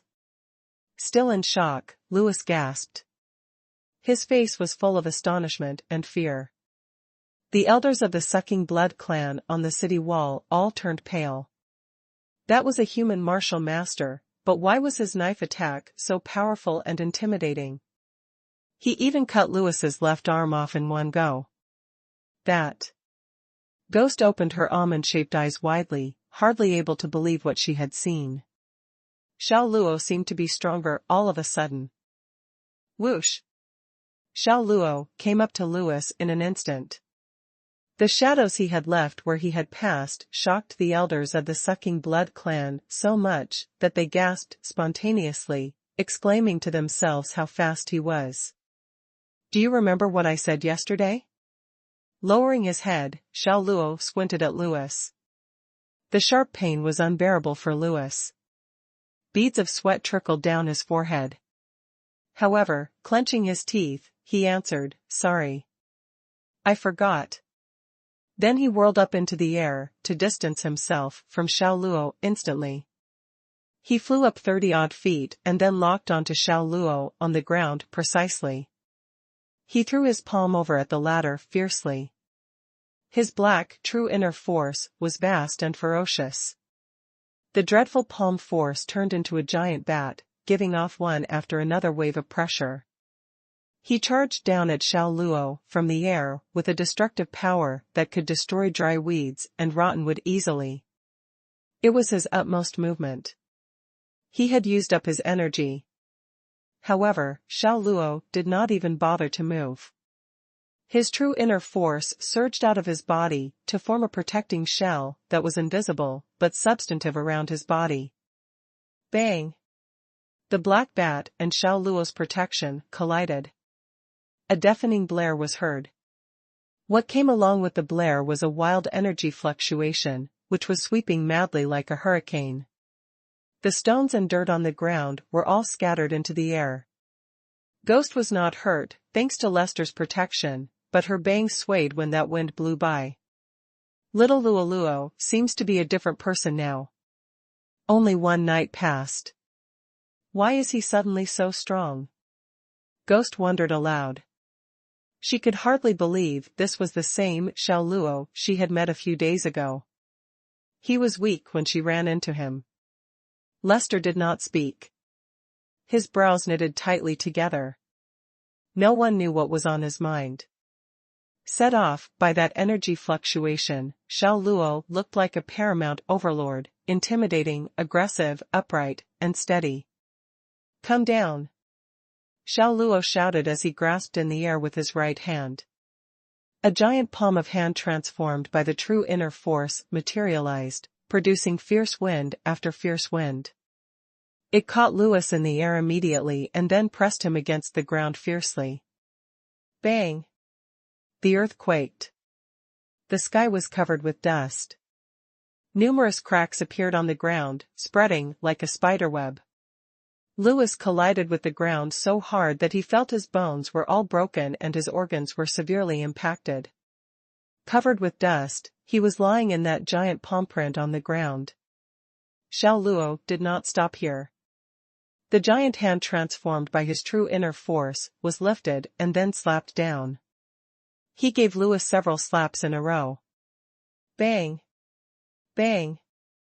Bang! The earth would quake after each slap. Even the dark castle was shaking as if it would collapse. At the same time, the palm print on the ground was enlarging and deepening non-stop. Inside it, Louis was suffering badly. When the giant hand had been slapped down the second time, blood spurted from his nose and his mouth, and his clothes were entirely ruined. Several times later, he was covered with blood and dust, lying there dying. When seeing that giant hand of Xiao Luo had been lifted high again, Louis knew another fierce slap was coming. He burst into tears. That pain was unbearable. He would rather die. That was too shameful. Xiao Luo was going to slap him into meat paste in the face of all clansmen of the Sucking Blood clan. Stop! Lester shouted. He ran over to stop Xiao Luo. His strong energy was released. Like a hurricane, it flowed towards Xiao Luo with vast intimidating power. Ghostly claws were thrown over. Fierce wind after fierce wind was blowing. Xiao Luo slapped down without thinking, as if he was slapping at a mosquito. The giant hand transformed by the true inner force moved as he moved. It slapped at Lester with its back. Bang! It seemed to be a gentle slap, but actually, it contained an explosive power. The moment he was touched by the back of the giant hand, Lester turned pale. He felt his face had been disfigured by the force. Then he was sent flying out of control sideways. Bang! Bang!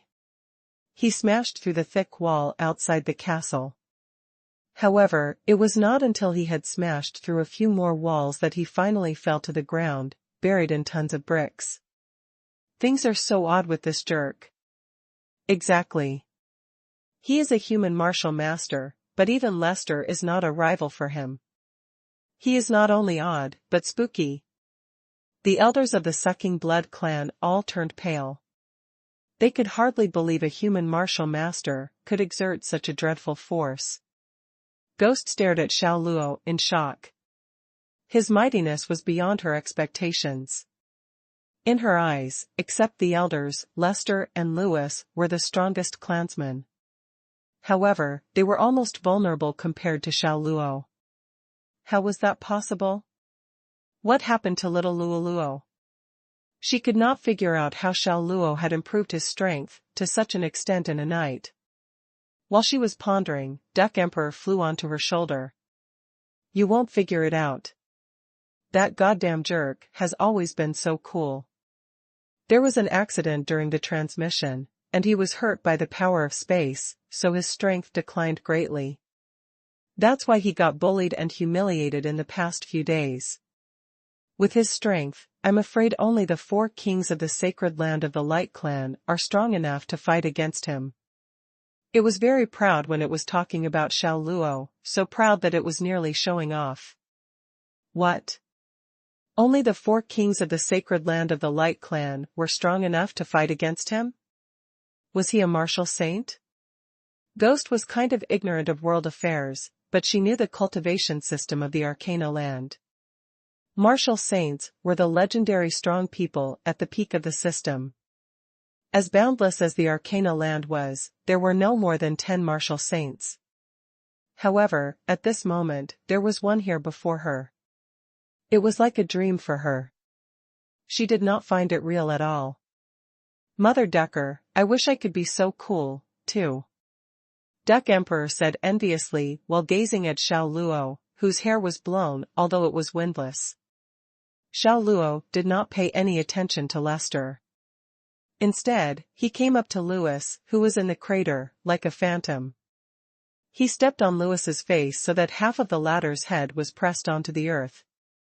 Have you recalled what I said yesterday?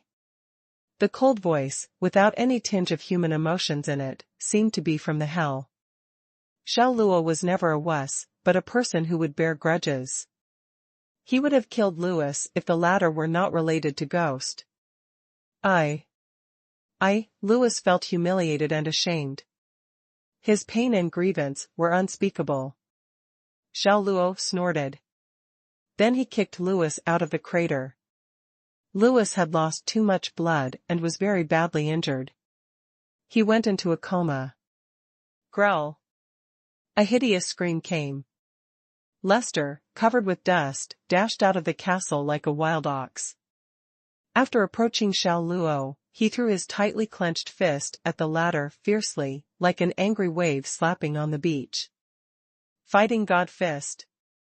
The spiritual energy in the world was surging wildly. Lester looked like he had been seized by some evil god. Black evil energy was flowing in his body, and all of that energy was injected into this one fist, this one point. A wild wind ensued. The sky became dark. Without any sign, thunders also roared. Buzz. Buzz. The air was full of buzzes of electricity. Those noises froze people's blood and made their hair stand on end. The intimidating energy was so vast that it was shaking the mountains and the forest. It was undoubtedly a paramount punch. Xiao Luo looked emotionless. He also threw his fist over. Bang! When the two fists had collided, a deafening blare came. An energy fluctuation burst out like a flash flood. The ground was collapsing little by little. Lester lost control of himself. Like a kite on a broken string, he was sent flying at high speed into the castle, bumping through the outer wall of the building. A wild wind whooshed. Xiao Luo's hair flapped. However, his body was fixed there like an iron pillar. He looked so majestic and imposing that no one felt it was possible to approach him. A vast true inner force was running in his body, and he was like a sovereign that descended to the world. The whole world was impressed. Which one of them was stronger was obvious. Ghost was stupefied. Xiao Luo's fighting power totally outshone her two brothers. Had that guy really achieved the legendary martial saint?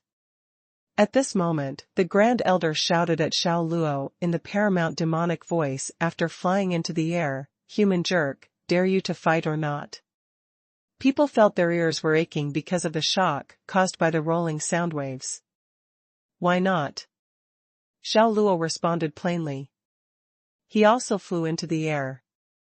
Since those vampires were going to stop him from taking Ghost away, he would punch them until they begged for his mercy. Black clouds were gathering in the sky. The fight started very soon. The energy fluctuation caused by both of their attacks felt so real for the people on the ground. It made their blood freeze. The pressure was vast and suppressing, as if the sky would collapse soon. Mother Ducker, they are moving too fast. I can't even see them clearly. Duck Emperor rubbed its eyes hard. However, it could not see the fight in the air clearly at all, but that destructive energy was getting stronger. The dark castle was going to collapse, as if it was a poorly constructed building. The mountains and forest around them were being destroyed, too, as if it were doomsday. At first, only the Grand Elder was fighting. Nevertheless, the other elders turned pale very soon and they also joined the fight, because, obviously, the Grand Elder was at disadvantage. Bang! Bang! Bang! Thunderous blares burst out in the air. Space was split into blocks, and then they recombined into a whole. Thousands of bats, gnawing bones. The elders of the Sucking Blood clan shouted together. Thousands of vampire bats materialized, covering the sky like layers of dark waves. They flew toward Xiao Luo fiercely. It looked as if thousands of black waves were rolling. The view was striking. The bats' hisses made people's blood freeze. The elders of the Sucking Blood clan are really dreadful. Duck Emperor's face was livid with shock at the sight of the thousands of black bats in the air. Ghost said to herself in a daze, they are the strongest in the Sucking Blood clan.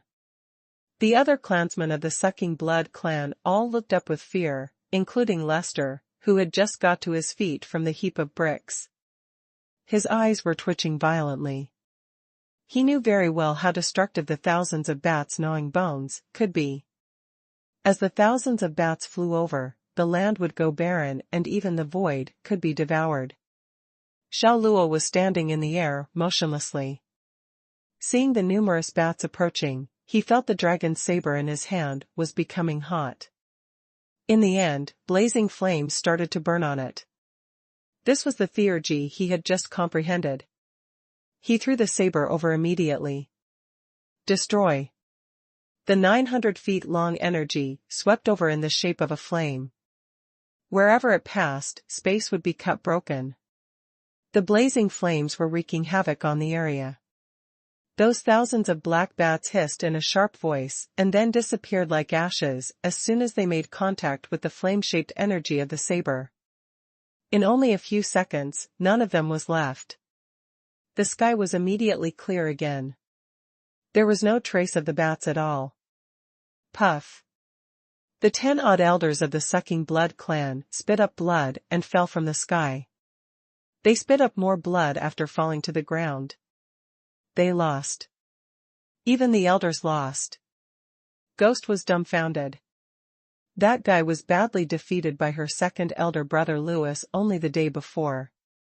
However, this day, he had become the strong man who overwhelmed the Sucking Blood clan.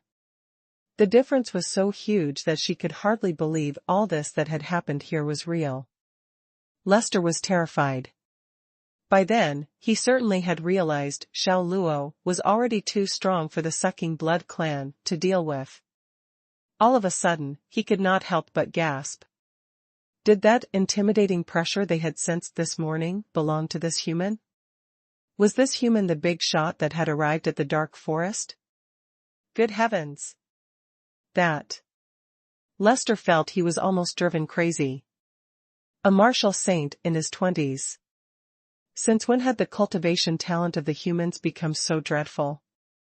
The elders of the Sucking Blood clan were also astonished. Just like Lester, they had realized Xiao Luo was exactly that big shot. Otherwise, he would not have been able to defeat all of them. Whoosh! Xiao Luo landed on the ground. However, he did not even throw those elders a look. Instead, he extended his hand to Ghost, who was still lying on the ground. Let's go. I'll take you out of here. Ghost looked at the hand that reached out to her in a daze. Then she looked into Xiao Luo's eyes, in which she saw gentleness and resolution. She broke into a smile and held that hand. Xiao Luo let go of her hand after pulling her up from the ground. Then he turned around, intending to leave. Venerable Saint, wait a minute, please, the Grand Elder stopped him. Xiao Luo stopped. Looking back, he said in a plain voice, What? Do you still want to stop me? The Grand Elder and the other elders were all freaked out by his question. They smiled to themselves bitterly. Stop you? How would we stop you? We fought together and were still defeated by you. No, no, no. We offended Venerable Saint because we were ignorant. It's really. I, on behalf of the Sucking Blood clan, would like to express our most sincere apologies to Venerable Saint. With his left hand on his chest, the Grand Elder bowed deeply to Xiao Luo. The other elders also followed suit, feeling remorseful, while the other clansmen of the Sucking Blood clan were looking at Xiao Luo with the deepest respect. Their attitude was completely different. Are you done talking? Xiao Luo asked impatiently. He had kind of realized what mattered most here was strength. If he were weak, how would these clansmen of the Sucking Blood clan have been so respectful to him? The Grand Elder coughed embarrassedly. Then he said to Ghost, Ghost, stay with Venerable Saint. Behave yourself. Don't cause Venerable Saint any trouble. Of course I won't. Will I, little Luo Luo? Ghost said, curling her lip. Little Luo Luo? The elders all gasped upon hearing how Ghost had addressed Xiao Luo. Ghost, don't be so rude to Venerable Saint. What kind of great person is Venerable Saint? How could you call him like that? Call him Venerable Saint from now on. Did you hear me? The elders scolded her one after another. She called a martial saint little Luo. Who did she think she was? Absurd. That was really absurd. Okay. Ghost curled her lip, thinking it was a fuss over nothing. Xiao Luo's strength was beyond her expectation indeed, but, in her eyes, he was still little Luo. However, Xiao Luo posed the same question again, are you done talking? Xiao Luo left the dark castle with Ghost. The elders of the Sucking Blood clan pointed him the way to Mu City. He told Duck Emperor to transform into a giant white duck, and it carried Ghost and him to Mu City directly. Brother, this young man is the big shot that we detected, isn't he? An elder of the Sucking Blood clan said, looking up into the distance. Did you even need to ask? Of course it's him. The Grand Elder was also looking at the sky with enthusiasm in his eyes. But he looks he's only in his 20s.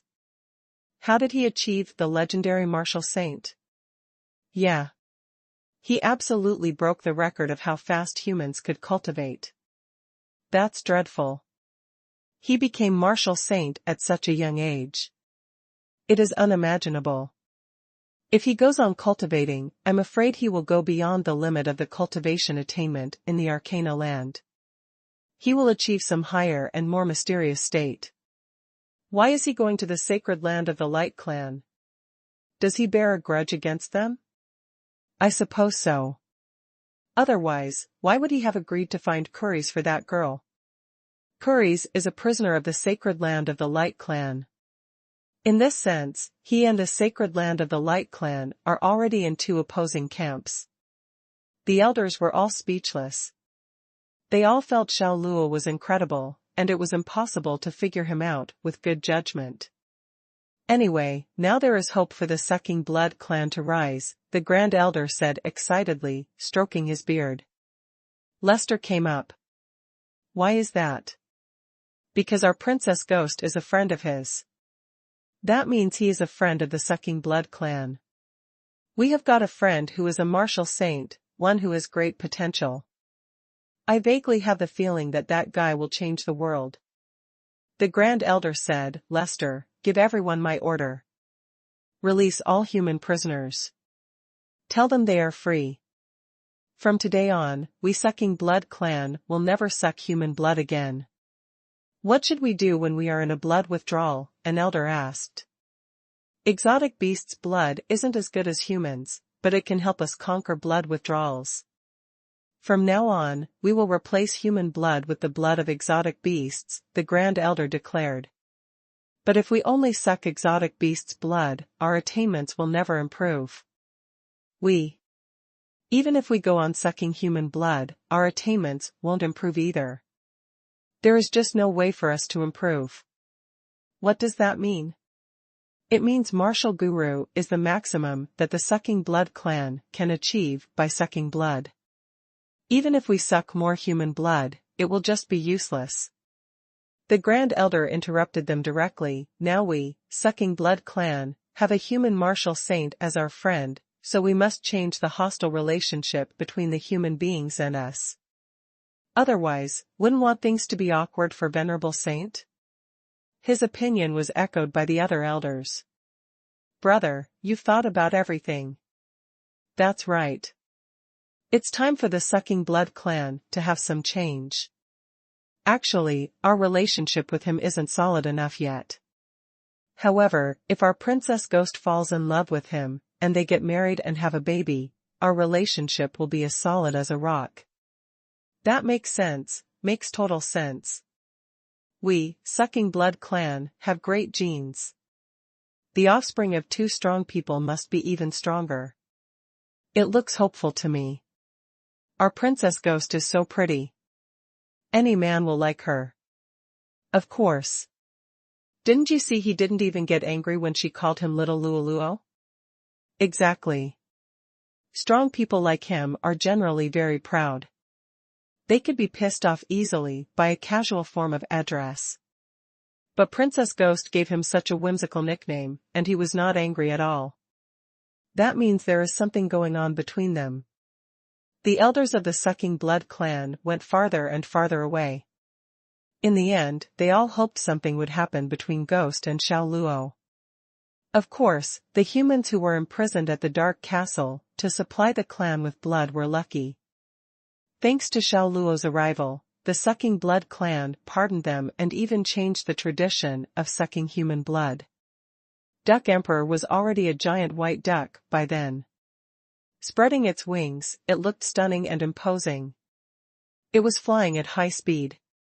When it flew across the sky over the dark forest, the exotic beasts down there would sometimes growl at it as a warning, trying to protect their territory. "I'm just passing by. What the H*LL are you yelling at?" Duck Emperor responded to an exotic beast growling down there. "Duckling, why did you yell at it?" "It wouldn't understand you," Ghost said in a teasing way, with her almond-shaped eyes half-closed like two new moons. She was lying on her stomach comfortably on the back of the duck, holding her small red umbrella to protect herself from the sunlight. "I was just airing my grievances." Duck Emperor threw a glimpse at Xiao Luo, who was sitting on its back, resting with his eyes closed. It complained, "This damn J*RK can fly himself, but he insists on staying on my back. I can neither complain nor scold him. I had to vent on that exotic beast down there. That's the only way to let my negative feelings out." Ghost looked at Xiao Luo. "You are giant. Having handsome Luo on your back wouldn't do you any harm. Why are you holding grievances?" Since the elders of her clan had told her to stop calling Xiao Luo little Luo, she started to call him handsome Luo instead. "Girl, you don't understand. Have you ever heard about the last straw that breaks the camel's back? A straw as light as a feather could have the crucial weight sometimes. The camel's back is broken just because of this one last straw," Duck Emperor preached seriously. Xiao Luo could not remain silent any longer. He responded, "You've been either staying on my shoulder or in my pocket. Did I complain or say anything about that?" That argument was so forceful that it silenced Duck Emperor. Showing an awkward grin, it said, "I forgot, since you didn't remind me. Stop complaining then. Focus on the flight to Mu City." Xiao Luo ordered unhappily. "Yes, sir." Duck Emperor certainly did not have the nerve to go on complaining because, actually, it had taken more advantage of Xiao Luo. It had been using Xiao Luo as its free transport all along. Ghost was amused. She kept giggling. "Duckling, you are so cute." Then she looked at Xiao Luo. "Handsome Luo, only you can make it so compliant. No one else could do that. It needs a smack. That's all." Xiao Luo said, "By the way, you Sucking Blood clan are afraid of the light?" Ghost nodded. "Yes. I will get a suntan." "A suntan?" Xiao Luo was speechless. That was the reason she was afraid of the light? But Ghost added, "We will also get burned in the sun. If we are exposed to the sunlight for a long time, I might be burned and even burned to death. Besides the sunlight, are you also scared of crosses or silverware?" Xiao Luo asked curiously. Ghost shook her head after thinking. "Nope." Xiao Luo felt relieved. So the Sucking Blood clan had a lot of differences from the vampires in movies. "Girl, I have only one question for you. Does Sucking Blood clan have to suck blood to live?" What Duck Emperor cared most was whether one day it would become Ghost's blood bag. "Of course not. I've been living well, haven't I?" Ghost denied immediately. Her answer made Duck Emperor at ease. It thought, fortunately, they don't need blood every day. That's acceptable for me. On their way to Mu City, Xiao Luo kept talking with Ghost, and he got to know more about the Sucking Blood clan. They were scared of the sunlight, but they liked the moonlight. If they were injured, their wound could heal faster if it was exposed to the moonlight, which was quite similar to bathing in fresh blood. In addition, fresh blood was not a necessity for the Sucking Blood clan. If he had to compare fresh blood with something, he would compare it with drugs in the original world. It would be a lot better if the Sucking Blood clan stayed away from fresh blood. However, as long as they used it once, it would be very difficult to stop using it. They would go through a blood withdrawal at intervals. That pain was unbearable, and they would be like in a living hell. When that happened, they would have to suck blood to get over the blood withdrawal. Ghost was only Lewis and Lester's half-sister. They had the same father, but different mothers. Ghost would tell Xiao Luo everything. She never hid anything from him. She told him her mother was actually human. It tumbled to Xiao Luo the reason that Ghost could restrain the bloodthirsty nature of the Sucking Blood clan. Half of her was human, but she also got that freaky composition of the Sucking Blood clan. Your mum. What about her? I didn't see her around, Duck Emperor inquired, curiously. Ghost was dumbstruck. Sadness flashed in her eyes. Then she broke into a smile. My mother had a difficult labor. She died shortly after the delivery. Feeling it had asked her a sensitive question, Duck Emperor apologized. Well, I'm sorry, girl. Your mum. I didn't know she. It's all right. Life must go on. I always try to look on the bright side. Ghost was kind of optimistic. Giving Duck Emperor a poke on its back with the sheath of his dragon saber, Xiao Luo said helplessly, would you stop saying your mum? Don't you know the word mother? Mother ducker, don't they mean the same thing? Duck Emperor said, rolling its eyes at Xiao Luo. Your mum. Xiao Luo repeated. Duck Emperor flipped out immediately. G***** damn J****, RK, why did you swear at me? Your mother. Xiao Luo corrected himself. Mother ducker, again? Believe it or not, I'll stop flying and let all of us fall from here. Duck Emperor threatened, irritated. Xiao Luo closed his eyes. He did not want to argue with it. Titter. Ghost was so amused that she giggled. Her almond-shaped eyes narrowed into two new moons. Handsome Luo Luo, duckling, you two are adorable. Adorable my foot. By the way, girl, would you stop calling me duckling? That sounds awful to me. Didn't I tell you I'm more than 500 years old? You should call me Grandpa Duck, Duck Emperor said. Okay, duckling. Yes, duckling. Ghost teased Duck Emperor, nodding. Puff. Duck Emperor foamed at the mouth secretly. There were horses that could gallop 1,000 miles a day in the world, whereas Duck Emperor was a duck that could fly 10,000 miles a day. Of course, to do that, it did not have to exert itself at all. If it tried its best, it probably could fly 4 times the distance. It flew north after leaving the verdant dark forest. About half an hour later, they saw a huge city standing down there through the clouds, and fog and cranes fly over it from time to time. That was certainly Mu City. Wow, is this the Mu City? It's huge. Ghost yearned for new things. After all, she was only 16 years old and had never left the dark forest. Everything outside was new to her. It is huge, but why do I feel that its outline looks like a pretty duck girl? Duck Emperor's imagination was astonishing. Looking down from the sky, it felt that the outline of the Mu City looked like a female duck. Are you in the rut? Xiao Luo suddenly mocked. Goddamn little brat, you're the one who's in a rut. Your entire family is in a rut. Take a careful look around and see if the Mu City looks like a pretty duck girl. Duck Emperor flew into a rage. I think it looks like a big rooster, Xiao Luo said. F***CKU, I. Duck Emperor wanted to rebut, however, he had to agree with Xiao Luo's observation, and he thought the Moo City did indeed look more like a rooster than a female duck.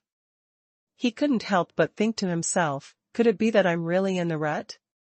But he remained adamant, and said, I still think it looks like a pretty duck girl. Any more questions? Xiao Luo raised his eyebrows and changed the topic. Alright, let's go down and walk in the city. Xiao Luo didn't want to cause trouble and chose to keep a low profile. If he allowed Duck Emperor to fly Ghost and him to the Moo City, they would certainly become the focus of attention when they arrived. All you ever do is order me around. Duck Emperor grumbled but obediently landed on the ground. After Ghost and Xiao Luo alighted, the duck returned to its miniature form and landed on Ghost's shoulder. There was no need for any verification to enter the city gate. What surprised Xiao Luo was that the people guarding the city were not soldiers in armor, but young men and women dressed in student attire. They all wore armbands with the words Moo City Academy printed on them. When they entered the inner city, he realized that the patrolling students were students from the Moo City Academy. Each of them had haughty expressions on their faces, and it made others wary not to approach them. Could it be that the Moo City Academy ruled this region? Xiao Luo frowned slightly as he pondered. After all, this place was already 600,000 to 700,000 kilometers away from Ziyue Cave Heaven. Sui Xiangming, who was from Ziyue Cave Heaven, naturally had not come here before, and there was no information about the local force that ruled the Moo City on his map. From what he could see, this place should be the Moo City Academy. The Moo City was a bustling place. People were performing acrobatic performances, doing business, and even selling exotic beasts. Naturally, the people selling exotic beasts were mercenaries. Ghost was very interested in everything about Moo City and bought a lot of things for herself, such as rouge, powder, embroidered clothes, puppet dolls, and much more. She stowed them in Duck Emperor's spatial ring. Ghost held the umbrella in her left hand and 4 or 5 sticks of candied hawthorn in her right as she chewed away happily. Fortunately, Ziyue Cave Heaven had given Xiao Luo plenty of sacred currency, so they did not have to worry about their expenses. Duck Emperor and Ghost had a common hobby, and that was eating. Whatever Ghost ate, the duck would have the same. Of course, what they ate were all snacks and could not fill their stomachs. When passing through the teleportation portal, Ghost required her identity verified. After asking around, Xiao Luo quickly found someone who could provide fake identities and spent some money to settle it. I'm hungry. Let's find a restaurant to eat, Xiao Luo said to Ghost. Oh, that's great. The food outside is so delicious. I've never eaten such delicious food before, she said happily. Then you shall have more. Xiao Luo chuckled. He looked at the honey syrup that was full of candied haws around her mouth and found it amusing. When they walked into a restaurant, they found it bustling with customers. There were almost no seats available on the first floor. Of course, the primary reason Xiao Luo chose this restaurant was because it was called the Drunken Immortal Inn. In the past, he often read martial arts novels and television dramas, and the Drunken Immortal Inn was the restaurant that appeared the most frequently. Hence, he had a favorable impression of this name. Hello, sir and madam. Are you here to eat? A waiter walked up and asked them courteously. Yes, Ghost said excitedly. Please go upstairs. It was full only a moment ago, but it just so happens that a table upstairs is now available as the guests have finished eating. The waiter smiled and led the way. Xiao Luo and Ghost walked up to the second floor. They looked up and saw that it was indeed full. There was only a table beside a window that was being cleaned. After it was done, the waiter asked them to take their seats. What would you like to eat? The waiter asked. We'll eat the best dishes you have here, Ghost said. The waiter duly recited a list of items from their menu. Young lady, our specialty dish is the Minnie Mouth fragrance, made from sheep fat, vermicelli, and needle mushroom. The dish has an unusual combination of tastes and textures, and is a little spicy but delicious. There's also nourishing soup, baked wild mushroom, boiled fish with pickled cabbage and chili, braised fish head with tea fragrance, braised large intestines, sweet and sour pork, and many more. What do you want to order? Ghost drooled as she listened. Are they all delicious? Yes, of course, the waiter said. All right, we will take them all.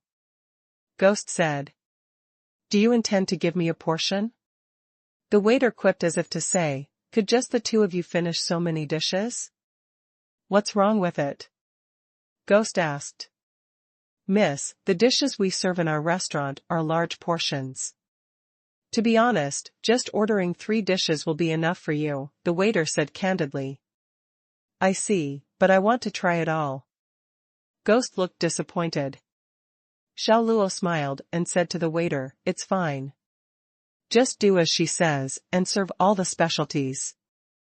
Well. Okay. As far as the waiter was concerned, since they were rich customers, why would he stop them from spending their money on his food? By the way, are there any duck dishes? Xiao Luo asked, deliberately trying to rile up the Duck Emperor. When Duck Emperor, still in Ghost's pocket, heard that, his expression changed. He glared at Xiao Luo angrily. The waiter immediately ran through a list of duck dishes. The griddle spicy duck heads is the signature dish of our restaurant. It is tender with a crispy crust. The duck's head is spicy, delicious, and refreshing, and is a good meal. Besides the duck's head, we also serve duck feet, duck wings, duck hearts, duck giblets, and other parts. They are all delicious delicacies. Quack. Quack. Quack. Duck Emperor couldn't hold it in any longer. He flew out of Ghost's pocket and started flapping his wings at the waiter. The waiter cried out in unbearable pain, and soon, his face was badly scratched and he fell to the ground. Duck Emperor stood on the table and pointed toward the door with his wings. Quack, scram. The waiter looked at Xiao Luo for help. After all, it was the guest's pet beast, so he did not dare to manhandle it.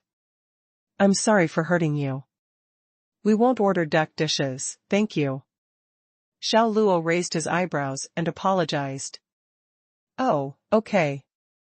The waiter ran away like he was fleeing from a calamity. He turned and looked back repeatedly at Duck Emperor with eyes full of fear.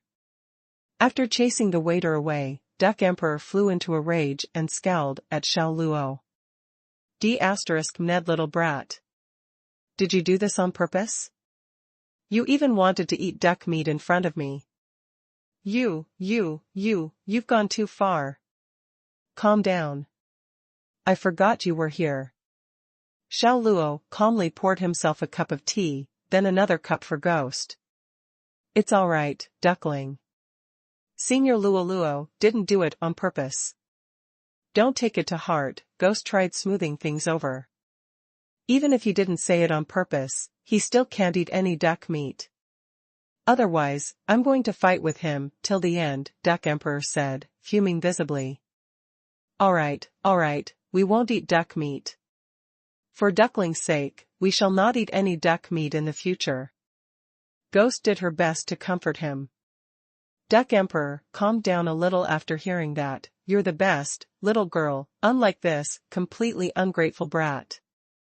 After all that Grandpa Duck here has done for him, he still wants to eat duck meat. He has hurt my feelings. It's okay, duckling, don't dwell on it, or it'll just make things worse. Senior Luo was just joking around, that's all, Ghost said as if trying to calm a pet. Grandpa Duck here is drawing the line from this point forward, Duck Emperor said. As Ghost was comforting Duck Emperor, a small group of customers walked into Xuanhuan. They turned out to be 4 students from Mu City Academy in their uniforms.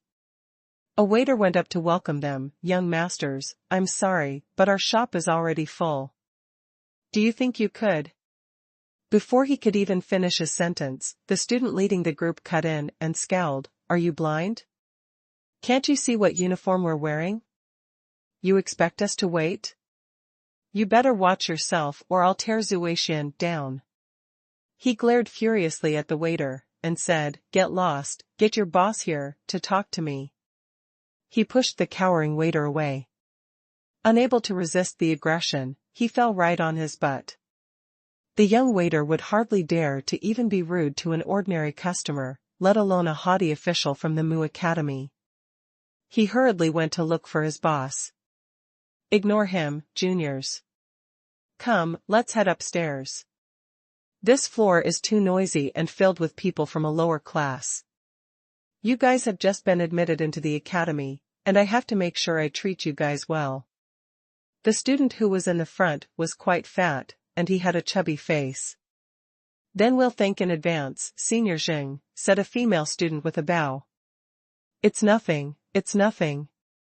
It's the least I could do. Let's go. The guy known as Senior Xing led the way upstairs, while the rest followed him, saying nothing. At that moment, the boss of the restaurant walked over, led by the waiter.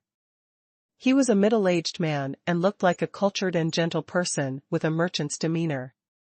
Honorable young masters. As you can see, our place is now filled with customers, the boss said, bowing apologetically. Boss, it seems like you're blind as well. The guy known as Senior Xing smiled wickedly and said in a threatening tone. He looked at the second table and his eyes suddenly lit up. Who says it's full? Isn't there an empty table there? He was looking at the table where Xiao Luo and Ghost were seated when he said it. That table looks pretty good. It's next to the windows, so we can enjoy the beautiful scenery outside from there. That's right. With the gentle breeze, it must be enjoyable to have our meal there. Senior Xing, let's have our meal at that table. The rest agreed with him as well. They determined Xiao Luo and Ghost's cultivation level first, a martial master and an ordinary person. There was no way they would be afraid of those two. After all, they were students from the Mu City Academy. The guy known as Senior Xing kicked the table and looked at Xiao Luo and Ghost. What are you looking at? Don't you know your place? Get lost, don't spoil my appetite. Why should we? All I know is that we sat here first, Ghost retorted, standing up and glaring with her apricot eyes. Two other persons sat at the other corner of the second floor. One was a little older than the other. The younger one said to the older one, Xingfeiyan is trying to take advantage of innocent people again. Should we help them, Supervisor Hu? Both of them were members of Mu City Academy. The younger one, Luo Jinshi, was a student in the same class as Xingfeiyan. The older one was a supervisor named Hu Qingsong. Let's see first. Xingfeiyan's grandfather is one of the academy's elders. I'm afraid he might make things difficult for me if I intervened and lectured Xingfeiyan. Hu Qingsong furrowed his eyebrows. He found this issue rather tricky and knew such an action could not be taken so easily. I think that girl and that young man will give in. I don't think Xingfeiyan will make things difficult for them as long as they do. It's better for us to just avoid any unnecessary trouble. A martial master and a girl with no cultivation. They'll naturally give in to Xingfeiyan's threat. Luo Jinshi gritted his teeth and gently slammed his fist on the table. This B***starred is truly evil. He does many bad things just because his grandfather is an elder of the academy. Many female students got involved with him over the years, and now that the academy has recruited a new batch, I'm sure those three with him are the new students. Two of those girls are quite pretty, and I bet Xingfeiyan is trying to woo them. That is why he's being so arrogant, it's to show how superior he is in front of them. Alright, stop poking your nose into other people's business, let's eat. Hu Qingsong urged. He took his eyes away from what was happening, picked up his chopsticks, and continuing with his meal. Luo Jinshi was consumed with anger. He had been observing Xingfeiyan for quite a while now and was disgusted with his conduct. Now that he happened to bump into him again, he even more furious when he saw what he was up to right now. Besides the two, others on the second floor also looked toward Xiao Luo's table. It was obvious they were all shocked by what Ghost did. Xingfeian immediately noticed Ghost was a young, beautiful girl, and her beauty stunned him. He scanned Ghost from head to toe and secretly thought to himself, how can such a top-quality chick exist in this world? Her skin is white as snow, she looks so tender, and it feels like she would cry with just a light pinch. He immediately changed plans and looked at the other guy, giving him an eye signal.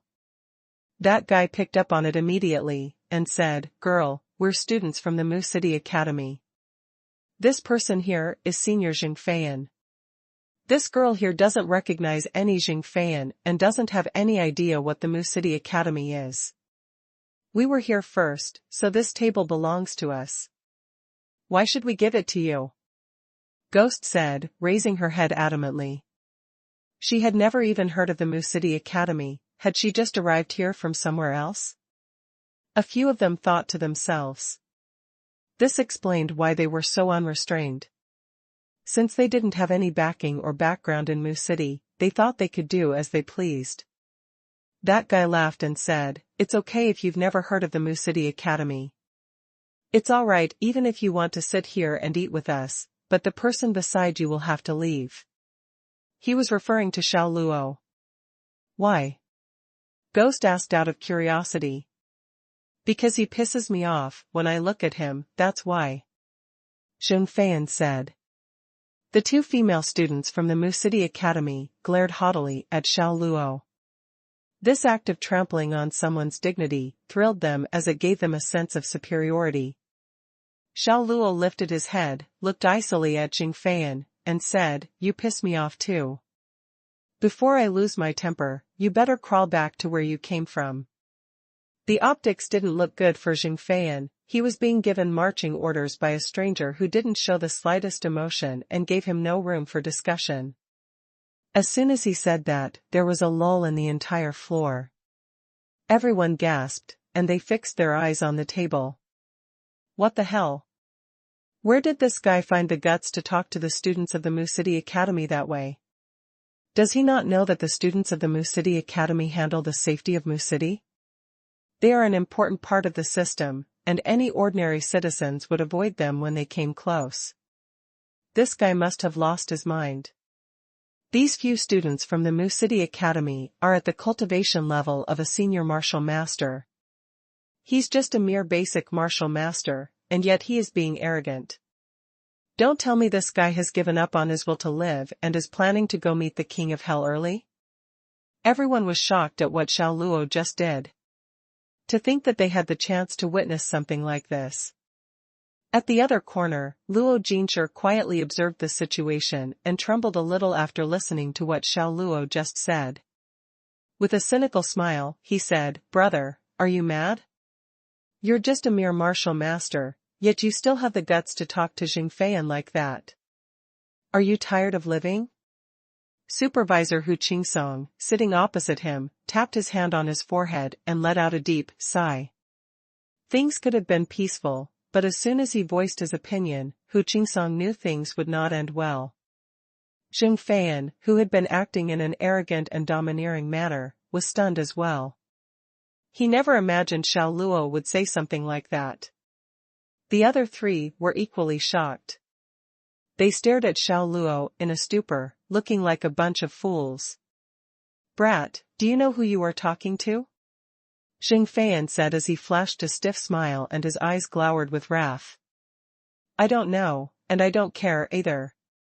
Xiao Luo stared at Xingfeian. He didn't wish to create any trouble, but that didn't mean that he was going to bend over when someone tried to take advantage of him.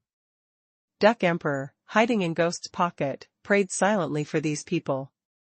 Xingfeian was so angry that the corner of his lips twitched a little. He yelled as he raised his hand to slap Xiao Luo across the face. "Fine, I shall let you know who I am right now." He's had it. Even if he didn't die, he was going to be incapacitated. The color on Luo Jinshi and Hu Qingsong's faces paled. They could tell that Xingfeian's furious, or his palm would not be overflowing with true inner force. With a stroke of his palm, that guy was going to suffer a concussion for sure. Xuanhuan was at the level of a senior martial master, which meant he was already halfway to the level of a martial spirit. To everyone's surprise, Xuanhuan's energy-charged palm paused in midair. It was as if someone had paused the video playing on a screen, and he didn't move at all. Everyone watched closely. A slender and fair hand forcefully clasped Xuanhuan by his wrist and stopped his fan-like palm strike. It belonged to a slip of a girl who stood in front of them, and she was a person who did not have any true inner force.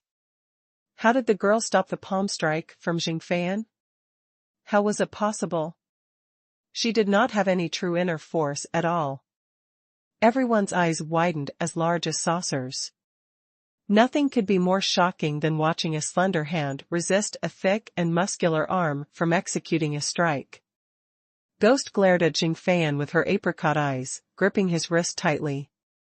He felt a powerful force holding him, and he could not move at all.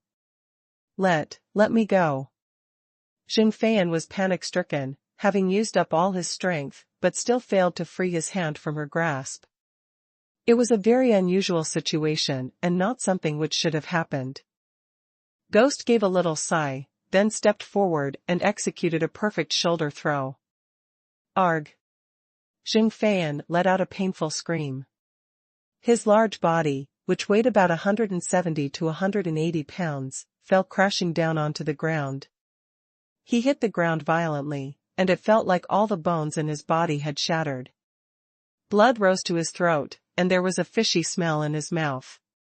He knew it was blood. As he was about to swallow it down, he felt a blow to his chest. Ghost slammed her foot down with brutal force, causing the bones in Xuanhuan's ribcage to crack. It was audible to everyone as it made a similar cracking sound to a beam snapping when it could not withstand too heavy a weight. Erg! Xuanhuan could no longer hold it in and spat out a mouthful of thick, fresh blood. That scene surprised many of the people who were there. They were staring in awe at the ordinary-looking girl who had slammed Xuanhuan onto the ground in one swoop. He was a student from the Mu City Academy and was at the cultivation level of a senior martial master. How could that be possible? Silence. The entire second floor of Xuanhuan was so quiet that one could only hear the clock ticking and one's own breathing. Luo Jinshi and Hu Qingsong were just as surprised. They had thought the two strangers would give in to Xuanhuan and never imagined that the opposite would occur. As it turned out, Xuanhuan had kicked a chopping board. Are you still planning to occupy our table? Ghost glared at Xuanhuan with her hands on her waist. She was angry, and her pretty face expressed how she felt as she gritted her white teeth tightly. How dare he annoy her while she was waiting to enjoy the world's most delicious delicacies? There was no way she was going to forgive him. Xuanhuan, with a foot stepping on his chest, could no longer say anything and even found it extremely tough to breathe right then. He looked into Ghost's eyes with shock. He could never have imagined the situation he found himself in, allowing a girl to step on him and not being able to do anything to stop it. Let Senior Zheng go. The male student came back to his senses, pulled out his long sword, and was about to slash Ghost with it. Ghost stared at him with a mischievous smile. She reached out with her slender hand and grabbed the long sword, trapping it easily between her fingers. The sharp and long sword would not budge, and the student could no longer slash anything with it. Stop the sword with her bare hand? Everyone watching gasped. At that moment, no one regarded Ghost as a harmless young girl anymore. That she could stop a sword wielded by a senior martial master with her bare hand was more than enough to show how terrifyingly powerful she was. Stopping the sword with her bare hand, how is that possible? Luo Jinshi widened his eyes, and his jaws dropped. Everything he had just witnessed confounded him. Supervisor Hu Qingsong's hand holding a pair of chopsticks trembled uncontrollably. He might have been a supervisor, but he was only at the level of a martial spirit. Even with his powers, there was absolutely no way he could have stopped that sword in the way she did. The young girl did not grab the sword, but she used her fingers to trap the sword. She did not have any true inner force at all, yet she possessed a terrifying amount of power. Where exactly did the girl come from? Clang! Suddenly, Ghost turned her wrist, and the sword in the student's hand split into two. There are so many hateful jerks here. Get lost! Ghost shouted breathlessly. Then, she slammed her palm on the chest of the student. Her slender hand looked weak and delicate, but when she slammed it into the student's chest, the look on his face instantly changed. The student could feel an overpowering force surging through, and he was thrown back, losing all control of his body. Bam! He slammed into the opposite table and smashed everything on it. Dishes were sent flying and wine spilled all over the place, and the student laid on the floor groaning in pain. The customers at the table reacted quickly and got out of the way just in time to avoid a disaster. Fear. An indescribable fear filled the hearts of everyone there. The furious look on Ghost's face caused that fear. She broke a sword into two with her bare hand and sent a senior martial master flying with a thrust of her palm. It was not something anyone could have imagined. Suddenly, Ghost became a terrifying creature to everyone. The remaining two female students broke into a cold sweat. They never thought something like that could happen. When Ghost glared at them with her apricot eyes, they could not help but shiver and sensed impending danger. They instinctively looked at Xiao Luo, whom they assumed was a mere martial master. If they could forcibly subdue him and use him as a hostage, then they would not end up like Xianxia. As soon as the thought occurred to them, their swords rang when drawn from the scabbards, and the two girls charged toward Xiao Luo. Xiao Luo was drinking his tea, and he was quite amused when he saw them charging toward him. Xiao Luo waved his hand slightly, and a powerful surge of energy blasted the swords and sent them flying out of their hands. Xiao Luo then stretched out his hands in front of him in a grabbing gesture, and the two female students were suddenly drawn toward him. He caught them both by their throats. The move startled the two girls, and they tried to break free from Xiao Luo's grasp. But there was a powerful force of energy going through his hands, and the girls made gurgling sounds as they tried to escape from his strangulation. Their faces immediately turned red, and they felt close to losing consciousness. Despair, helplessness, and fear overwhelmed the girls. The onlookers got another surprise when they witnessed Xiao Luo subduing the two female students from the Mu City Academy. They were at the cultivation level of a senior martial master, while Xiao Luo was merely a martial master. And it made little sense that a martial master could subdue two senior martial masters. How is this possible? How can a mere martial master subdue a senior martial master? And he even overcame two of them at once, said Luo Jinshi. His view of the world as he knew it seemed topsy-turvy. The incidents not only surprised Luo Jinshi, but also horrified him a little. Hu Qingsong did not say a word. His mouth opened slightly, and he was in shock. Senior Luo, throw them out. Just looking at them annoys me to bits. Ghost said as she furrowed her brows. True, answered Xiao Luo, nodding his head in agreement. Without hesitation, he threw both the female students out of the window. **W this grandpa duck. How can you be this cruel to those two pretty girls? Duck Emperor quacked softly. Ghost threw Xianxia and the other male student out as well. Then, she sat back down on her seat nonchalantly, acting as if nothing had occurred.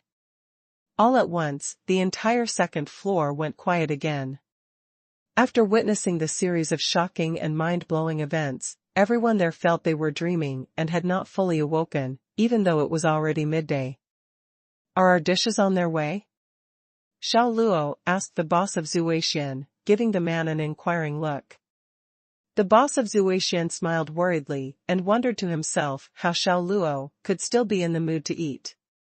He had severely beaten up those students from the Mu City Academy, and the boss marveled at how daring Xiao Luo was, but he felt Xiao Luo should hurry to leave instead. He smiled anxiously. Dear customers, you better hurry and run.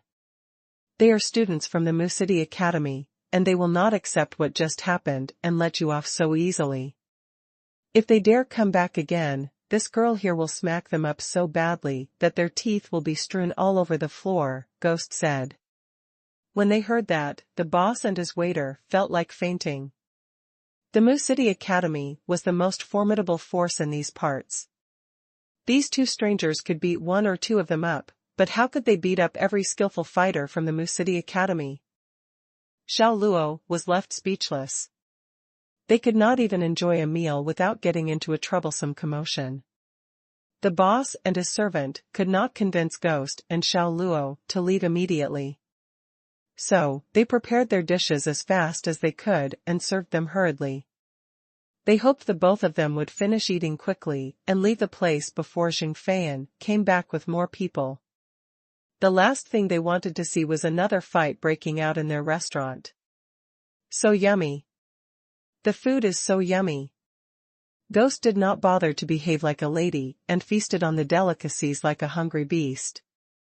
Watching how she devoured the food, one would not imagine that she belonged to the Sucking Blood clan. The Duck Emperor behaved no better and could not resist the temptation of the tasty delicacies as well. He jumped onto the table and started chewing on an oily roasted pig throttle with much relish. Compared to the girl and the duck, Xiao Luo looked far more cultured when he ate.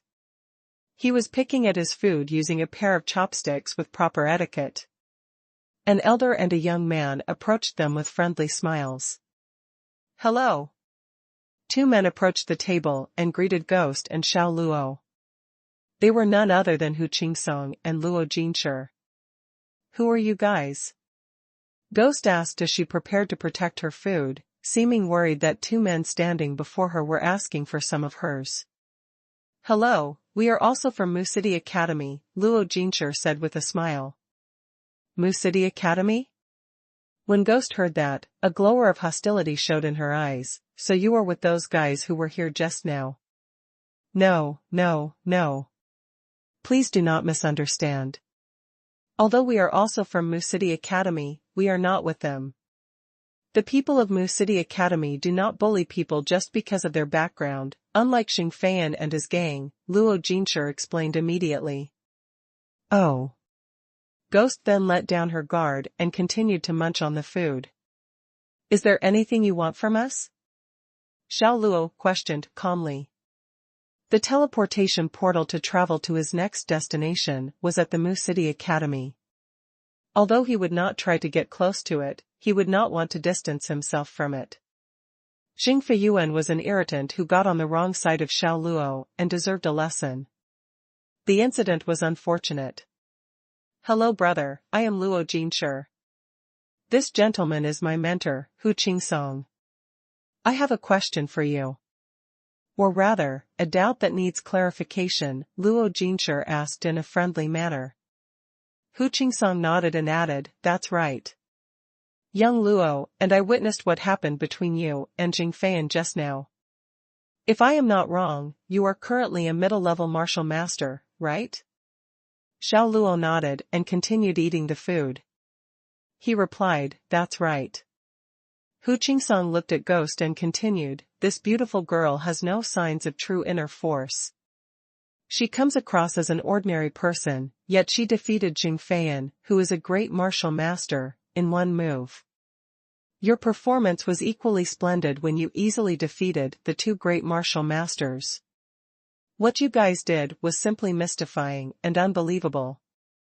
It is hard to understand how the cultivation ranking, which has been in use in the Arcana land for tens of thousands of years, seems not to work on you guys. Indirectly, he asked them how they had defeated Xianxia and the other two great martial masters with their lesser capabilities. Xiao Luo smiled and said, sometimes, what you hear may not be the truth. Similarly, the same applies to what you see. He had reached the stage where he could remain in his original pure self. So, he could suppress his strength, and others could not detect his full capability. Ghost belonged to the Sucking Blood clan, and they operated on a system different from humans. So, it was not unusual, she did not emit any traces of her true inner force. What you hear may not be the truth, and what you see may not be the case. Hu Qingsong mumbled Xiao Luo's words repeatedly. It took him a while to relax his tightly furrowed brows. Then, he seemed relieved and said, I understand now.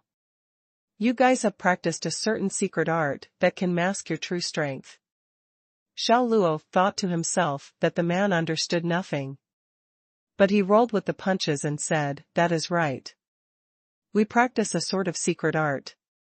Little brother, thank you for clearing my doubt. If not, this will probably trouble me for a long time.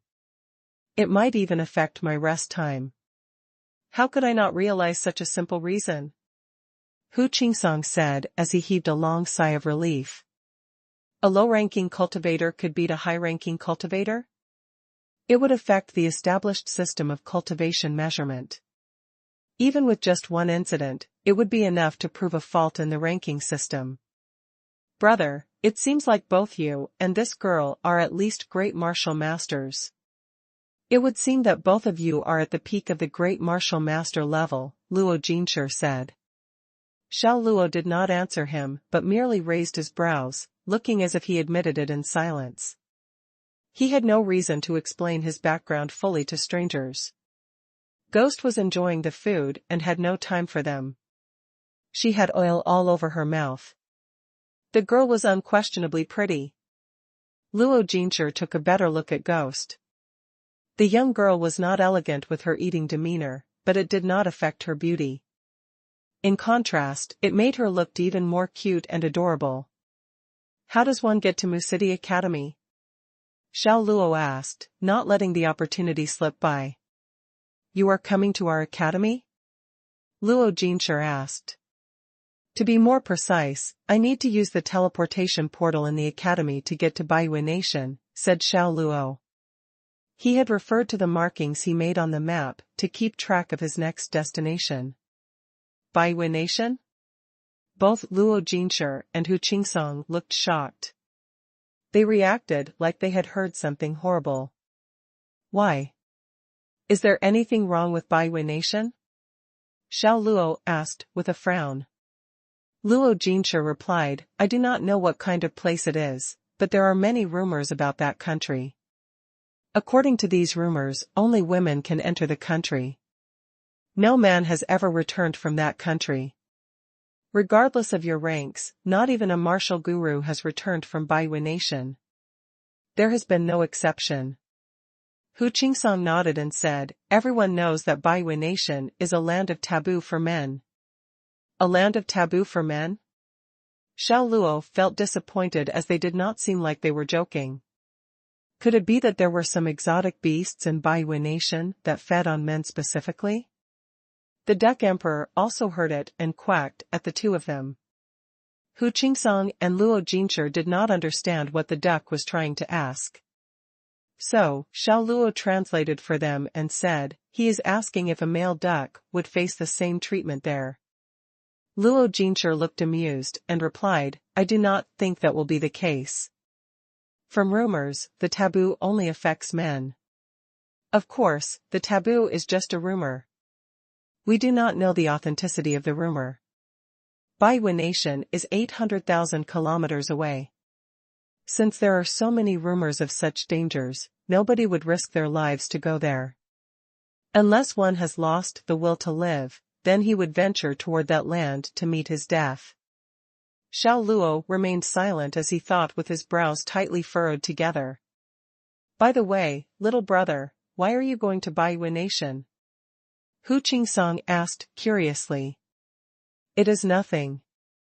I am just passing through, Xiao Luo answered with a smile. They got to know Hu Qingsong and Luo Jinshi better, and the two men offered to lead them to the Mu City Academy after the meal. The boss of Xuanhuan did not dare to charge them. After all, Xiao Luo had thrown the students of the Mu City Academy out of the building like sandbags, so the boss looked upon Xiao Luo and Ghost with some trepidation. He did not wish to be harmed and would not ask for a single penny from them. Xiao Luo did not mind as he just saved some money.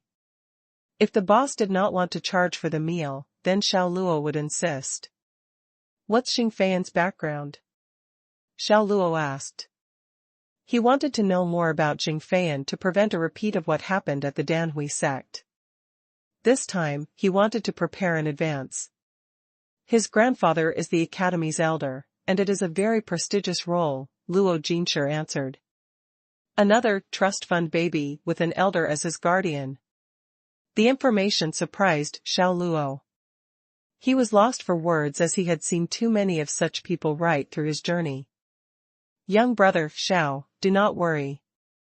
It is just a small matter. I do not think Xingfeiyan will complain to his grandfather. If he does, it will only cause him to lose face in the academy, and people will laugh at him. Hu Qingsong tried to put Xiao Luo at ease. Although Hu Qingsong was a mentor at the academy, he was an amiable man and was down to earth. As he was a new mentor and did not have enough experience, he had little more authority than ordinary students in the academy. As they were chatting, 2 columns of Mu City Academy students cleared the street as they marched through. They seemed to be rushing toward the direction of Zuixian. Out of the way, all of you. These students behaved in the same way as the guards of Stan City. They gruffly pushed the ordinary people on the street aside just because they were more powerful. They did not care about the common folk and acted like they owned the city. *T. That is Chen Junbin, the head of the security department who is in charge of this area. Could it be that Xingfeiyan has asked him to teach you a lesson? Luo Jinshi looked alarmed at the sight of those Mu City Academy students who looked familiar to him. When Luo Jinshi finished speaking, 2 persons emerged from the crowd and stood in front of the cohort of students. The 2 muscular men looked intimidating, and one of them was indeed Xingfeiyan. So, these 2 are the ones? Asked the security head. Chen Junbin squinted his eyes as he glanced at Xiao Luo and Ghost. That is right, brother. You must avenge me. I am hurting all over because of them, Xingfeiyan said and acted as if he was the victim. Feiyan, I am not trying to nag, but he is just a mere martial master. She looks pretty decent. Cough, cough. A martial master and a girl who does not even have any true inner force. How could you lose to them? Is your great martial master's rating a fake one? Asked Chen Junbin. He rested his hands on Zhang Feiyan's back and looked wryly at him. When he heard that, Xingfeiyan smiled bitterly and said, Brother, you underestimate me. These 2 people are out of the ordinary, their cultivation levels are far lower than ours, but their actual strength is terrifying. We did not even have time to retaliate before they tossed us down from the 2nd floor of Zuixian like some stupid dumplings. What? They threw you guys off from the 2nd floor of Zuixian? That bit of information surprised Chen Junbin, and he burst out laughing the next second. Feiyan, aren't you guys so pathetic? If this news ever gets back to the academy, your dignity would go down to drain. Xingfeiyan blushed and pleaded, Brother, stop laughing at me. Catch them quickly. The girl is such a fine catch and you can bring her back to serve you. It would be heavenly for you. Hee hee. You are right. Chen Junbin looked at Ghost lecherously and had thoughts about her. He had unsavory intentions. Junbin, you are the head of the security department. Stand up for the victims for justice's sake. You should not root for the evil and bullies. Just because you are powerful does not give you the right to do anything you wish. Hu Qingsong stood up righteously against them and said, Luo Jinshi and I were at Zuixian and we witnessed everything. Xingfeiyan started the fight because he wanted their table. Instead, he got taught a lesson because of his inabilities. He deserved it and should not push the blame on anyone else. Hey, it did not cross my mind that there's such a talented speaker here. It is the highly respected and powerful mentor of the academy, Hu Qingsong. Pardon me. I did not see you just now, mentor Hu. Chen Junbin said as he sarcastically emphasized the word mentor.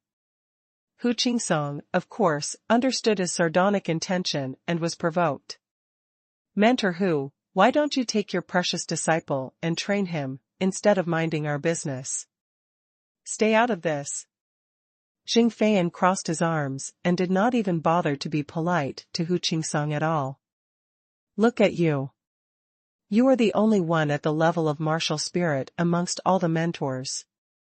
Brother Ben, who is just a year ahead of me, has already reached the middle-level martial spirit. How can you shamelessly continue to stay in the academy and enjoy such undeserving prestige? Haha, haha. The students of the Mu City Academy started laughing. Even though Hu Qingsong was a mentor, they did not respect him one bit. You. Xing Feiyan infuriated Hu Qingsong, who pointed his finger at him in anger. Xing Feiyan, mind your words. Stop insulting mentor Hu. Luo Jinshi yelled at Xing Feiyan in defense of his mentor. Xing Feiyan's eyes turned cold and said, Luo Jinshi, shut the *ck up. How dare you talk to me like this? Are you so cocky because of your grandfather? What's so great about him? In terms of cultivation level, I am no worse than you. Under mentor Hu's guidance, I am also a peak great martial master. Luo Jinshi yelled. For a long time now, he had never agreed with Xing Feiyan's conduct, and he vented his angst at that moment. Xing Feiyan smarted at his words and could only stare at Luo Jinshi with clenched teeth. Peak great martial master? That is quite some progress.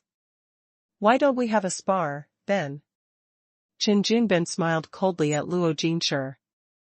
Going up against a martial spirit, Luo Jinshi shuddered at the thought and dared not to fight Qin Junbin. Qin Junbin was a renowned genius in cultivation. He had already reached the middle-level martial spirit before turning 30 years old. What, you mean that scared you? Are you backing down? Qin Junbin mocked Luo Jinshi and then yelled, if you don't have the B*LLS, then shut the hell up. There is no place for you here. Hu Qingsong pulled Luo Jinshi back and said to Qin Junbin, I am sticking to my words. You are the head of the security department. It is your job to uphold justice and ensure order in society. You are here to protect the safety of ordinary folks. If you arrest people without a legitimate reason, then I will report you. Report me? Qin Junbin pretended to cower in fear and mocked, Mentor Hu, I am so scared. Haha, haha. His expression then changed as he broke into a fit of laughter. The other students of Mu City Academy also laughed along unceasingly. Don't you think you are nothing but a joke? Report me? Do you think the Academy will care about a useless mentor's report? Hu Qingsong, I am still giving you a bit of face here. Don't take it for granted. Qin Junbin snarled and did not bother to put up a smile anymore. As a mentor, Hu Qingsong naturally had to maintain his dignity. However, he was being insulted relentlessly by Qin Junbin and Xing Feiyan, which pushed him to his limit. Such insults would even provoke a lifeless man, let alone a live person with feelings. Bam! He stepped out and created a pit in the ground with his foot. A powerful aura exploded around him, and he was emitting surges of true inner force. His force field caused the rock debris to levitate from the ground. Hu Qingsong stared fiercely at Qin Junbin and snapped back at him. He yelled, I dare you to say that again. No one would take lightly a force field created by a martial spirit. All the Mu City Academy students felt a tremendous pressure weighing down on them. Ghost could not take it anymore and wanted to defend Hu Qingsong. But Xiao Luo stopped her. If they could keep themselves away from trouble, it would be best to do so. If they could not avoid it, then he should be the one standing up against it. He did not want Ghost involved in such a violent conflict. Are you angry? Do you think you are the only one with a temper? Do you think I am a patient man? Qin Junbin exploded as he went into a great rage. He strode out as well and unleashed his true inner force in a fit of fury. He would not hide the bad blood between them anymore. Anyway, a useless mentor like Hu Qingsong, who had no patron to back him, could not intimidate him. Both of them were mid-level martial spirit. So, they both had equal chances of winning a fight. Qin Junbin, you are too much. Hu Qingsong got so provoked. He turned into a phantom and sped up to Qin Junbin like a bolt of lightning. So what? Teach me a lesson then. Qin Junbin made his move and unleashed a powerful aura from his body. His long hair blew back even with no wind. What the bystanders saw was Hu Qingsong charging at him. But Qin Junbin could see the dozens of punches thrust at him. He yelled and threw out his right punch. He planned to face Hu Qingsong with brute force. Hu Qingsong did not intimidate Qin Junbin at all. The punches immersed with the true inner force glowed in golden light. The powerful energy they bore twisted the surrounding space. The enormous pressure they brought felt like they could tear the surrounding void. It made the Mu City Academy students back off instinctively. The terrifying clash of energy waves made everyone tremble in fear. The two punches clashed in midair. Boom! A loud and earth-shattering sound exploded like thunder, and a terrifying energy wave erupted like a landslide. The surging energy waves knocked the Mu City Academy students further back a few meters. Zheng Feiyan, who was closer to the fight, lost his balance and flew back immediately. He would have fallen to the ground if another person had not held on to him. The surging energy waves created howling winds and dust storms, engulfing Hu Qingsong and Qin Junbin within the raging energy waves. It took a long time for the energy waves to subside. Qin Junbin stood tall like a pine tree, whereas Hu Qingsong was in a half-kneeling position with blood on the ground before him. He was holding his chest, and there were traces of dripping blood at the corner of his mouth. He was in obvious pain. It was clear who had won the fight. He is vomiting blood. Ghost's innate nature as a member of the Sucking Blood clan made her swallow her saliva when she saw the pool of fresh blood on the ground. No wonder they looked down on him, he is not very talented. The Duck Emperor sighed and said, such a visible harsh truth of life. There is a common saying in the original world. What was it again? Ah yes. If you are weak, do not carry the heavy stuff. If you are not well respected, do not convince people. This good man has exhibited the gist of this common saying perfectly. Xiao Luo stared at the duck and then stared into the distance with an indifferent look. To him, both Hu Qingsong and Luo Jinshi were just guides to the Mu City Academy. They were not his friends, and he did not have to stand up for them. Honestly, he did not feel any sense of gratefulness at all. Mentor who? Luo Jinshi rushed forward and tried to help Hu Qingsong get up. However, Qin Junbin would not allow that. He knocked Luo Jinshi down with a kick. It was a powerful kick from a martial spirit, so Luo Jinshi rolled on the ground for some time before he could recover from the pain. He ended up vomiting a mouthful of blood. The mentor is useless, so is the student. You guys are the most useless trash among the trash. Qin Junbin commented coldly. Hu Qingsong, I have warned you to stay out of this. See, you are vomiting blood just from one hit from Brother Ben. Although both of you are mid-level martial spirit, there is still a significant difference, said Zheng Feiyan as he walked up to mock him. Hu Qingsong clenched his teeth as he stared at those two men. A deep sense of humiliation welled up in his heart. He did not hate anyone but himself for his lack of strength. Ignore him. I am here to seek justice for you. I am in charge of this area. If anyone insults you, that means I am being insulted as well. Qin Junbin walked past Hu Qingsong. He glanced at Xiao Luo and Ghost with his viper-like eyes and said, Are you guys going to come with me obediently? Or do you want me to take you down with force?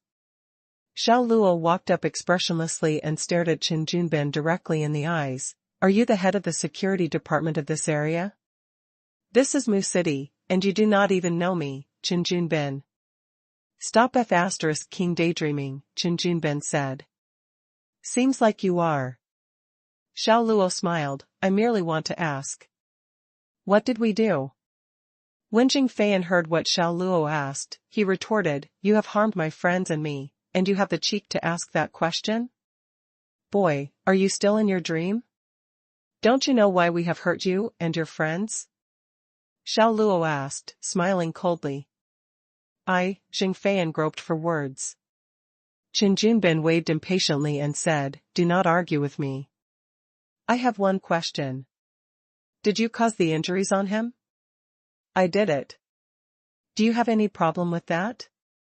Ghost admitted openly. Fine. Then we have not wronged you guys. You guys have assaulted the security force of the Mu City Academy. It is a serious offense. Take them down. Qin Junbin ordered his subordinates to move. It was indeed going to be a fight. Xiao Luo turned solemn immediately and teleported to stand in front of Qin Junbin. Qin Junbin got caught off guard as he could not imagine how Xiao Luo had appeared before him from a dozen meters away.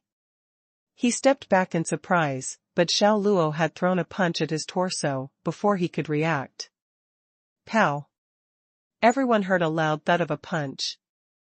There was no fancy move, but merely a simple jab to the midriff. Qin Junbin bent his body into a curve, and his hands were covering his stomach. His expression was one of intense pain, and he was groaning. He then kneeled slowly to the ground. Arg! An indescribable pain had taken over all of his sensations. It felt like his internal organs were all jumbled together, and the searing pain was unbearable. Even though he had curled into a ball, it did not help with relieving the pain. After a while, he could not care about his dignity anymore and let out a harrowing scream. Xiao Luo looked down at Qin Junbin with little mercy and kicked his chin. Erg! Blood spurted out of Qin Junbin's mouth and nose. He flew backward and landed on two stunned-looking Mu City Academy students who were standing nearby. Qin Junbin got up with much difficulty. He stared at Xiao Luo in disbelief and then passed out. What? It terrified every single student of the Mu City Academy. Xiao Luo had knocked out their leader with one punch and one kick. How could that be possible? Their leader was a martial spirit expert. How did he get defeated so effortlessly? The swift attack by Xiao Luo dumbfounded both Hu Qingsong and Luo Jinshi too. They stared at Qin Junbin in disbelief as well. It was a one-hit KO, an instant kill. It did not even look difficult to Xiao Luo. How did he do it? Nobody could believe that Qin Junbin was defeated, but the fact was he laid unconscious on the ground. And that was the best proof. You. What do you want? I am warning you, my grandfather is the elder of the Mu City Academy. If you hurt me even the slightest bit, my grandfather will skin you alive. Jing Feiyan shouted out in fear. My biggest peeve is to get threatened by anyone. Xiao Luo could never tolerate a person like Jing Feiyan under any circumstance. It provoked him. Without warning, he thrust a kick directly on Jing Feiyan's chest. Bam! A deep and loud thud rang out in the air. An enormous force burst from the point of contact and immediately spread out to the surrounding. The force from the blow injured Jing Feiyan's internal organs. He threw up mouthfuls of blood and flew back like a kite broken from its string, flying in an arc flight path and landing some distance away. His screams echoed through several streets. It was horrifying. Every Mu City Academy student who was present looked at Xiao Luo with heartfelt caution. To them, Xiao Luo seemed like a killer god, and no one could understand how a mere martial master could possess such power. Was he just a martial master? Xiao Luo's piercing eyes glanced over to those students, and he yelled, F***ck off. These people did not dare to retaliate as Xiao Luo was someone who had defeated their leader easily. They all fled like animals in panic, and it was fortunate that some of them remembered to carry the unconscious Qin Junbin with them. Bravo! It's truly wonderful. You have done such a good job. Luo Jinshi felt very relieved and said, I have long been very unhappy with Xingfeian and his gang. Brother Xiao, you have truly helped me this time. He helped Hu Qingsong up as he spoke. All these bad guys deserve a good beating. Ghost declared righteously. She hopped over to Xiao Luo, holding her little red umbrella. We have made a mistake, a huge mistake. Hu Qingsong sighed deeply and shook his head. Elder Jing is known for being protective of his people, regardless of whether it is his students or his offspring. As long as they have any form of relationship with him, then nobody can harm them. Now that you have injured Xingfeian so grievously, he probably would not want to settle this amicably. It might affect the chances of you guys using the teleportation portal. If Elder Jing stops you, nobody will dare to defy him. He was sighing non-stop, concerned about potential trouble. Although Hu Qingsong had only met Xiao Luo and Ghost for half a day, he still thought well of them and had established a good rapport. He did not wish to see Xiao Luo and Ghost forced to remain in the Mu City forever because of the incident. It is fine. My handsome Luo Luo is not afraid of anyone. Am I right? Ghost had seen Xiao Luo's true capability back in the dark forest. He defeated the Sucking Blood clan's elders. Except for the Light clan's Holy Land, nobody would be worthy of being Xiao Luo's opponent in Arkan Land. She was very confident of Xiao Luo's capability. Xiao Luo was pretty amused and asked himself when he had become hers. However, he nodded to acknowledge it with little modesty. Hu Qingsong sighed heavily and shook his head again, obviously thinking that Ghost was still too young and naive. Even the Chancellor of the Mu City Academy would not dare to speak so highly of himself. Hu Qingsong thought those words were rather arrogant for someone with an unknown background. Of course, he could not blame Xiao Luo and Ghost since they were still very young and probably inexperienced. It was typical for youngsters of that age to feel invincible when they possessed some skills. Sternly, Hu Qingsong asked, Must you guys go to Baiyu Nation? Xiao Luo nodded and answered, Yes, we do. Then let us hurry to the academy. We should capitalize on this opportunity before the news of the fight gets back to the academy. Use the teleportation portal and leave here right now. Let us go, and we have to be quick. You guys won't be able to leave if we delay. Hu Qingsong led the way as he ran toward the Mu City Academy. Brother Xiao and Miss Ghost, listen to Mentor Hu's advice. Let us go, Luo Jinshi said as he hurried them. Ghost was feeling puzzled and asked, Handsome Luo Luo, was my explanation difficult to understand? Xiao Luo raised his brows and shrugged. Then he immediately followed Hu Qingsong. Better to be safe than sorry. Goddamn rascal, don't let history repeat itself, whispered Duck Emperor. He reminded Xiao Luo, feeling overcome by a sense of trepidation. Do not worry. Xiao Luo answered as he did not intend to commit the same mistake twice. After half an hour, they have finally arrived at the Mu City Academy. The academy was extraordinarily vast, and it was in the center of Mu City. It occupied 1/10 of Mu City's total land area. The gate to the academy was plain and unadorned. The green stairs showed vicissitudes of age, and a holy aura enshrouded the entire academy. It was indeed an institution with thousands of years of history. There were countless pavilions and towers in the academy, clear lakes with aqua blue water, and spacious training grounds. Xiao Luo felt as if he had returned to his college in the original world.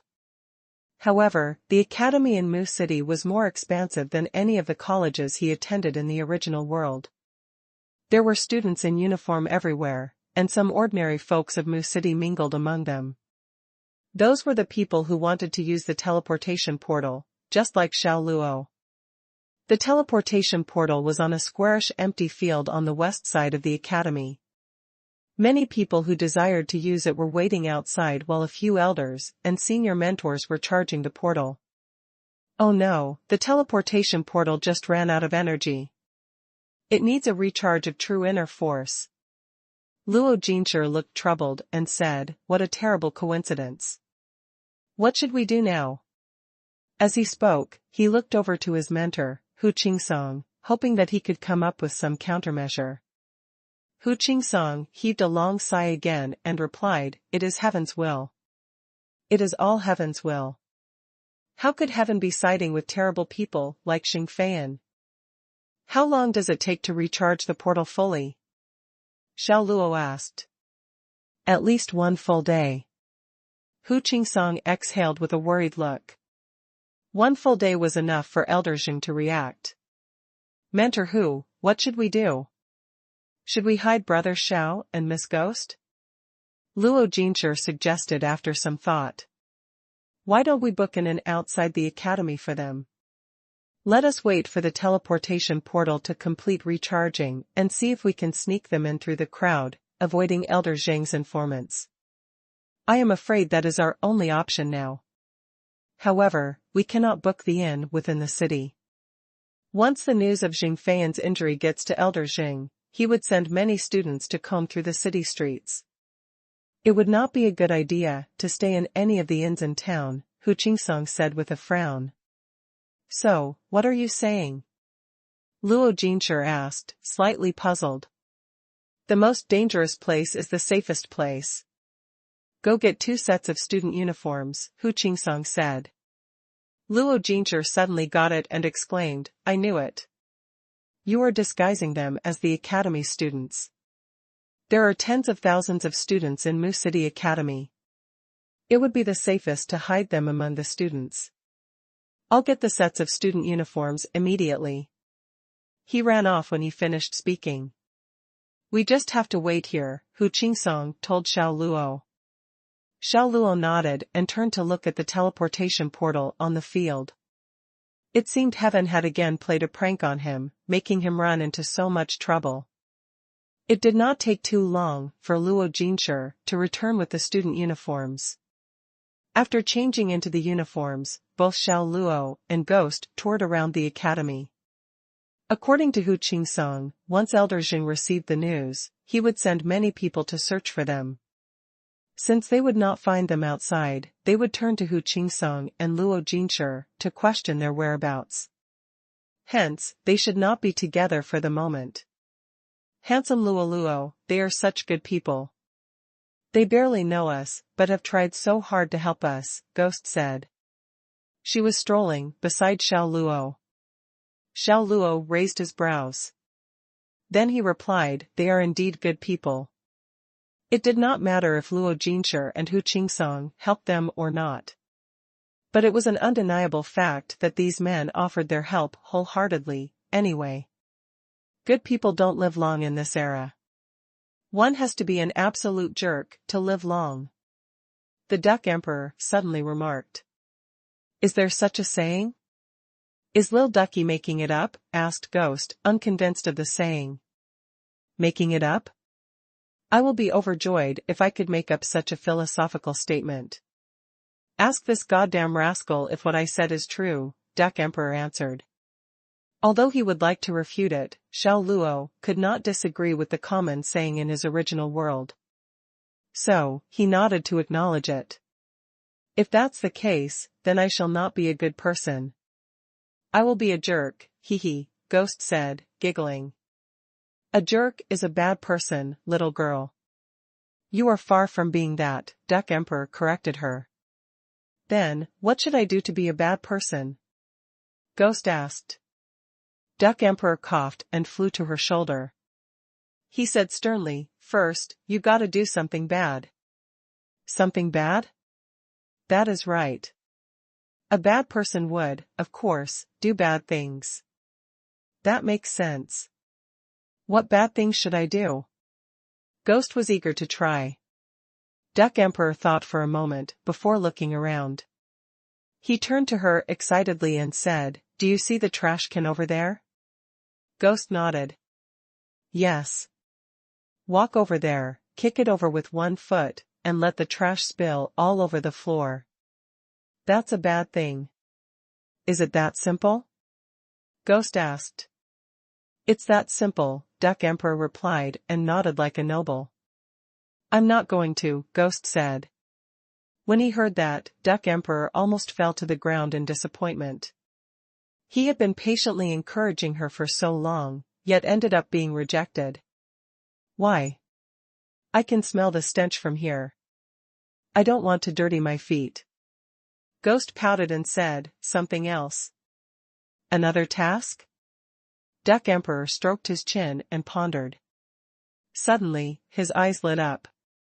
Do you see the latrine over there? I see it. I see it. Ghost became excited again. Pick up a rock and hide by the side.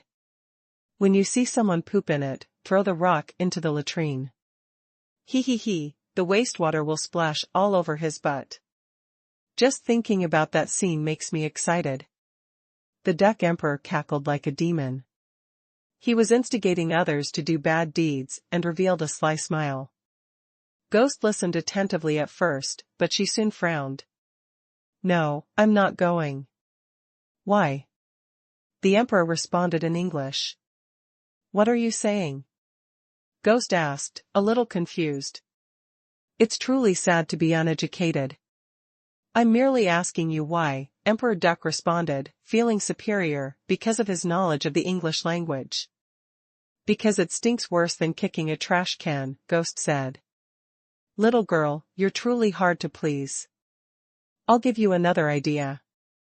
Duck Emperor stroked its chin and pondered carefully once more. Thud. Suddenly, Xiao Luo gave the duck a knock on his head. Duck Emperor saw stars, and his thoughts were interrupted. He covered his head and glared at Xiao Luo angrily. What are you doing? Are you done yet? Don't you know how to teach people to be kind? Xiao Luo asked in a deep voice. It was the little girl who said that she wanted to do something bad. What has it got to do with me? The Duck Emperor quibbled. I just want to beat you up. Any questions? Xiao Luo said. The sentence left Duck Emperor at a loss for words. He couldn't win against Xiao Luo in a fight, and he couldn't win in an argument either. He tried to reason, but Xiao Luo was only willing to use force to solve problems. So should he confront Xiao Luo? Forget it. Hey, which department are you guys from? Why are you wandering around here? A loud and clear voice suddenly echoed across to them. Xiao Luo and Ghost turned to look and saw a group of Mu City Academy students, and the one who shouted was among them. We are from the publicity department, Xiao Luo responded with the primer that Hu Qingsong had prepared for him in advance. Since you are from the publicity department, stop wasting time. Quickly inform everyone to report to Elder Zheng. With that, the group of people hurried past them. D*it, looks like the news has circulated. That Elder Zheng is gathering everyone to search for us, even if they have to dig 3 feet underground, Duck Emperor lamented as he stared at the departing backs of the students. I'm thrilled about it. It is as much fun as playing hide-and-seek with Louis and the others when I was a kid, Ghost said excitedly. Xiao Luo was speechless for a moment. Then he scanned his surroundings and spotted a mountain. On it, he saw a forest and realized it would be good to hide there while the entire academy was on the alert. Xiao Luo pointed at the mountain. Let's go there. That's a good idea. If we hide there, they definitely won't be able to find us. Ghost's almond eyes glowed as she chuckled. Little girl, you have a big heart, the Duck Emperor said as he put his hand to his forehead. Xiao Luo led Ghost and the Duck Emperor onto a deserted mountain. He looked around. Though it was a dense forest, he noticed many trails created by frequent foot traffic. If Xiao Luo had not seen the ancient architecture outside but only saw the forest, he would have thought it was the mountain behind his university. Both places had a lot in common, the quietness and the sound of tweeting birds. He used to spend a lot of time with Zhao Mingqi strolling on that mountain when they were in love until they saw a used condom there. Ever since then, they had never gone back there again. The condom seemed to create a psychological barrier for them. Rumor had it on the internet that mountains behind many universities were great places for sex. He had never expected it to be accurate and that their university was one of those universities. While he was deep in thought, something which was happening on the trail rendered him speechless. He heard a woman moaning. She was trying to keep her voice down. He had sex with Suli a few times, so he certainly could tell it was a woman moaning while having sex. He looked in the direction where the noise came from and vaguely saw a naked couple in the forest. With the ground being their bed and the sky being their blanket, they were having intense sex. The man was on top of the woman. He seemed to be quite a performer. His every hump made the woman underneath him moan lustily. What noise is that? As a member of the Sucking Blood clan, Ghost's 5 senses were very acute. She certainly could hear what Xiao Luo was hearing. Just like Xiao Luo, she also saw the couple about 60 miles away. Blinking, she asked, curiously, "Gee, handsome Luo Luo, what are they doing? Fighting? But why are they fighting naked? Fighting?" Xiao Luo almost choked. A fight?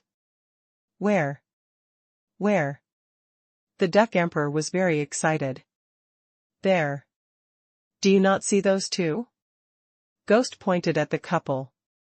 The Duck Emperor looked in the direction in which she pointed. Then he said earnestly, "Silly girl, you are so ignorant. They are not fighting. They are doing the most beautiful thing in the world." Ahem, ahem. Xiao Luo coughed and gave Duck Emperor a stare as a warning for him to hold his tongue. If he influenced Ghost in an unsavory manner, he would not let him off easily. However, Ghost did not know what he was talking about at all. But the most beautiful thing in the world is to have an endless supply of delicious food, isn't it? It is because you have never done this before.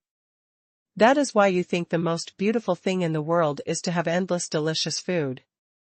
Once you have done this, you will change your mind, continued the duck. He ignored Xiao Luo's warning look and went on misleading Ghost. Really? Ghost asked doubtfully. Of course. Try it with this goddamn jerk if you do not believe me. Then you tell me whether it is true, said Duck Emperor while he glanced at Xiao Luo. Okay. That's a great idea. The suggestion thrilled Ghost. She could hardly wait. Going up to Xiao Luo, she said, "Handsome Luo Luo, let us do it, shall we?" Xiao Luo gave her a knock on her head. Covering her head with her hands, she pouted and looked at Xiao Luo with a pitiful face. That hurts, she said. Xiao Luo scolded her, "Great idea, my foot. You know nothing. The damn duck is talking nonsense. Do not believe him." Then, he reached out to grasp Duck Emperor's neck and threw him toward a tree. Whoosh! The Duck Emperor hit the tree hard, like a small cannonball. Quack! He let out a painful scream and slid to the ground feebly, like a pile of mud. He is killing me. He is killing a poor duck.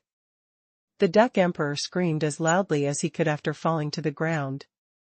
Xiao Luo went toward the mountain peak, paying no attention to him. Ghost was much nicer. She walked over, picked up Duck Emperor, and put him into her pocket. Duckling? Did you lie to me? If not, why would handsome Luo Luo be so angry? Girl, kings, and bears often worry their keepers. Have you ever heard this saying?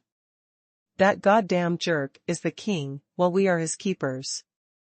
We have to be careful about everything we say and everything we do. Otherwise, we could lose our lives to the king. The Duck Emperor tried to ally with Ghost. He figured it would be safer that way. Nonsense. Handsome Luo Luo is adorable. He would never harm us, Ghost replied in disagreement. Adorable? the Duck Emperor said with a bitter smile. He added, "It is because you have never seen his brutal side. He is an absolute devil when he kills. I'm sure handsome Luo Luo would kill no one unless those people went too far. And he would only kill scoundrels," argued Ghost. The Duck Emperor gave it a thought. Things were like what the girl said indeed.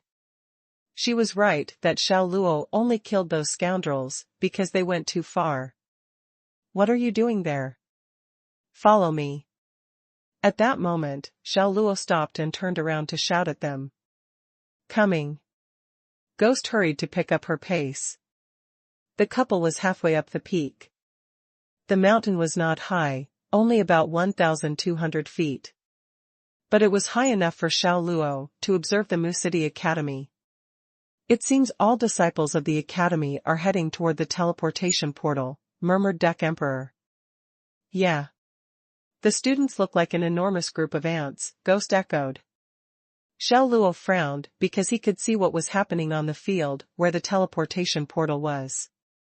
On the field where the teleportation portal was located, they tied Hu Qingsong and Luo Jinshi up on 2 crosses, and they could not move at all. Their faces were pale, and there was blood at the corners of their mouths. They had internal injuries, which was why they were too weak to fight back. An elderly gray-robed man was standing in front of them with his hands behind his back. With a head of white hair and a white beard, he had an intimidating look. He was the elder Jing from the Mu City Academy. Jing Feiyan and Qin Junbin were standing on both his left and right side, assisted by others. They were staring at Hu Qingsong and Luo Jinshi with clenched teeth. Around them were the thousands of disciples of the Mu City Academy. They were discussing in low voices with different expressions on their faces. What happened? Hu Qingsong injured Jing Feiyan and Qin Junbin. Elder Jing tied them up to parade them out here. No, that is not what happened. Hu Qingsong is a useless supervisor. Even if he had 10 guts, he would not have the nerve to hurt Jing Feiyan. Besides, he is not even strong enough to defeat Qin Junbin. So, why did Elder Jing tie them up? It was a man and a woman who injured Jing Feiyan and Qin Junbin. And the man and woman are close to Hu Qingsong and Luo Jinshi. We searched the entire city but did not find them. Hu Qingsong and Luo Jinshi must have hidden them somewhere. I see. This useless supervisor is a troublemaker. He offended Elder Jing. Elder Jing will make him suffer a lot. By the way, did the dean and other elders have anything to say about this? What could they say? Elder Jing is the one who has a say in the academy. The dean is his apprentice younger brother, who tolerates him excessively. As for the other elders, they know Elder Jing's temper. Who would interfere in this? Anyway, Hu Qingsong and Luo Jinshi deserve it. Yeah. Hu Qingsong and Luo Jinshi could have stayed quietly in the academy, but they had to offend an elder. Of all people, it was Elder Jing whom they pissed off. They cannot blame anyone for what they are going through. Tell me. Where are those 2 people now?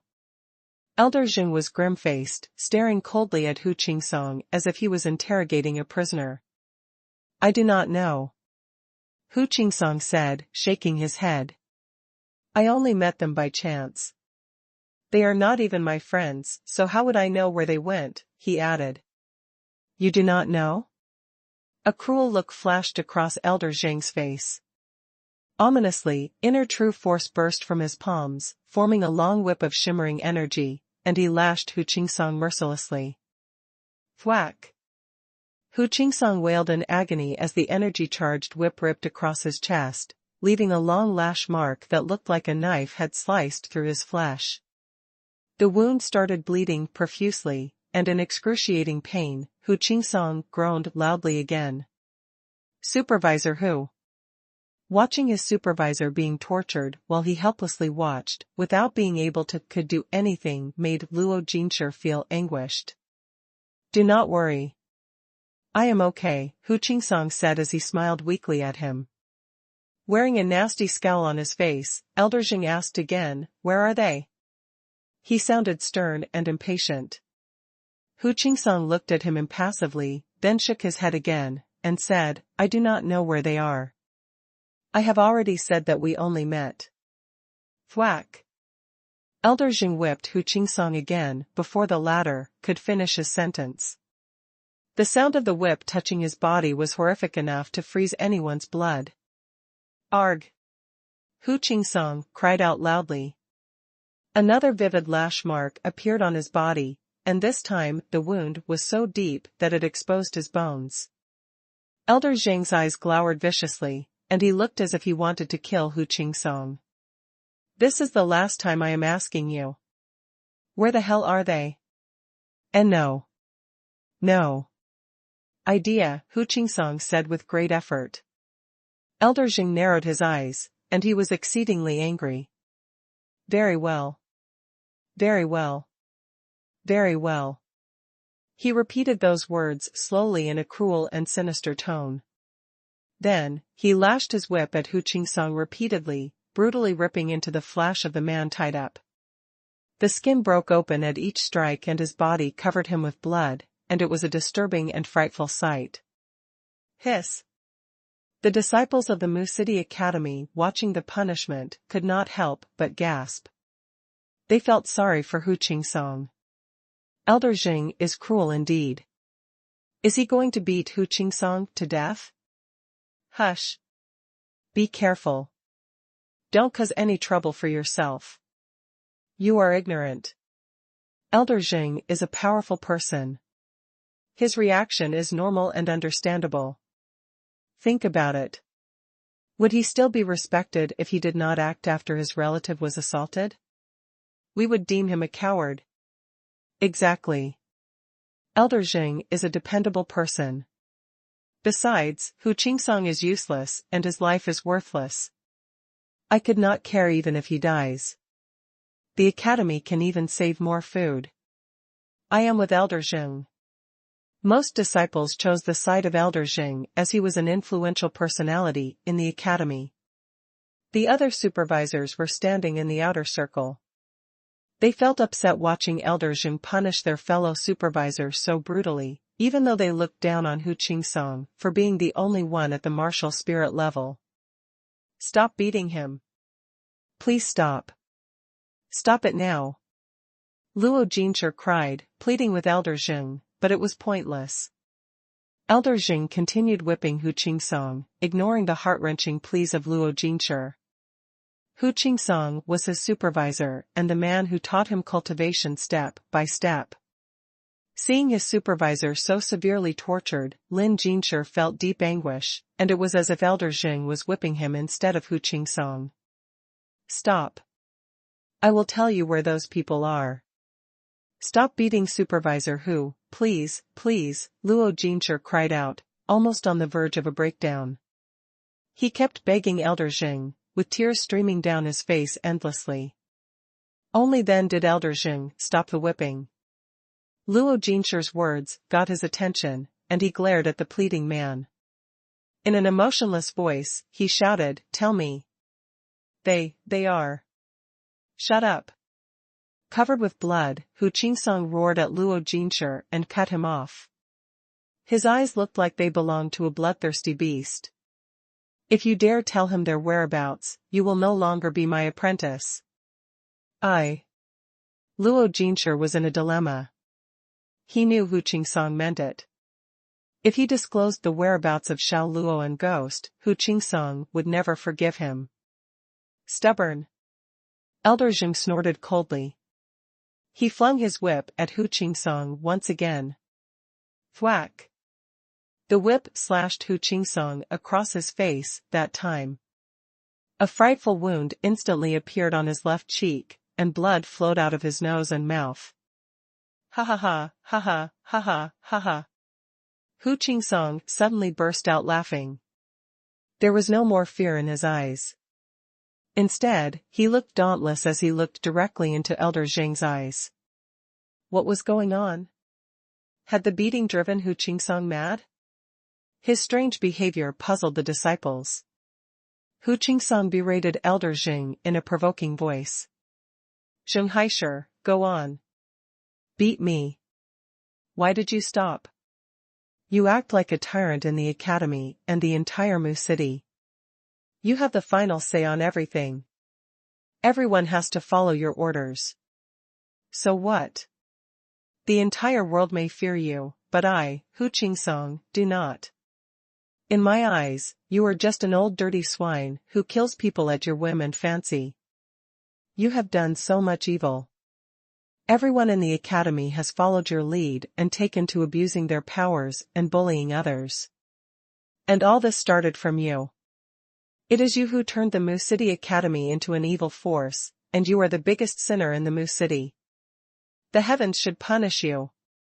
Laughing insanely with his teeth all covered with blood, he looked as hideous as an evil ghost. Suddenly, Hu Qingsong became a different person. He is crazy. Hu Qingsong has gone crazy. He is irritating Elder Jing intentionally so that Elder Jing will vent his anger on him. He is trying to divert Elder Jing's attention from the two who injured Jing Feiyan and Chen Junbin. Elder Jing would forgive him if Hu Qingsong just told him the whereabouts of those two. But now, it is hard to say. Elder Jing is famous for his cruelty. The disciples were talking among themselves in low voices, whispering to each other. Elder Jing twitched one corner of his mouth. He gave Hu Qingsong a long, hard stare. Hu Qingsong ignored him. Instead, he addressed the thousands of disciples who were there. Disciples of the Mu City Academy, you had to go through many rounds of strict selections before you got admitted by the academy. But before that, you were also sons and daughters of the common folk living in the Mu City. All of you have noble ambitions, determined to make contributions to Mu City. Don't you wish to benefit the common folk? Many of you took an oath, led by the dean at the square. You vowed to make it your mission to protect the lives and properties of the people. But look at how things are being run in the academy now. When we walk down the streets, the folks are avoiding us as if we have the plague. They have fear in their eyes. Perhaps in their eyes, the members of the Mu City Academy are robbers, not their protectors. Have you ever thought about the reason for this? Ask yourselves, do you still hold fast to your initial aspirations? Or have you deviated so far from it you have forgotten why you took the oath in the first place? Dear disciples, this is a wake-up call. Look at Mu City, it is already devastated. Look at how this evil attitude is gnawing away at our morals at Mu City Academy. Stop being so foolish. Wake up to fight against those vile practices and repel these hateful evil forces. It was a stirring speech, and it touched the hearts of many who were listening. Every sentence Hu Qingsong delivered was brilliant, and his words influenced many of the disciples. It made them recall the day they took their oaths. They thought about what they had done and realized the difference between what they vowed and how they had conducted themselves. Thwack! Elder Jing lashed at Hu Qingsong again, and the crack of the whip made everyone flinch. Blood flowed down Hu Qingsong's forehead as Elder Jing snarled, "So, are you the only person with good morals? Are the rest of us corrupted? Who do you think you are? An envoy of the Light Clan? The embodiment of justice? Who gave you the authority to stand on such high moral ground and criticize the disciples of the academy? Do they need your criticism? You are so full of yourself. Yeah, a crappy supervisor like you has no right to make comments about us." Jing Feiyan pitched in as if he was defending justice. "Even I can defeat you. What kind of supervisor are you?" "You are even worse than trash," said Chen Junbin scornfully, with his arms folded across his chest. Following their lead, other disciples also joined the chorus of those who were condemning Hu Qingsong. The most pathetic people are those who do not know who they are. You, Hu Qingsong, are one of them. You do not even know who you are. How dare you lecture others so arrogantly here? What a moron! Moron? Please do not humiliate morons. Conman is the best word for a person like him. That is right. As a supervisor, you have not moved further up from the level of martial spirit, and you have only one apprentice. If I were you, I would have killed myself. I would not have the cheek to stay in the academy and live on the salary it pays you. A crappy supervisor with an equally crappy disciple. Although many disciples found Hu Qingsong reasonable, they could not come to terms with his views. Instead, they blamed Hu Qingsong for humiliating them publicly and roundly condemned him. Suddenly, the tables turned, and Hu Qingsong became the target for everyone. Hu Qingsong, get out of the Mu City Academy. Some disciples shouted at him, and then many others followed suit. Their voices were making so much of a commotion, it sounded like the rising and falling of crashing waves. Watching their indignant faces, and hearing them shouting they wanted him out of the academy, Hu Qingsong felt bitter and disheartened. It made sense that no amount of noise would wake a person pretending to be asleep. No matter how sincere his speech was, and how much truth there was in what he said, it proved useless. Hu Qingsong, listen to what people think about you. Even if I beat you to death, they will only applaud and cheer, said Elder Jing in a spiteful voice. Hu Qingsong's spirit collapsed. He lost the resolve that had been propping him up and suddenly burst out laughing like a madman. There were tears in his eyes. Like a wild beast, he stared into Elder Jing's eyes. In outrage, he cursed, "Zheng Haisher, you son of a b*tch. You are a dreg of the academy. You will eventually destroy the academy. And I will wait to see the Holy Land of the Light Clan send their people here to eradicate the dark forces led by you. I will wait to see you decapitated. Shut your mouth." Elder Jing flew off the handle. He lashed his whip at Hu Qingsong violently. Thwack! Thwack! Thwack! The rack of the whip kept going like firecrackers. Every blow left a deep wound across Hu Qingsong's body that was so deep, his bones were exposed. Stop. Stop beating him. Please stop. Stop beating Supervisor Hu. Luo Jinshi begged with cries and screams. He knew if Elder Jing did not stop, Hu Qingsong would die. However, Hu Qingsong had riled up Elder Jing, who vented his anger at not finding Xiao Luo and ghost on Hu Qingsong. He wanted to whip Hu Qingsong to death, one lash after another, without showing him any mercy. It was the only thing he wanted to do. Hold on. Stop beating him. At that moment, a woman rushed through the crowd and kneeled in front of Elder Jing. She begged, "Elder Jing, please let Qingsong go." Gee, it is Supervisor Ai Linda. Why is she speaking up for Hu Qingsong? What reason could there be? There is a rumor that something is going on between the two of them. It seems it is not just a rumor then. The disciples began talking about them. Ai Linda, get out of the way. Elder Jing yelled at her harshly.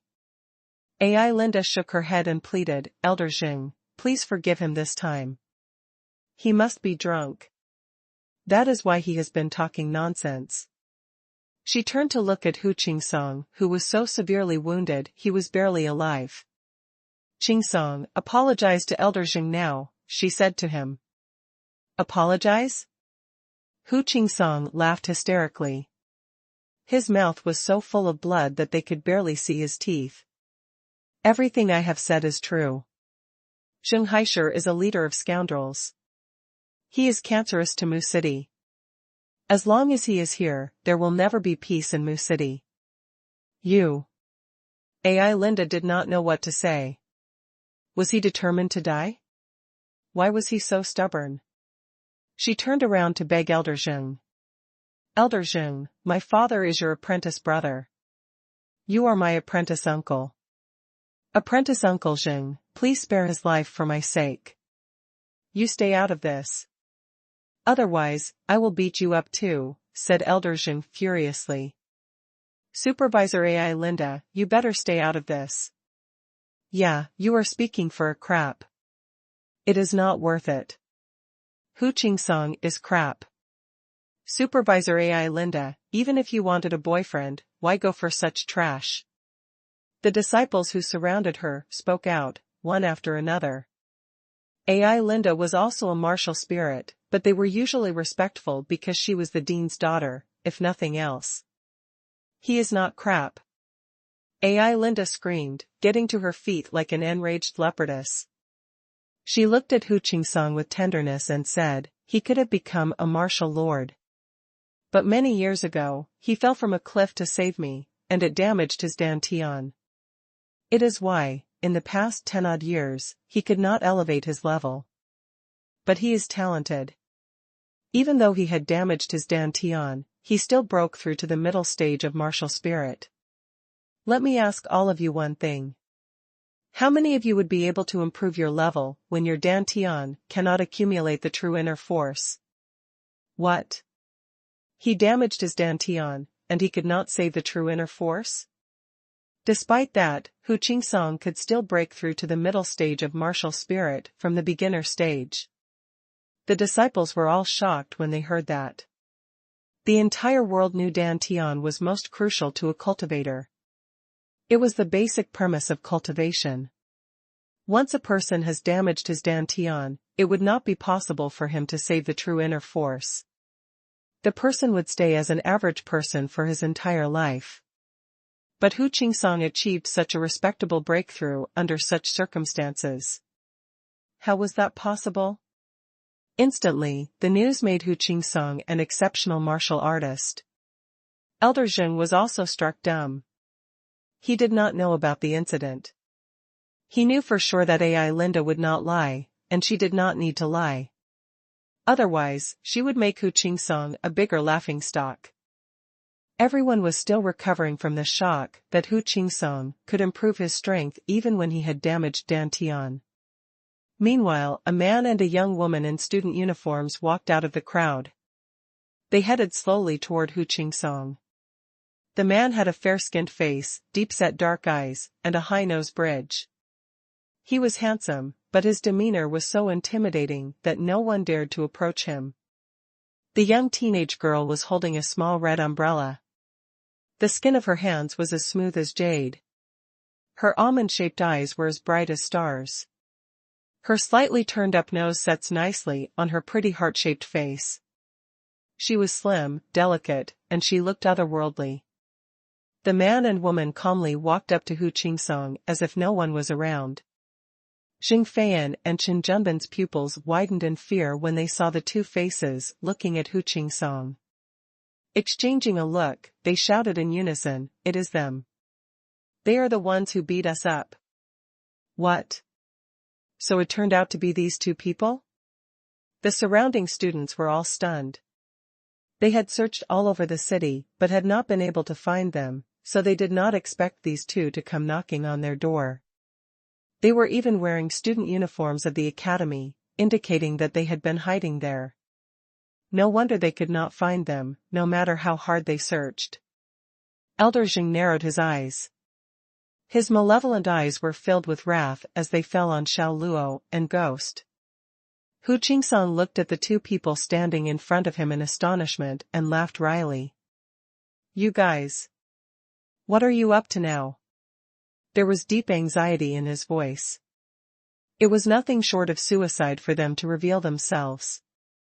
Zheng Haisher was in a rage and he did not know what terrible thing he would do next. "Brother Xiao, Miss Ghost." Luo Jinsher's eyes widened in confusion. Xiao Luo glanced at Ghost, who was standing next to him. "She said she wanted to save you." Xiao Luo was not from this world and was only here for the matter pertaining to the Light Clan. He avoided many things and did not choose to get involved unless absolutely necessary. But in the end, he couldn't endure the pleading of Ghost, and they came out of hiding. Ghost nodded her head like a chick pecking rice. Her almond-shaped eyes stared at Hu Qingsong's blood-covered body as it swallowed its saliva involuntarily. "Save us?" Hu Qingsong smiled bitterly. "There are 25 elders in the Mu City Academy. Every elder has the cultivation of a martial lord. Including the dean, there are a total of 26 martial lords and over 200 instructors at the level of martial spirits and martial lords. How are you going to save us? I was willing to die rather than tell them your whereabouts, but you come out on your own. At the end of his sentence, he swallowed his words and heaved a sigh. They had voluntarily walked into the jaws of death. How could he save them now? Hu Qingsong, Xiao Luo, is more powerful than you think. You will be fine. I will let you down now. Ghost shook her head and suppressed her bloodthirsty nature. Then, she went forward to untie Hu Qingsong and Luo Jinshi. No one tried to stop them, and no one said anything. It was as if Hu Qingsong and Luo Jinshi were no longer important. What mattered now was Xiao Luo and Ghost. Cough, cough. Hu Qingsong coughed and fell to the ground. However, Ghost immediately helped him up. Seeing this, Alinda quickly ran up and took over the spirit's position to support Hu Qingsong, and asked, "Are you the ones who thrashed Xing Feiyan and Chen Junbin?" "That's right. They were despicable and deserved to be beaten," Ghost admitted generously. When she determined it was them, hostility emerged in Linda's eyes. "Idiot, you don't even know that you've committed a serious crime and almost caused Qingsong to lose his life. How can you still be so calm?" The ghost gave her a puzzled look and stared at her. Linda, this has nothing to do with them. It was all caused by Xinghai, who was rude and unreasonable. They were just unwilling to give in to the abuse of Xinghaishi's subordinates. What's wrong with that? Hu Qingsong stared at Elder Xing with hatred as he spoke. He initially acted in self-preservation and did not want to choose any sides. However, Elder Xing had gone too far. Therefore, the emotions that he had been suppressing erupted like a volcano, and he was determined to use his strength to resist Elder Xing's power. Reckless and unreasonable? Abuse? These words made Elder Xing's face turn dark with rage.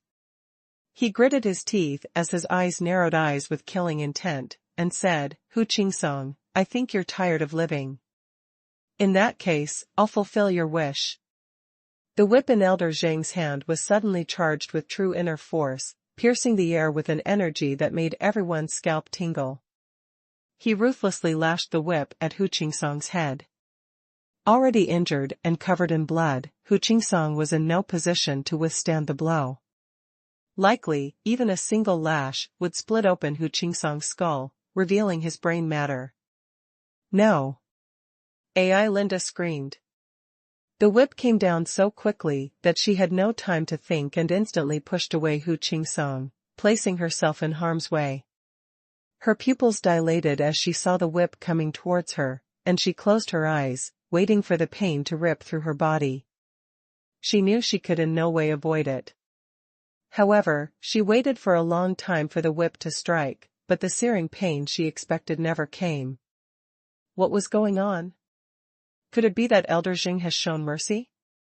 She carefully opened her eyes, and what she saw stunned her.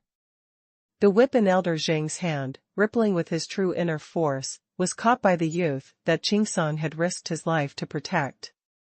How was this possible? It was not only Linda who was shocked, but all the surrounding students too. Elder Xing was a high-level martial lord. Even an ordinary whip in Elder Xing's hand was devastating, not to mention one condensed with his true inner force. Not anyone could face up to his whip, let alone grabbed it with his bare hand. Elder Xing looked at Xiao Luo with an uncertain expression before he sneered, "Brat, you have some skills, indeed." "Humph." Xiao Luo let out a disdainful snort.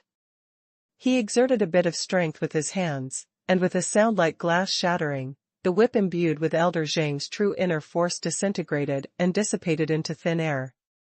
Elder Xing felt a powerful force and couldn't help but stagger back 2 steps. How did he do that? He just destroyed Elder Xing's true inner force whip with his bare hand. How is it possible? Who is he?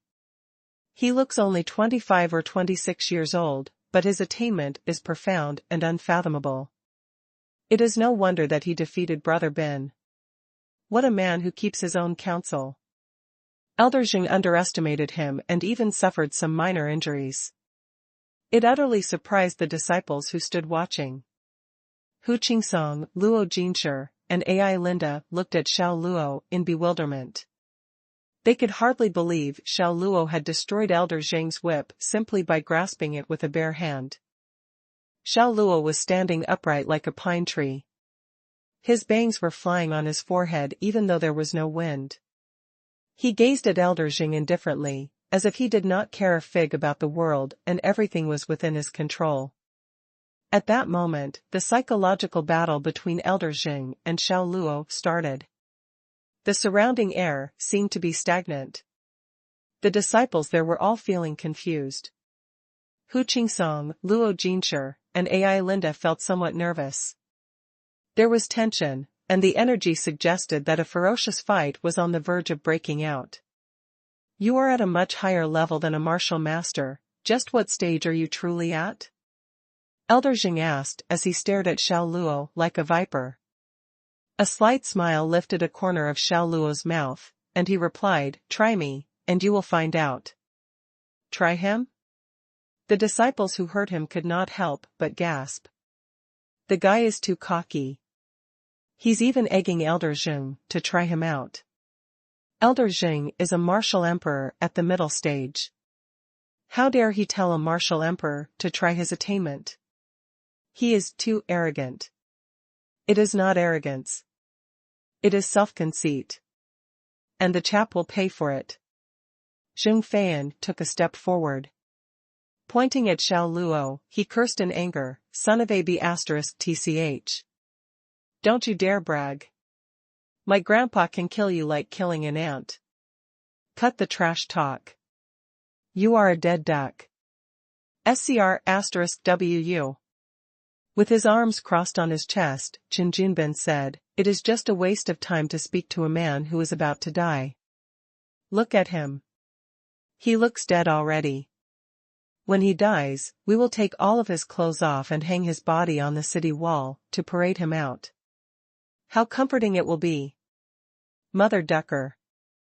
Those 2B** stards are cruel.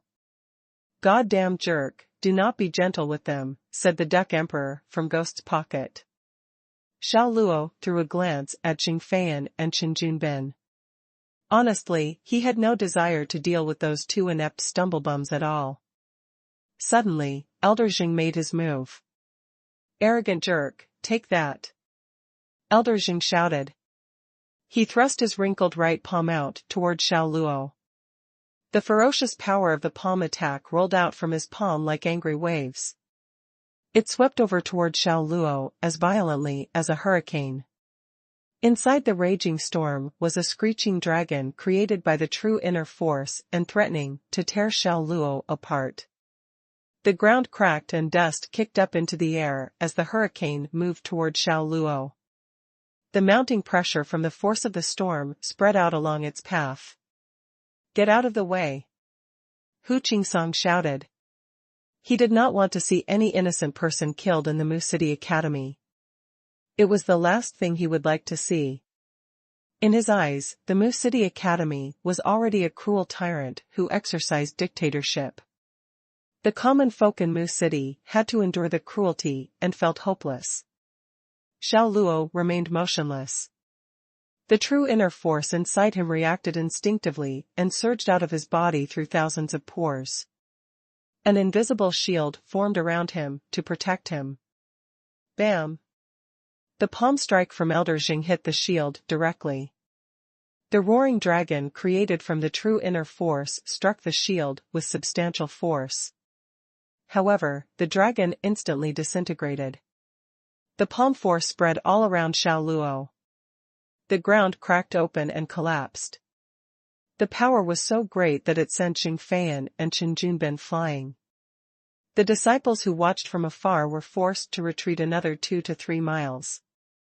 With Ghost's help, Hu Qingsong, Luo Jinshi, and Ai Linda escaped injury. All they felt was a wild wind blowing against them.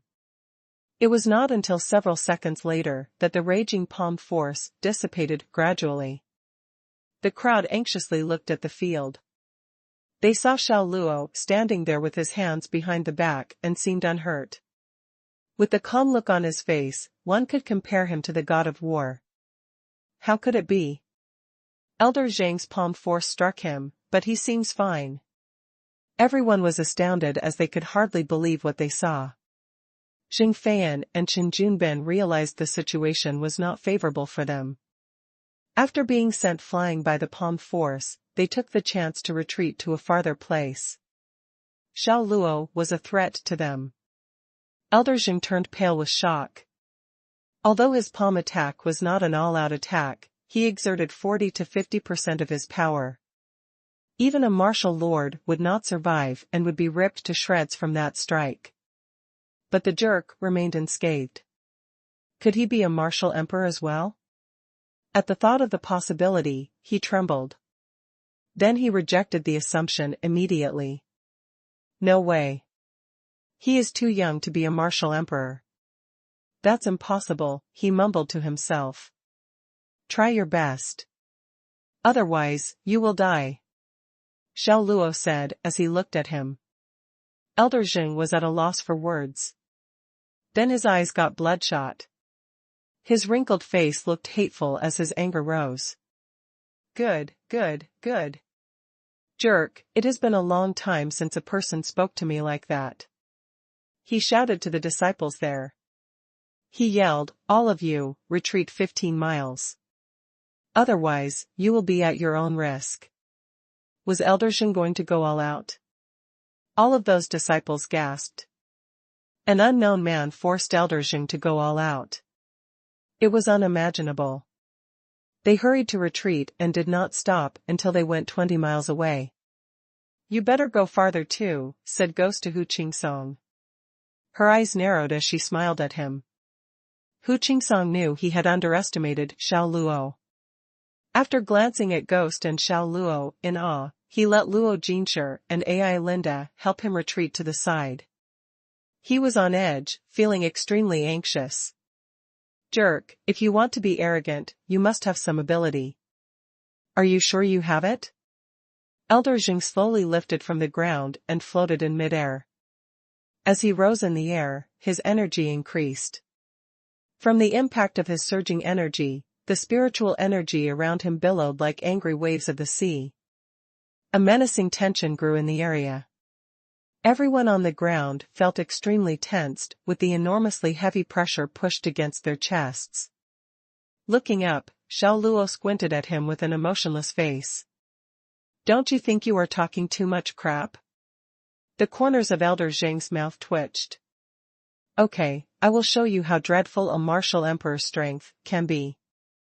And how ignorant and ridiculous you are. Elder Xing extended his right hand. The spiritual energy surrounding him converged to the center of his palm. Slowly, a translucent white ball formed. The ball kept growing, and its surface buzzed like an electric force field. The air surrounding the ball distorted. A peal of thunder boomed and strong winds swirled as the ball continued to form. Whoosh! Whoosh! Whoosh! Over 10 figures showed up on the top floor of the building around the yard. They were the elders of the academy. Dean, will you not do anything to stop Elder Xing? Are you not afraid he will tear down the academy? Said an elder indignantly. He was unhappy with Elder Xing. The dean lifted his hand to stop him. Do not worry. Apprentice Brother Xing knows what he is doing. The elder was speechless. He murmured, I am wondering who the dean of the Mu City Academy is. Elder Xing or yourself, Dean Ai. The comment did not irritate the dean at all. My apprentice brother and I are in the same camp. What difference does it make whether he is the dean or I am the dean of the Mu City Academy? The air turned frigid, and the pressure increased. The crowd stared at Elder Xing, who was descending with a powerful attack from the air. They waited with a deep sense of trepidation and almost forgot to breathe. Arrogant jerk, go to hell. Elder Jing roared in a terrifying voice, before he sent the shimmering sphere filled with his spiritual energy flashing toward Xiao Luo, who stood his ground awaiting the attack. Whoosh! The powerful sphere of spiritual energy zoomed toward its target like a bolt of light without stirring the air. For the crowd gathered on the ground watching, the strike made their hair stand on ends, as in the next instant, the powerful ball of light struck Xiao Luo. Kaboom! The explosion was deafening. A destructive wave of energy issued from the blast. The sky disappeared from sight as the air swirled violently across the field and cracks suddenly appeared in the ground. Thunder's peals accompanied the fierce gale that formed and everything around them suddenly to turn gray at that moment. The disciples kept retreating further from the scene in abject fear. But the energy unleashed only got stronger, and the wind shrieked like a fierce dragon. The blast of rippling energy smashed across the area like tidal waves, wreaking havoc like a hurricane. Everyone was frozen in shock and fear. Is this how destructive a martial emperor can be? Hu Qingsong muttered. The corners of his eyes were twitching, and he shivered as he stared at the palm attack. It is such a powerful attack. I am afraid, brother Xiao. Luo Jinshi's face looked concerned. The attack was so powerful that even the ground had collapsed. He was afraid that Xiao Luo could not escape the destructive force. Gradually, the destructive energy dissipated. It was not unexpected to find an enormous crater with a diameter of about 30 feet in the ground. All eyes opened wide when the crowd saw the figure still standing in its center. They drew in their breaths and gasped in shock. What? How is it possible? He is still in one piece after taking the dreadful attack from Elder Jing. Gosh, who on earth is he? At what level is he? It is impossible. How could this have happened? Is this man a monster? The crowd was shocked beyond belief. The bastard, what is it with him? Jing Feiyan mumbled as he shivered. Like everyone else, he was astonished. Qin Junbin could not speak as his body began trembling uncontrollably. Hu Qingsong, Luo Jinshi, and Ai Linda were equally shocked. There was indeed a crater in the ground, but in the center where Xiao Luo stood, the earth remained intact. With his hands behind the back, Xiao Luo stood there with Ghost. He looked calm, unhurried, and relaxed. Well. The other elders of the academy exchanged looks. They saw the surprise in each other's eyes. Elder Jing intentionally restricted the range of the explosion to safeguard the academy. But he exerted the strength of martial emperor in his strike. However, Xiao Luo was unhurt. How was it possible? They continued to stare at Xiao Luo, who was standing at the center of the crater. They found it hard to reconcile what they saw. There was something exceptionally odd with Xiao Luo. Who the hell are you? Shouted Elder Jing at Xiao Luo as he hovered in the air. His eyes were bulging with exasperation and looked like they were going to explode any time. A smile lifted the corners of Xiao Luo's mouth. It does not matter who I am. It is now my turn, it is all that matters now. Without warning, he gripped his right hand, and a giant hand appeared from nowhere. It came swatting at Elder Jing. One could compare the monstrous hand to the hand of Buddha, and Elder Jing was smacked down to the ground immediately. He fell from the sky like a cannonball and created a big hole where he crashed. Suddenly, Xiao Luo recalled what had happened to him in the Danhui sect, and his instinct to kill showed in his eyes. Now, I want you to die. As his voice rang out, Xiao Luo unsheathed his dragon saber. With no hesitation, he slashed at Elder Jing as the martial emperor was trying to get to his feet in the crater. Slash! An almost 50-foot-long ray of light shot out from the saber with dreadful power, flashing brilliantly like a rainbow. This is not good. Come on. We should stop that man. Dean Ai shouted out to the other elders as he dashed out first. The other elders also reacted quickly. They rushed out as fast as they could, intending to do their best to stop Xiao Luo. Xiao Luo had already sensed their presence earlier on. He snorted as he went through his stroke with greater speed. In the crater, Elder Zheng lifted his head. When he saw the brilliant ray of light slashing down, he hurriedly exerted all of his true inner force to defend himself. However, the previous attack from Xiao Luo had damaged his dantian. It was then that he discovered he could not exert his true inner force. He was panic-stricken and desperate. No. He held in anguish, reluctant to accept his fate. Then, the brilliant ray of light from the saber completely enshrouded him. Boom! Strong winds blew, and the skies rumbled with peals of thunders. The ground where Elder Zheng was standing cracked and dust covered the sky.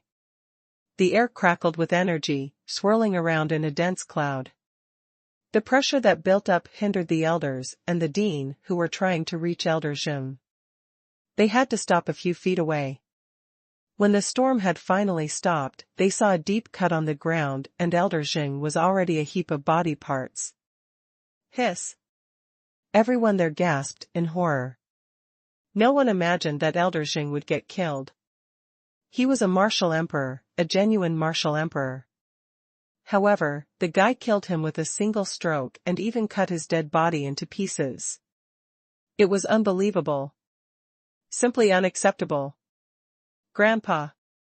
Looking at those body parts, Xing Feiyan shrieked in anguish. Everything seemed unreal to him. His grandpa was dead. But how was it possible? How could it be real? Chen Junbin swallowed saliva with much difficulty. He hurriedly walked away from Xing Feiyan to keep his distance from the latter and walked into the crowd and mingled amongst the disciples. They had run into a ruthless person, a cruel person who could even kill a martial emperor. Tut, tut, tut. Girl, now you know how cruel this damn jerk is, don't you? Exclaimed the Duck Emperor. What is wrong with what he has done? I have killed too. Am I also cruel? Asked Ghost. It did not seem a problem to her at all. She adored Xiao Luo. In her eyes, everything Xiao Luo did was right. Xiao Luo stood rooted as if nailed to the ground like an iron pillar. Around him was the overwhelming force of the energy storm. He looked so intimidating and commanding that no one dared to approach him. He was like a sovereign who had descended to the world. Who are you? Why are you throwing a fit in the Mu City Academy? Scolded Dean Ai in a harsh voice. Throw a fit? He just killed Elder Zheng. Was that just throwing a fit? The other elders could hardly believe what they had heard. Believe it or not, I did not mean to make any trouble. But the disciples of your academy kept provoking me. Xiao Luo extended his arm to the direction where Xing Feiyan stood. Instantly, Feiyan was drawn to his hand. Xiao Luo grabbed his neck, suffocating him. His face was flushed, and he struggled but could not get out of Xiao Luo's firm hold. What are you doing? Let him go. Dean Ai yelled out.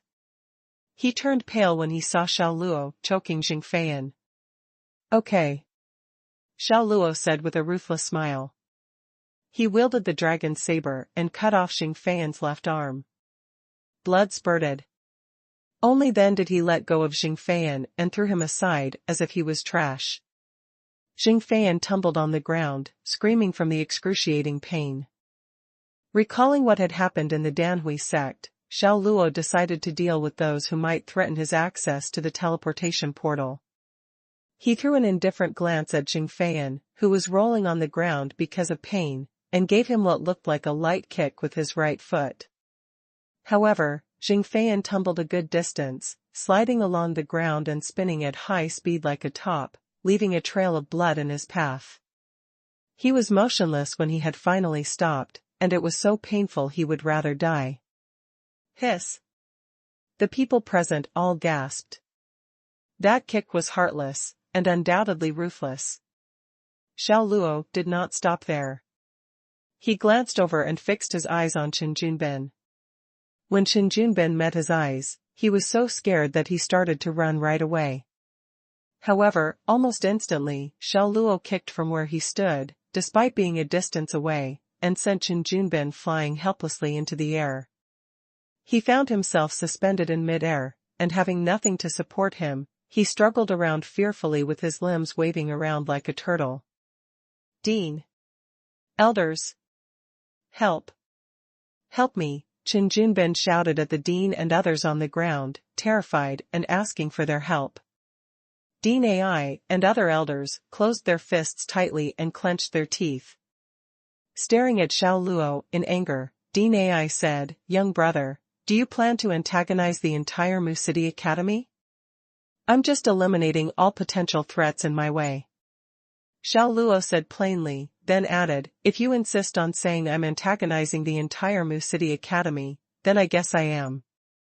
That calmness and coolness and that understated attitude made everyone swallow saliva spontaneously. They wondered whether this guy had gone crazy. Dean Ai flew into a rage. "Who the heck are you? Who sent you here? What forces are behind you? I am just me. No one sent me here. There is no powerful force behind me," said Xiao Luo, smiling coldly. As soon as he finished speaking, he closed his claw hand into a tight fist. A chilling shriek pierced the air and Xinjunbin exploded into a mist of blood, raining down from the sky. He was dead. Body parts and remnants of his clothes fell to the ground. He died a tragic death. B*****. Dean Ai was in a raging fury. And suddenly, a powerful surge of energy blasted from his body. His clothes filled out and the ground under him collapsed. He launched a fierce attack against Xiao Luo and struck with his clawed hand, lined with sharp fingernails. It looked like a hawk's claw, and he aimed it at Xiao Luo's heart, intending to kill. Xiao Luo merely looked at the dry-skinned hand striking his chest and laughed mockingly. He clenched his fist and smashed it against Dean Ai's oncoming palm with overwhelming force. Crack! There was a crisp sound of someone's bone breaking. Dean Ai turned pale and spit up blood. The ferocious impact sent his body flying, and he hit the ground hard and kept tumbling backward. Not until he had slid about 3 miles and left a furrow along the ground did he stop. It was only a single blow. Yet, Xiao Luo slapped away the strongest person in the Mu City Academy, a genuine martial emperor, in his peak as if he was just a fly. It was a shocking scene that dumbfounded everyone. What level is Brother Xiao at? Luo Jinshi was a bundle of nerves. Xiao Luo and he were about the same age, but the former's attainment was profound and unfathomable. What he had done showed he was even above the level of a martial emperor. Hu Qingsong was staggered and rendered speechless. He had never imagined that a youngster he had run into by chance would have such dreadful attainment. Was it God's will? Was he sent here by some god to eliminate the dark reign of the Mu City? Dean Ai staggered to his feet. He shouted at the elders standing there in shock, "What are you waiting for? Catch him!" The 10-odd elders finally woke up. All of them exerted themselves and channeled their powerful energies. They leaped into the air and turned into a stream of flowing lights. Bursting with vast energy, they pounced on Xiao Luo. All of them were martial emperors. When they advanced together, even space was distorted and everything seemed to slow down. Xiao Luo was dauntless and fought back fearlessly. He would not kill all of them, but would only incapacitate them. He sheathed the dragon's saber and dashed at them with his bare hands. Xiao Luo thumped the elder right at the front of the group and sent him flying like a kite on a broken string. He spat out blood as he hit the ground several feet away. Then he slapped another elder in a seemingly gentle manner, and that elder's face swelled, sending his yellowish teeth flying out of his mouth with blood. "Come on, handsome Luo Luo. Beat them up." "Ha ha, ha ha." Ghost, with her small red umbrella in hand, cheered for Xiao Luo. She hoped the fight would get more intense. A few supervisors of the academy heard her. They had a plan instantly, thinking they could subdue her, to threaten Xiao Luo. They started right away. 7 or 8 supervisors who were martial lords approached Ghost in a fan shape. "What are you up to?" Ghost sensed their existence, sizing up them with her almond-shaped eyes. The 7 or 8 supervisors did not speak. Instead, they pounced on her. "Mother Ducker, there are so many of you bullying a little girl." "How great you are," shouted the Duck Emperor in a hoarse voice after flying out of Ghost's pocket. "Beast demon?" The 7 or 8 supervisors were momentarily stunned, hardly able to believe there was an exotic beast in their midst, a beast demon. While they were in a stupor, Ghost launched her counterattack. She clenched her fist and punched the face of one supervisor. Although she had no traces of the true inner force, it was an extremely powerful punch. That supervisor was sent flying to the side as if a violent bull had bumped him. Blood streamed out of his mouth and nose. That was. The other supervisors were dumbfounded as they stared at their colleague screaming in pain a few feet away. They found it incredible. "Humph, did you ask my fist for permission before you attacked me? It's only the size of a bun." "Are you afraid of it or not?" said Ghost, pouting, after rubbing the tip of her nose. Of course, they were not afraid. Those supervisors recovered their senses and attacked again. There were 7 of them, and they were all martial lords. They had safety in numbers, and Ghost was soon at a disadvantage. She was losing. In the end, 2 supervisors twisted her arms behind her and she could no longer move. "Let go of me!" Ghost roared. Her eyes turned blue instantly, and the 2 sharp fangs appeared from her mouth. Her strength soared and powerful energy surged out of her body. It sent the 2 supervisors who were holding her down flying backward, spitting up blood. Sucking blood, clan? Seeing Ghost's look, the other supervisors all opened their eyes wide and gasped. "Isn't the sucking blood clan living in the dark forest? Why is she here? Has there been a change? Is the restriction of the sacred place of the Light Clan lifted? No wonder she has been holding an umbrella during the day. She is afraid of the sunlight." The supervisors were looking at Ghost as if she was a monster. Ghost reverted to her normal appearance and said, "Yes, I am a member of the Sucking Blood clan." "So what? Are you unhappy about it? Come and beat me then. It's easy peasy for me to destroy minions like you. I can deal with 100 of you." She lifted her chin to the sky as if she had no regard for anyone. Seeing that, the Duck Emperor could not help but taunt her from the air. "Mother Ducker, that's why you've been getting along so well with the goddamn jerk, you are both excellent posers." When Ghost was in her element, she could easily match a martial lord. However, it was in the daytime and it was sunny. She had to hold her small red umbrella all the time, so understandably, it compromised some of her fighting ability.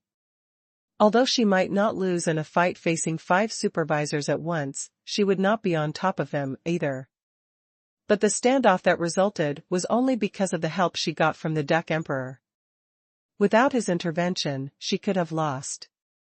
On the other side, Xiao Luo soared into the air to attack the elders of the Mu City Academy. He struck them down and they spat out blood as they hit the ground. The ground collapsed from the impact and tremendous energy spread outward, wreaking havoc like a violent gale and sending many disciples flying. Dust swirled in the air, and the ground and mountains shook. It was a doomsday scenario. Everyone was staring at Xiao Luo hovering in the air, overcome with fear and shock. He looked like a heavenly god. The elders of the Mu City Academy fought against him as one, but they still could not equal him. It was unimaginable. "You should all take a rest for a little while." Xiao Luo spread his arms slowly, breathing in deeply with his eyes closed. The spiritual energy from the surrounding air churned madly and appeared as if an overwhelming power pulled it into him. The wind howled and an intimidating pressure spread across the field. He truly looked like a god, and the people felt a powerful impulse to worship him. They just could not help themselves. What was he going to do? What was he up to? The dean and the elders were fearful and in awe of him. With their eyes wide open, they looked up at Xiao Luo in trepidation. They had never run into an opponent like him before, young but as powerful as a god. If they had not seen him in person, they would in no way have believed it. Whoosh! A blast of true inner force shot from his head into the sky and exploded into myriad crystal silver flakes. As the flakes settled on the ground below, covering the whole Mu City Academy. Then an indiscriminate attack started. Suddenly, those crystal flakes began to attack the disciples nearby. Whoever was hit would fall to the ground badly injured, or spit blood, groaning in pain, or simply passed out. Since he had antagonized the Mu City Academy, which controlled the teleportation portal, he had to incapacitate everyone for a while. That was the only way to ensure his safe arrival in the Baiyu Nation. Pow! Pow! Pow! The elders sustained further injuries and kept spitting up blood. Sitting down cross-legged, they all regulated their breath to maintain the stability of the vital parts. Otherwise, they would die. That was exactly what Xiao Luo wanted. He landed on the ground slowly and laid his eyes on the teleportation portal. The portal had been charged with the true inner force for some time. It now glowed with energy, which meant it could function again. Xiao Luo walked up to Hu Qingsong. Do you know how to set the coordinates for the teleportation portal? It was a good while before Hu Qingsong came to his senses. I don't know. Who knows? Asked Xiao Luo. AI Linda, Hu Qingsong replied and looked at AI Linda. Set the coordination of the Baiyu Nation, said Xiao Luo plainly, looking at AI Linda. He sounded determined, and it was clear he would not accept any disobedience. AI Linda got to her feet. Staring at Xiao Luo in anger, she said, "You are a devil. I won't help you even if I die." In her eyes, a man who could injure everyone in the Mu City Academy instantly did not differ from the devil. That's not up to you. Xiao Luo showed a slight smile. He flashed his right hand to her. AI Linda's pupils slightly shrank. She instantly entered a foggy state of mind. Xiao Luo had hypnotized her. Set the coordination of the Baiyu Nation, said Xiao Luo. I absolutely won't. Absolutely won't help you. Shaking her head with great effort, AI Linda was still resisting Xiao Luo's hypnosis. Xiao Luo looked at Hu Qingsong. It's not for me. It is for Qingsong. He wants to go away with you. He certainly could see AI Linda was deeply in love with Hu Qingsong. She would not have come forward to speak for him otherwise. As expected, when she had heard Hu Qingsong mentioned, and that he was going away with her, AI Linda stopped resisting immediately. Qingsong, are we going away? Okay. I will help you right now. AI Linda's eyes were not focusing at all, but she was joyful. She walked toward the teleportation portal and then changed the coordinates. It was not as complicated as he imagined. The outer circle of the portal was similar to the coded locks of the original world. Different combinations would show when someone rotated the lock. The teleportation portal had 3 outer circles of the same size. By spinning them, one could get various combinations of numbers. AI Linda looked happy when she completed the task quickly and said, Qingsong, I have changed the coordinates. The portal will now bring us to the Baiyu Nation. Great! Xiao Luo reached out to touch the center of her forehead lightly with a finger. Then AI Linda flopped to the ground and passed out. Sorcery? Did that guy know sorcery? The disciples of the Mu City Academy were all stupefied. The sight sent a shiver down their spines. The dean and the elders could not help but break out in a cold sweat. AI Linda, Hu Qingsong kept calling AI Linda by her name, deeply concerned about her. Don't worry. She is fine. She just needs some sleep, said Xiao Luo after turning his head. Thanks. Thank you. Hu Qingsong nodded at him to express his gratitude. Xiao Luo certainly knew what Hu Qingsong was thanking him for. No problem. I was just eliminating my threats. He looked at Ghost and said, we are leaving. Okay. Ghost joined him quickly, and they entered the teleportation portal together. Mother Ducker, wait for me. The Duck Emperor also dashed into the transmitting formation as fast as a flying arrow. In this way, the two people and the duck left. In the Mu City Academy, everyone was badly injured except for Luo Jinshi. And those injured could not even move at all for the moment. Luo Jinshi, hurry and strike the portal. No matter what attainment that jerk has, he won't be able to resist the power of space, shouted Dean AI to Luo Jinshi. Luo Jinshi was in a dilemma. He looked at the dean and then at Hu Qingsong with his brows tightly knitted. Luo Jinshi, what are you waiting for? Do what the dean told you. Strike the teleportation portal. They are now in the space channel. Killing them is as easy as falling off a log. Come on, do it. This is an opportunity for the Academy to avenge his insult. As long as you strike the portal, you will become a diamond-level disciple. You will have access to all cultivation resources and use the scripture library all you want. You can read everything in the scripture library. As long as you kill them, you will get the credit for it. You will be the center of attention, the role model for all disciples. You will uphold the honor of your family and they will all be proud of you. The elders tried to persuade him. Luo Jinshi had been on Hu Qingsong's side resolutely. However, he was tempted by the elders' offers. He had always been disgusted with Xingfeiyan, but it was out of jealousy, if nothing else. He was jealous of Xingfeiyan because the latter's grandpa was an elder, and he could have any pretty girl that he wanted. And now, there was an opportunity for him to climb up the ladder. He could live like Xingfeiyan if he could seize it. Luo Jinshi, not everyone is going to get an opportunity like this. This opportunity will not be there for long. There is not much time to think about it. If you miss it, you will remain the way you are for the rest of your life. Do you understand? Urged Dean AI. He used his energy to heal and looked at Luo Jinshi with a furious look. Why are you still waiting? Hurry!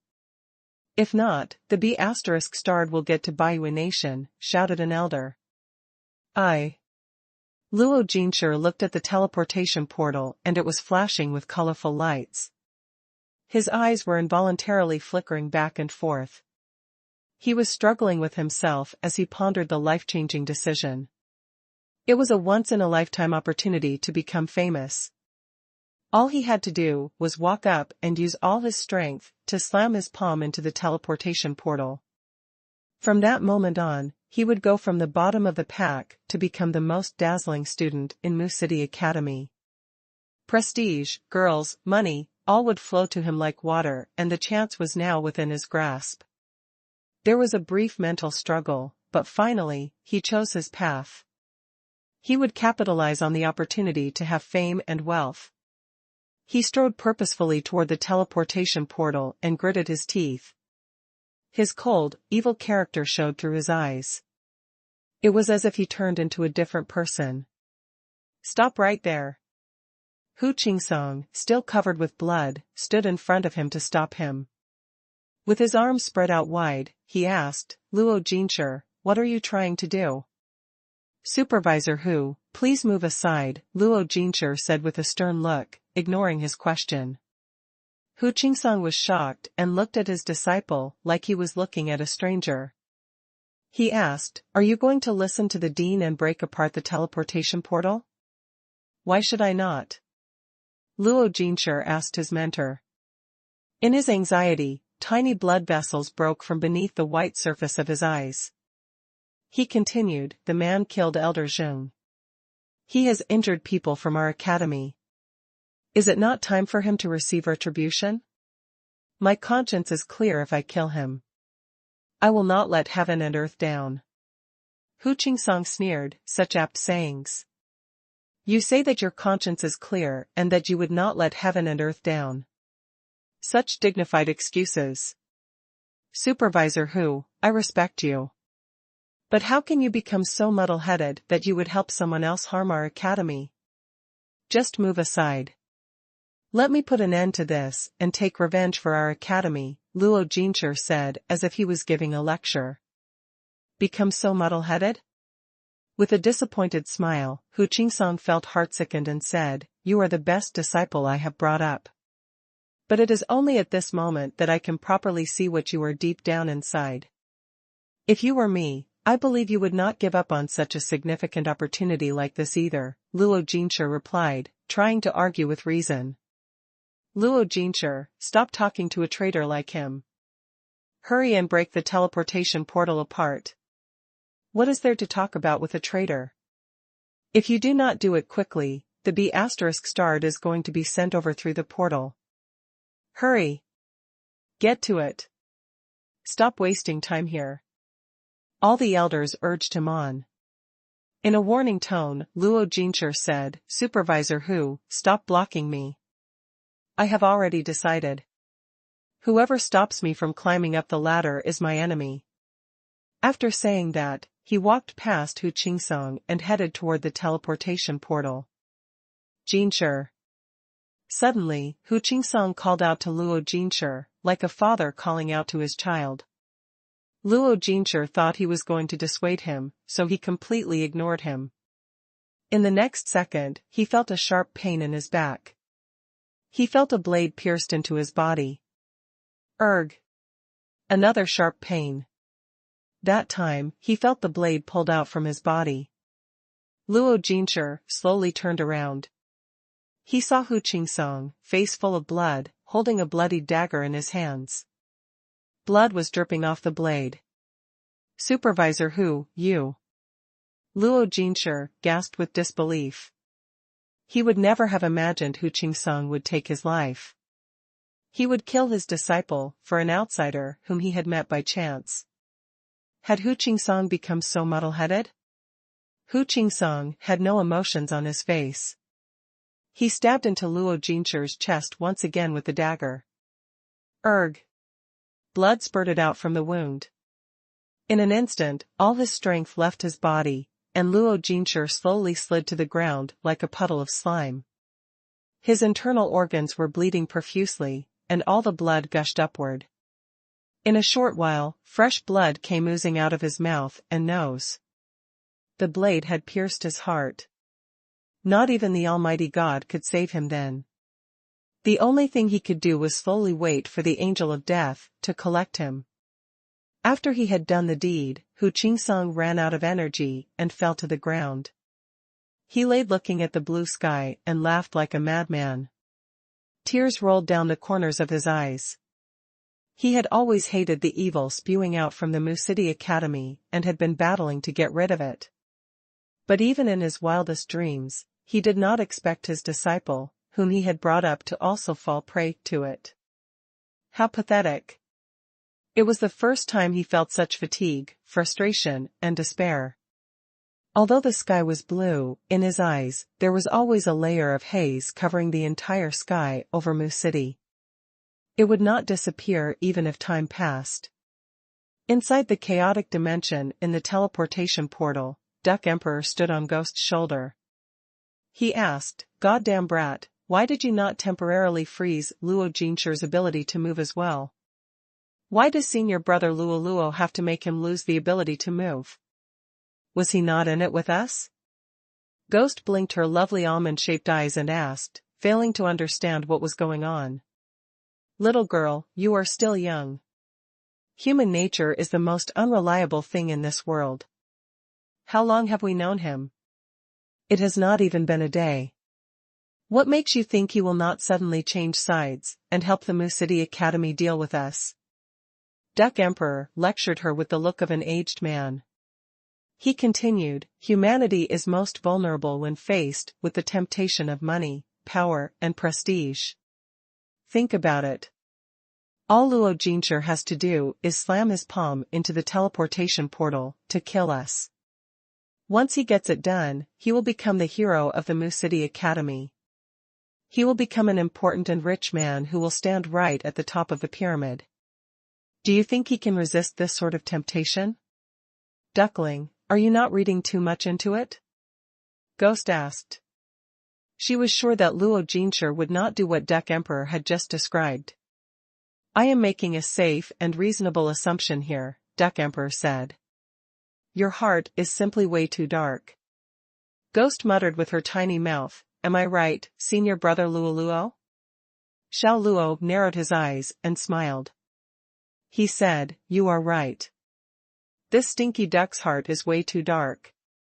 SCR*W his grandpa duck. What is going on here? You are echoing each other. Are you trying to mock this duck here? Goddamn brat, you better believe that this duck here is going to sh*t a ton of feathers on your shoulders, Duck Emperor said. He was so pissed off. Are you itching all over again? Do you need me to scratch it for you? Xiao Luo asked, glaring at him. Suddenly, Duck Emperor admitted, fine, you are the big brother. This duck here will give in to you. Xiao Luo did not bother to pay any attention to him. He kept something to himself. Before he stepped into the teleportation portal, he gave one last instruction. He gave an order to the hypnotized AI Linda. If anyone attempted to destroy the teleportation portal, she was to kill the person with no mercy. Xiao Luo, Ghost, and Duck Emperor looked extremely solemn as they approached Baiyue Nation. They wondered what kind of nation it was. There was a horrifying rumor that a powerful male martial guru fighter had entered Baiyue Nation but never returned. It could not possibly be a land of purgatory, could it? The chaotic flashing white lights in the teleportation portal slowly faded away, and their surrounding became a lot clearer. There were sounds of chirping birds and the smell of fragrant flowers. They saw an immense blue lake that was so clear that one could see right to the bottom. Inside were fishes swimming around, and in the distance were endless mountains covered in dense vegetation. They stood on a teleportation platform with a yin-yang 8 trigram diagram. Wow, this place is beautiful. Ghost could not help but exclaim. The view is indeed beautiful. Even the air here is fresh, said Duck Emperor as he breathed in a few lungfuls of air. He could feel the air was exceptionally refreshing and pleasant. Xiao Luo breathed in some air as well. Indeed, there was a faint tinge of fragrance in the air there. Just taking in a little breath of the air made his entire body feel extremely pleasant and relaxed. It could instantly suppress even the slightest bit of restlessness. Thud. Thud. Rhud. At that very moment, they heard footsteps inching closer toward them. A group of people wearing suits of armor and armed with halberds appeared before them. It seemed to stun them when they spotted Xiao Luo and Ghost. A tall person who looked pretty strong, probably weighing around 200 pounds, stepped forward. With a slight giggle, she said, I cannot believe that people have just teleported to Baiyue Nation. It is even more unbelievable that there is a man among them. What a rare sight. It is something which has not occurred in over a decade. The rest of them stared coldly at Xiao Luo with icy smiles on their faces. Xiao Luo looked at all these people in armor and realized they were all women. Even the person standing right in front looked like a muscular, buff guy, and was a woman as well. It was just that she was a big, large girl. But listening to her voice, he could already tell she was female. Screw his grandpa duck. Why are they all women? Muttered Duck Emperor. He gasped as he noticed the same thing. The large girl could not hear what Duck Emperor said. However, it looked like she knew what was on Xiao Luo's mind, and said, "There is another name for Baihui Nation, Women's Kingdom. It is only natural that we are all women." Women's Kingdom? The Women's Kingdom, from Journey to the West? It completely stunned Xiao Luo. He thought there was no way a fictional nation from a novel actually existed here in the Arcana land. It was so shocking it even affected someone like Xiao Luo, who was not usually swayed by anything extraordinary. Wow, it is true. These people are all like my little sisters. Ghost found it magical. She lived in the dark forest all her life and found everything which happened outside of it truly remarkable. Little sister, welcome to the Baihui Nation. As for the man beside you, it is a pity he has such a handsome-looking face. Every man who enters this place will have to face the death penalty. The large girl stared at Xiao Luo with a scornful look. Ring. Unsheathing the sword in her hand, she pointed it at Xiao Luo and shouted, "Sisters, take him down." Yes. Dozens of women obeyed the order and unsheathed their weapons. Slow down, slow down. Let us talk it out first. Let us talk it out first, Duck Emperor persuaded, flying between them as a peacemaker. A beast demon? The look on the woman's face changed a little, but she realized her mistake immediately and said, "No, the aura is too weak. It cannot be a beast demon. It must have consumed a pill that allows an animal to speak. To all the little girls here, we are just passing by. We are not planning to live in Baihui Nation. Just tell us where the teleportation portal is, and we will leave immediately. Do not use force. Please do not use force," Duck Emperor pleaded. Baihui Nation does not welcome any man. Any man who steps foot into this land will have to face the death penalty, and that includes this male duck here, said the woman with no expression on her face. **W her grandpa duck. Can't I even be a male duck? Duck Emperor cursed her ancestors silently. Then he cleared his throat and said, "Who said I am a male duck? I am a female duck."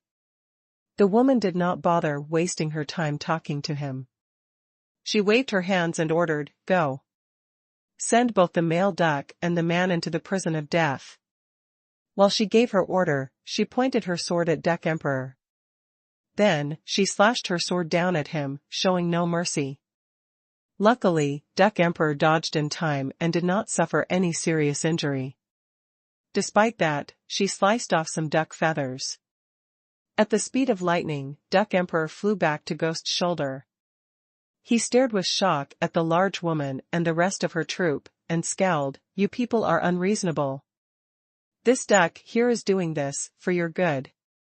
Do you your little bunch of small shrimps here can do anything to us? All this goddamn brat here has to do is sneeze at all of you, and you will go meet your maker." After she heard what Duck Emperor said, the large woman was now fuming with anger, and roared, "Catch this stinky duck first. Slice its tongue off." Understood. Dozens of female warriors charged toward Duck Emperor with malicious intent. Xiao Luo's eyes moved a little. With a light snort, he took a step forward. Bam! That one step shook the ground like a falling mountain, and tornado-like energy swept everything away. The dozens of women and their leader flew away like kites with broken strings. All of them crashed hard to the ground, wailing in pain. They looked at Xiao Luo with fear in their eyes. You are not at the cultivation level of a martial master?" The large woman looked incredulously at Xiao Luo. Horror filled her heart. The guy should at least be a martial emperor, or even higher, to knock all of them to the ground in a single blow. The powerful aura released earlier was not a mistake at all. Xiao Luo did not answer. He chose a direction and left right away. "Senior Luo is way too cool," said Ghost. She stared at Xiao Luo's back like an infatuated girl with a pair of worshipping eyes. Then she hurriedly followed behind him. Duck Emperor looked at the bunch of female warriors on the ground who were in utter shock, and said, "See, this happens when you do not listen to an old duck's advice. A painful lesson is what you get." After saying that, he flew back onto Ghost's shoulder. "General, what should we do?" a female warrior asked the large woman. "Report to Grand Master.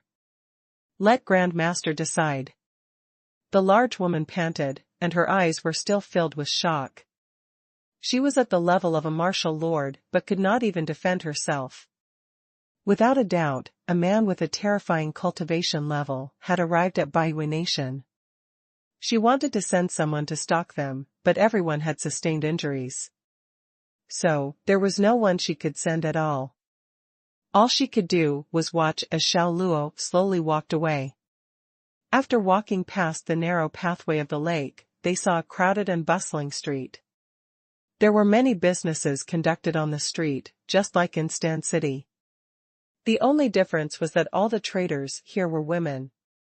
There was not a single man in sight. Of course, some women looked like men.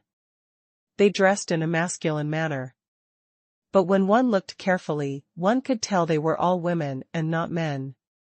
They are all little sisters. How magical. Ghost was naive and inexperienced. She was very curious about all the new things she was experiencing. How do they give birth with no men? Duck Emperor asked, furrowing his brows. Maybe there is a Zima river here that can help a woman give birth. Xiao Luo recalled the story of the journey to the west. He said they can get pregnant if they take a sip of the water from the river. Since it was a women's kingdom, it reminded Xiao Luo of the scenarios that happened in the women's kingdom of the journey to the west. Walking along the streets, Xiao Luo blended in somewhat because many of the women looked like men too. The way they spoke was quite manly, and they sounded just like men. Screw her, Grandpa Duck. Look at that woman. Luckily, she does not have a beard. Or else I would have thought she was a man. If you look under her armpit, you will notice how thick her armpit hair is. She has more hair under her armpit than on her head. Duck Emperor saw the buff-looking woman walk past and could not help commenting. I can even smell her body odor from such a distance away. Disgusting. It is way too disgusting. Little girl, come. Let me smell the fragrance on your body, to dispel the poison. Duck Emperor slipped right into Ghost's pocket and felt better after taking a whiff of her fragrant smell. Ah, she smells bad. Ghost pinched her nose. Xiao Luo thought the woman was smelly as well. She smelt so awful that it was better to walk in the opposite direction of the woman.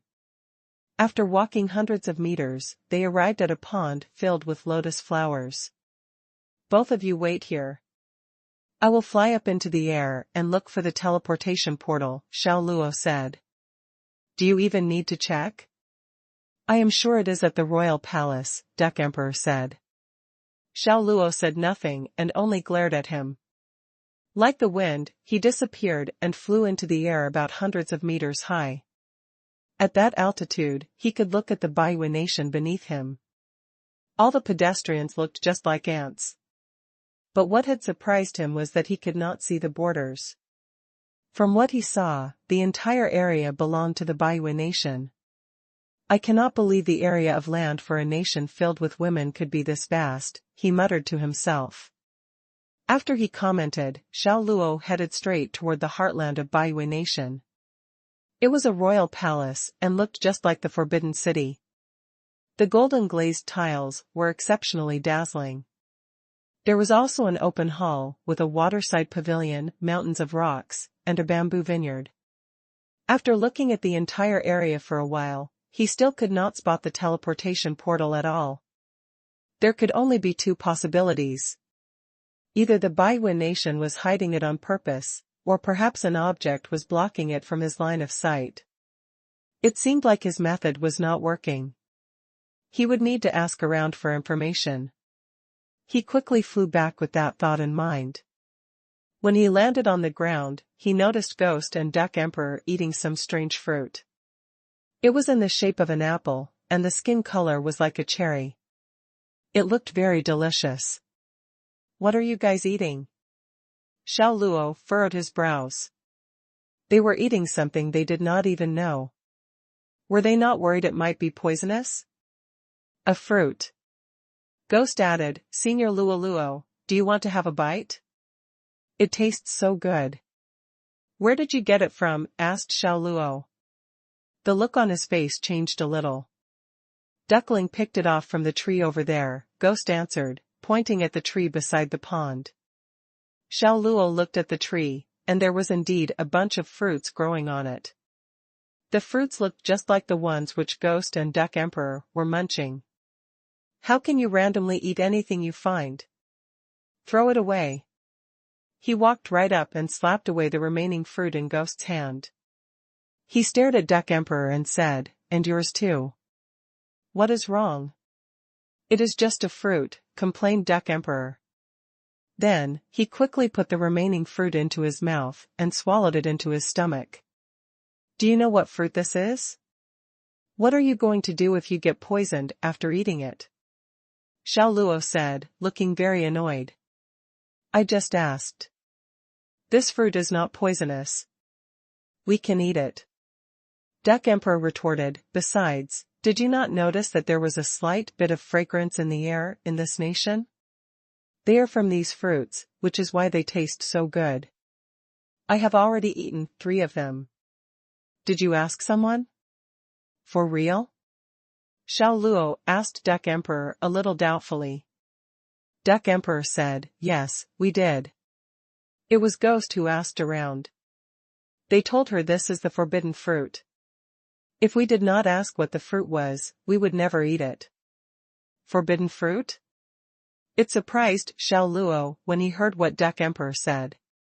The forbidden fruit was the fruit from the tree of the knowledge of good and evil. It was the tree in the Garden of Eden from the Bible. The punishment for taking a bite of the forbidden fruit was severe. Could there have been any other reason they called it the forbidden fruit? Senior Luo Luo, it should be fine. Right? Ghost asked when she noticed Xiao Luo looking concerned. We just ate a couple of fruits. What can happen to us? At our high cultivation level, even if it is poisonous, we can suppress it easily. Little girl, do not worry, said Duck Emperor as he reassured Ghost. He was unconcerned and was even thinking of eating a few more fruits. The forbidden fruit was very delicious and tasted so much better than any fruit he had ever eaten. You do not know sh*t. Xiao Luo reprimanded the duck, and added, you went to the market as well. There are so many stalls selling fruits, yet none of them sold the forbidden fruit. It tastes so delicious, and yet no one sells it at the market. Yet, one can pick it off the tree and eat it just like that. Is it not enough to show you how unusual this forbidden fruit is? When he listened to Xiao Luo, Duck Emperor panicked a little, but he still argued his point.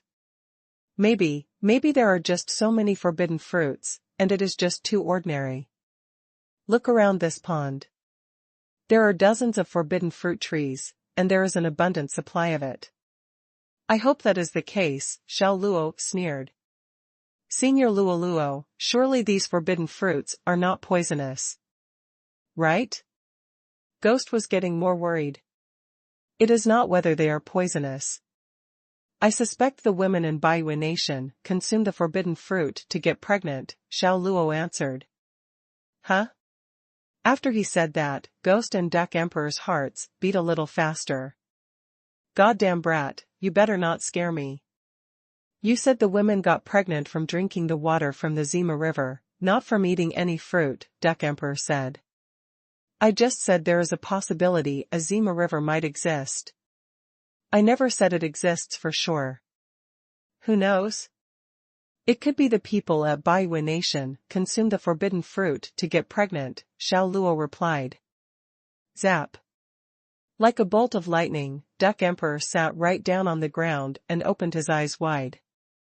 That was right. Why did he not think of it? Though he might be a duck from the dimension of chaos, he was still quite familiar with the original world. Considering his knowledge, he could be a half-being of the original world. He knew the meaning behind a forbidden fruit. If Xiao Luo's assumption was correct, the forbidden fruit might be the fruit that made one pregnant. Screw his grandpa duck. I cannot believe my ability to resist temptation is so low, Duck Emperor mumbled, secretly blaming himself. Does pregnant mean I am going to have a baby? Ghost asked Xiao Luo. Xiao Luo nodded his head and uttered, No way, no way. I do not want to have a baby. Giving birth is very painful, blurted Ghost.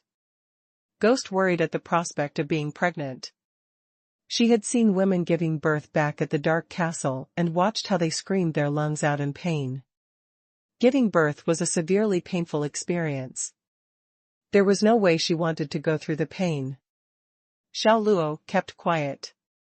He only hoped his assumption was wrong and the forbidden fruit was not like the water from the Zima River, but just an ordinary fruit, not one that could make a person pregnant. However, hope was only wishful thinking, and reality could be cruel. Duck Emperor, who ate most of the forbidden fruit, felt something going on right then. Pain, ouch. My belly hurts so much, Duck Emperor cried as he rolled on the ground. Me too, my stomach is hurting. Right after Duck Emperor, Ghost could feel cramping pain in her abdomen. What the hell? Xiao Luo could not help but curse silently. Ghost and the Duck Emperor felt a great pain, and they were rolling on the ground in agony. They did not know if it was a sign of pregnancy from consuming the forbidden fruit, so Xiao Luo found an inn for them to take a rest. He faked a high-pitched voice to imitate a woman when he spoke to the desk clerk. Since he had a face with fine features, the desk clerk did not even think about the possibility that he was a man. The pain subsided when they entered their room. Ghost was lying on the bed feebly, and her face was very pale. The Duck Emperor was also lying prone on the bed, thoroughly exhausted. Xiao Luo once exchanged for medical skill in the system when he was in the original world. He took their pulses and confirmed Ghost was pregnant, and so was the Duck Emperor. He ate so many that his reaction was faster, and his belly even bulged visibly. I feel there is life moving in my belly. I'm doomed. I'm doomed. I can't believe I'm pregnant. I'm dead. If others get the news, I will die in shame, the Duck Emperor cried. And you have the cheek to talk about it. Xiao Luo was very annoyed, for he had been gone for only a little while and this happened. They did not even know what the forbidden fruits were, but they had the nerve to pick and eat them. How negligent of them. Handsome Luo Luo, I don't want a baby. I don't. Ghost's eyes turned red, and she was so scared that she held on to Xiao Luo's hands tightly. When it came to Ghost, Xiao Luo had unlimited patience. He comforted her and said, Don't worry. If the forbidden fruits can get people pregnant, there must be something that can induce an abortion. I'll find it. There was such a thing in the journey to the West. Even so, the women's kingdom they were now in was not the one in that novel. He did not know whether the magic water of the abortion stream existed. You stay here. Don't go anywhere. Wait here until I come back. Did you hear me? Xiao Luo told them. The remark was directed more at the Duck Emperor, and he also glared at the duck while speaking. Ghost always followed his instructions, so he did not have to worry about her. What worried him most was that the annoying duck would come up with more silly ideas. Okay. Ghost nodded obediently. She trusted Xiao Luo unconditionally. The Duck Emperor said in a feeble voice, Goddamn jerk, take it easy. We are dying here. We're hardly able to stand up and walk, let alone go somewhere. All right. Xiao Luo responded dourly. Things were going smoothly, but the duck had to cause unnecessary trouble. What if that magic water did not exist at all? Then they would be doomed. What? Your friend ate the forbidden fruit and got pregnant? The boss of the inn was stunned after hearing Xiao Luo's story. We are from a very far place. It's our first time here.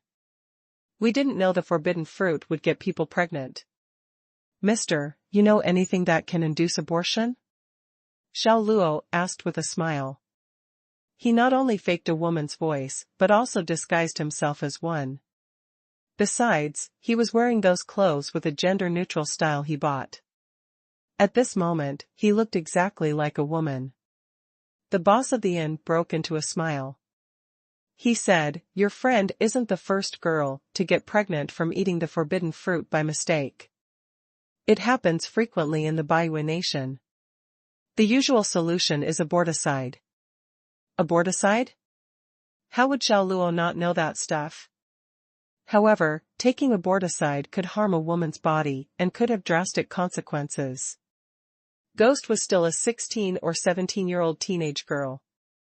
He could not bear to see her traumatized just because of one silly mistake. As to the Duck Emperor, he was a drake, and Xiao Luo doubted if aborticide would resolve his problem. Shaking his head, he asked, "Is there anything else?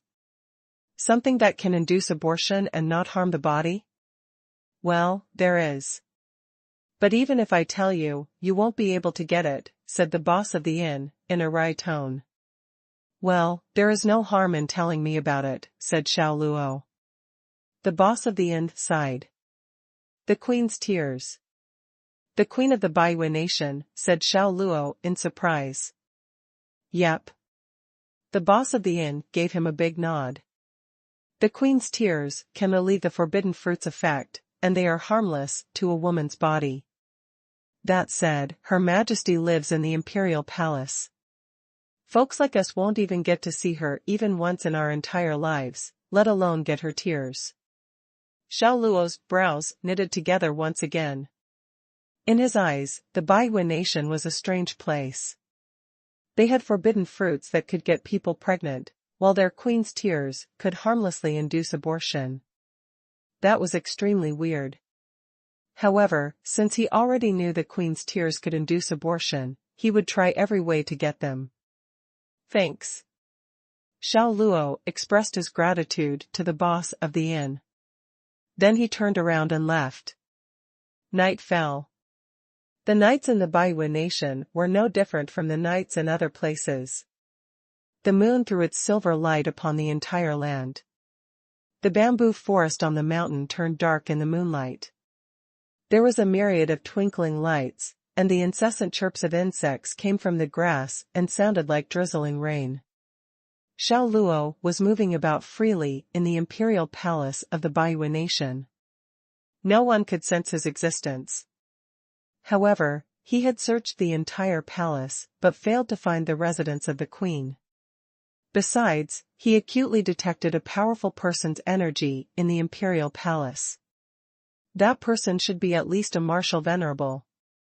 That was the strongest aura he had sensed since his arrival in the Arcana land. Was that martial venerable aura coming from the queen of the Baihui nation?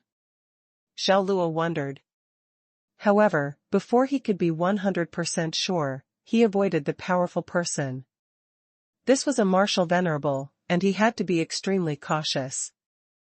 If he antagonized that martial venerable, it would be quite troublesome because he still needed to leave the land using their teleportation portal. He had better find the right person to ask. He decided. Standing on the colored glazed roof, Xiao Luo looked around for someone and found a candidate soon enough. That was a woman in close-fitting white clothes walking with quick steps on a path. She was wearing her black long hair in a bun, with a jade hairpin stuck in her hair. She did not pencil her eyebrows as they were already prominent enough. Her skin was so fair and smooth that she did not need any makeup. Her lips were as red as cherries. The silk belt around her waist accentuated her slim body nicely. A silver lock pendant hung on the necklace she was wearing around her neck, swaying and chiming as she walked. She should be a maid in the imperial palace. Xiao Luo guessed. The moon attracted the maid's attention. As she held a tray with liquor and food in her hands, she could not help but lift her head to appreciate the moon. Before she knew it, Xiao Luo grasped her fair-skinned neck. In a panic, the tray of liquor and food fell to the ground.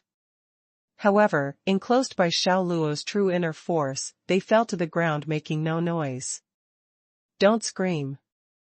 Otherwise, you will lose your life. Understood? Xiao Luo rasped. The maid was shaking, but she nodded to show that she understood him clearly. Xiao Luo would never bully a woman. He let go of her as soon as she nodded so that she could breathe, but he never let his guard down. If the maid tried to scream, he would stun her immediately. The maid did not recover from the shock for a while as she desperately gasped for air. Then she laid her crystal-clear eyes on Xiao Luo as if he was a rare thing. What are you staring at? Stop staring. Otherwise, I'll dig your eyes out. Xiao Luo scowled in a fake raspy voice, because her stare was making him quite self-conscious. Xiao Luo's stare was truly intimidating. The maid trembled and lowered her head with fear. He said sternly after a few coughs, "Do you know where the queen of the Baiyu nation is living?" The maid was dumbstruck. She raised her head, staring at Xiao Luo with her crystal-clear eyes once again. Stop staring. I'm asking you if you know where the queen of the Baiyu nation stays? Xiao Luo had lost his patience. He found the maid seemed to be a little slower to respond than normal. Then the maid gave him a big nod. Xiao Luo eyed her suspiciously and said, You can't speak? The maid blinked innocently, then nodded and smiled at Xiao Luo.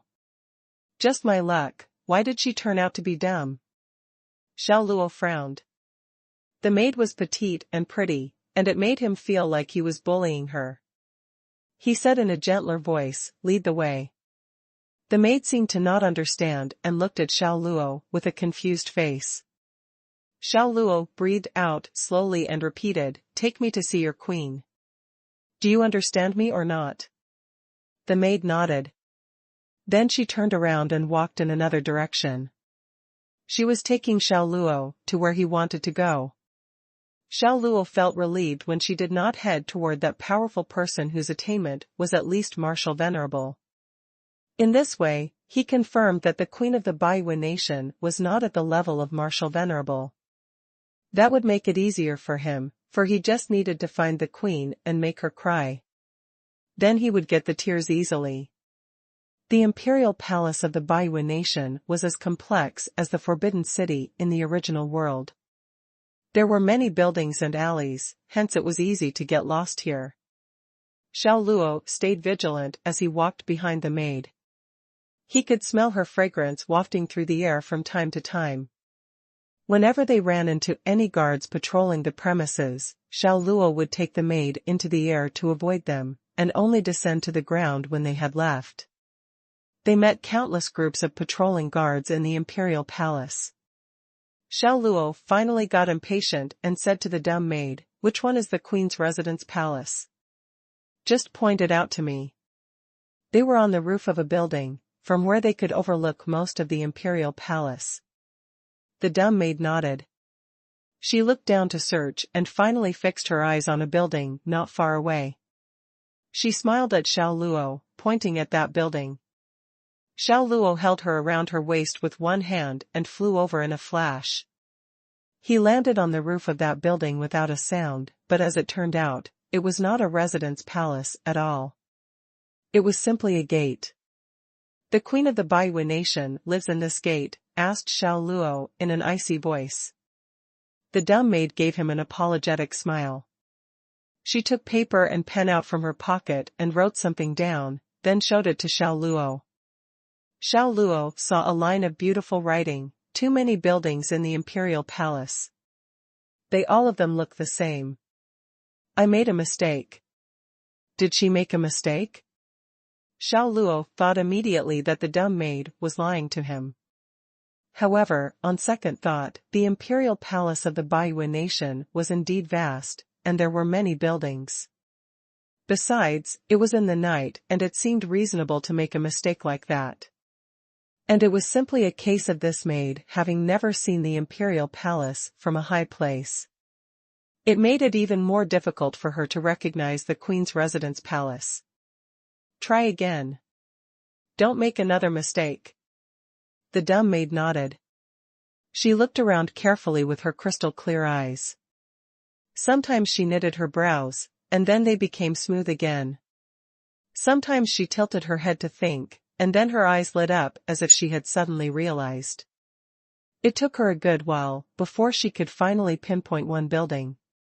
Xiao Luo took her into the air, wasting no time. He flew towards that building immediately. Not until he had landed on the roof of that building did he find it was a field for people to practice martial arts. Some muscular women were still training there. They were not wearing any tops, which made them seem as carefree and heroic as men were. Xiao Luo rolled his eyes at the dumb maid. He said, "You made another mistake. Am I right?" The dumb maid seemed very sorry about it. She wrote something on the paper and then bowed to Xiao Luo to apologize. Sorry. That was what she wrote. However, that apology meant little to Xiao Luo. He glanced at other places, realizing it was a big mistake to count on this dumb maid to find the residence of the queen of the Baiyu nation. She was simply unreliable. At this moment, the dumb maid wrote something more on the paper and showed it to Xiao Luo. Let's go back to the ground. I know the way to the residence palace of the queen. I swear I won't make another mistake. Was that really because she had never seen the imperial palace from above that she failed to recognize the queen's residence palace? Xiao Luo was dubious. After pondering on it for a while, he chose to trust this dumb maid one more time. He gave her a fearsome look and warned, "I will kill you if you make another mistake. Do you understand me?" Her tiny mouth slightly open, the dumb maid was taken aback, but she nodded with a smile. That smile was so pure and adorable that it magically made people forget about their troubles. She is not afraid of me at all? Xiao Luo felt he was an awful actor. Otherwise, the dumb maid would not have been so relaxed and calm. Should he pretend to be more hideous? After landing on the ground, the dumb maid looked around to make sure where they were. Then she smiled at Xiao Luo, signing to him that the palace was in the northeast. Lead the way if you know where it is. Take that grin off your face, Xiao Luo snarled. The dumb maid nodded with a smile. Then she started to lead the way. This time, she seemed to be right. It was a building called Funing Palace in the northeast sector of the Imperial Palace. There were many guards around. Judging from their energy, they were all masters who had achieved martial spirit. And their leader was a martial lord. So, here it is. Holding the dumb maid, Xiao Luo jumped over a high wall to avoid the guards. He broke into the Funing Palace. There was a bedroom with frescoes depicting Kailan in the palace, and the air was filled with the scent of red sandalwood incense. There were many imposing red pillars in the palace. Each pillar was carved with a soaring phoenix spreading its wings. It was spectacular. The beams of the bedroom were made of sandalwood and carved with clouds. The room was illuminated by lamps made of crystal jade and decorated with pearl curtains. The pillar bases were all gold plating. 2 chiffon bed curtains, embroidered with begonias and silver stitches and beads, were hanging from the roof of the 6-foot-wide giant bed made of eaglewood. The bed curtains swayed as the wind blew by, like a mirage of clouds hanging over mountains and the vast sea. Xiao Luo was stunned. He had never been to the Forbidden City in the original world and had never seen the palaces with his own eyes. He only saw a little of them from TV series. And now, seeing the luxurious palace, as resplendent as the palaces in the Forbidden City, he felt like he was just an ignorant bumpkin who visited the city for the first time in his life. Funing Palace was empty. The Queen of Baiyu Nation was nowhere to be found, even after searching every single corner. Where is she? Xiao Luo turned around and questioned the mute maid. The mute maid shook her head. She took out rice paper and a charcoal brush and wrote, "The queen has gone to look for the Grand Master." Xiao Luo was exceedingly angry and said, "If she went to look for the Grand Master, then why did you bring me here? To look at the decor of Funing Palace?" He was so angry, he felt like slapping the mute maid. Didn't she realize he was looking for the queen of the Baihui nation, and not her private chamber? The mute maid looked at him innocently and wrote on the paper, "Did you not ask me to bring you to the queen's chamber? What the f***ck?" Xiao Luo silently cursed her. He felt like the mute maid was playing him for the fool. He wanted nothing to do with the mute maid and wanted to leave right away. The mute maid grabbed his sleeves and looked at him with a smile on her face. "Stop annoying me." "Let go," said Xiao Luo. He was in a terrible mood. His tone was extremely unfriendly and the look in his eyes was intimidating. The mute maid shuddered when she looked at him and staggered back a few steps. It took a moment before she regained her courage, then using the charcoal brush again, she wrote, "Why are you looking for the queen? Maybe I can help you." "Tears, I need her tears." Xiao Luo scowled. His request surprised the mute maid, and she laughed as she wrote, "The queen collects her tears in the Holy Grail every time she cries, and the Grail is here. I will help you get a little." After writing that, she turned around and walked into the hall.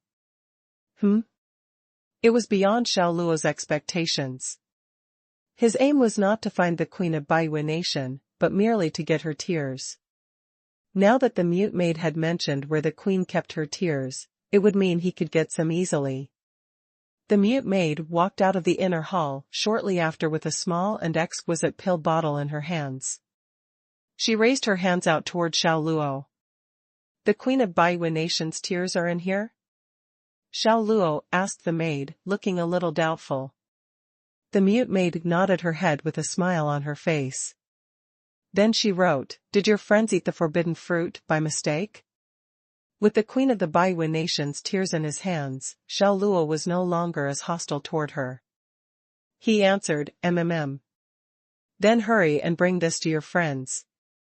Once the fetus takes shape, they will need abortion pills instead." The mute maid wrote. Xiao Luo furrowed his brows and had a good look at the mute maid. He realized she was not an ordinary maid. Otherwise, there was no way she was knowledgeable about so many things. He said, "Go find some silver needles and bring them to me." The mute maid did not quite get what he meant and stared at him blankly. "Forget it. Let me use your hair instead." Xiao Luo was hesitant to waste more time looking for silver needles. Instead, he pulled out 2 strands of hair from her head. After breaking the hair up, Xiao Luo infused them with true inner force, and they turned into what looked like sharp silver needles. He then tapped an acupuncture point on her body. The mute maid stood motionless. She looked petrified. "Since you helped me find the queen of Baihui nation's tears, I will cure your illness for you. If my guess is correct, you must have experienced some trauma or some severe shock.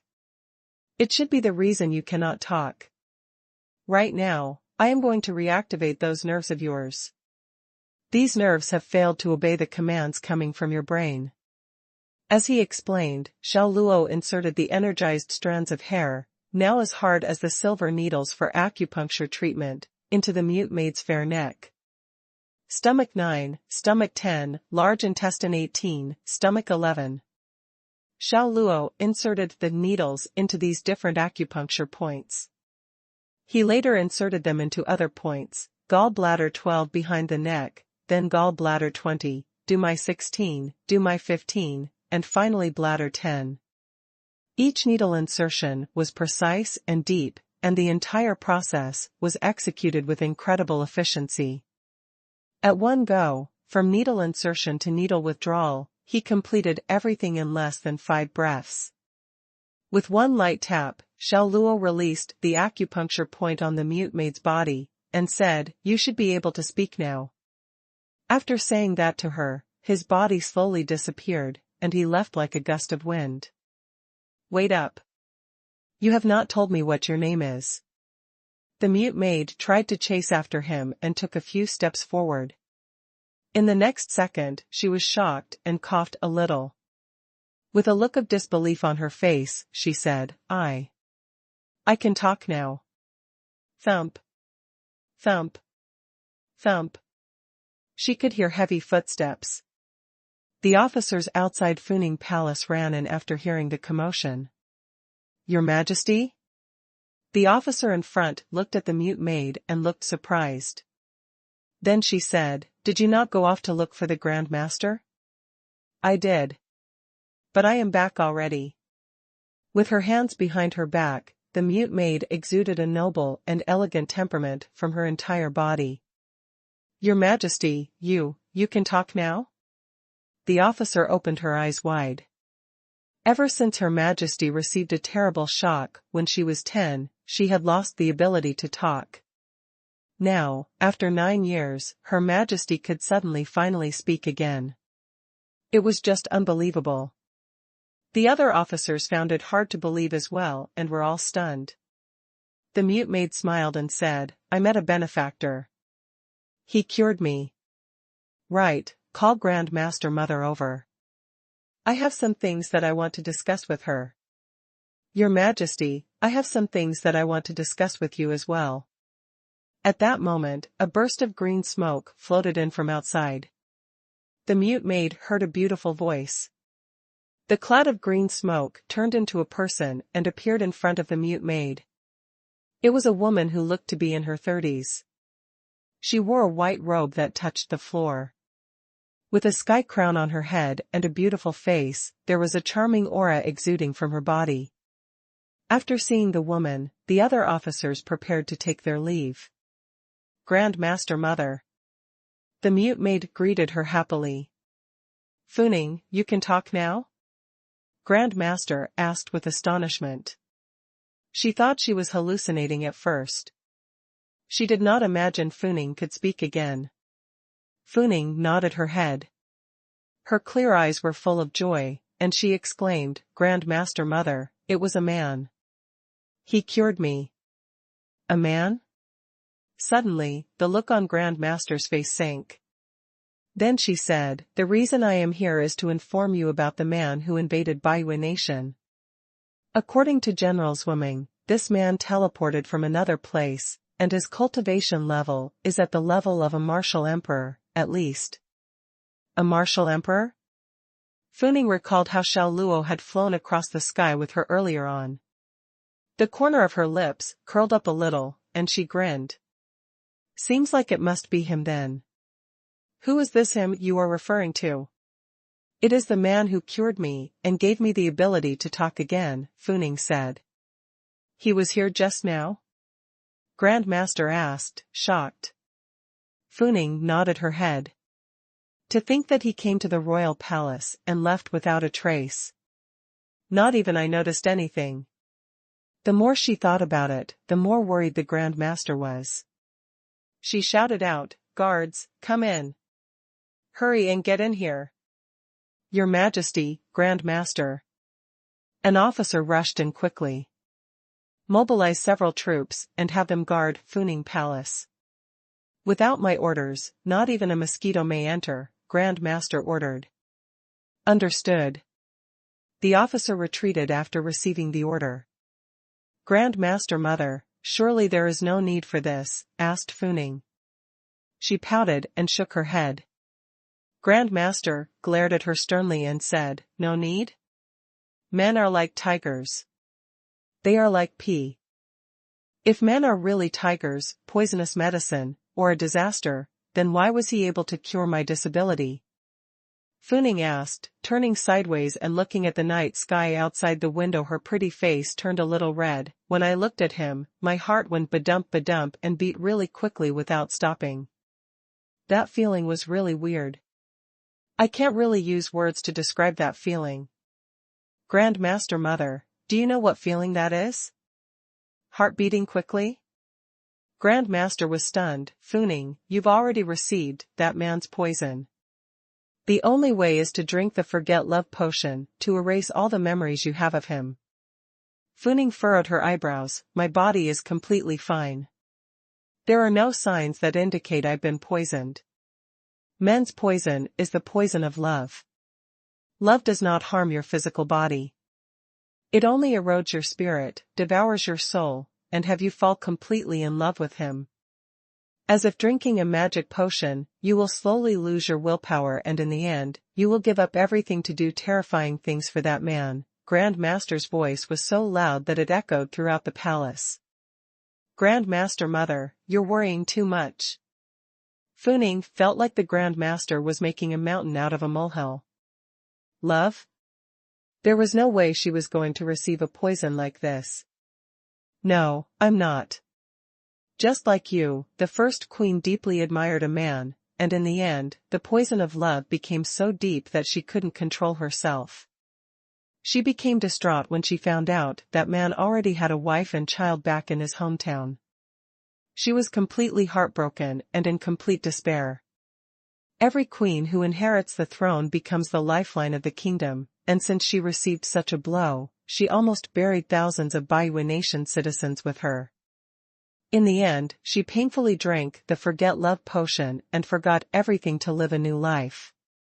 Grand Master persuaded bitterly. After the second queen took over, the first decree she issued was to forbid any man from entering Baiyu Nation. If a man enters, every single one has to be killed. She warned every single citizen in Baiyu Nation to stay away from men. Oh. Funing sat on top of the steps and recalled the memories of her meeting with Xiao Luo. She completely disregarded what Grand Master just said and only gave a superficial reply. The image of Xiao Luo, grabbing her waist and flying across the sky, was extremely sweet to her. As she recalled that, she displayed an innocent-looking smile on her face. Funing, you. Grand Master had experienced all sorts of things in life. She could definitely tell that romance was in the air for Funing. It was the first awakening of love, and she realized that things could get serious in that instant. Funing stood up, reached her hands out and grabbed onto Grand Master's wrist. Grand Master Mother, I want to see him again. Can you please help me find him? Find him? How was that possible? As soon as I see him, I'm going to erase him from this world. Grand Master grit her teeth and thought to herself, but promised her verbally, all right. Forget it. Let me join you and we'll look for him together, Funing suddenly said. Grand Master was stunned, then unhappily said, do you not even trust Grand Master Mother? You're misunderstanding my intentions, Grand Master Mother. I just want to see him as soon as I can, Funing said excitedly. Even though they had only been away for a short while, but she really wanted to see Xiao Luo. She couldn't explain why, but she just wanted to see him and look at how he always puts on that fierce-looking image. It's over. The poison of love is deep. How is this possible? Grand Master realized that there was a huge problem in front of her right now. Her mission was to protect every single queen in Baiyu Nation, but today, this queen, just like the first queen, had received poison from a man. She felt like a huge disaster was about to approach Baiyu Nation. She had to get rid of that man. Xiao Luo had no idea he had been listed as a target on the Grand Master's list. Returning to the inn, he listened to the boss orders and dripped some of the queen's tears into the water and stirred it for Duck Emperor and Ghost to drink. Ghost hadn't eaten too many forbidden fruits, so her stomach hadn't grown much. Her pain disappeared quickly after drinking some of the tear-infused water. She lay on the bed and quickly fell asleep. Duck Emperor's stomach was huge, but the effects were obvious. After drinking the tears, its stomach shrank and eventually returned to what it was originally. The nauseous feeling that one got when pregnant disappeared instantly as well. Screw his Grandpa Duck. I've definitely kept my reputation and integrity. Thank you, goddamn brat. Duck Emperor breathed a sigh of relief. If a male duck like it actually lay eggs, it was going to lose all the face that it even had to begin with. It'll be great if you could stop creating trouble for me in the future. Xiao Luo glared at it. Sure, you're the big brother. I'll listen to you from now on.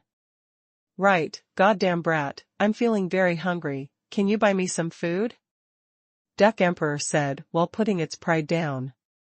Xiao Luo wasn't on bad terms with it, and since this stinky duck had helped him quite a bit along the way, he asked in a not-so-nice tone, what do you want to eat? Grilled exotic beast legs.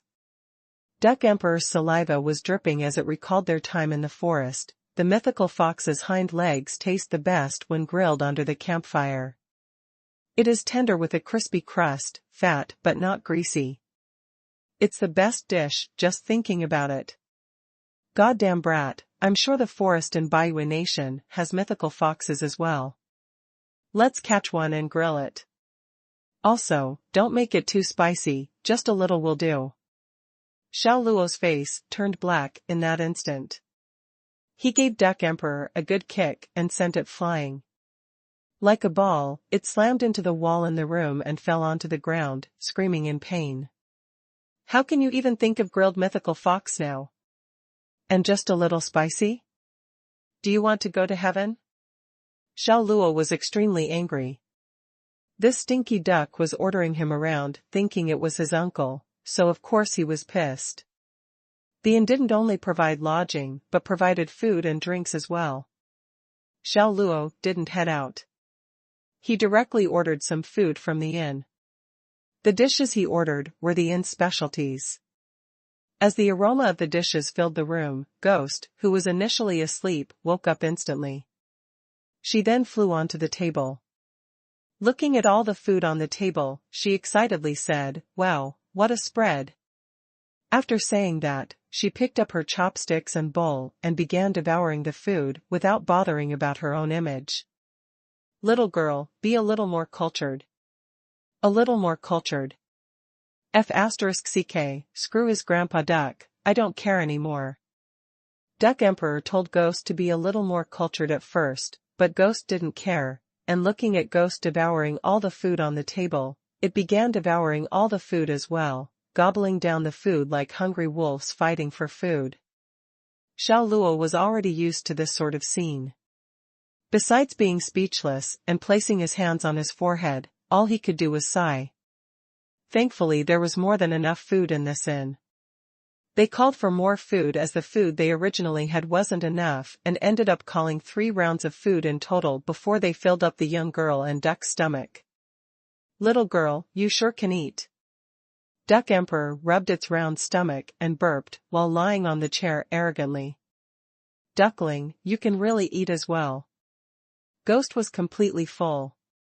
She sat on the chair to rest, and didn't felt like moving at all. I can't eat as much as you can. TCH, you can eat the most. You ate the most. You ate the most. Both of them tried to shirk responsibilities and weren't willing to admit that they were the one who ate the most. Hey, stop arguing. I'm the one who ate the most, alright? Xiao Luo found the incessant arguing annoying and slammed his hands on the table in exasperation. To see them fight over such a trivial topic, he finally understood what the expression, "nothing better to do after eating," meant. Ghost and Duck Emperor stopped bickering instantly. When they compared the pile of bones that resembled a mini mountain in front of them and looked at Xiao Luo's side of the table, it was that much less cluttered. It made them slightly embarrassed. That night, Ghost and Duck Emperor were fast asleep on their beds, while Xiao Luo sat down and leaned against the window frame. He stared vacantly into the night sky outside. It was now already almost a month since his wife, Suli, had been abducted. Just how was she coping? Had she recovered her memories and assumed the role of a high and mighty holy ruler of Arcana land? Or was she suffering in endless pain?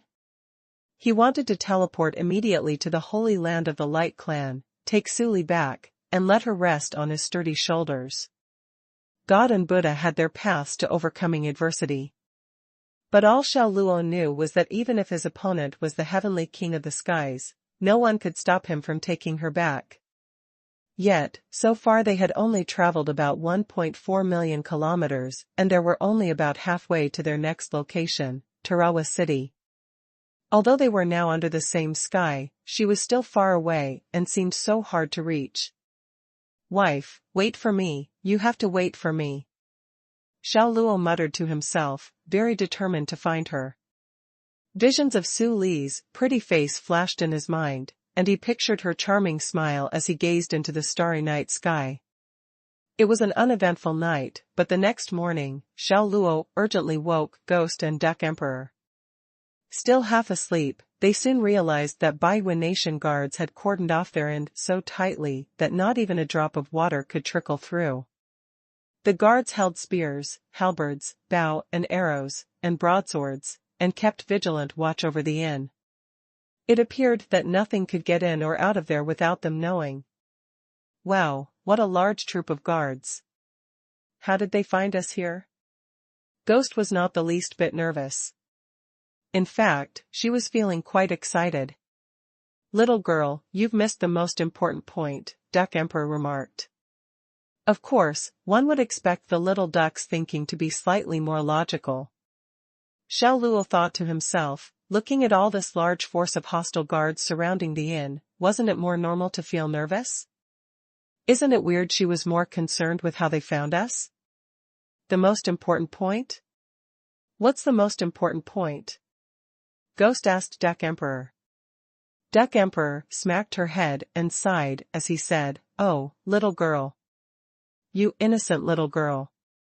Haven't you noticed something about these guards? Most of them look young and pretty, that's the most important point. Look at their skin. They are so white and tender, just like yours." "What the?" Xiao Luo choked. He expected something a little more logical from the duck, but he had overestimated his abilities. After listening to Duck Emperor's important point, he snarled at Duck Emperor, "Shut up right now. What's wrong? Are you jealous that I'm better looking than you again?" Duck Emperor said. Slap. Ghost smacked Duck Emperor's head and said, "Don't compare your looks with my senior Luo Luo. My senior Luo Luo is the most handsome man. He's the world's most handsome man. Your senior. Since when did I become yours?" Xiao Luo was having a mental breakdown now.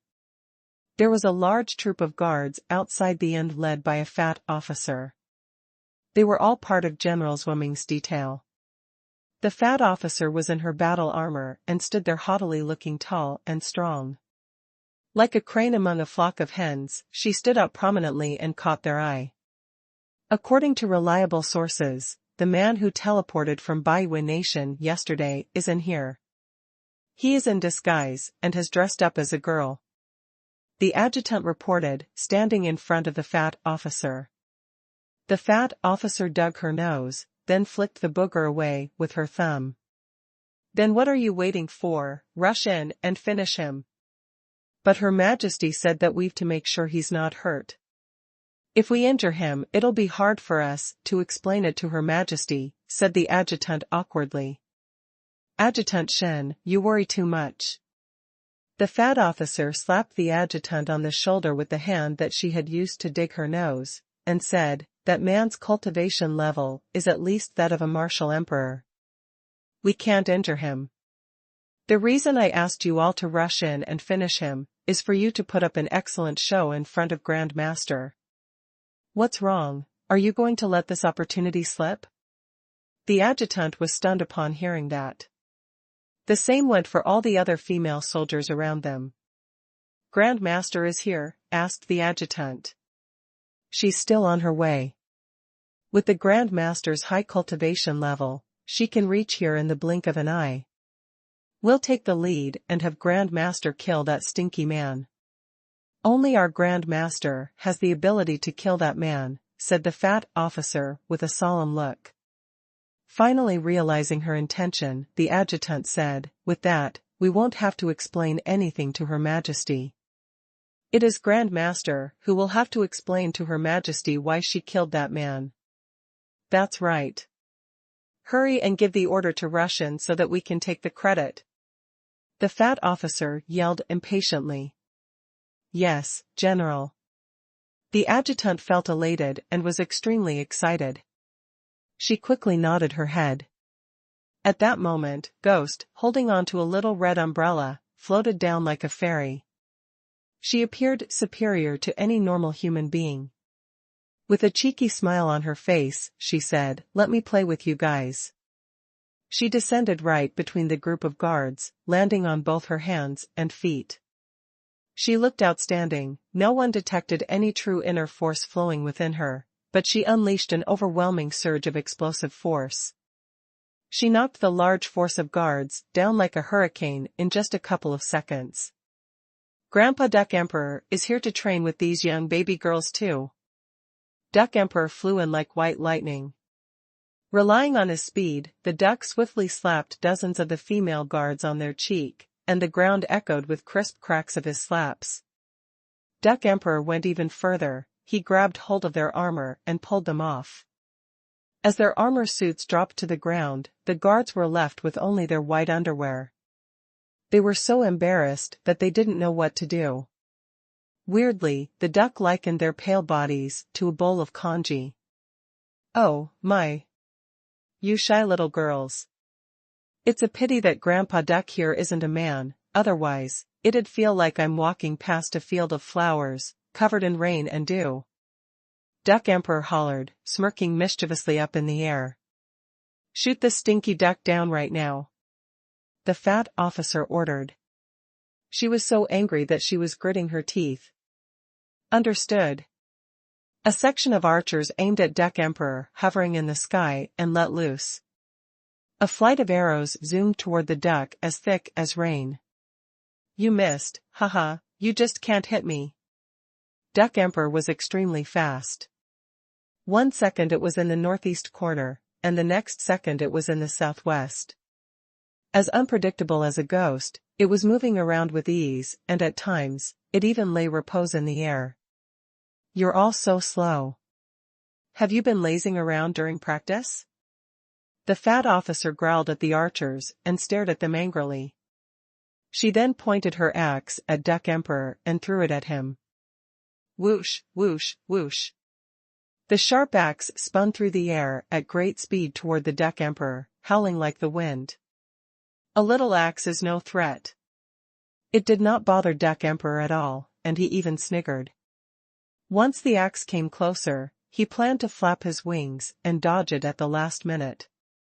But at that moment, an arrow appeared out of nowhere and pierced into his duck butt. Ouch! Duck Emperor was stunned and screamed like a pig being slaughtered.